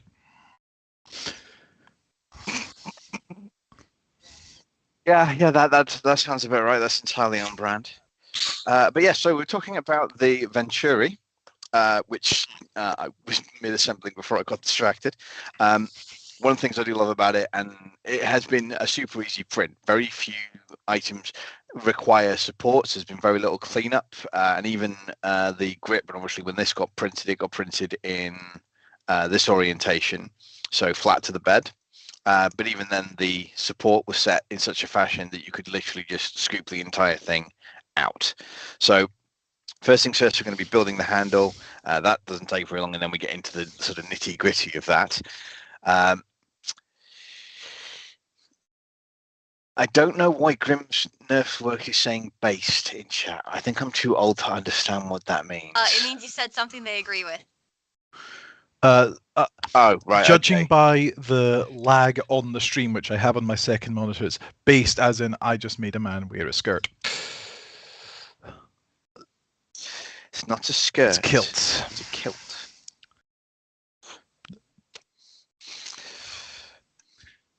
One of my favorite moments at the wedding, someone come up to me, hello, my name is so-and-so, I see you're wearing a kilt. Do you know that I'm 25% Scottish? And I was like, congratulations, that's 25% more Scottish than I am. I just live there. That counts. And hopefully, give us a long enough time frame and we will get all of us in the one country. It's a work in progress. It is indeed a work in progress. Much like these blasters. How's yours coming? Well, it's not my first rodeo building a spamp. And indeed... So why are you building another one? Because I got rid of the first one. It was not a super spamp. It was not pump action. I had it set up for a much higher FPS, which meant it was a fairly uncomfortable prime as well. And so I was kind of put off of it for a while. But I've had a Falcon Fire sitting in my bin for quite a bit, so here we are, take 2. Hopefully the pump action will work a bit better. And yes, there are some blue parts in here. As I said, this is kind of a cobbled together kit. Mixture of old parts from a buddy who was building one and new parts printed for me. And I think that is one of the great things about modifying blasters. I mean, I've only ever modified or built 2 blasters in my nerfing career. Most of them were commissions from Spectre. which is why I'm now building my own workshop. I'm trying to get into it myself. But one of the things that is good is you can use old parts, you can reuse older things, there's recycling, there's a nice community for, I don't actually use this anymore, but you can then enable somebody else to have that creativity. Especially in the British Nerf scene. Yeah. Where people will raid their parts bins and go, the here, have this for the low price of postage in a McFlurry. Or as said often within the team, this is yours for the low price of it not being in my house. Yeah, that's why I have anymore. 3 different sets of armor. 2? 3? 2. 2 sets of armor. To quote. Do you own any armor that isn't a hand-me-down? No, not currently. Well, unless you count the helmets. Don't you have the SIU stuff? Oh, I do. No, you're correct. Oh, Yes, we I not did got- buy a set of that. I just haven't painted it yet. Is the SIU armor the 3D printed stuff? Yep. Yeah, the industrial 3D printed stuff. Yeah, rather than the stuff that we've built on our hobby printers. Yes, Jaeger. McFlurry is a bit hopeful, I do realise. It's back when they still cost £1. Standard unit of currency for exchange. But back... One McFlurry. Yes, years ago, even before Team N7, my friend group, there was a standard unit of exchange when they still cost £1. If we owed each other money, we'd just buy each other ice creams over summer until the debt was paid. That sounds like a pretty good deal to me. You can eat McFlurry. You can't eat money. You can eat.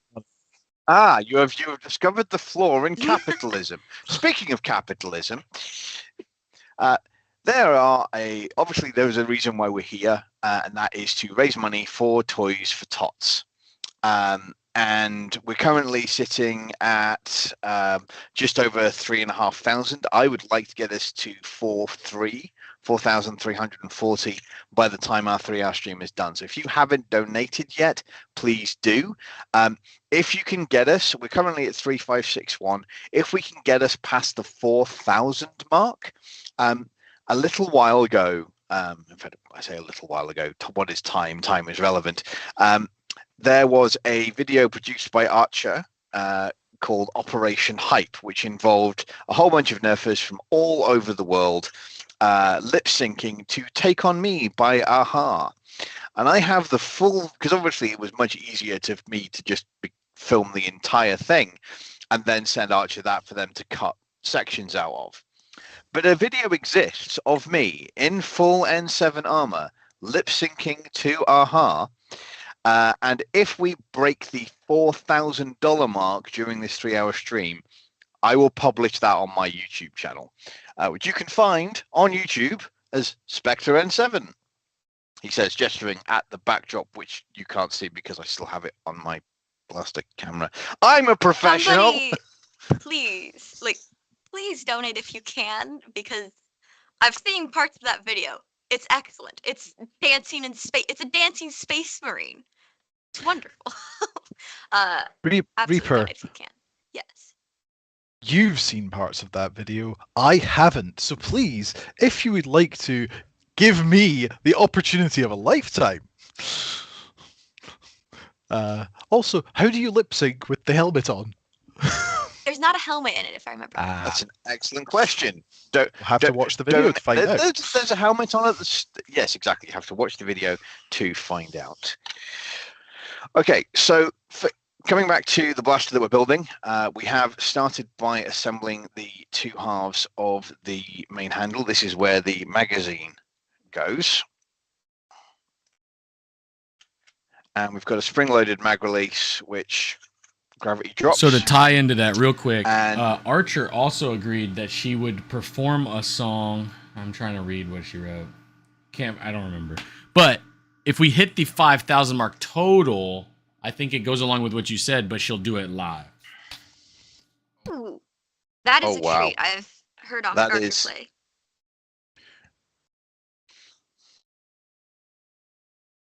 Hopefully, we will manage to meet that goal by the end of the time that we are together. Just going to address the chat. Barasta, pleasure to see you. I still wear your patches. The answer to your question is £1.39, which is an awkward amount of number. Okay. And also Fusk. I'm sorry. I also very need to clarify something. Joseph Arthur. If you just jump our price figure up by $350, I won't complain, but I might look at you funny, because that's an awful lot of money to pay on your own for just for the benefit of seeing a video that I'm pretty sure you've seen already. But it plays on stream, therefore it lives forever. Oh, I would put it live on my YouTube channel, so it would live forever in infamy. Yes. I'm trying to follow instructions and talk at the same time. Somebody else talk. Here, spam.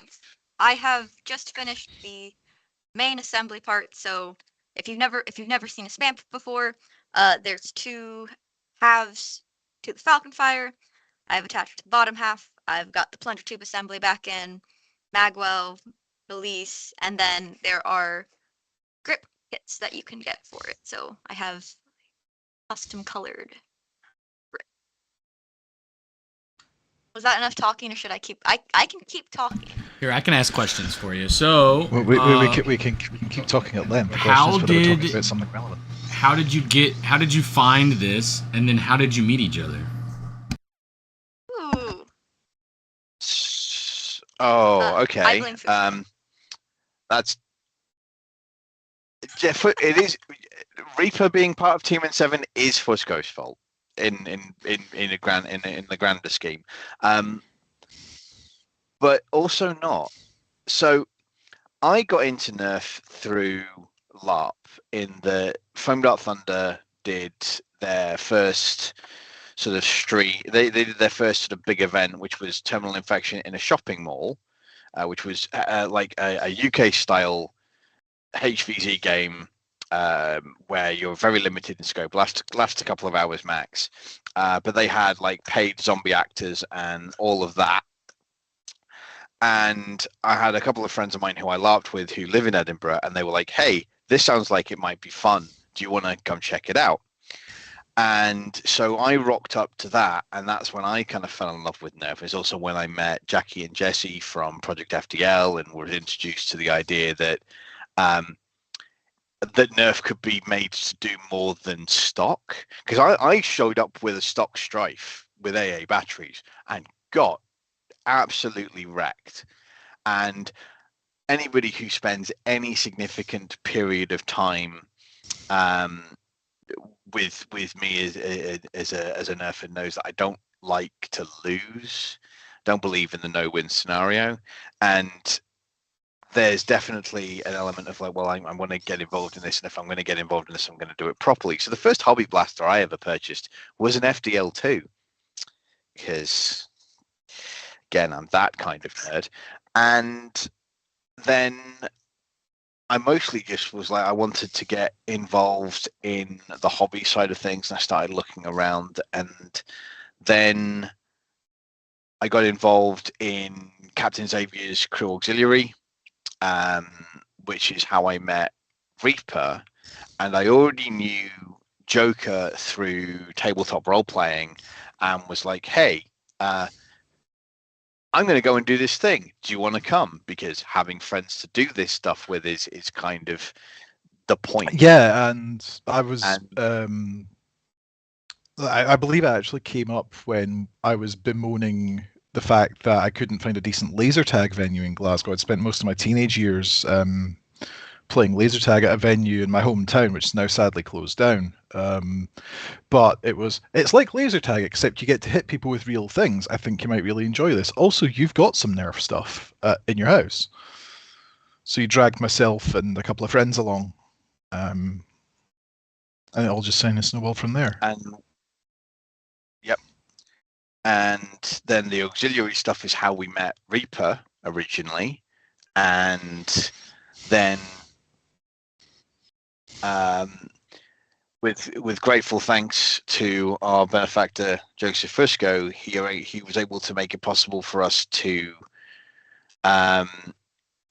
attend UMBC 2022. Yep, 22.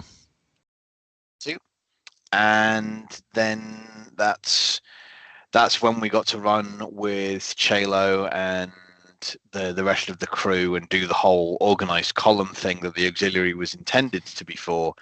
And the three of us, myself, Joker, and Angel, who is currently not on stream because they're working a night shift,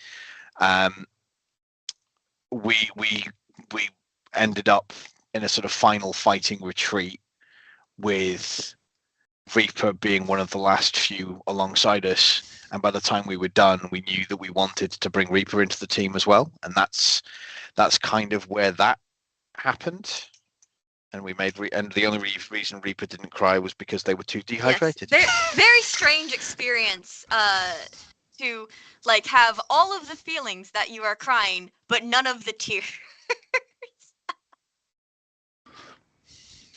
And for me, I took what I'd call the traditional or the more common route into the hobby, which is I got to college, had Nerf blasters as a kid, got to college, saw the Nerf Club, joined it, and that just snowballed to going to Kane, which is a group in Cincinnati that plays in an airsoft arena, and to joining a bunch of online spaces, meeting these nerds, and to where I am now, where I've gone to other countries and other states to Nerf.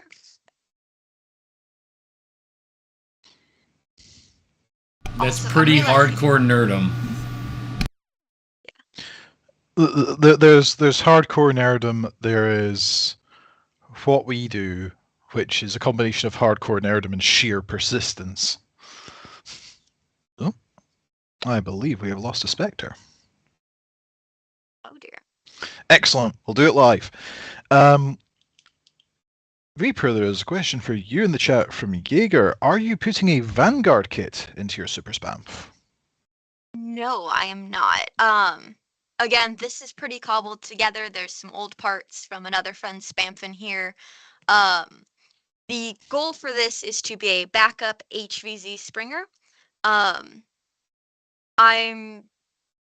not super familiar with what exactly the Vanguard kit does. I believe it just makes it so you can yank the mags out when it's loaded, and me playing the way I do, if I fully empty a mag, it's something's already gone wrong. Yes, that would be the definition of a Vanguard pusher, also known as a dog bone pusher. It's the one that allows you to, and indeed I can actually demonstrate that here. He says looking for the pusher. The pusher on the Venturi is a Vanguard pusher, so that when the mag comes up, it doesn't get stopped by the pusher, so you don't have to prime the blaster back to lock it shut. So handle assembly has been completed. This is, again, really nice engineering. This is a single piece mono grip that goes over the top. It prints standing vertically, no supports, and gives a really sort of nice comfortable feeling, even given that it is a hand cannon that takes angled talons, mag in grip. I do have fairly large hands, to be fair.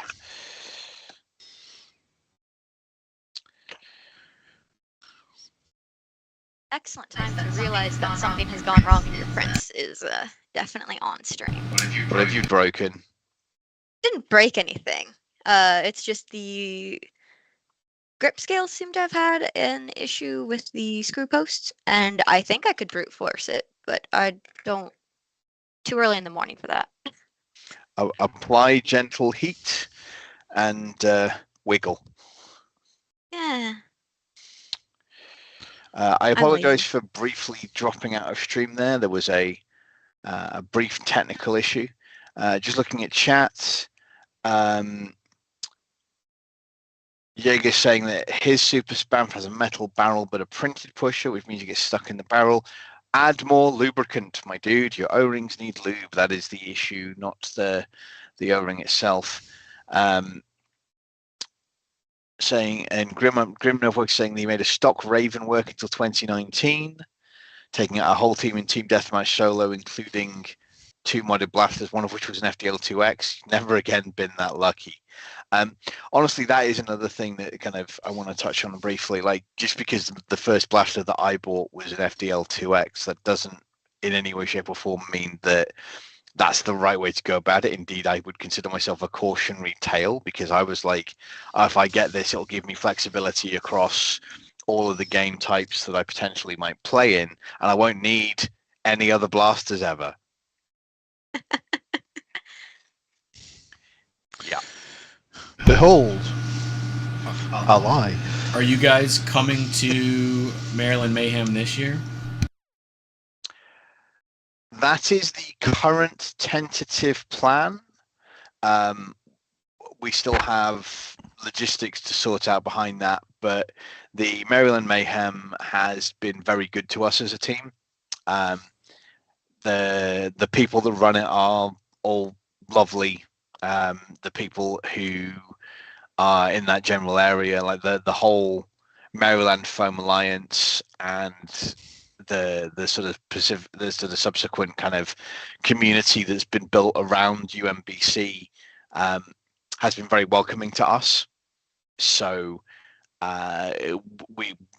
when given the option, because when we're traveling 3,000 miles and 10 hours of flight time to attend US style HVZ, you definitely want to be taking into account, is it going to be a good event? Like, you don't want to travel 3,000 miles and have the event be a bust.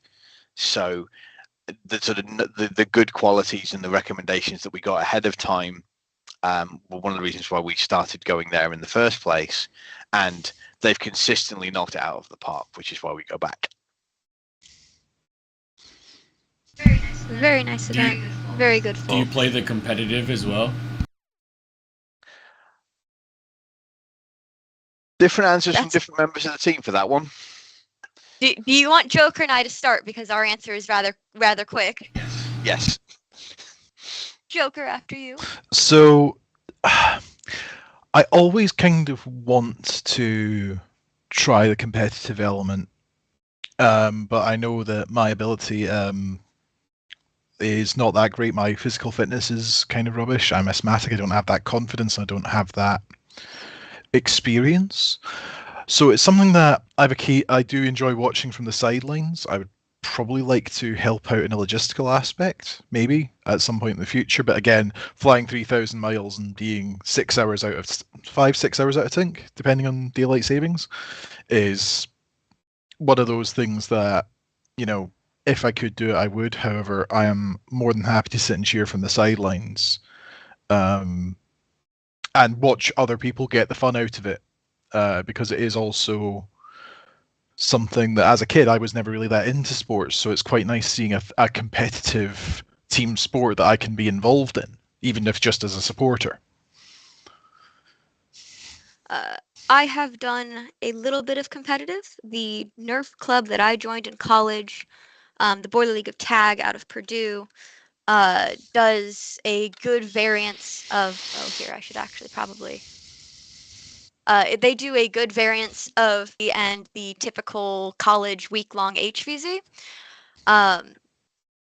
So one of the things they do for PvP is a CTF, a Capture the Flag tournament. I helped moderate that. I competed in it, and competitive is just not for me. It kind of saps all the fun out of it when the goal is to win instead of have fun. So I do not do competitive anymore. I'll play PvP all day long, but I will not do actual competitive tournaments. And I really like the competitive side of things. I took part in the inaugural Foam Pro Tour as part of Team Paradox. I still consider myself to be a member of Team Paradox, but one of the issues that I'm finding with the competitive game And that's competitive as in the tournament style play rather than just PvP, because I love PvP, a huge amount of fun. Things like the 11th hour blaster battle at the Maryland Mayhem Games, here for that, love it. But the actual competitive prize sort of tournament stuff, because there isn't really that scene here and it's moved on to such an extent in the US, I'm no longer in a position where I feel I can compete, and I'm kind of a drag factor to anybody that I would compete with, because obviously I've traveled 3,000 miles. I haven't had the opportunity to practice. Whereas the teams who are consistently placing in the sort of big tournaments at things like Ragnar Oktoberfest, at Maryland Mayhem last year, and things like that, they are people who get the opportunity to play together on a regular basis, and some of them are people who play together on a weekly or bi-weekly basis. And I unfortunately I can't do that because of the sheer amount of distance. So I guess the answer to the question is I'd love to. I will be happy. Paradox is sort of exists in spirit, but particularly for the games I'm likely to attend, 2 members of Team Paradox are heavily involved in the organising of it. In that being Boomstick Mods and another team member who's involved in the sort of backstage side. And at that point, we can't really feel the team because some of them are involved in the sort of backstage logistics, and also there's the potential for a sort of conflict of interest there. So like last year, I ran and played in the competitive with Archer and with Joe and a couple of other sort of Maryland locals, but it was very much we are not expecting to place, we're playing to play, and it's a lot of fun, but there is definitely that sense of the competitive scene has moved on very aggressively in the since the inaugural Foam Pro Tour, where it was possible for a sort of scratch team of good nerfers to actually sort of get together and do well in. I'm not bitter about it, I promise. Yeah, and like there have been competitive events. As I recall, Foam Dart Thunder Speedball was a thing 5-6 years ago now. I don't think they ever got past their first year. They ran 2 seasons. Oh, did they run 2 seasons? Yes, and they had plans to run a third, and then the dark time occurred. Ah, right. You can tell that's the side of the hobby that I was only tangentially interested in when the dark times descended. But no, it's really also kind of interesting because that competitive scene exists so differently in the US. It's really interesting seeing how it kind of evolves and how, because sports in general in the US are so different to in the UK. The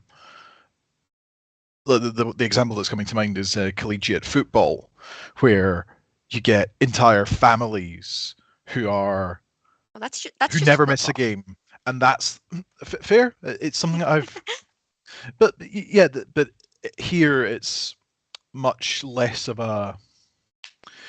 If you're into football, you're really into football. If you're not, you're not. Whereas it seems thing in the US.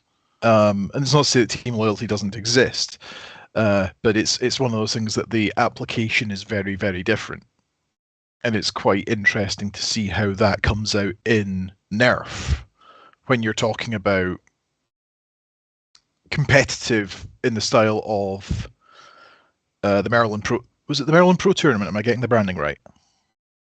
I believe so. Oh, it was MFT. It was Maryland Foam. Yeah, MFT, the Maryland Foam Tournament. Yes, sorry, it wasn't a pro. I was getting that confused with the Foam Pro Tour and later the Dart Zone Pro Tour. But yeah, it's one of those things that it's really sort of interesting to see how that pans out.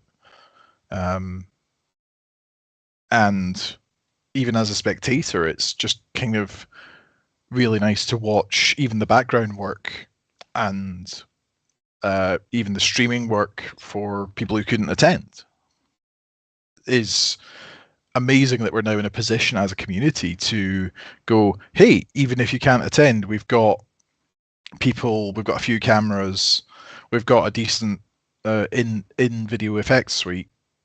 We can make this a bit more like a sports event as opposed to a couple of dozen randos getting together in a football practice venue to fling foam at each other for a couple of $100. Speaking of a couple of $100, how are we looking charity stream wise? Oh, Magic Man in the back. Do you want the good news or the bad news? Bad news. What's the bad news? Yeah, bad news first. Bad news. We haven't raised any money. Okay, what's the good news? Guys, I don't have to release my video. You guys are entertaining me very well. I'm having a great time. Excellent. This is the night shift. This is...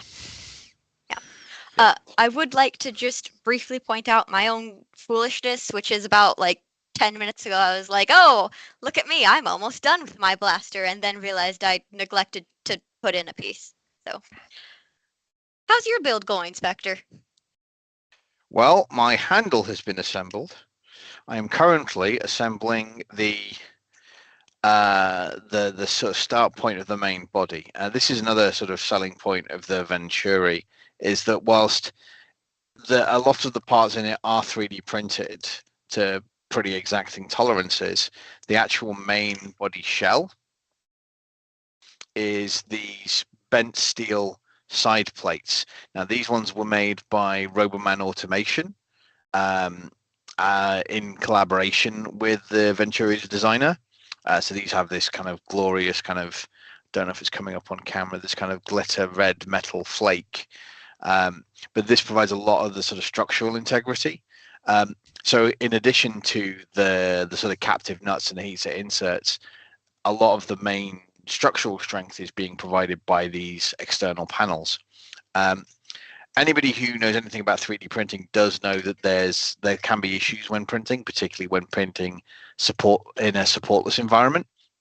But one of the ways that which the Venturi kind of solves that. So this piece has been printed on the vertical, so standing straight up on the print bed, kind of like that, which does mean, he says holding up the camera, hopefully you can see the kind of layer lines run on the vertical, which would mean that a shearing force along here would theoretically would risk damaging the pusher and breaking it off. But the way that that's been solved is there's an M5 bolt hole running all the way through, so there is metal reinforcement inside. It's just provided by the M5 bolt here. Oh, that's really slick. I like that.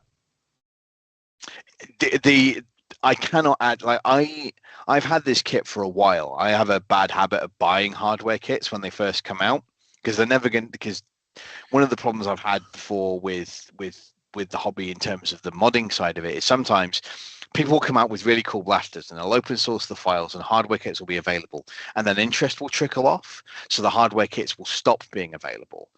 So I had a habit, particularly over the pandemic, of just buying the hardware kits as soon as they came out. I've had this Venturi hardware kit since one of the battles of Britnef. And it's been taking me this long to print the parts and assemble it. It's one of the things that I'm kind of grateful to the stream for, kind of giving me the impetus to do. But having print, it's been a joy to print because it's very little support, virtually no cleanup. But the engineering that's gone into this is amazing. Like some of the stuff that kind of, all of the, when I first printed this, I was like, that's going to break. I was reading through the sort of orientation guides for the printing. I'm like, that's not how I would print a pusher. And then I looked at the instructions and I can see that there's this bolt going all the way through. And I'm like, you have in fact taken that into account. But coming back to the point, I know that this is the early hours of the morning for the US. But if I have to go back to Al the Geek and tell him that we have raised zero money, I'm going to look like a chimp. So if you're on the stream just now and you haven't donated yet, if you haven't bid or if you haven't purchased a raffle ticket, please do so. I would like my numbers to go up at least a little. Please. For those that Not begging. aren't aware, Not too proud to beg. there is the auction, yes, which has some very nice priceless things in it. But there's also I know there's $1 donations, which is punishing YouTubers and making them clean up darts. There's also, I want to say there's a $5 raffle and then a $10 raffle. So if you're in that spot where you're like, well, I don't have enough to buy one of the auction things, but there's also there are two $1 raffles. Ooh, okay. I apologize. I thought there was a $1. I wasn't for sure. Yeah, I did have a look around last night. I didn't even realize there were auctions because the stream started so late and I was still building the streaming rig. I've still got like parts of tripods and ring lights and stuff all around me. But there's a couple of really nice things in there. I mean, there's a gold DZP Mark IV signed by a bunch of highfalutin Nerf tubers and content creators, which looks absolutely astounding. Yep. Real quick. Go ahead. Barasta, Team N7's event attendance is still kind of in flux. We're debating Maryland Mayhem is currently a strong contender. The UK side will probably be at Foam Fest. Also, I believe the reason it said 13 minutes left in the raffle is because there's drawings every so often. It's not just drawn at the end of the stream. No, so it's all going to be done at the end of the stream. If you see a time remaining, that's the time remaining in your cart.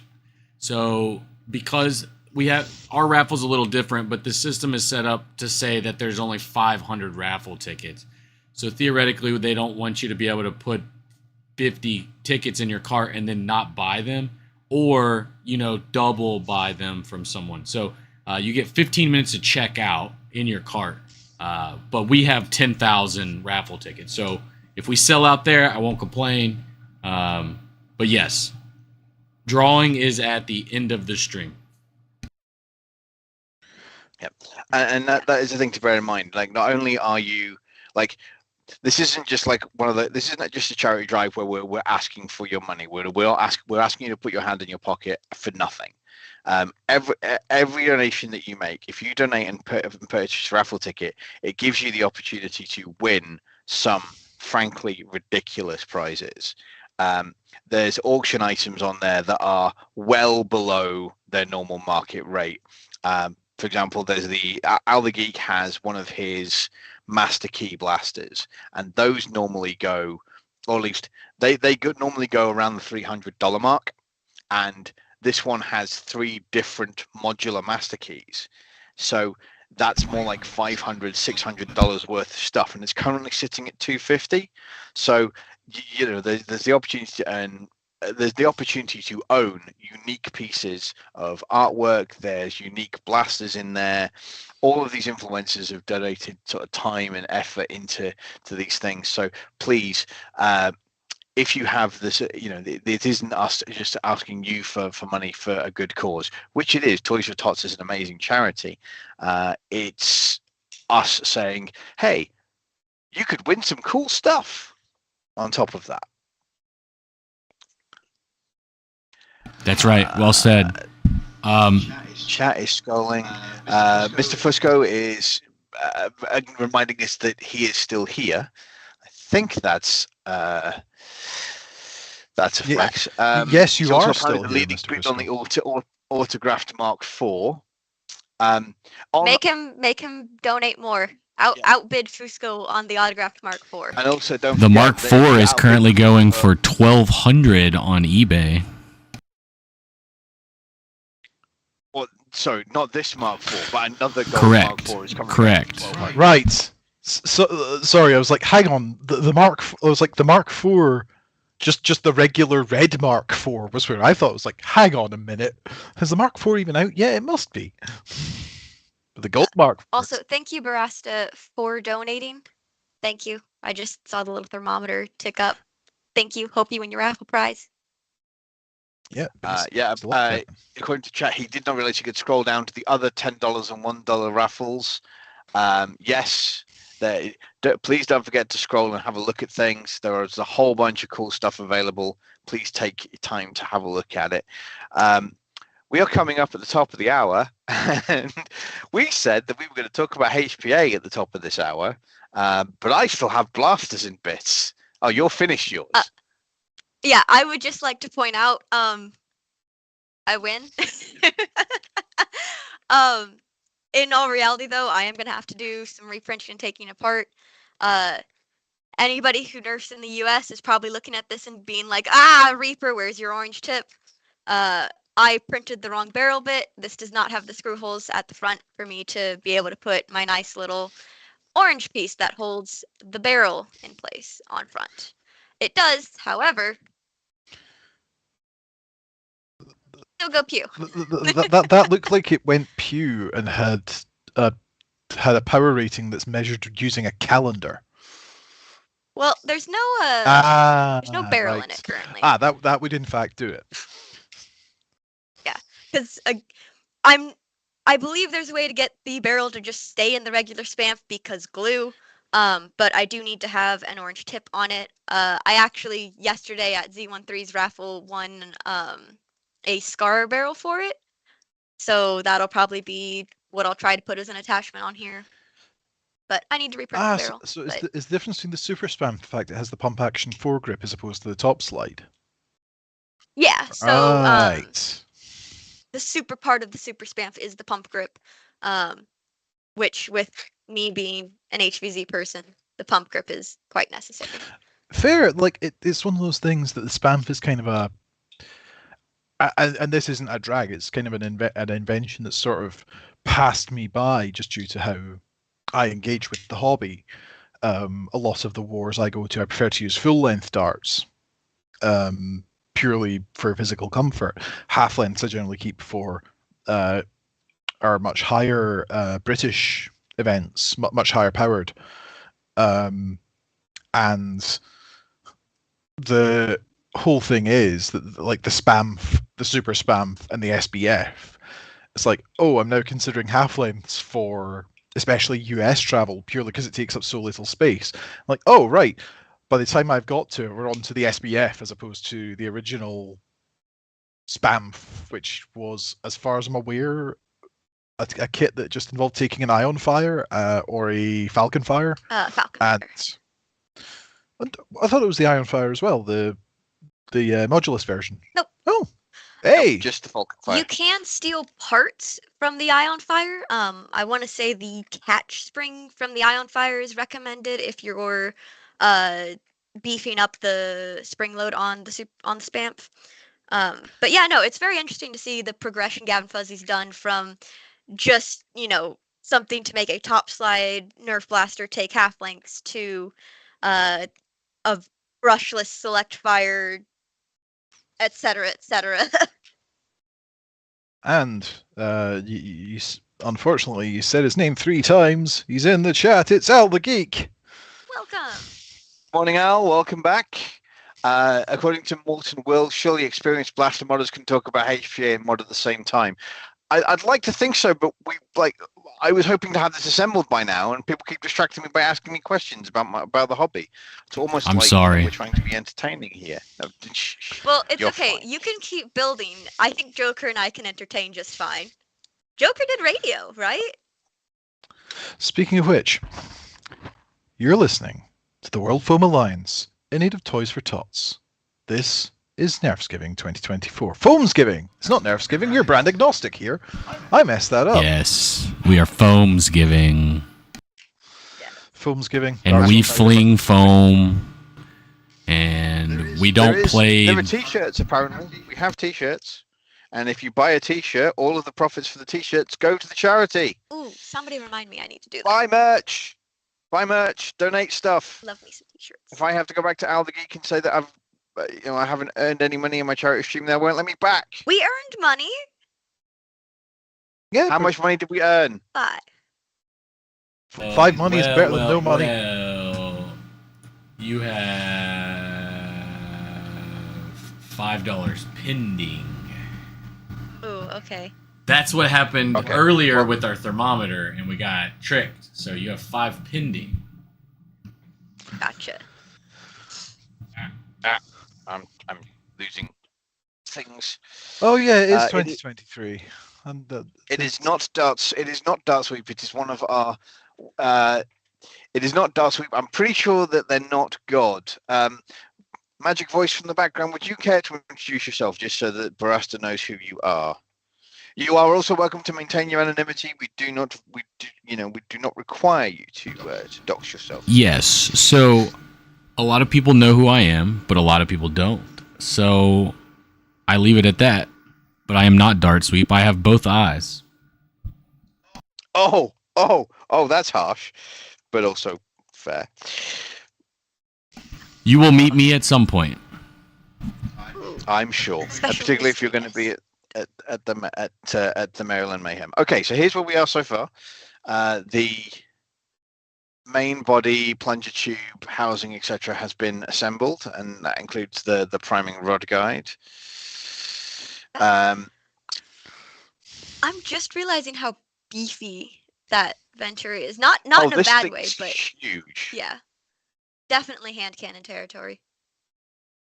Yeah, as opposed to the sort of svelteness of the Spamf. So I'm going to put this aside for now, because I do actually have things to show and tell for the HPA section of this, and I'm going to try and keep us to time, at least in some fashion or form. I mean, reminder, magical background voice told us most people have not been keeping to their schedule. You're probably fine to continue but building. No, I need the space. Oh.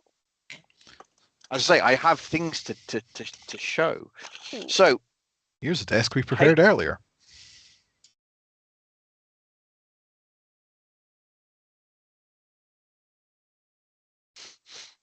This is an XBZ, an Extreme Blast Bazooka. And anybody who knows about or has looked into HPA in the hobby will have heard of the XBZ and the SpecBZ. Now, the XBZ is this thing, or rather the internals of this thing, which I have prepared to take apart earlier, Blue Peter style. Where's my lever? There's my lever. If it was show and tell, I would have gone and stolen things from friends and not known how any of them worked. So you don't play around with HPA, do you, Reaper? No, I do not. So by virtue of being an American, where most of my play is at public places like college campuses, I think there's one place near me that allows HPA, and that's the aforementioned Kane Arena, which they play in an airsoft arena. They allow HPA. I think Z13, and I won't swear to this, I think they allow some of the green gas stuff. But most of my play is HVZ, or at places where HPA isn't allowed, and it's a very expensive thing to get into. So HPA holds no interest to me, unfortunately. So for us, particularly around when the pandemic kind of hit, high FPS Nerf became the sort of only game in town for obvious social distancing reasons.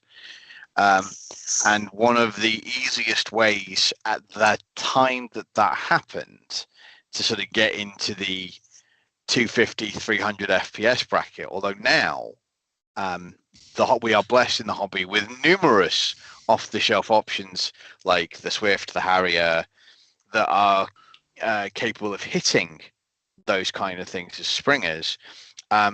If you were wanting to hit sort of 250, 300 FPS and not build your own Caliburn that you could prime maybe 10 times before your arm fell off, you can just say me. Oh no, you're not the only one. I know multiple people who have had issues with prime strength, and indeed have basically have had to move away from like Caliburns and Springer platforms because it's fine for like the first couple of shots, but then if you're trying to prime a full length of K26 in a Caliburn and it's not perfectly tuned, are going to be in a very sort of difficult place. Yeah, I had a 200 FPS pump action. Not pump action. Duh, it's a Caliburn. I had a 200 FPS Caliburn for Kane Games for a while, and I was at the time still doing marching band, where I hucked around a 20-pound instrument, and that thing still exhausted me after a while. Also, comment from the Jaeger, chat. Hey, Barasta does have to donate. It's the point of the stream. Donate, please. Thank you, Barasta, for throwing in a further $5. Jaeger saying in the chat that HPA scares them. To be clear, HPA is like any other hobby, like lipos, right? They have some inherent dangers to them. Firing darts at people at high FPS has some inherent dangers, and they are mitigated by factors, which is one of the things that I'm going to actually talk about. So we've opened up the SpexBZ. Now, the reason why the XBZ rather, was beloved is because basically it is a self-contained quick exhaust valve system. So when you pump the back of your XBZ, this area here obviously stores the air, and then when you press that, it dumps the tank. And of course, because the only way for air to go is out here, whatever you have, either a dart or a rocket or what have you, gets propelled away from you. Now, after undertaking HPA using this as a start point, very clever Australian nerfer who I share a name with, Spectre, of Spectre Armaments in this case, came up with this, which is a SpexBZ. And so he's reading the chat. The problem with HPA in the US is HPA systems built by American ingenuity. That's definitely a concern. I know that in my time moderating the old auxiliary Discord and what is now the Foam, the Federation of United Nerfers. That was one of the sort of hardest things for us to moderate, was people trying to build things like this. And so the benefits of things like this is that they are precision machined by somebody who has training in hydraulics and pressure systems. And so basically what this is a metal version of that. The baseline principles are the same. Now this is basically what you get in the box. This is the core tank of a SpexBZ. And what you would need to do in order to actually make it functional is you would need to add a breech of some description. And this can just be like, I've seen, like for example, a rocket launcher. You could just put this in here and have it vent down the barrel. This one here is set up for what's called a sleeper breech. So there's brass inside here going into here. And this kind of goes back and forth. So like if I put this in a retaliator, the prime would just load the dart. So this would come back, your dart would move into position, this would then go forward and sort of seal into your barrel, and then the dump of this propels your dart away. Most SpexBZ you'll see on the market now look like this, if you can find them. The problem with HPA as well, and coming back to the sort of American ingenuity issue, these are very difficult to get hold of now. Spectre Armaments left the hobby, and the thing is, they are precision machine pieces of equipment. They're expensive. Like at base, this went for $80 US as a sort of standard, and that's literally just the core, and that's before you start looking into the brass breech and everything else. Spectre also released this, which is the Super Core. Now, the benefit of the Super Core is it has the pusher built in, and this is a reciprocating semi-automatic core. So basically the breech moves as part of the blowback mechanism. So when you dump the tank, it reciprocates the pusher, and that allows you to to basically remove a whole bunch of steps in your loading process. But in terms of its sort of use case for the UK, it's one of the more popular solutions for high FPS, but we mostly play those kind of games on airsoft or paintball sites out of the public view. Whereas in the US, a lot of the sort of a lot of city ordinances prevent its use purely on a legal perspective, because you can't have compressed gas in a public space without licensing or similar. Looking at the chat, several of my LARP team members have switched to CO2 or HPA. I remain firmly in the Flywheel Fanatics camp. That's another thing. Like flywheels now, like you can get flywheelers, just like a banned blasters cage will hit 200 FPS or higher if you dual stage it, and like the options for high FPS in the hobby now are vastly more than they were a couple of years ago. And again, without the sort of investment and sort of time when it comes to, because what you're not seeing with the stuff that I'm showing you is the support system that goes into it. So in addition to having to obviously build the blaster or place these tanks in the blaster, you need the sort of actual air tank itself, so like the paintball tank that either lives on your rig or goes onto the blaster itself in some fashion. You need the regulator, you need the hose lines and all of that kind of stuff, and that's another 150 200 bucks investment. And you need to not lose your regulator key. It's naming no jokers. Well, I have several. It's fine. Yep. Yeah, I've been meaning to get circlip pliers for ages. But like, I would consider myself entry-level HPA, and yeah, I think I spend more time, like for every hour of gameplay, I reckon I spend about an hour and a half in... Oh, sorry, no, that's unfair. For every hour of gameplay, I probably spend about 15 minutes in just cleaning and lubricating the core itself, and I only have one of them. Yeah. Now, to be clear, this isn't maintenance in the game. This is done after the fact. But yeah, running a supercore in particular, because it's got the reciprocating mechanism, after every game you need to take it apart, lubricate it, and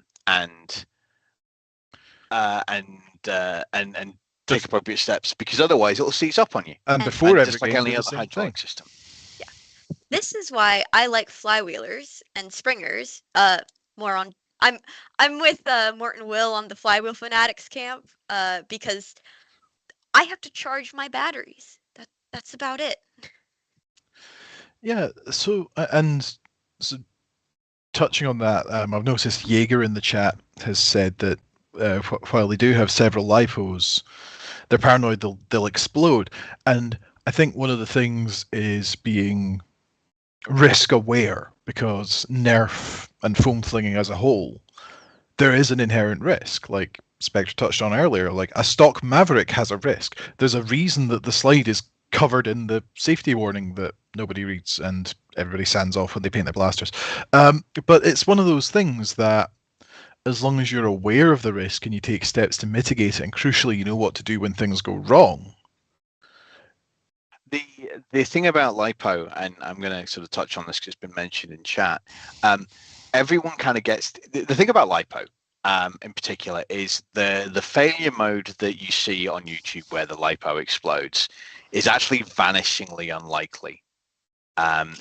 It takes a lot of work and effort to make a lipo do that, but it does make really good YouTube content. So of course that's what everyone sees.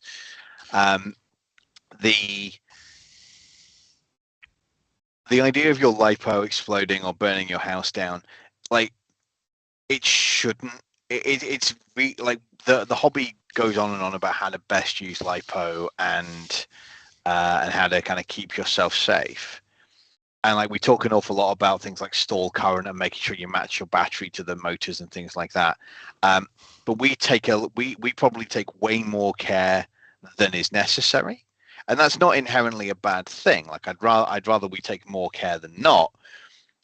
But like So the baseline understanding of lipochemistry is like no different to your laptop. Like your lipo's got your laptop has a lithium-ion battery in it, or some cases even a lithium polymer battery. That's why smart luggage, requires you to take your battery out when you go onto an airplane.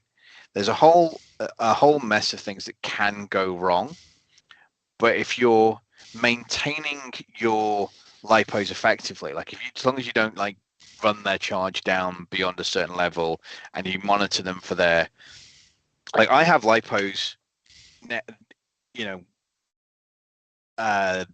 my stash of lipo that I have had. So more than will in chat, if your lipo is like all other equipment, if you mistreat it, it will mistreat you. I have lipo from that I purchased alongside my FDL 2X, and it is still running. Yeah, quite happily. I have only had to buy new batteries because I've made or bought blasters that require new batteries. You're doing better than me. I have killed lipo. I have one lipo in my particular death toll. It was a broken balance wire. But like I said, the charge, I found out about it, it's fully charged, and my charger just goes, no, not doing it. It's not safe. Yeah. And while the lipo is fully charged, it's currently it's in a known place. It's safe as I can get it until I can find out what my local arrangements for recycling are. Or lipo's dead easy. Charge down to 0, throw it out on your regular trash. So to chime in here, good news: $3,606. Thank you to everybody who's donated. I now don't have to go back and hang my head in shame with Al and be like, I've heard you no money. You're not going to bring me back. So I will say, it's 7:19 here on the East Coast. So we got to get the share going. Everybody's got to share the stream. Start waking up your brother, sister, mom, dad, grandpa, your dog, your cat. Wake them up. Send them the stream.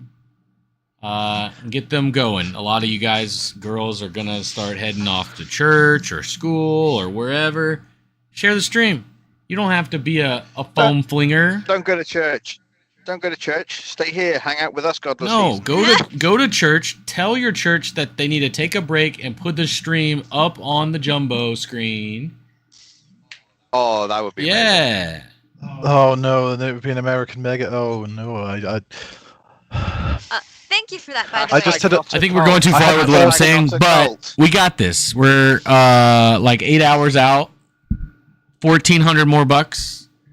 We can do it. I had an awful vision of the congregation coming into those churches that are hosted in stadiums like they do in the States.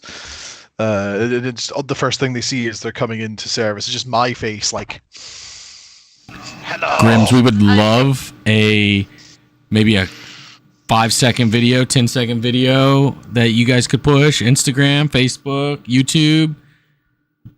Everybody access your followers. Go down that contact list. Send it to your ex-boyfriend or girlfriend from high school. Oh no, okay, that's a little far. No. I don't want any of my exes involved in my hobby. I have a bad habit of dating crazy people. No. Crazy finds crazy. It is entirely legitimate to have exes. It is entirely. Oh, Lord. This is a also Nerf stream. It's important to realize that there is another side to the story, and etc. etc. We should be respectful of the other people and the other parties because there are things going on there. Sorry, I had to asterisk that. Reaper, go ahead. Yes, in Nerf related news or looking at chat, Grims, if it's Grims Nerf Works, says I'll have to wake up the FNC server. If it's any consolation, I have just added the r/Nerf servers. we're gonna have a good time. Morton will, I see you in chat, sir. Yeah. Also, I think we did touch on this at the start. We have, through the efforts of the team, already earned $100, which has already been taken into account in the total. In that, Reaper was at a game yesterday and talking about the stream and the San Diego Nerf Club STNC. I live in Indiana. Okay, so what does the SD stand for then? Southern Detroit, I believe. But yesterday I was at the Z13 game. They have a annual raffle that raises money for their club, and they were kind enough to promise $100 of that to the Toys For Tots campaign here. So yeah, we're $150 into our $777 goal. Al the Geek will be in Scotland in late August. Al, are you going to be coming over for Foam Fest? Because if you're coming over to Scotland anyway, I have a steak restaurant I can introduce you to. Are you having the same thought that I am, Spectre? I don't know, Brain. What thought are you having? The same thought I have every day is I need to spend more money on donating to charity to see if I can get that modular master key. Oh no! There's already plans. It's gonna be a Team N7 effort. Please outbid Spectre. Make us donate more money. I'm probably gonna get in trouble for this afterwards. But is yes. Spectre bidding on it? Yes. Yeah. Oh. I have lost it after that since I first saw it 3 years ago, and I couldn't not. The only reason I didn't buy one when I had the opportunity to is because I wasn't sure it would fit in my case. Oh, the good old luggage issue. Which. No, that's hour 3. We're going to talk about the luggage issue in hour 3. Yes, I know. But we've been skipping this. We've been skipping back and forth all the time. We did competitive Nerf earlier on. Yeah, I don't know why you thought this would be like professional and we'd follow the schedule, and I don't know why we gave you that impression. That's pre-recorded content. Live streams, you just fly by the seat of your pants. You guys are wearing pants?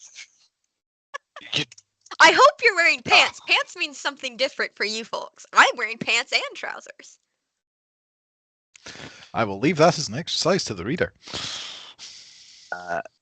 Al is coming over to Scotland for a church choir tour.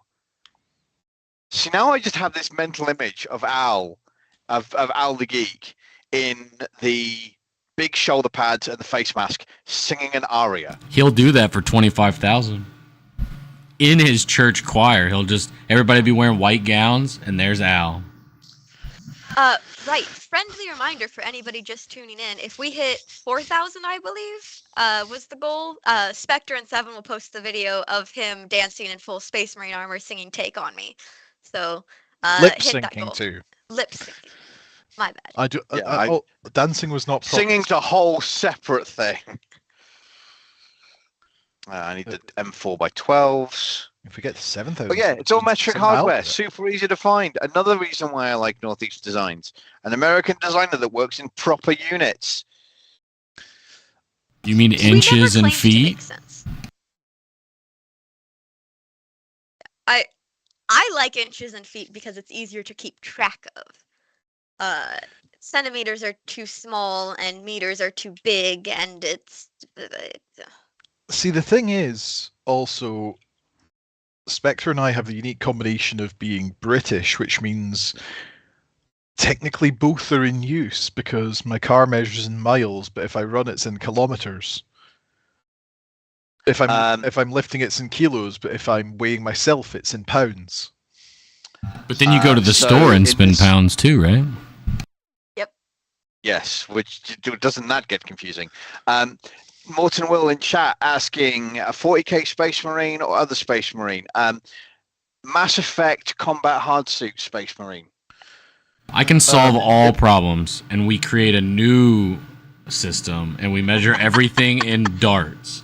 A dart head, half-length dart, a full-length dart. There was a move in sort of, well, I say a move, a slightly joking move in the UK community to have standard and double length, because the vast majority of games at the time we were playing were using half darts. Yeah, and that does still come up occasionally. And just like coming back to the whole HPA discussion, the whole thing is, I touched on it earlier when I was talking about half lengths, is while I do have a 1 HPA system, it's my Neutrino, which is designed by Spectre, please, if you have the name. Pete from Foam Alliance UK. Thank you. I have a Neutrino. It's a lovely, lovely bit of kit. I would look it out. He does have a Nerf name. Find it. Go ahead. Continue talking. But it's one of those things that I bring it to events, and my one was lovely, custom printed in, I believe it was Filamentum Wizards Voodoo, so it's nice and sort of dark blue, purple, sparkly. And it's one of those lovely things that HPA, because it relies so much on 3D printed kit, there is a lot more individuality, I find. I believe it was Winter Clash of Britnerf that Spectre and I used our respective neutrinos side by side, and it was lovely, and they were printed at roughly the same time, but it was lovely to see how, while they are the same blaster, they are so unique. Yours is much like the sort of Han Solo DL44 short barrel, big scope. Short barrel, a massive Gotland 9X on the side. Fusion Blasters is the Nerf name that they go by, and you can find them on Etsy for that. So not to be confused with old Fusion designs. No, unfortunately, there's only so many names. We're going. Speaking of, we're now at 7:30 East Coast time. People are starting to wake up. They're getting going. So we gotta boost our algorithm here. So either share the stream. If you haven't hit the thumbs up button, hit that thumbs up button, and then let's get some spam in the chat, right? Hashtag wake up. Can I get a coffee in chat? Oh, fun fact, I had 2 cups of coffee yesterday, and I still have not had any coffee today. So, yeah. How are you awake? We're Team N7. We find a way. Yeah. The I made it to bed before midnight last night is the main help there. But for those of you waking up, it is 7:30 on the East Coast. You're listening to Drive Time with Foamsgiving 2023. I got the year right this time, and I got the name of the event this time in aid of Toys for Tots. Welcome, Rick, who is making breakfast. Most important meal of the day. Absolutely have some breakfast. I had Pop-Tarts. It's excellent. I do actually need to make breakfast, so I'm going to do that after the stream, but I have Pop-Tarts with my name on them. I committed summon breakfast when going out to finish my streaming rig. Also, I apologize. You might occasionally see cats. Oh no! Like, this is a charity stream. $50 and we get introduced to one of your cats. If we hit 3,700, I will grab my cats and I will show them on stream because they're adorable. If I know the internet, I know one thing, and it's cats. Yeah. So I have to ask: are you a crazy cat person? Like, do you lick your cat? No. Look, if cats didn't want to be kissed on the top of their little heads, why do they have such little heads? I do give my cats little kisses on their little heads because they're adorable. They're my babies and they're so cute. I have 2 cats. Their names are Smoke and Cole. Smoke is a super long-haired, fluffy house lion, and Cole is a gremlin who's trying to eat a box in the corner. Boomstick has apparently had his cat on stream already, so we're already behind on that. Well, I am not bringing my goblins into this space. It is not safe for cats because it has all kinds of sharp things in it. And also, Corvo will eat anything he can fit in his mouth, which includes screws.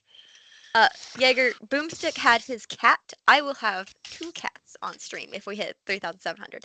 I might bring them on stream anyways, just because they're... Hashtag boost the algo. They don't listen.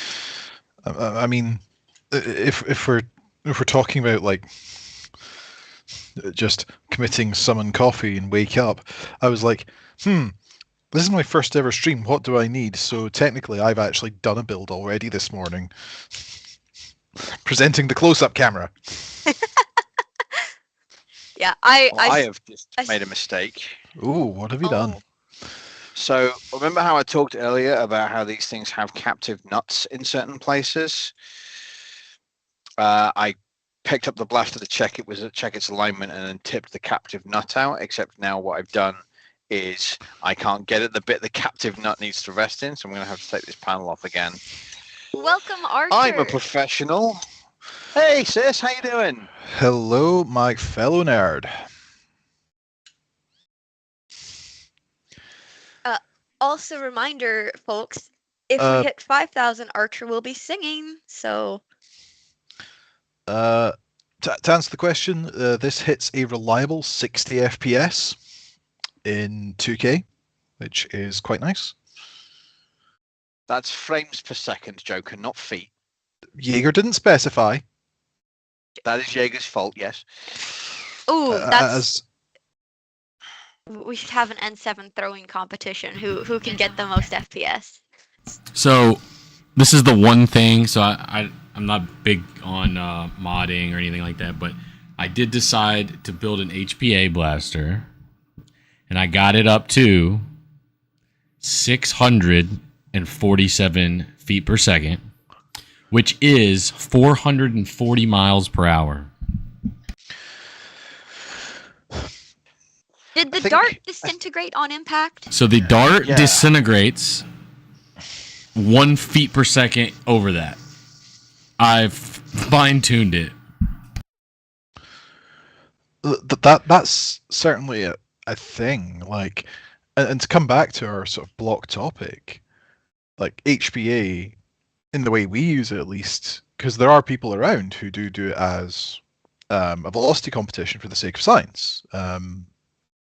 And I'm really appreciative of that. I'm just sitting there going, 647 sounds excessive. I shot an apple and I filmed it on 1,000 frames per second camera. It's definitely worth seeing. Hi, I'm Gavin. I'm Dan, and this is whatever you built. Yeah. So the highest FPS blaster I own, hilariously, isn't HPA. Highest FPS blaster I own is a Saber M20X, which will hit 450 at its max configuration, and it's a Springer. I think I had a 5-foot barrel. How were you regulating that? Because that's the question. Because one of the things that we talked about actually when because I'd been in HPA for a while, and one of the conversations that Joker and I had when Joker first got into HPA is, how bad an idea would it be to turn it up all the way and fire a shot for giggles? And I was like, actually, I don't know the answer to that question. So I went and looked it up.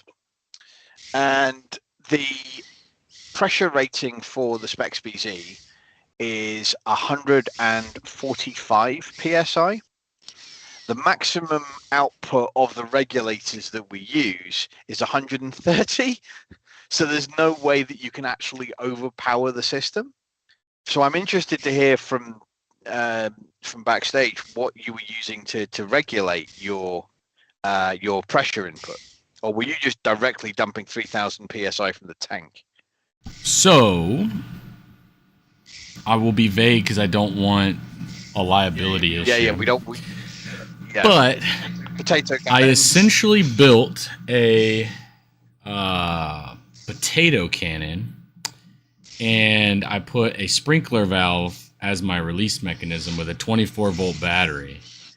I had a 4-inch by 2 feet air chamber, and then a 5-foot long barrel. That's not a blaster. That's an artillery piece. And I got it to 80 psi. Yeah, but at that point you've got such a massive dump tank and a massive barrel. It doesn't matter that it's at 80 psi. You're still venting the best part of a cubic foot of air. Yes. I'm just here going, yeah, this is the Nerf artillery argument. This is a sort of common thing in the hobby. Every so often someone comes up and it's like, I want to do Nerf artillery. It's like, if you had it firing at high enough FPS to be effective as artillery, it's unsafe because of how high an FPS you're firing at. Or you can fire it at a safe FPS, but then it's completely useless as artillery. So I'll be honest, I was terrified to fire it. Like as it's filling up with air, like I have a commercial air compressor, and as I'm filling it up, watching the meter go, 10, 20, and I'm like, how high do I go? So I started at 20, and then I went to 30, 40, 50, and I'm like, oh my God, I'm going to kill myself. So that's when the battery powered valve came in, and I ran the wire really far, and then I bought an air hose that I could fill it up from like 12 feet away, and I hid beside my house. Yeah, I mean, on behalf of the World Foam Alliance, I would like to point out that this is not good practice, and you should not listen, or rather, you should listen and then go, no, that's dumb. I'm not going to do that. It's science. It's science. I was a mythbuster for the day, and I was the slow-mo guys. Did you write it down? Did you write it down? I still have it. That's not the question. Did you write it down? Because the difference between science and cocking about is whether you wrote it down. I don't think I wrote it down, but I filmed it. I still have it. So, okay, so you recorded it for science. It is technically science. I'm still... No, if I may offer the honourable member a third category. If you are cocking about and you film it, you are not, in fact, doing science or cocking about. You are making a television show called Jackass. Yes, but you can't post it anywhere because it would get taken down. Yes, I know. But it sounds like you guys are into HPA, so if we can hit 3,700, I'll send it to you. No, to you because you're in Indiana. Yeah, those two are into HPA. I don't touch it. I think the highest FPS blaster I have is my Rapid Strike if I overvolt it on 3S. I think it hits like 170, and that's good for me. So thinking about especially HPA, although I do have a neutrino, it's one of those things that I've now been to 3 wars at 300 FPS and a good amount at 250. A good amount at 200. A good amount that had a 300 FPS hard cap at HPA was restricted to 250. And there's a whole separate thing about propulsion agnostic power limits that I know that Spectre is going to invariably go into. But it's like there's a certain amount of... I think you can't really talk about HPA without also talking about the culture behind it. Because obviously we are British, we are part of the Brit Nerf scene. And there are sort of two main camps where there are HPA users and people who are just like, nah, springers and flywheels just work fine.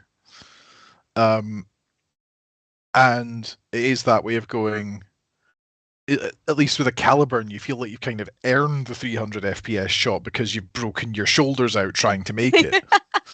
Whereas I can just sit in a bush all day with my neutrino just going bap, bap, bap, bap, bap, bap, bap, bap, bap, bap. And the only effort I've got to put into it is paying a nice man £2 to refill my tank later on.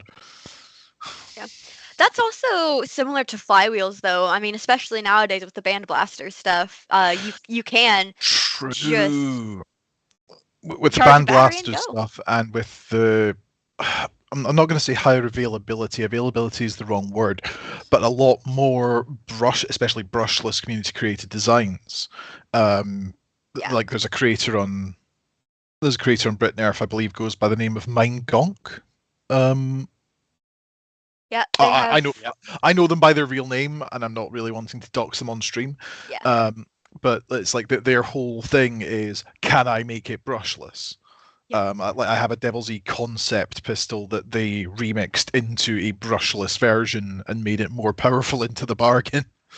Well, and something I found with a lot of the brushless stuff is it's just stupidly accurate, and I don't know if that's because I've only had my hand on nice builds like the pew pew sitting in the corner, and an SBF, or if that's just the nature of it. But it's so accurate that you don't have to deal with, you know, the hours of getting your Springer perfectly tuned, or the, I was going to say the high cost of HPA, but I own a pew pew. But yeah, you can get that very accurate Springer levels of accuracy with flywheelers or HPA nowadays, which is nice. Yeah. See, that is the other benefit for HPA in terms of the tuning of it, which is getting a caliburn. And at least, again, this is one of these things that is not necessarily true anymore, because getting a Swift to hit 300 plus is a relatively trivial manner because it's an incredibly well designed bit of kit. But at the time that I got into HPA, building something that could hit that level required incredibly well toleranced prints and a lot of maintenance and a lot of kind of care and kind of to make sure you got that kind of perfect air seal. Whereas with HPA, you can go, okay, so my seal on from my breech to my barrel isn't exactly perfect, but I can compensate for that by turning my PSI up 5 degrees. Yeah. Certainly an interesting area of the hobby. But yeah. Not one I'm getting into anytime soon. Yeah, and I think it's also crucial to say that at no point in owning my neutrino, while I do appreciate the accessibility it gives me to, for want of a better phrase, play with the big boys, at the same time, my neutrino hits, under the rules of Games of Foam, which is where I usually get a chance to bring it out, it's limited to 250 FPS in a 300 FPS hardcap game. Because it's semi-auto. Because it's semi-automatic. The whole thing is, even though I'm limited by 50 FPS and I don't have the arm strength to take my Swift up to 300, I believe I keep it at a configuration that it hits, depending on ambient wind condition and whether it's a Thursday and depending on how much I had for breakfast, somewhere between 220 and 250. Yeah, you run your Swift in a 1.4 long barrel config, yeah, which is, you know, the sort of mid 200s range, without having to break your arm to prime it. Yeah, so this comes back to the sort of propulsion agnostic discussion. There was a lot of kind of, it's too easy to get your there was originally some discussion, a couple of sort of tester games where HPA had a sort of a lower limit, and then it was pointed out that the issue isn't the propulsion method. The issue is the repeatability of shots.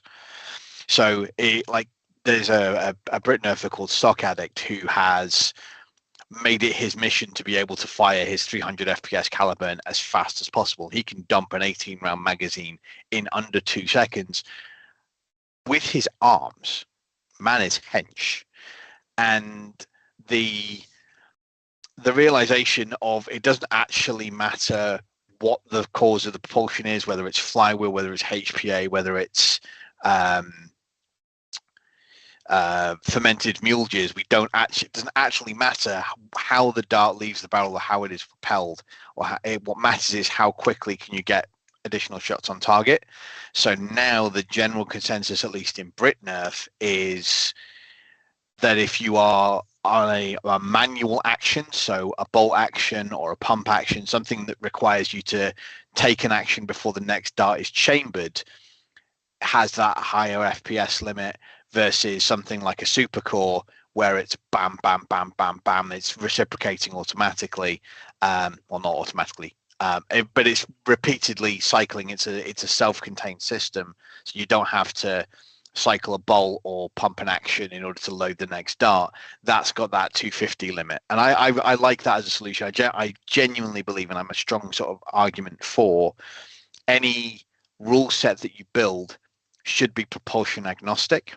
So, this was a discussion we had about Maryland Mayhem I want to say last year or the year before, where there was a limitation on electric blasters versus springers.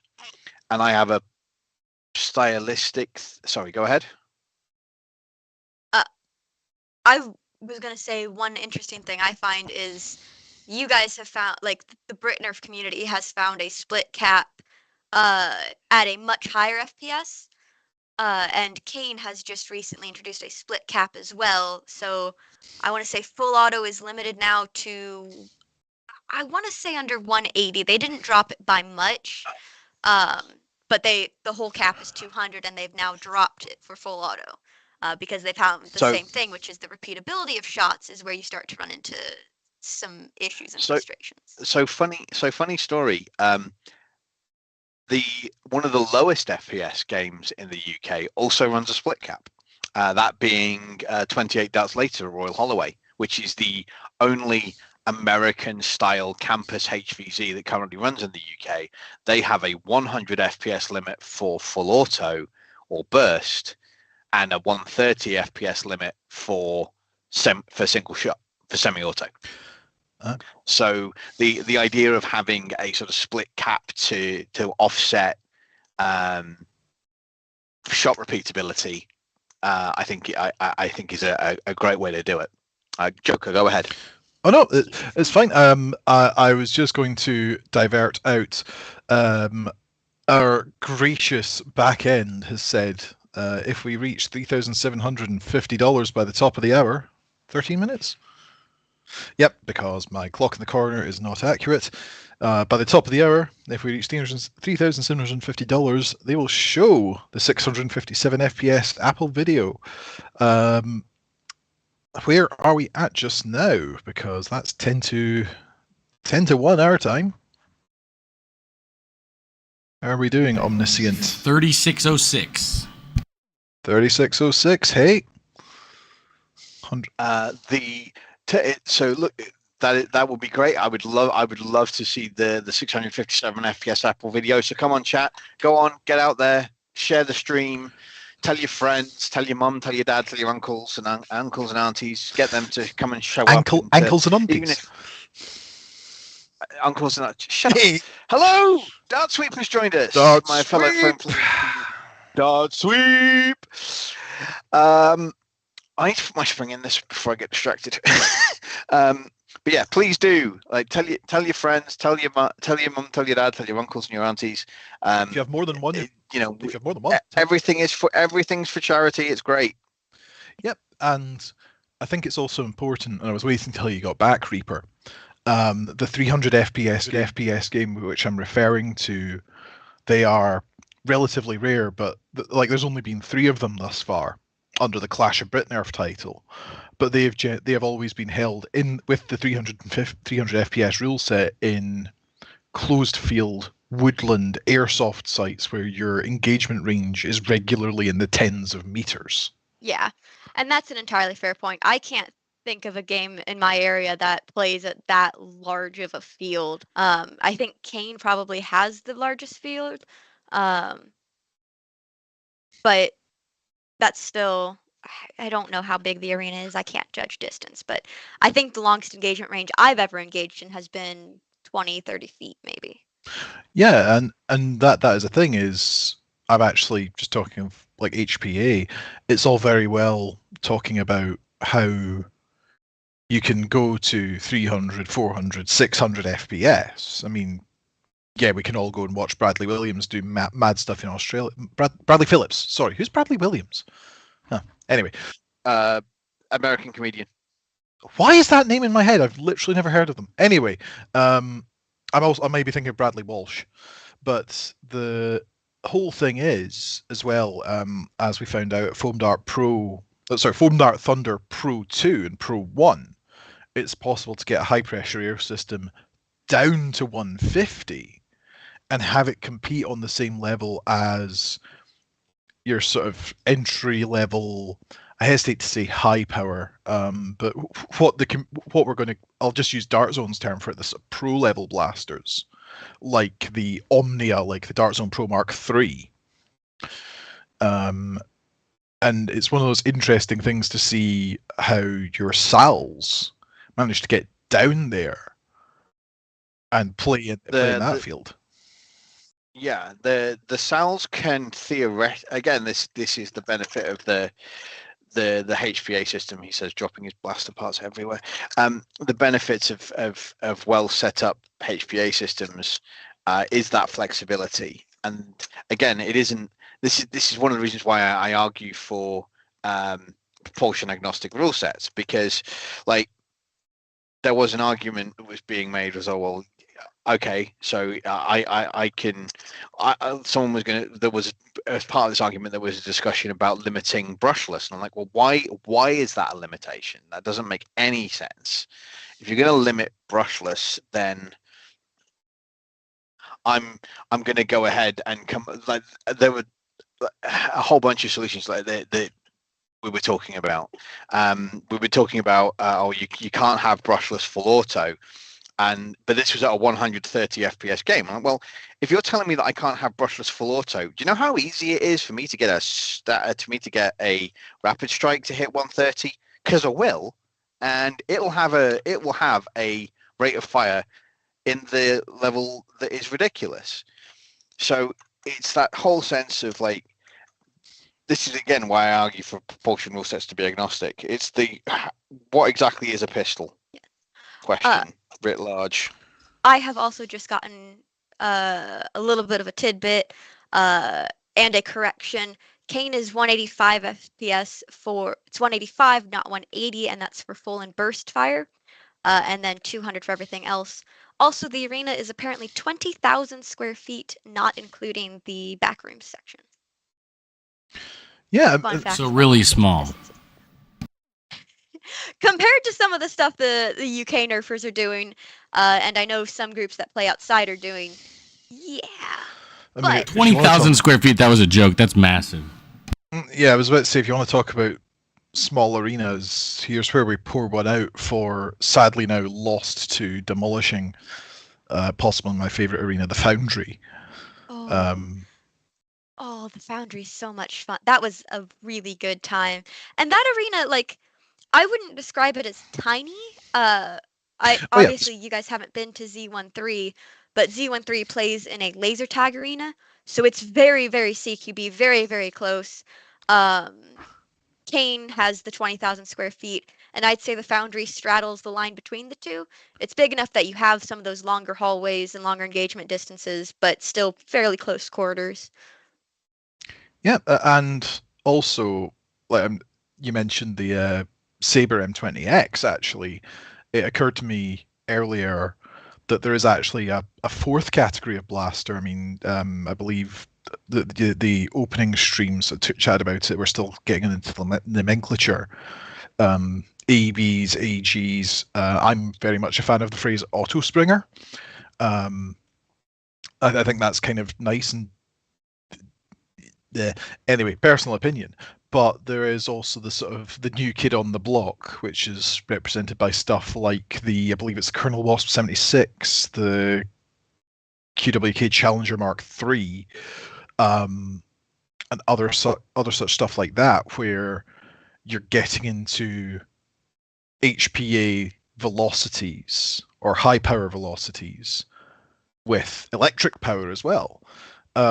So we are starting to sort of see that domain creep in.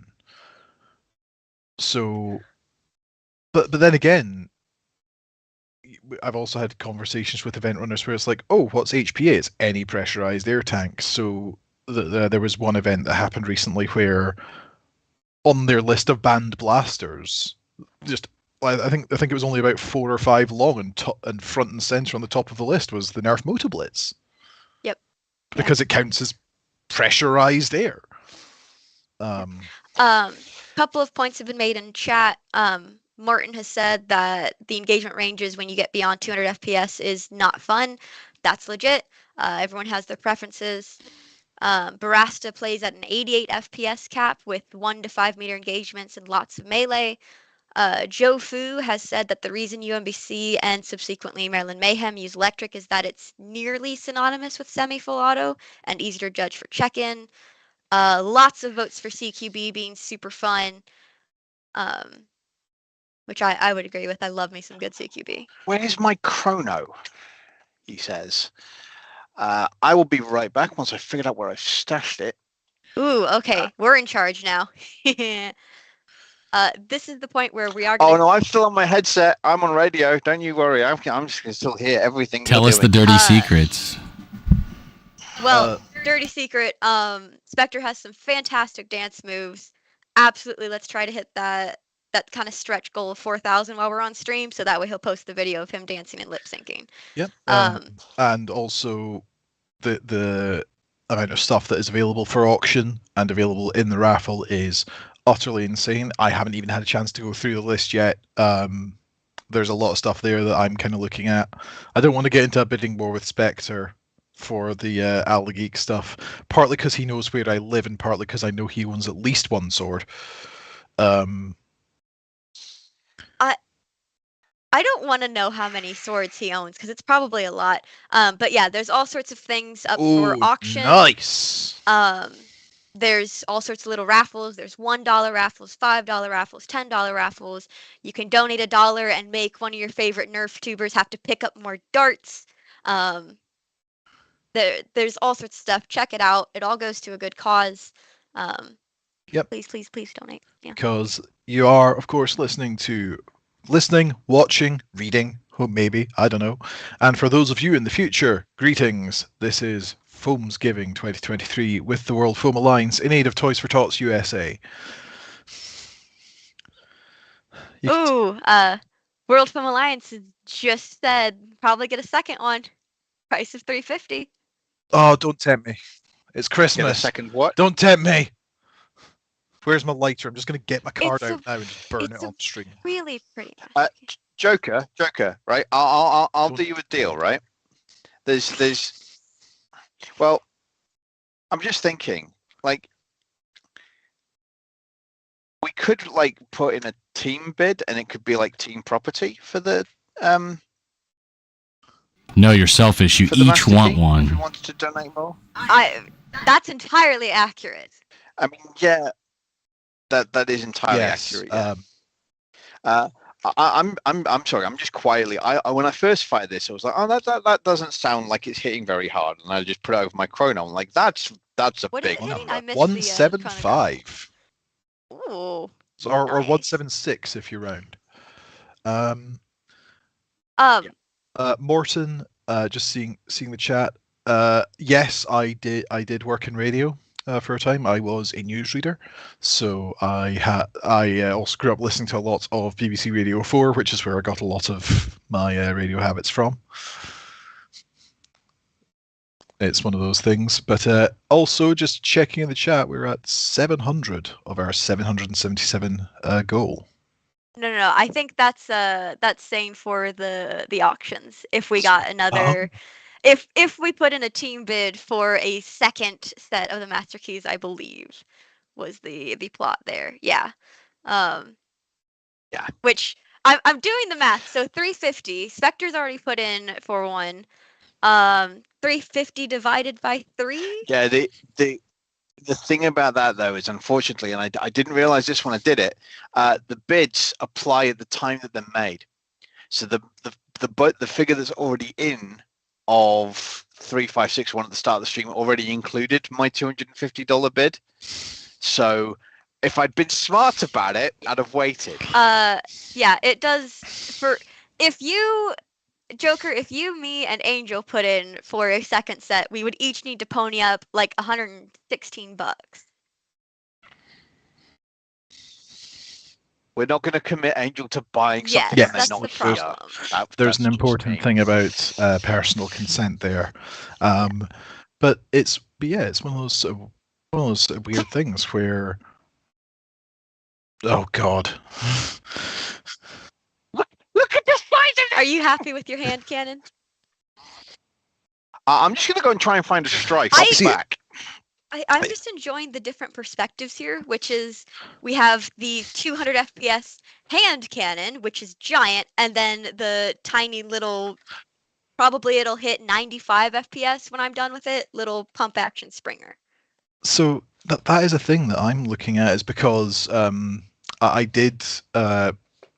do have a second and third camera set up with a desk view, and what I was going to do, and I just completely forgot, was I have a new in-box Huntsman Big Bullet here, which, as you can see, is not quite an XBZ. It has a pump on the back, but it has a trigger group down here. So I was going to actually take that apart and go, how does this compare to an XBZ? Because this is, a relative of that blaster family. Man behind the curtain. Stop. Stop messing with us. We would if we could. But that's why we're donating time. Time and some money, because donations are good. I'm just gonna switch back to the blaster cam. Oh, I recognize that. Yeah, so that's the comparative sizes. So that's a Strife, and that's the Venturi. Yeah, that's definitely a hand cannon. 180 FPS. Ridiculous hand cannon. I'm just going to fire another shot to make sure that wasn't a fluke. Yeah. 171.3. I know you can get it to 200 theoretically, but given I put this together on stream, I am very happy with that. I'm not going to even try to chronograph my spams.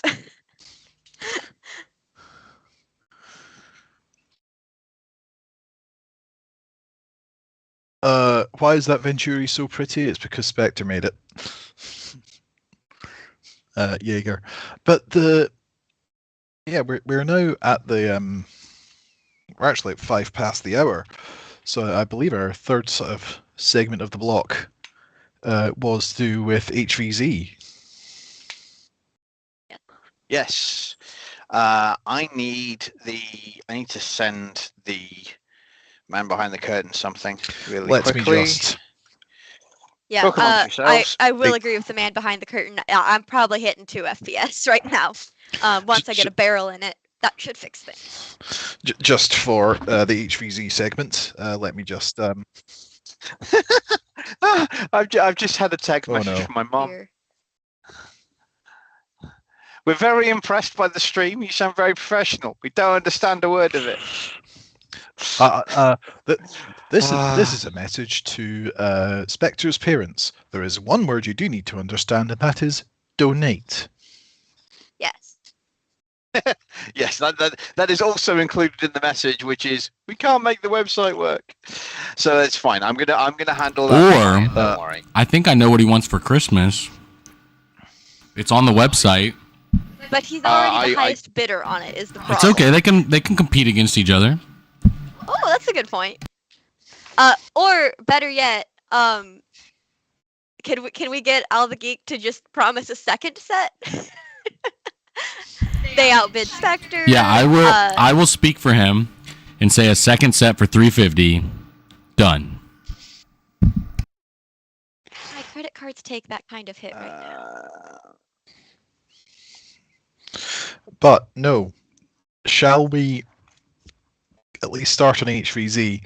Yeah, I'm just trying to find the photo of all 4 of us standing outside Fort Fusco so that I can get the man behind the curtain to put it up on stream.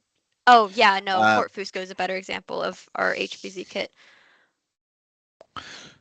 So, yeah, I mean, this is something that, like, I'm just going to start us off. Like, HVZ was first and foremost. It's like, because the first HVZ I attended was UMBC 2022. What was the first, in retrospect, Maryland Mayhem, and it was an absolute whale of a time. But it did actually start out as, let's come meet all these people you've been talking to on the internet for the past 2 years. In the old Crew Auxiliary Discord, what later became the Federation of United Nerfers over time, and sort of putting names to faces, because at that point we found a travel plan that could work for us that was relatively affordable, and through the generosity of Mr. Joe Fusco, we were able to do that. And it's certainly a different experience to even British style HVZ. Not counting 28 darts later. Most HVZ up until that point I played were quick rounds of more like the game mode Infection from the Halo or Call of Duty video games or any other number of shooters. I'm not that cultured. I first played Halo last year.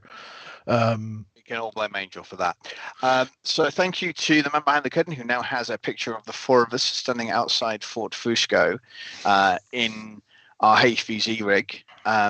One of the things that we tried to do, because obviously for at least for the three of us in the UK, me, Joker, and Angel, a lot of our kit is significantly darker because it's designed to keep us hidden in woodlands. And for understandable reasons, American college campuses tend to frown on people running around in full, camouflage tactical gear with realistically painted blaster systems. So one of the things that we did when we were looking at traveling to the US was we started looking at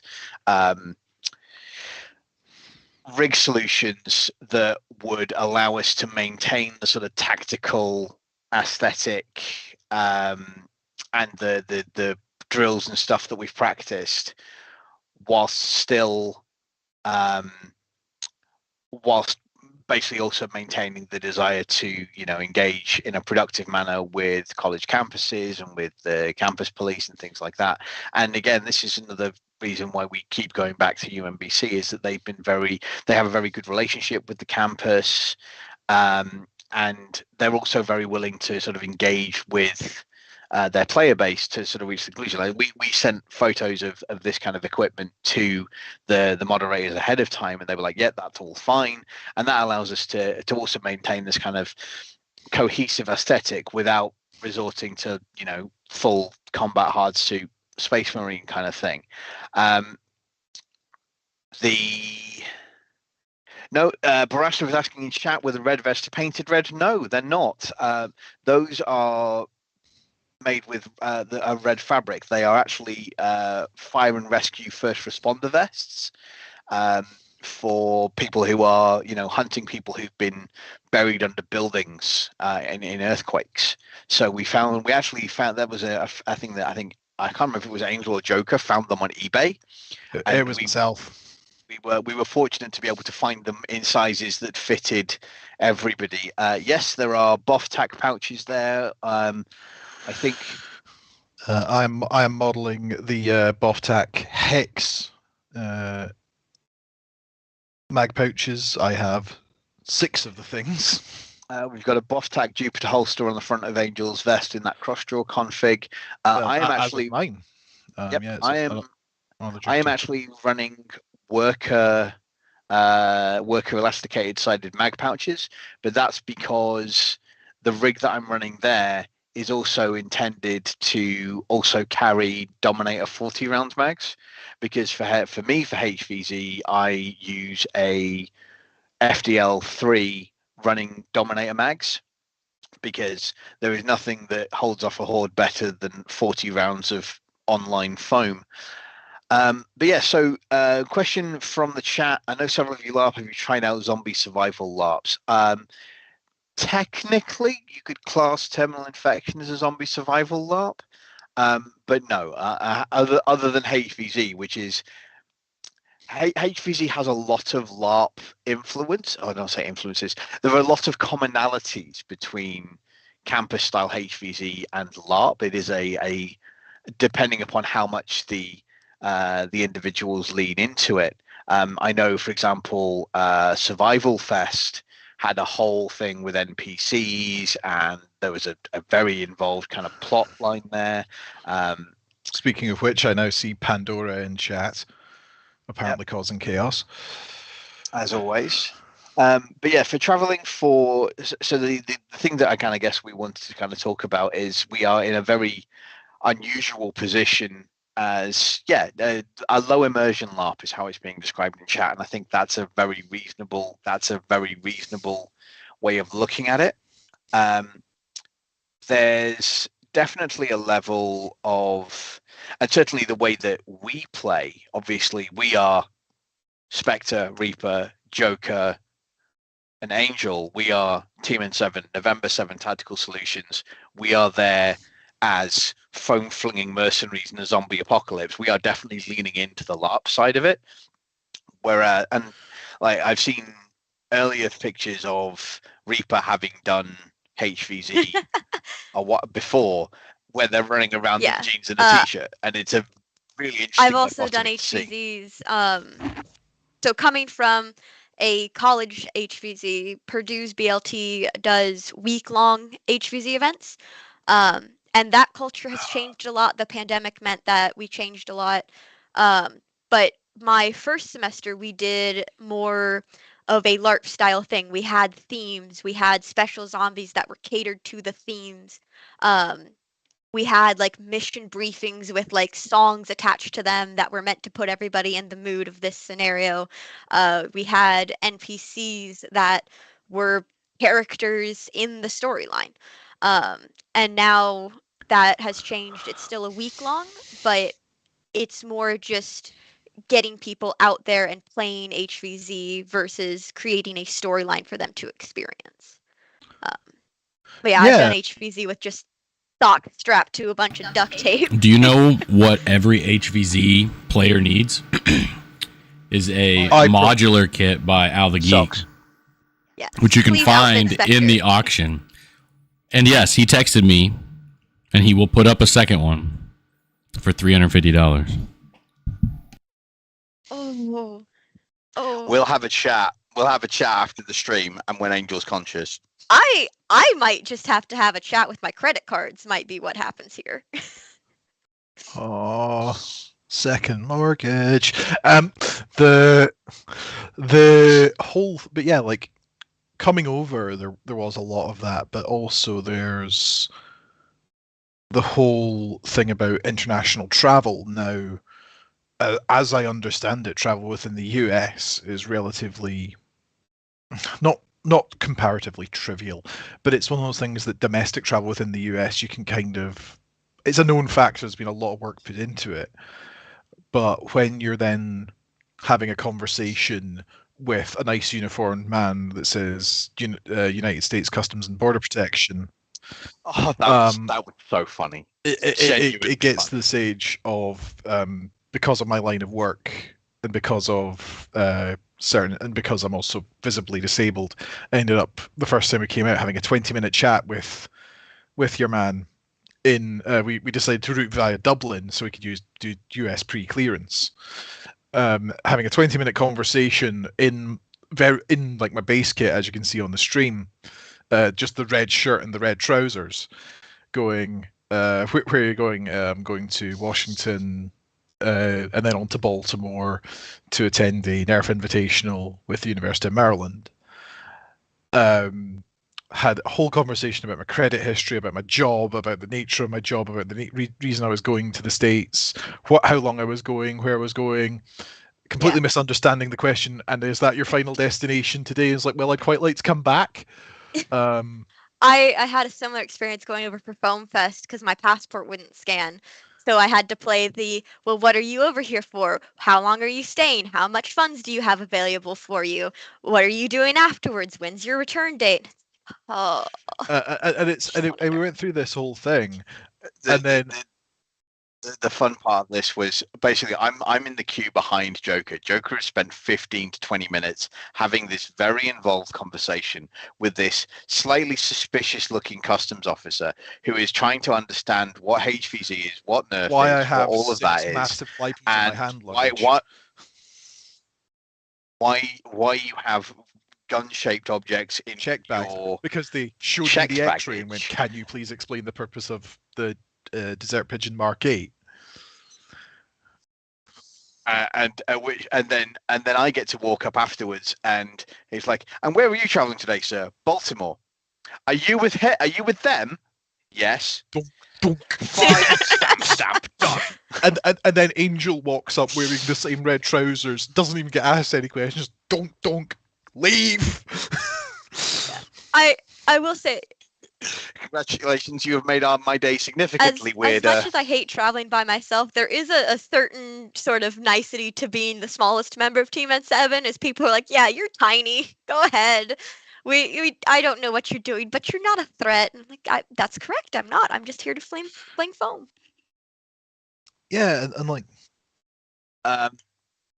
so the thing to obviously bear in mind from that perspective is if you are traveling, if you are planning on doing international travel for Nerf, and obviously there's Foam Fest coming up in the UK, and Jago is saying obviously in chat, there are a couple of things I'm going to come on and talk about as part of this. Don't like, as much as we're talking about it and we're making light of it now, there is some there is obviously some pre-prep that you need to do. Make sure that your blasters are in your checked baggage. If you are traveling with blasters, you can't carry in your hand luggage, regardless of how toy-like they look. Airlines kind of frown upon that. Secondly, lipos go in your hand luggage, and they need to go in ideally in a appropriate transport container. I have a lipo bag set, and in terms of, make sure that you have all of your ducks in a row, have your documents, know that you're in a position to travel, know that you're, they're not the customs and border guys. They're not there to cause you hassle, but obviously they also have their job to do. So it is something that you need to take into account. So having ways to make life easier for them, like having all of your documents printed out. Definitely no mid-flight battles. Like playing with Nerf guns on an aeroplane is a very fast way to things go badly. But honestly, like we've done the USA trip. I've done multiple USA HVZs. I did End War 18, 19, UMBC 22, UMBC 23. And I want to say I've done one other USA trip, which technically didn't involve Nerf, but did involve me hanging out with a whole bunch of Nerfers. Yes. I have not. I wanted very much to do Ragfest. Ragfest is on my bucket list, but the issue with Ragnar Oktoberfest for me is the nature of the game is not necessarily. This comes back to the you Nerf you kind of thing, like. Coming back to one of Morton Will's questions in chat, the classic HVZ format doesn't interest them, but they have been part of several zombie survival LARPs. Can see the draw of surviving the zombie apocalypse. Morton, I'm going to ask you to expand on that. When you say the classic HVZ format, do you mean in the US sense or the UK sense? Because they're kind of different, which again is kind of, I guess, part of the stream. While Morton does that, we've ticked up to like 40 people watching now. Reminder, it's Foamsgiving. There are links in the description to donate, to get involved with the auctions, with the raffles. There's $1 donations up to $100. Please donate. Toys for Tots, it's a good charity. We are trying to raise $5,000 over the course of the entire stream. If Team N7 gets to 4,000, Spectre releases the video of him lip syncing and dancing in full armor. Lip syncing to Take On Me by if the overall stream yeah. hits 5,000, Archer's going to perform. And obviously the stream goes on for a little bit longer, but please donate if you can. Thank you. Yep, because this is all in need of Toys for Tots, and is why we are giving up our time and effort to be here. But yeah, and also as I've mentioned earlier on in the stream, and I'm going to re-mention now for the new people who joined us, this isn't a case of us just asking you to put your hand in your pocket and donate, which would be enough. But there are a number of ways in which you can donate, which give you access to the raffles or to the auctions, and there is some really, really nice stuff available. Our sponsors have been super generous. You'll see that there are a number of blaster kits that are being provided by Foamdemic, so that's things like Master Key kits for the Mark III or the Spectrum, and in a lot of cases, on pre-order. So I have to add to that. So Dart Zone donated a blaster, Foamdemic donated a kit, and we put them together. So you get an entire kit, and it's a DIY. So you get to put it. Sorry. Rewind. No, it's fine. World Foam Alliance is also trying Back in your box, man, in the back. World Film Alliance is also trying to reach 1,000 subs, so also be sure to, like, share, etc. the stream and subscribe to them. They do some awesome content. There's a video on there somewhere of me and Spectre getting to shoot stuff on the range. It's a good time. I'm eternally jealous. Yes. So yes, that's the point. Yes, it isn't that. And as much as I was saying in chat, we'll ask you to put your hand in your pocket. We are asking you to put your hand in your pocket, but we're not asking you to do that for nothing. We are our sponsors have, and the various people on the streams that have donated their time and their their skills and their abilities to provide prizes, raffles, stuff like that. There's auctions. There's stuff on there that is limited edition or one of a kind pieces. You're not getting something for nothing. You're getting the warm, fuzzy feeling of donating to charity and donating to a charity that does a lot of really good work that I've been aware of and been partially involved with since I sort of got involved in Nerf and sort of charity drives for Toys for Tots. I'm aware that this is not the first time it's the first time the World Film Alliance has done stuff like this. I know Clownie's been supporting them for a long time, and I know they do a lot of exceptional work. So, in addition to getting the warm, fuzzy feeling of donating to a charity that we know does good work at a time where that work can be sorely needed, you're getting access to the chance to win some really, really cool stuff. So the link is in the description. Check it out. Go have a look at stuff. Pick on stuff. And please, somebody outbid me on the multiple modular master key, because if my wife finds out that I've donated $250 to a charity for a toy, it's not a toy. It's not a toy. It's a collector's piece. That's right. But I'm going to throw this out there too. So we have a $100 Matter Hackers gift card up for raffle with $1 tickets, and there's currently only 5 tickets sold. So the odds of winning that are very, very high. If you buy 5 tickets, you'd have a 50% chance of winning $100 for the cost of 5. Who are Matter Hackers? That's a name I've never heard before. Mysterious voice in the background. So they actually sponsored this stream. They are a 3D print company filament like supply store. So if you go to matterhackers.com, they have everything you could imagine for 3D printing. So printers, filament, accessories, all of that Correct. Kind of cool, good stuff. Now, the coming back to the conversation we're talking about in chat, what we described as a classic HVZ format, Morton has clarified. They're talking about the US format, college campus, low-level LARP. I think with that, Morton, yeah, you like certainly the. I've never made a final stand at an invitational. Like to put in context a little bit for anybody who doesn't know what that is, an invitational can last anything from a full day to several days, but the final stand is the final mission where the last humans get together and they either win or everyone turns into a zombie. Right? I've never made that. My very first End War got taken out in the first 10 minutes, became a zombie for the whole rest of the thing. That is something that you should also bear in mind, particularly if you are going to be traveling a long distance to attend a HVZ. Becoming a zombie is the almost inevitable end state. You should accept, before engaging in this game type, that you will become a zombie, and that might happen in the first 10 minutes. And if you've traveled a long way for that, that can feel really disappointing. But becoming a zombie is when the fun starts. To kind of... Yeah. No, I wouldn't describe it. It's when a different kind of fun starts. It's the second kind of the game. And some of my favorite people, some of the people I consider my foam flinging family, are people I've met whilst zombieing. That's how I met Archer.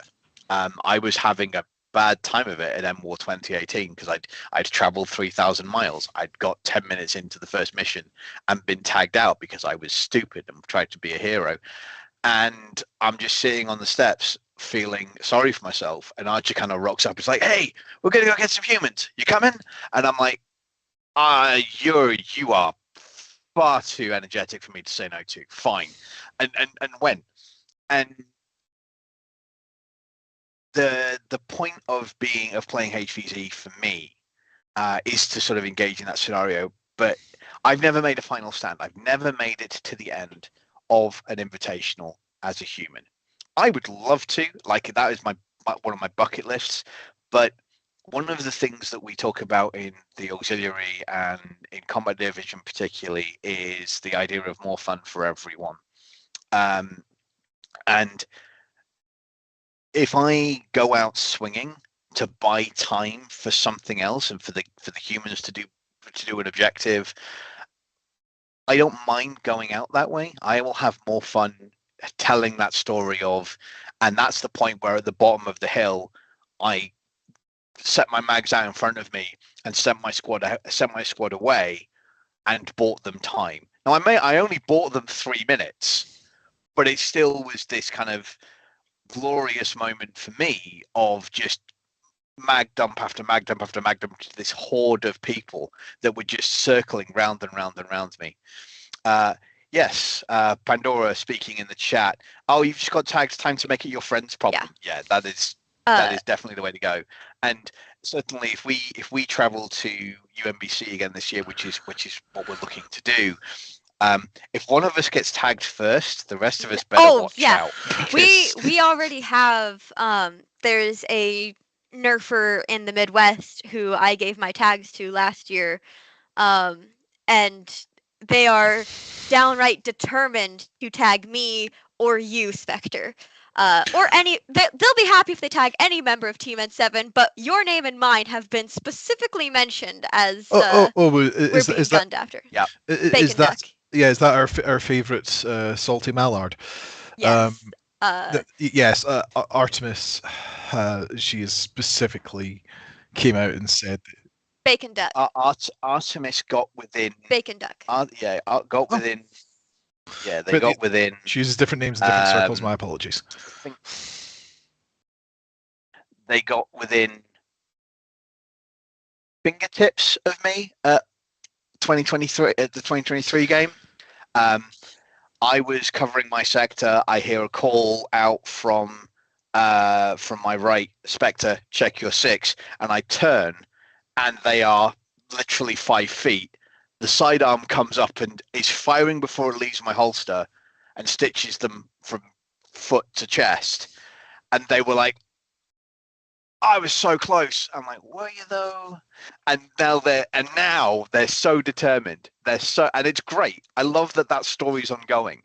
And I will, like, if I don't make it to final stand at UMBC next year because Bacon Duck has managed to make their way into the inner circle and tag me, I will consider that fair. They're determined to come after me because I apparently saved you a couple of times from them, and also because I gave them my tags. They mentioned this at Z13 yesterday, was wanting to try to tag me first in all of the games to, quote, earn the tags, which they already have. Shout out to Boots McGee and chat. I'm apparently collecting people who want to take me down because I know Pandora wants to have a crack. I've got Duck Rider out for me. I've got Bacon Duck out for me. I'm making a list. Yes. Allow us collectively to say this. Bring it. Like we're gonna take the same level of slightly the sort of low immersion LARP professionalism that we will take to every game that we attend, and we will do our best to last, and we will make you play. But if you tag us, there will be loot. Oh, Mr. Fusco, you're not going to get to be there this year. Well, unfortunately, you have made life choices, and some of those choices, despite them, I don't know if it's popular. Infamous might be the term. Fusco, we'll take videos in your honor, and we'll fling some good foam. I'll get better at running so we can honor your scout memory too. Yeah, I mean, and it's one of those things that, especially HVZ, because in as much as, I went to a recent PvP event and had a whale of a time, I couldn't tell you, like, most of the stuff that goes on there, because it's a lot of cool short moments, like running for an objective and puggling myself out, or doing a ridiculous combo kill or something like that. Whereas HVZ, you get much bigger and more elaborate stories, like the Charge into the Dark at UMBC 2022.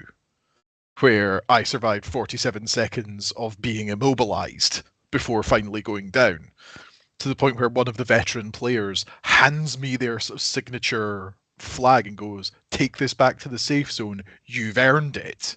That is the best last stand I've ever seen a newbie to HVZ do. I'm just sitting there going. I also loved 2022 UMBC's Merc Zombies. And this is something I wanted to kind of mention on the point of there being a typical college campus HVZ.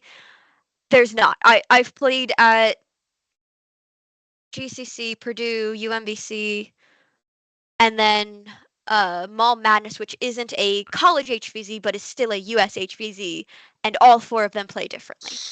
Purdue has played differently just in the years that I've been playing with them. But Maryland Mayhem has the Merc Zombie, which led to Joker being downed and surviving for 47 seconds while half stunned, and also led to just this epic shot of me being Merc stunned with with a couple of the Ox members standing right behind me, hovering me while I'm doing my 30-second count to get up. I love the Merc Zombie as a conceit. The idea that, like, again, this is one of those kind of cultural things where every campus does campus HVZ slightly differently, but the Merc Zombie as a thing, which is the zombie itself can't tag you, but what it does is it forces you to remain in place so everyone else can, which means that you do get those wonderful. It means that if you have people who are there to support you and are willing to support you, you can survive that. But if you get tagged and your mates leave you behind, you're kind of done. But yes, something that Al has mentioned in chat, maybe one of these years I should relinquish the master key I'm using to the person who tags me. That would be an epic, that would be a legendary loot drop. I remember, obviously, for one of the things that the auxiliary combat division does is the captain makes dog tags for combat div. And I keep. Yep. Are they still here? Oh no, I took them off to go to. I took. Usually they would live on the hanger on the door that's behind the camera, except for the fact that I took them off to go to somewhere and they've not returned yet. I'm on a wired headset, otherwise I would get up and grab mine, but they are in another room right now. But yeah, that they always come in pairs. Yeah, that's the 2022 one. So it's one for you to keep and one for you to give to the zombie that tags you. And every time we're I left UMBC 23 with more tags than I left, which is the goal. Arrived with. That is the mission that the captain gives us before we step out the safe zone into mission 1. Is your one job aside from playing the game is to leave the safe zone with more tags than you stepped out with. Yeah. But it's one of those things that, you know, when you're turned, we will give as hard as we get. Like, it's all very well to go kitted to the nines with all the kit as a human, but there is that level of strategy. Yelled myself hoarse at UMBC 23. Yeah, and completely messed up my knee. But that's yeah, part of being zombie. Like, it's one of those things that I think I've done it 2 years in a row. Is, you know, final mission starts up, everyone's sitting there going, "Oh my god, it's so warm and everybody's dead," and I'm just like, right, it's the final mission. All right, you scum, let's bring the pain. And having that sort of driving force where I can, because I can't really run as fast as anybody else because of my knees, because of lung issues. At UMBC 23, Captain Xavier was gracious enough to give me his special zombie power-up as a respawn zombie, which meant I essentially went, right, who's still standing that's highest ranking in the crew auxiliary? Oh, Reaper, excellent. You're calling the charge. I'm your quarterback. Yeah. We are just going to hammer them. And the ability to, like, one of the things that I'd like to do for us this year, assuming that we're unsure quite of the logistics of what's going to happen, but I have plans this year for N7 to also have loot to drop. But the idea of being like, hey guys, I'm Al the Geek. If you can find me at UMBC Maryland Mayhem and tag me as and turn me into a zombie, you get this. So, Al the Geek, by the way, while you're in chat, if somebody does want to do $350 for a set of that master key, how would they contact you? Pandora asks, what is this running people speak of? Look, not all of us carry a Nemesis and a Prometheus on the same rig. I should not run, but I do. Okay. Man behind the curtain, how do we contact you if we're no longer on stream? I will make that happen because obviously I'm acting as point of contact in the collaboration Discord. The tactical Mosey, yes. Running is generally not a great idea, but like moving at a sort of a jog. But the other problem is that obviously most US HVZs have zombies that are like 28 days later rage style zombies. Like they can run. Yeah. I didn't necessarily like. I want zombies that are like this. I don't like having to be fit, but I will say HPZ's done wonders for my fitness as well. Not least because I don't have to be faster than all the zombies. I just have to be faster than some of the other people. You just need to be faster and have more ammo than some of the people in the column. But yeah, I mean, running is a great idea, but it's one of those things that I have great things because one of the things I try and do in the hobby is in hobbies that I had growing up in my sort of late childhood, early teenage years was a lot of competition. I used to play competitive card games.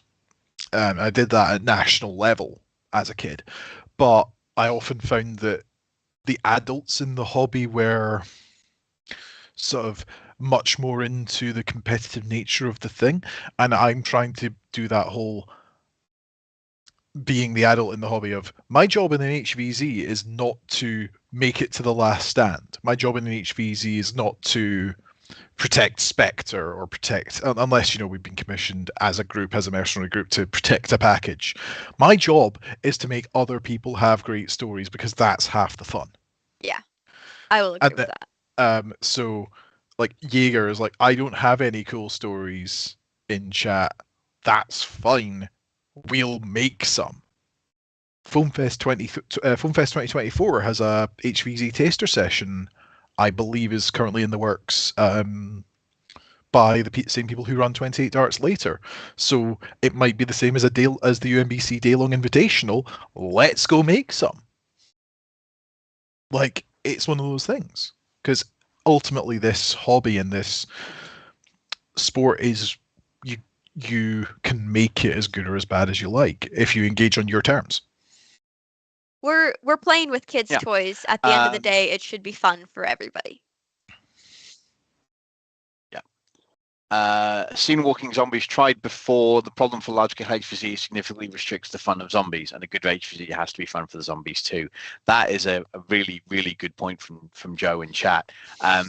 Yes, and that I guess is one of the reasons why in the sort of UK games where the games last 20 minutes, it's perfectly fine to kind of shamble around because you're only doing it for 20 minutes. But if you were shambling around for an entire day, that's going to get real boring real fast. I think it's also important to touch on the difference between Spectre, what you and I have done in HVZ, as going to UMBC and getting kitted up to the nines for a day of dedicated HVZ, and what I was introduced to HVZ as, which is I'm having to survive a week of classes and getting to my dorm room on campus. Yeah. I'd love to play that. That, like, genuinely, that is something that I have never got to do because I've never got to experience a week long. I've never got to experience the game type where you are playing HVZ 24/7 whilst also going about your daily life. I'd love to do that, but I can also see that would take that would take a certain mentality. One of my favorite, because of course Purdue does week-longs, one of my favorite moments during one of our week-longs, because it's so long as you have your armband on or your headband on, you are playing. But I was walking from one class to another with a couple of my friends, and it was day 1 or 2, and they're like, "What's with the armband, by the way?" And I had, I think, 2 jolts in either pocket with my hands on them. And I'm explaining to them, well, it's this humans versus zombies game, and I'm of course like keeping eyes over my shoulders because I'm not with people playing. I'm by myself, and I'm like, if you see anybody, you know, with a headband on, they're a zombie, and I have to either tag them or run away because buildings were the only safe zones. As I'm explaining this to them, I hear somebody running towards me, and I just turned around immediately, tagged the zombie, and I'm like, and that's what I mean. That is a perfect example of right here, that was a zombie trying to tag me. And if you'll excuse me, I'm now going to run the rest of the way to class because I don't know if that zombie has told other players before I stunned them that I'm here. Bye! I remember and this is something that I would love to do. One of the other things that's on my list is potentially to go back to Athens for HVZ, because they're running Stop Fight now every year. And Athens HVZ is a whole other level of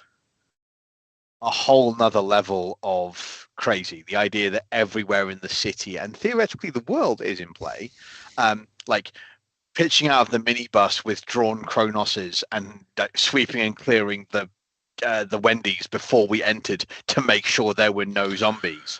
Yeah. I'd love to. I mean, like, it's one of those things of going, because I've heard it going all the way from plays only between certain hours to there Even is your nowhere to dorm rooms play. aren't safe. There is no safe zone. If you're living in this, like in the UK as a student flat, like you're sharing with 4 other people, and one of them's a zombie, tough. You find a new place to sleep. Yeah, I have heard some crazy stories from games that do run 24/7, no safe zones. Purdue is not that intense. Buildings were safe zones. And that did also lead to some fun stories of students who knew the tunnel system of Purdue having a neat advantage because you could go into one building, bunch of zombies waiting for you after class, and completely circumvent them.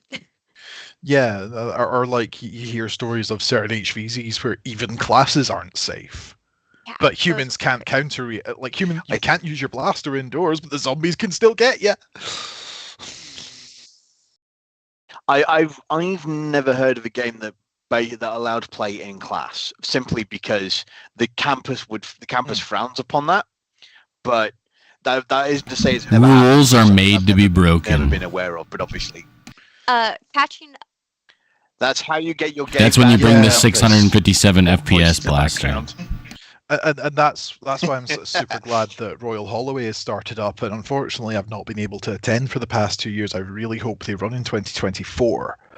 But it's one of those things that when I was growing up and when I was considering what university to go to, Heriot-Watt University in Scotland, which is the only university in Scotland that has what could be considered a US-style dedicated campus, did have an HVZ society, but it did get banned for safety concerns by the police.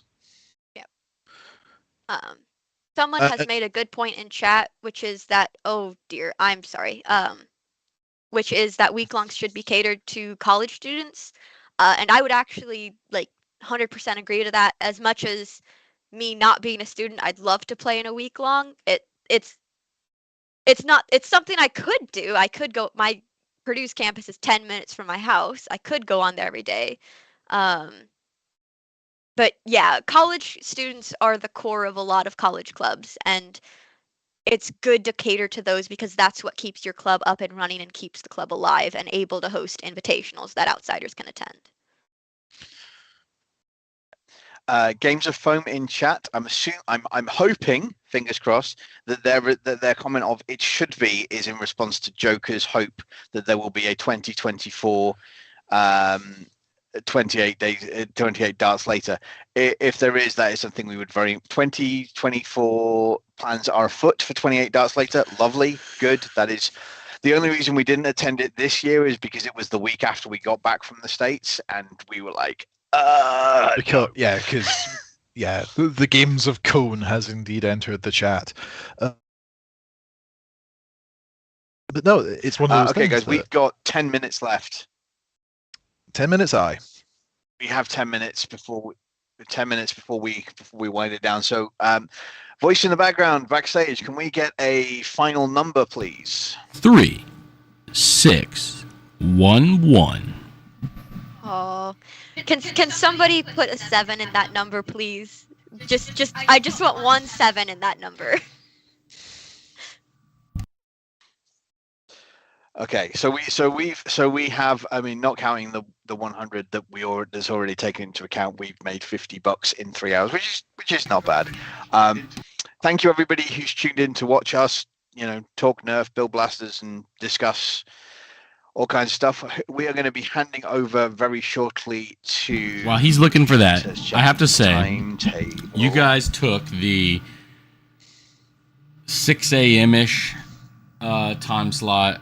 It was 3 a.m. for the West Coast.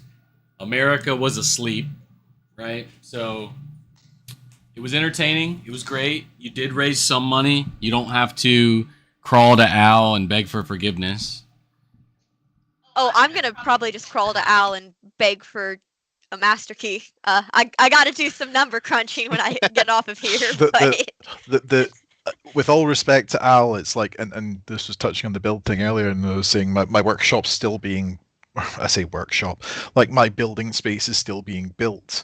I would like to make my own master key first. I have a Buzzbeat. Well, you know what? You want to build a master key? I believe there's a DIY kit on the auction, and you could build your own master key. And I think the bid now is like $60. Oh yeah, it's for Adventure Force Spectrum, isn't it? And an MK3. Is it a kit or is it the full blaster? It's a stock blaster in the box, and then the kit from Foamdemic, and then you get to build it. Because I do have a Spectrum and an MK3. I could do I could do a kit and then my own creation. That's right. That's right. What have you done? No. Nothing. I'm just imagining you trying. I'm just imagining whatever monstrosity you're going to build, Mister. I would like to see if it's possible to heavy add SR. A Fortnite heavy SR to the bottom of a blaster, and the answer is yes. But it's not very practical. If you start with, is it possible? The answer is always yes. The answer is definitely is possible. I would need to find the photo of it. So coming up after us, we have Boomstick, Archer, Dard Sweep, and Buffdaddy, the East Coast Beast Coast Networking. Oh my goodness. Sister of mine, what is that jacket? Archer, you're my favorite. You're muted.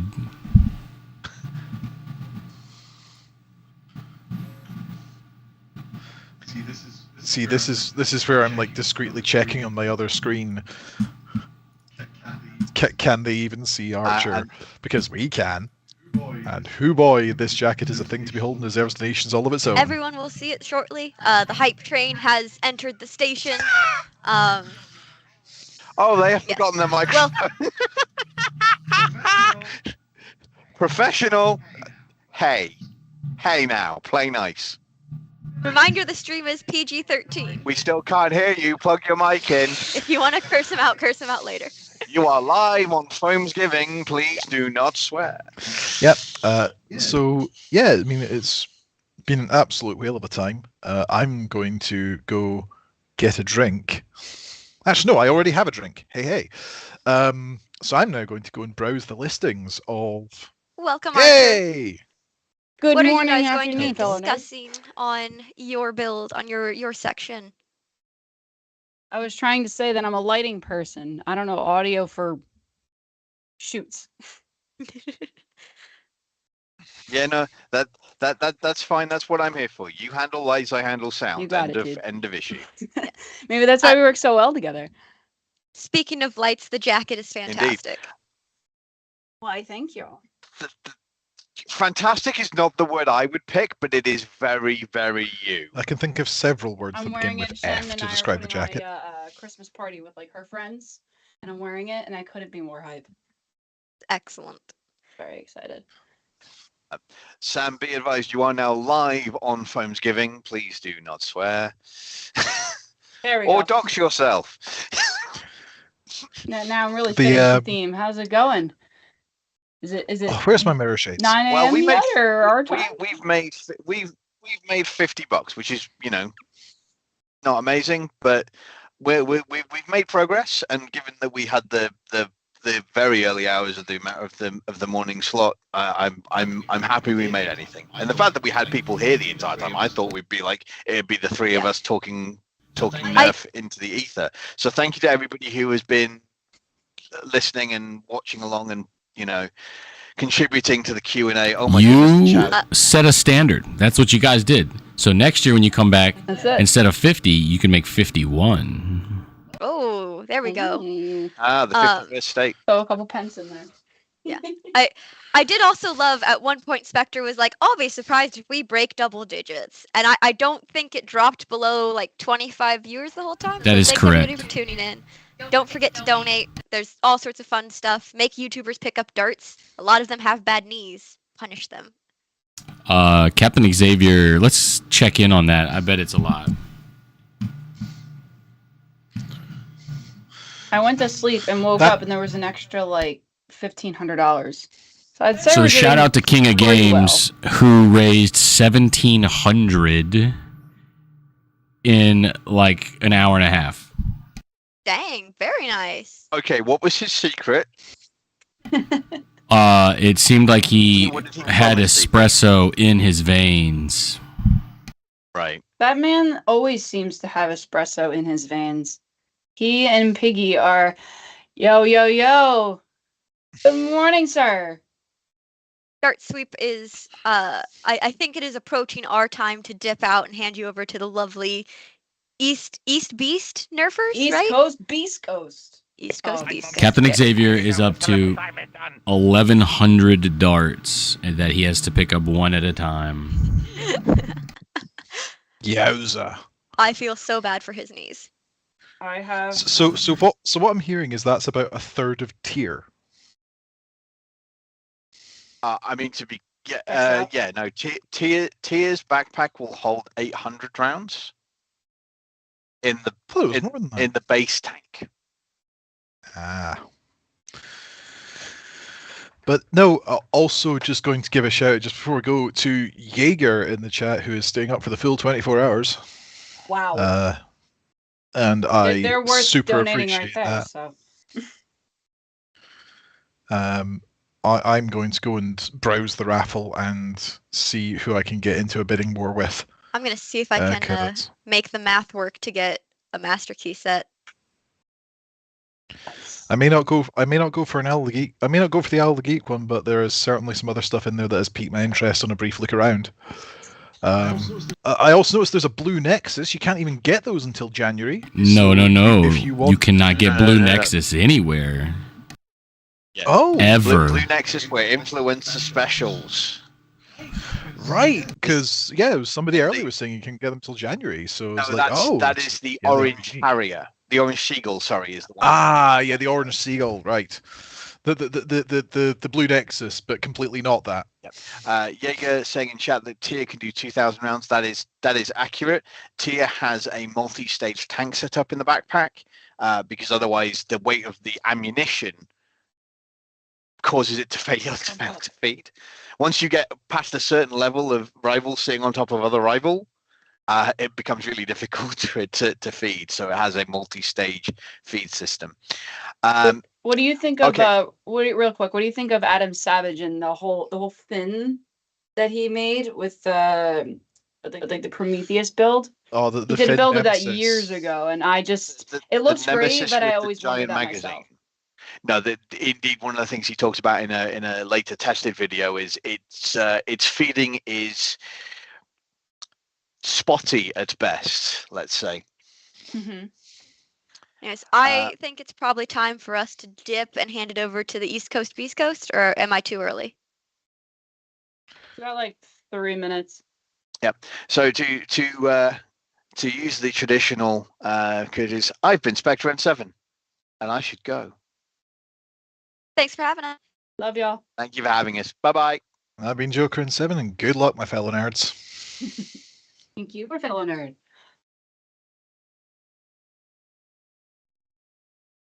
Andrew, while we have a whole, 3 minutes, I'm blasting the Uno guys to wake up for this. You should blast the Maryland folks. I cannot hear you. Oh, your mic is off. Put your little clip on. But there you go. There we go. I got my earphones on. He can't hear you because you're not talking like a pirate. Arr. Yarr! Yarr! Good morning, me mateys. I couldn't find my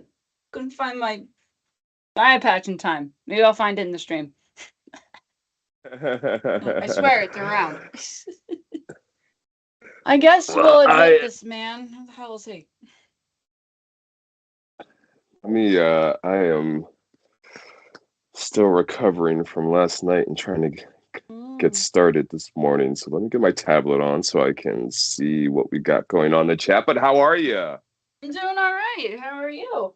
Good. Really appreciate you you joining us. Yeah. I hope everything's okay.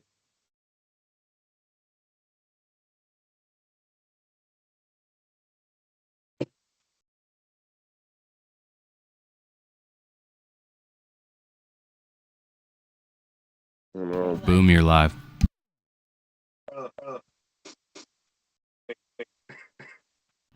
Twice, apparently.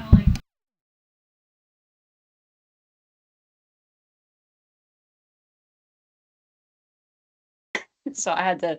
She's doing great. Like, she was a clean bill of health, but yeah, I had a little bit of a scare, but we're all good. Yeah. Good. That's good to hear.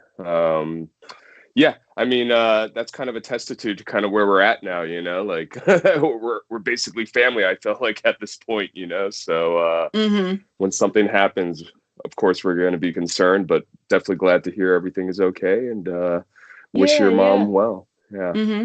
Well, the first thing that came out of her mouth was, I haven't had coffee in 2 days. Can we fix that? She's coming out of surgery and everything. Priorities. Like, oh, Mom. Meanwhile, she's got the whole family plus in the room.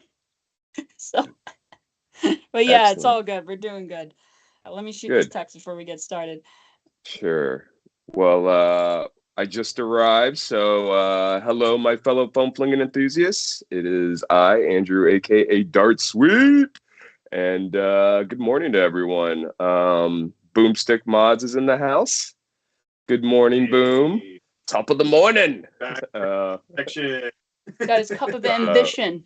That's right. I think we should take a cue from your mom and get some coffee ourselves, just to wake up. Perfect.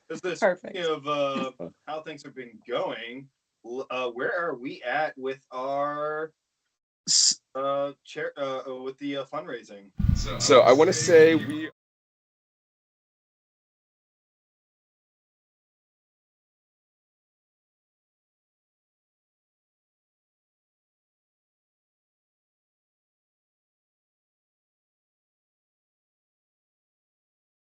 Shout out to Jaeger, who was pulling the 24-hour duty challenge, I guess. But yeah, everyone that has been involved, from our sponsors to donators to guest hosts. When I got home last night and this morning, I started reviewing the live stream link just to see what was going on. Everyone killed it. Everyone did amazing. Everyone worked together to get these donations for this great cause, Toys for Tots. I am absolutely amazed and humbled and super appreciative to what everyone has been able to accomplish here, and that's kind of what the ultimate goal for the World Foam Alliance is kind of bringing everyone together cohesively and working together to achieve a single goal, and that's getting everyone aware of what the foam flinging community and hobby has to offer. This is absolutely fantastic. This is just the first year that we did it. We organized this in less than a month. This was kind of improvised and last second, and the joke is I got Nick Fury eye patch here, but really Avengers really did assemble for this one. It's absolutely amazing. So again, thanks to our sponsors, Dart Zone, Out of Darts, Foamdemic, of course Cospilot, who's been the platform that everyone's been using to bid and auction on, and also Matt Hatter. Matter Hacker, my apologies. Matter Hackers donated $100 gift card last night, and we put that in a raffle for only $1. You buy a ticket for $1 to win 100. Like, why would you not do that? Yeah. So Neil, I'm not sure if you got my ever in your favor. Boomstick. I'm not sure. Hi, yes. I'm not sure if you got my PayPal, but I was trying to MacGyver this system as I was throwing my setup together. But I did donate. I just passed it along to you. So it's in your PayPal. Oh. Okay. I also want to thank, of course, our man behind the curtain and Daphne, our line producer, our stream producer, Willie T Productions. So shout out to you guys. I know you guys have been burning the midnight oil.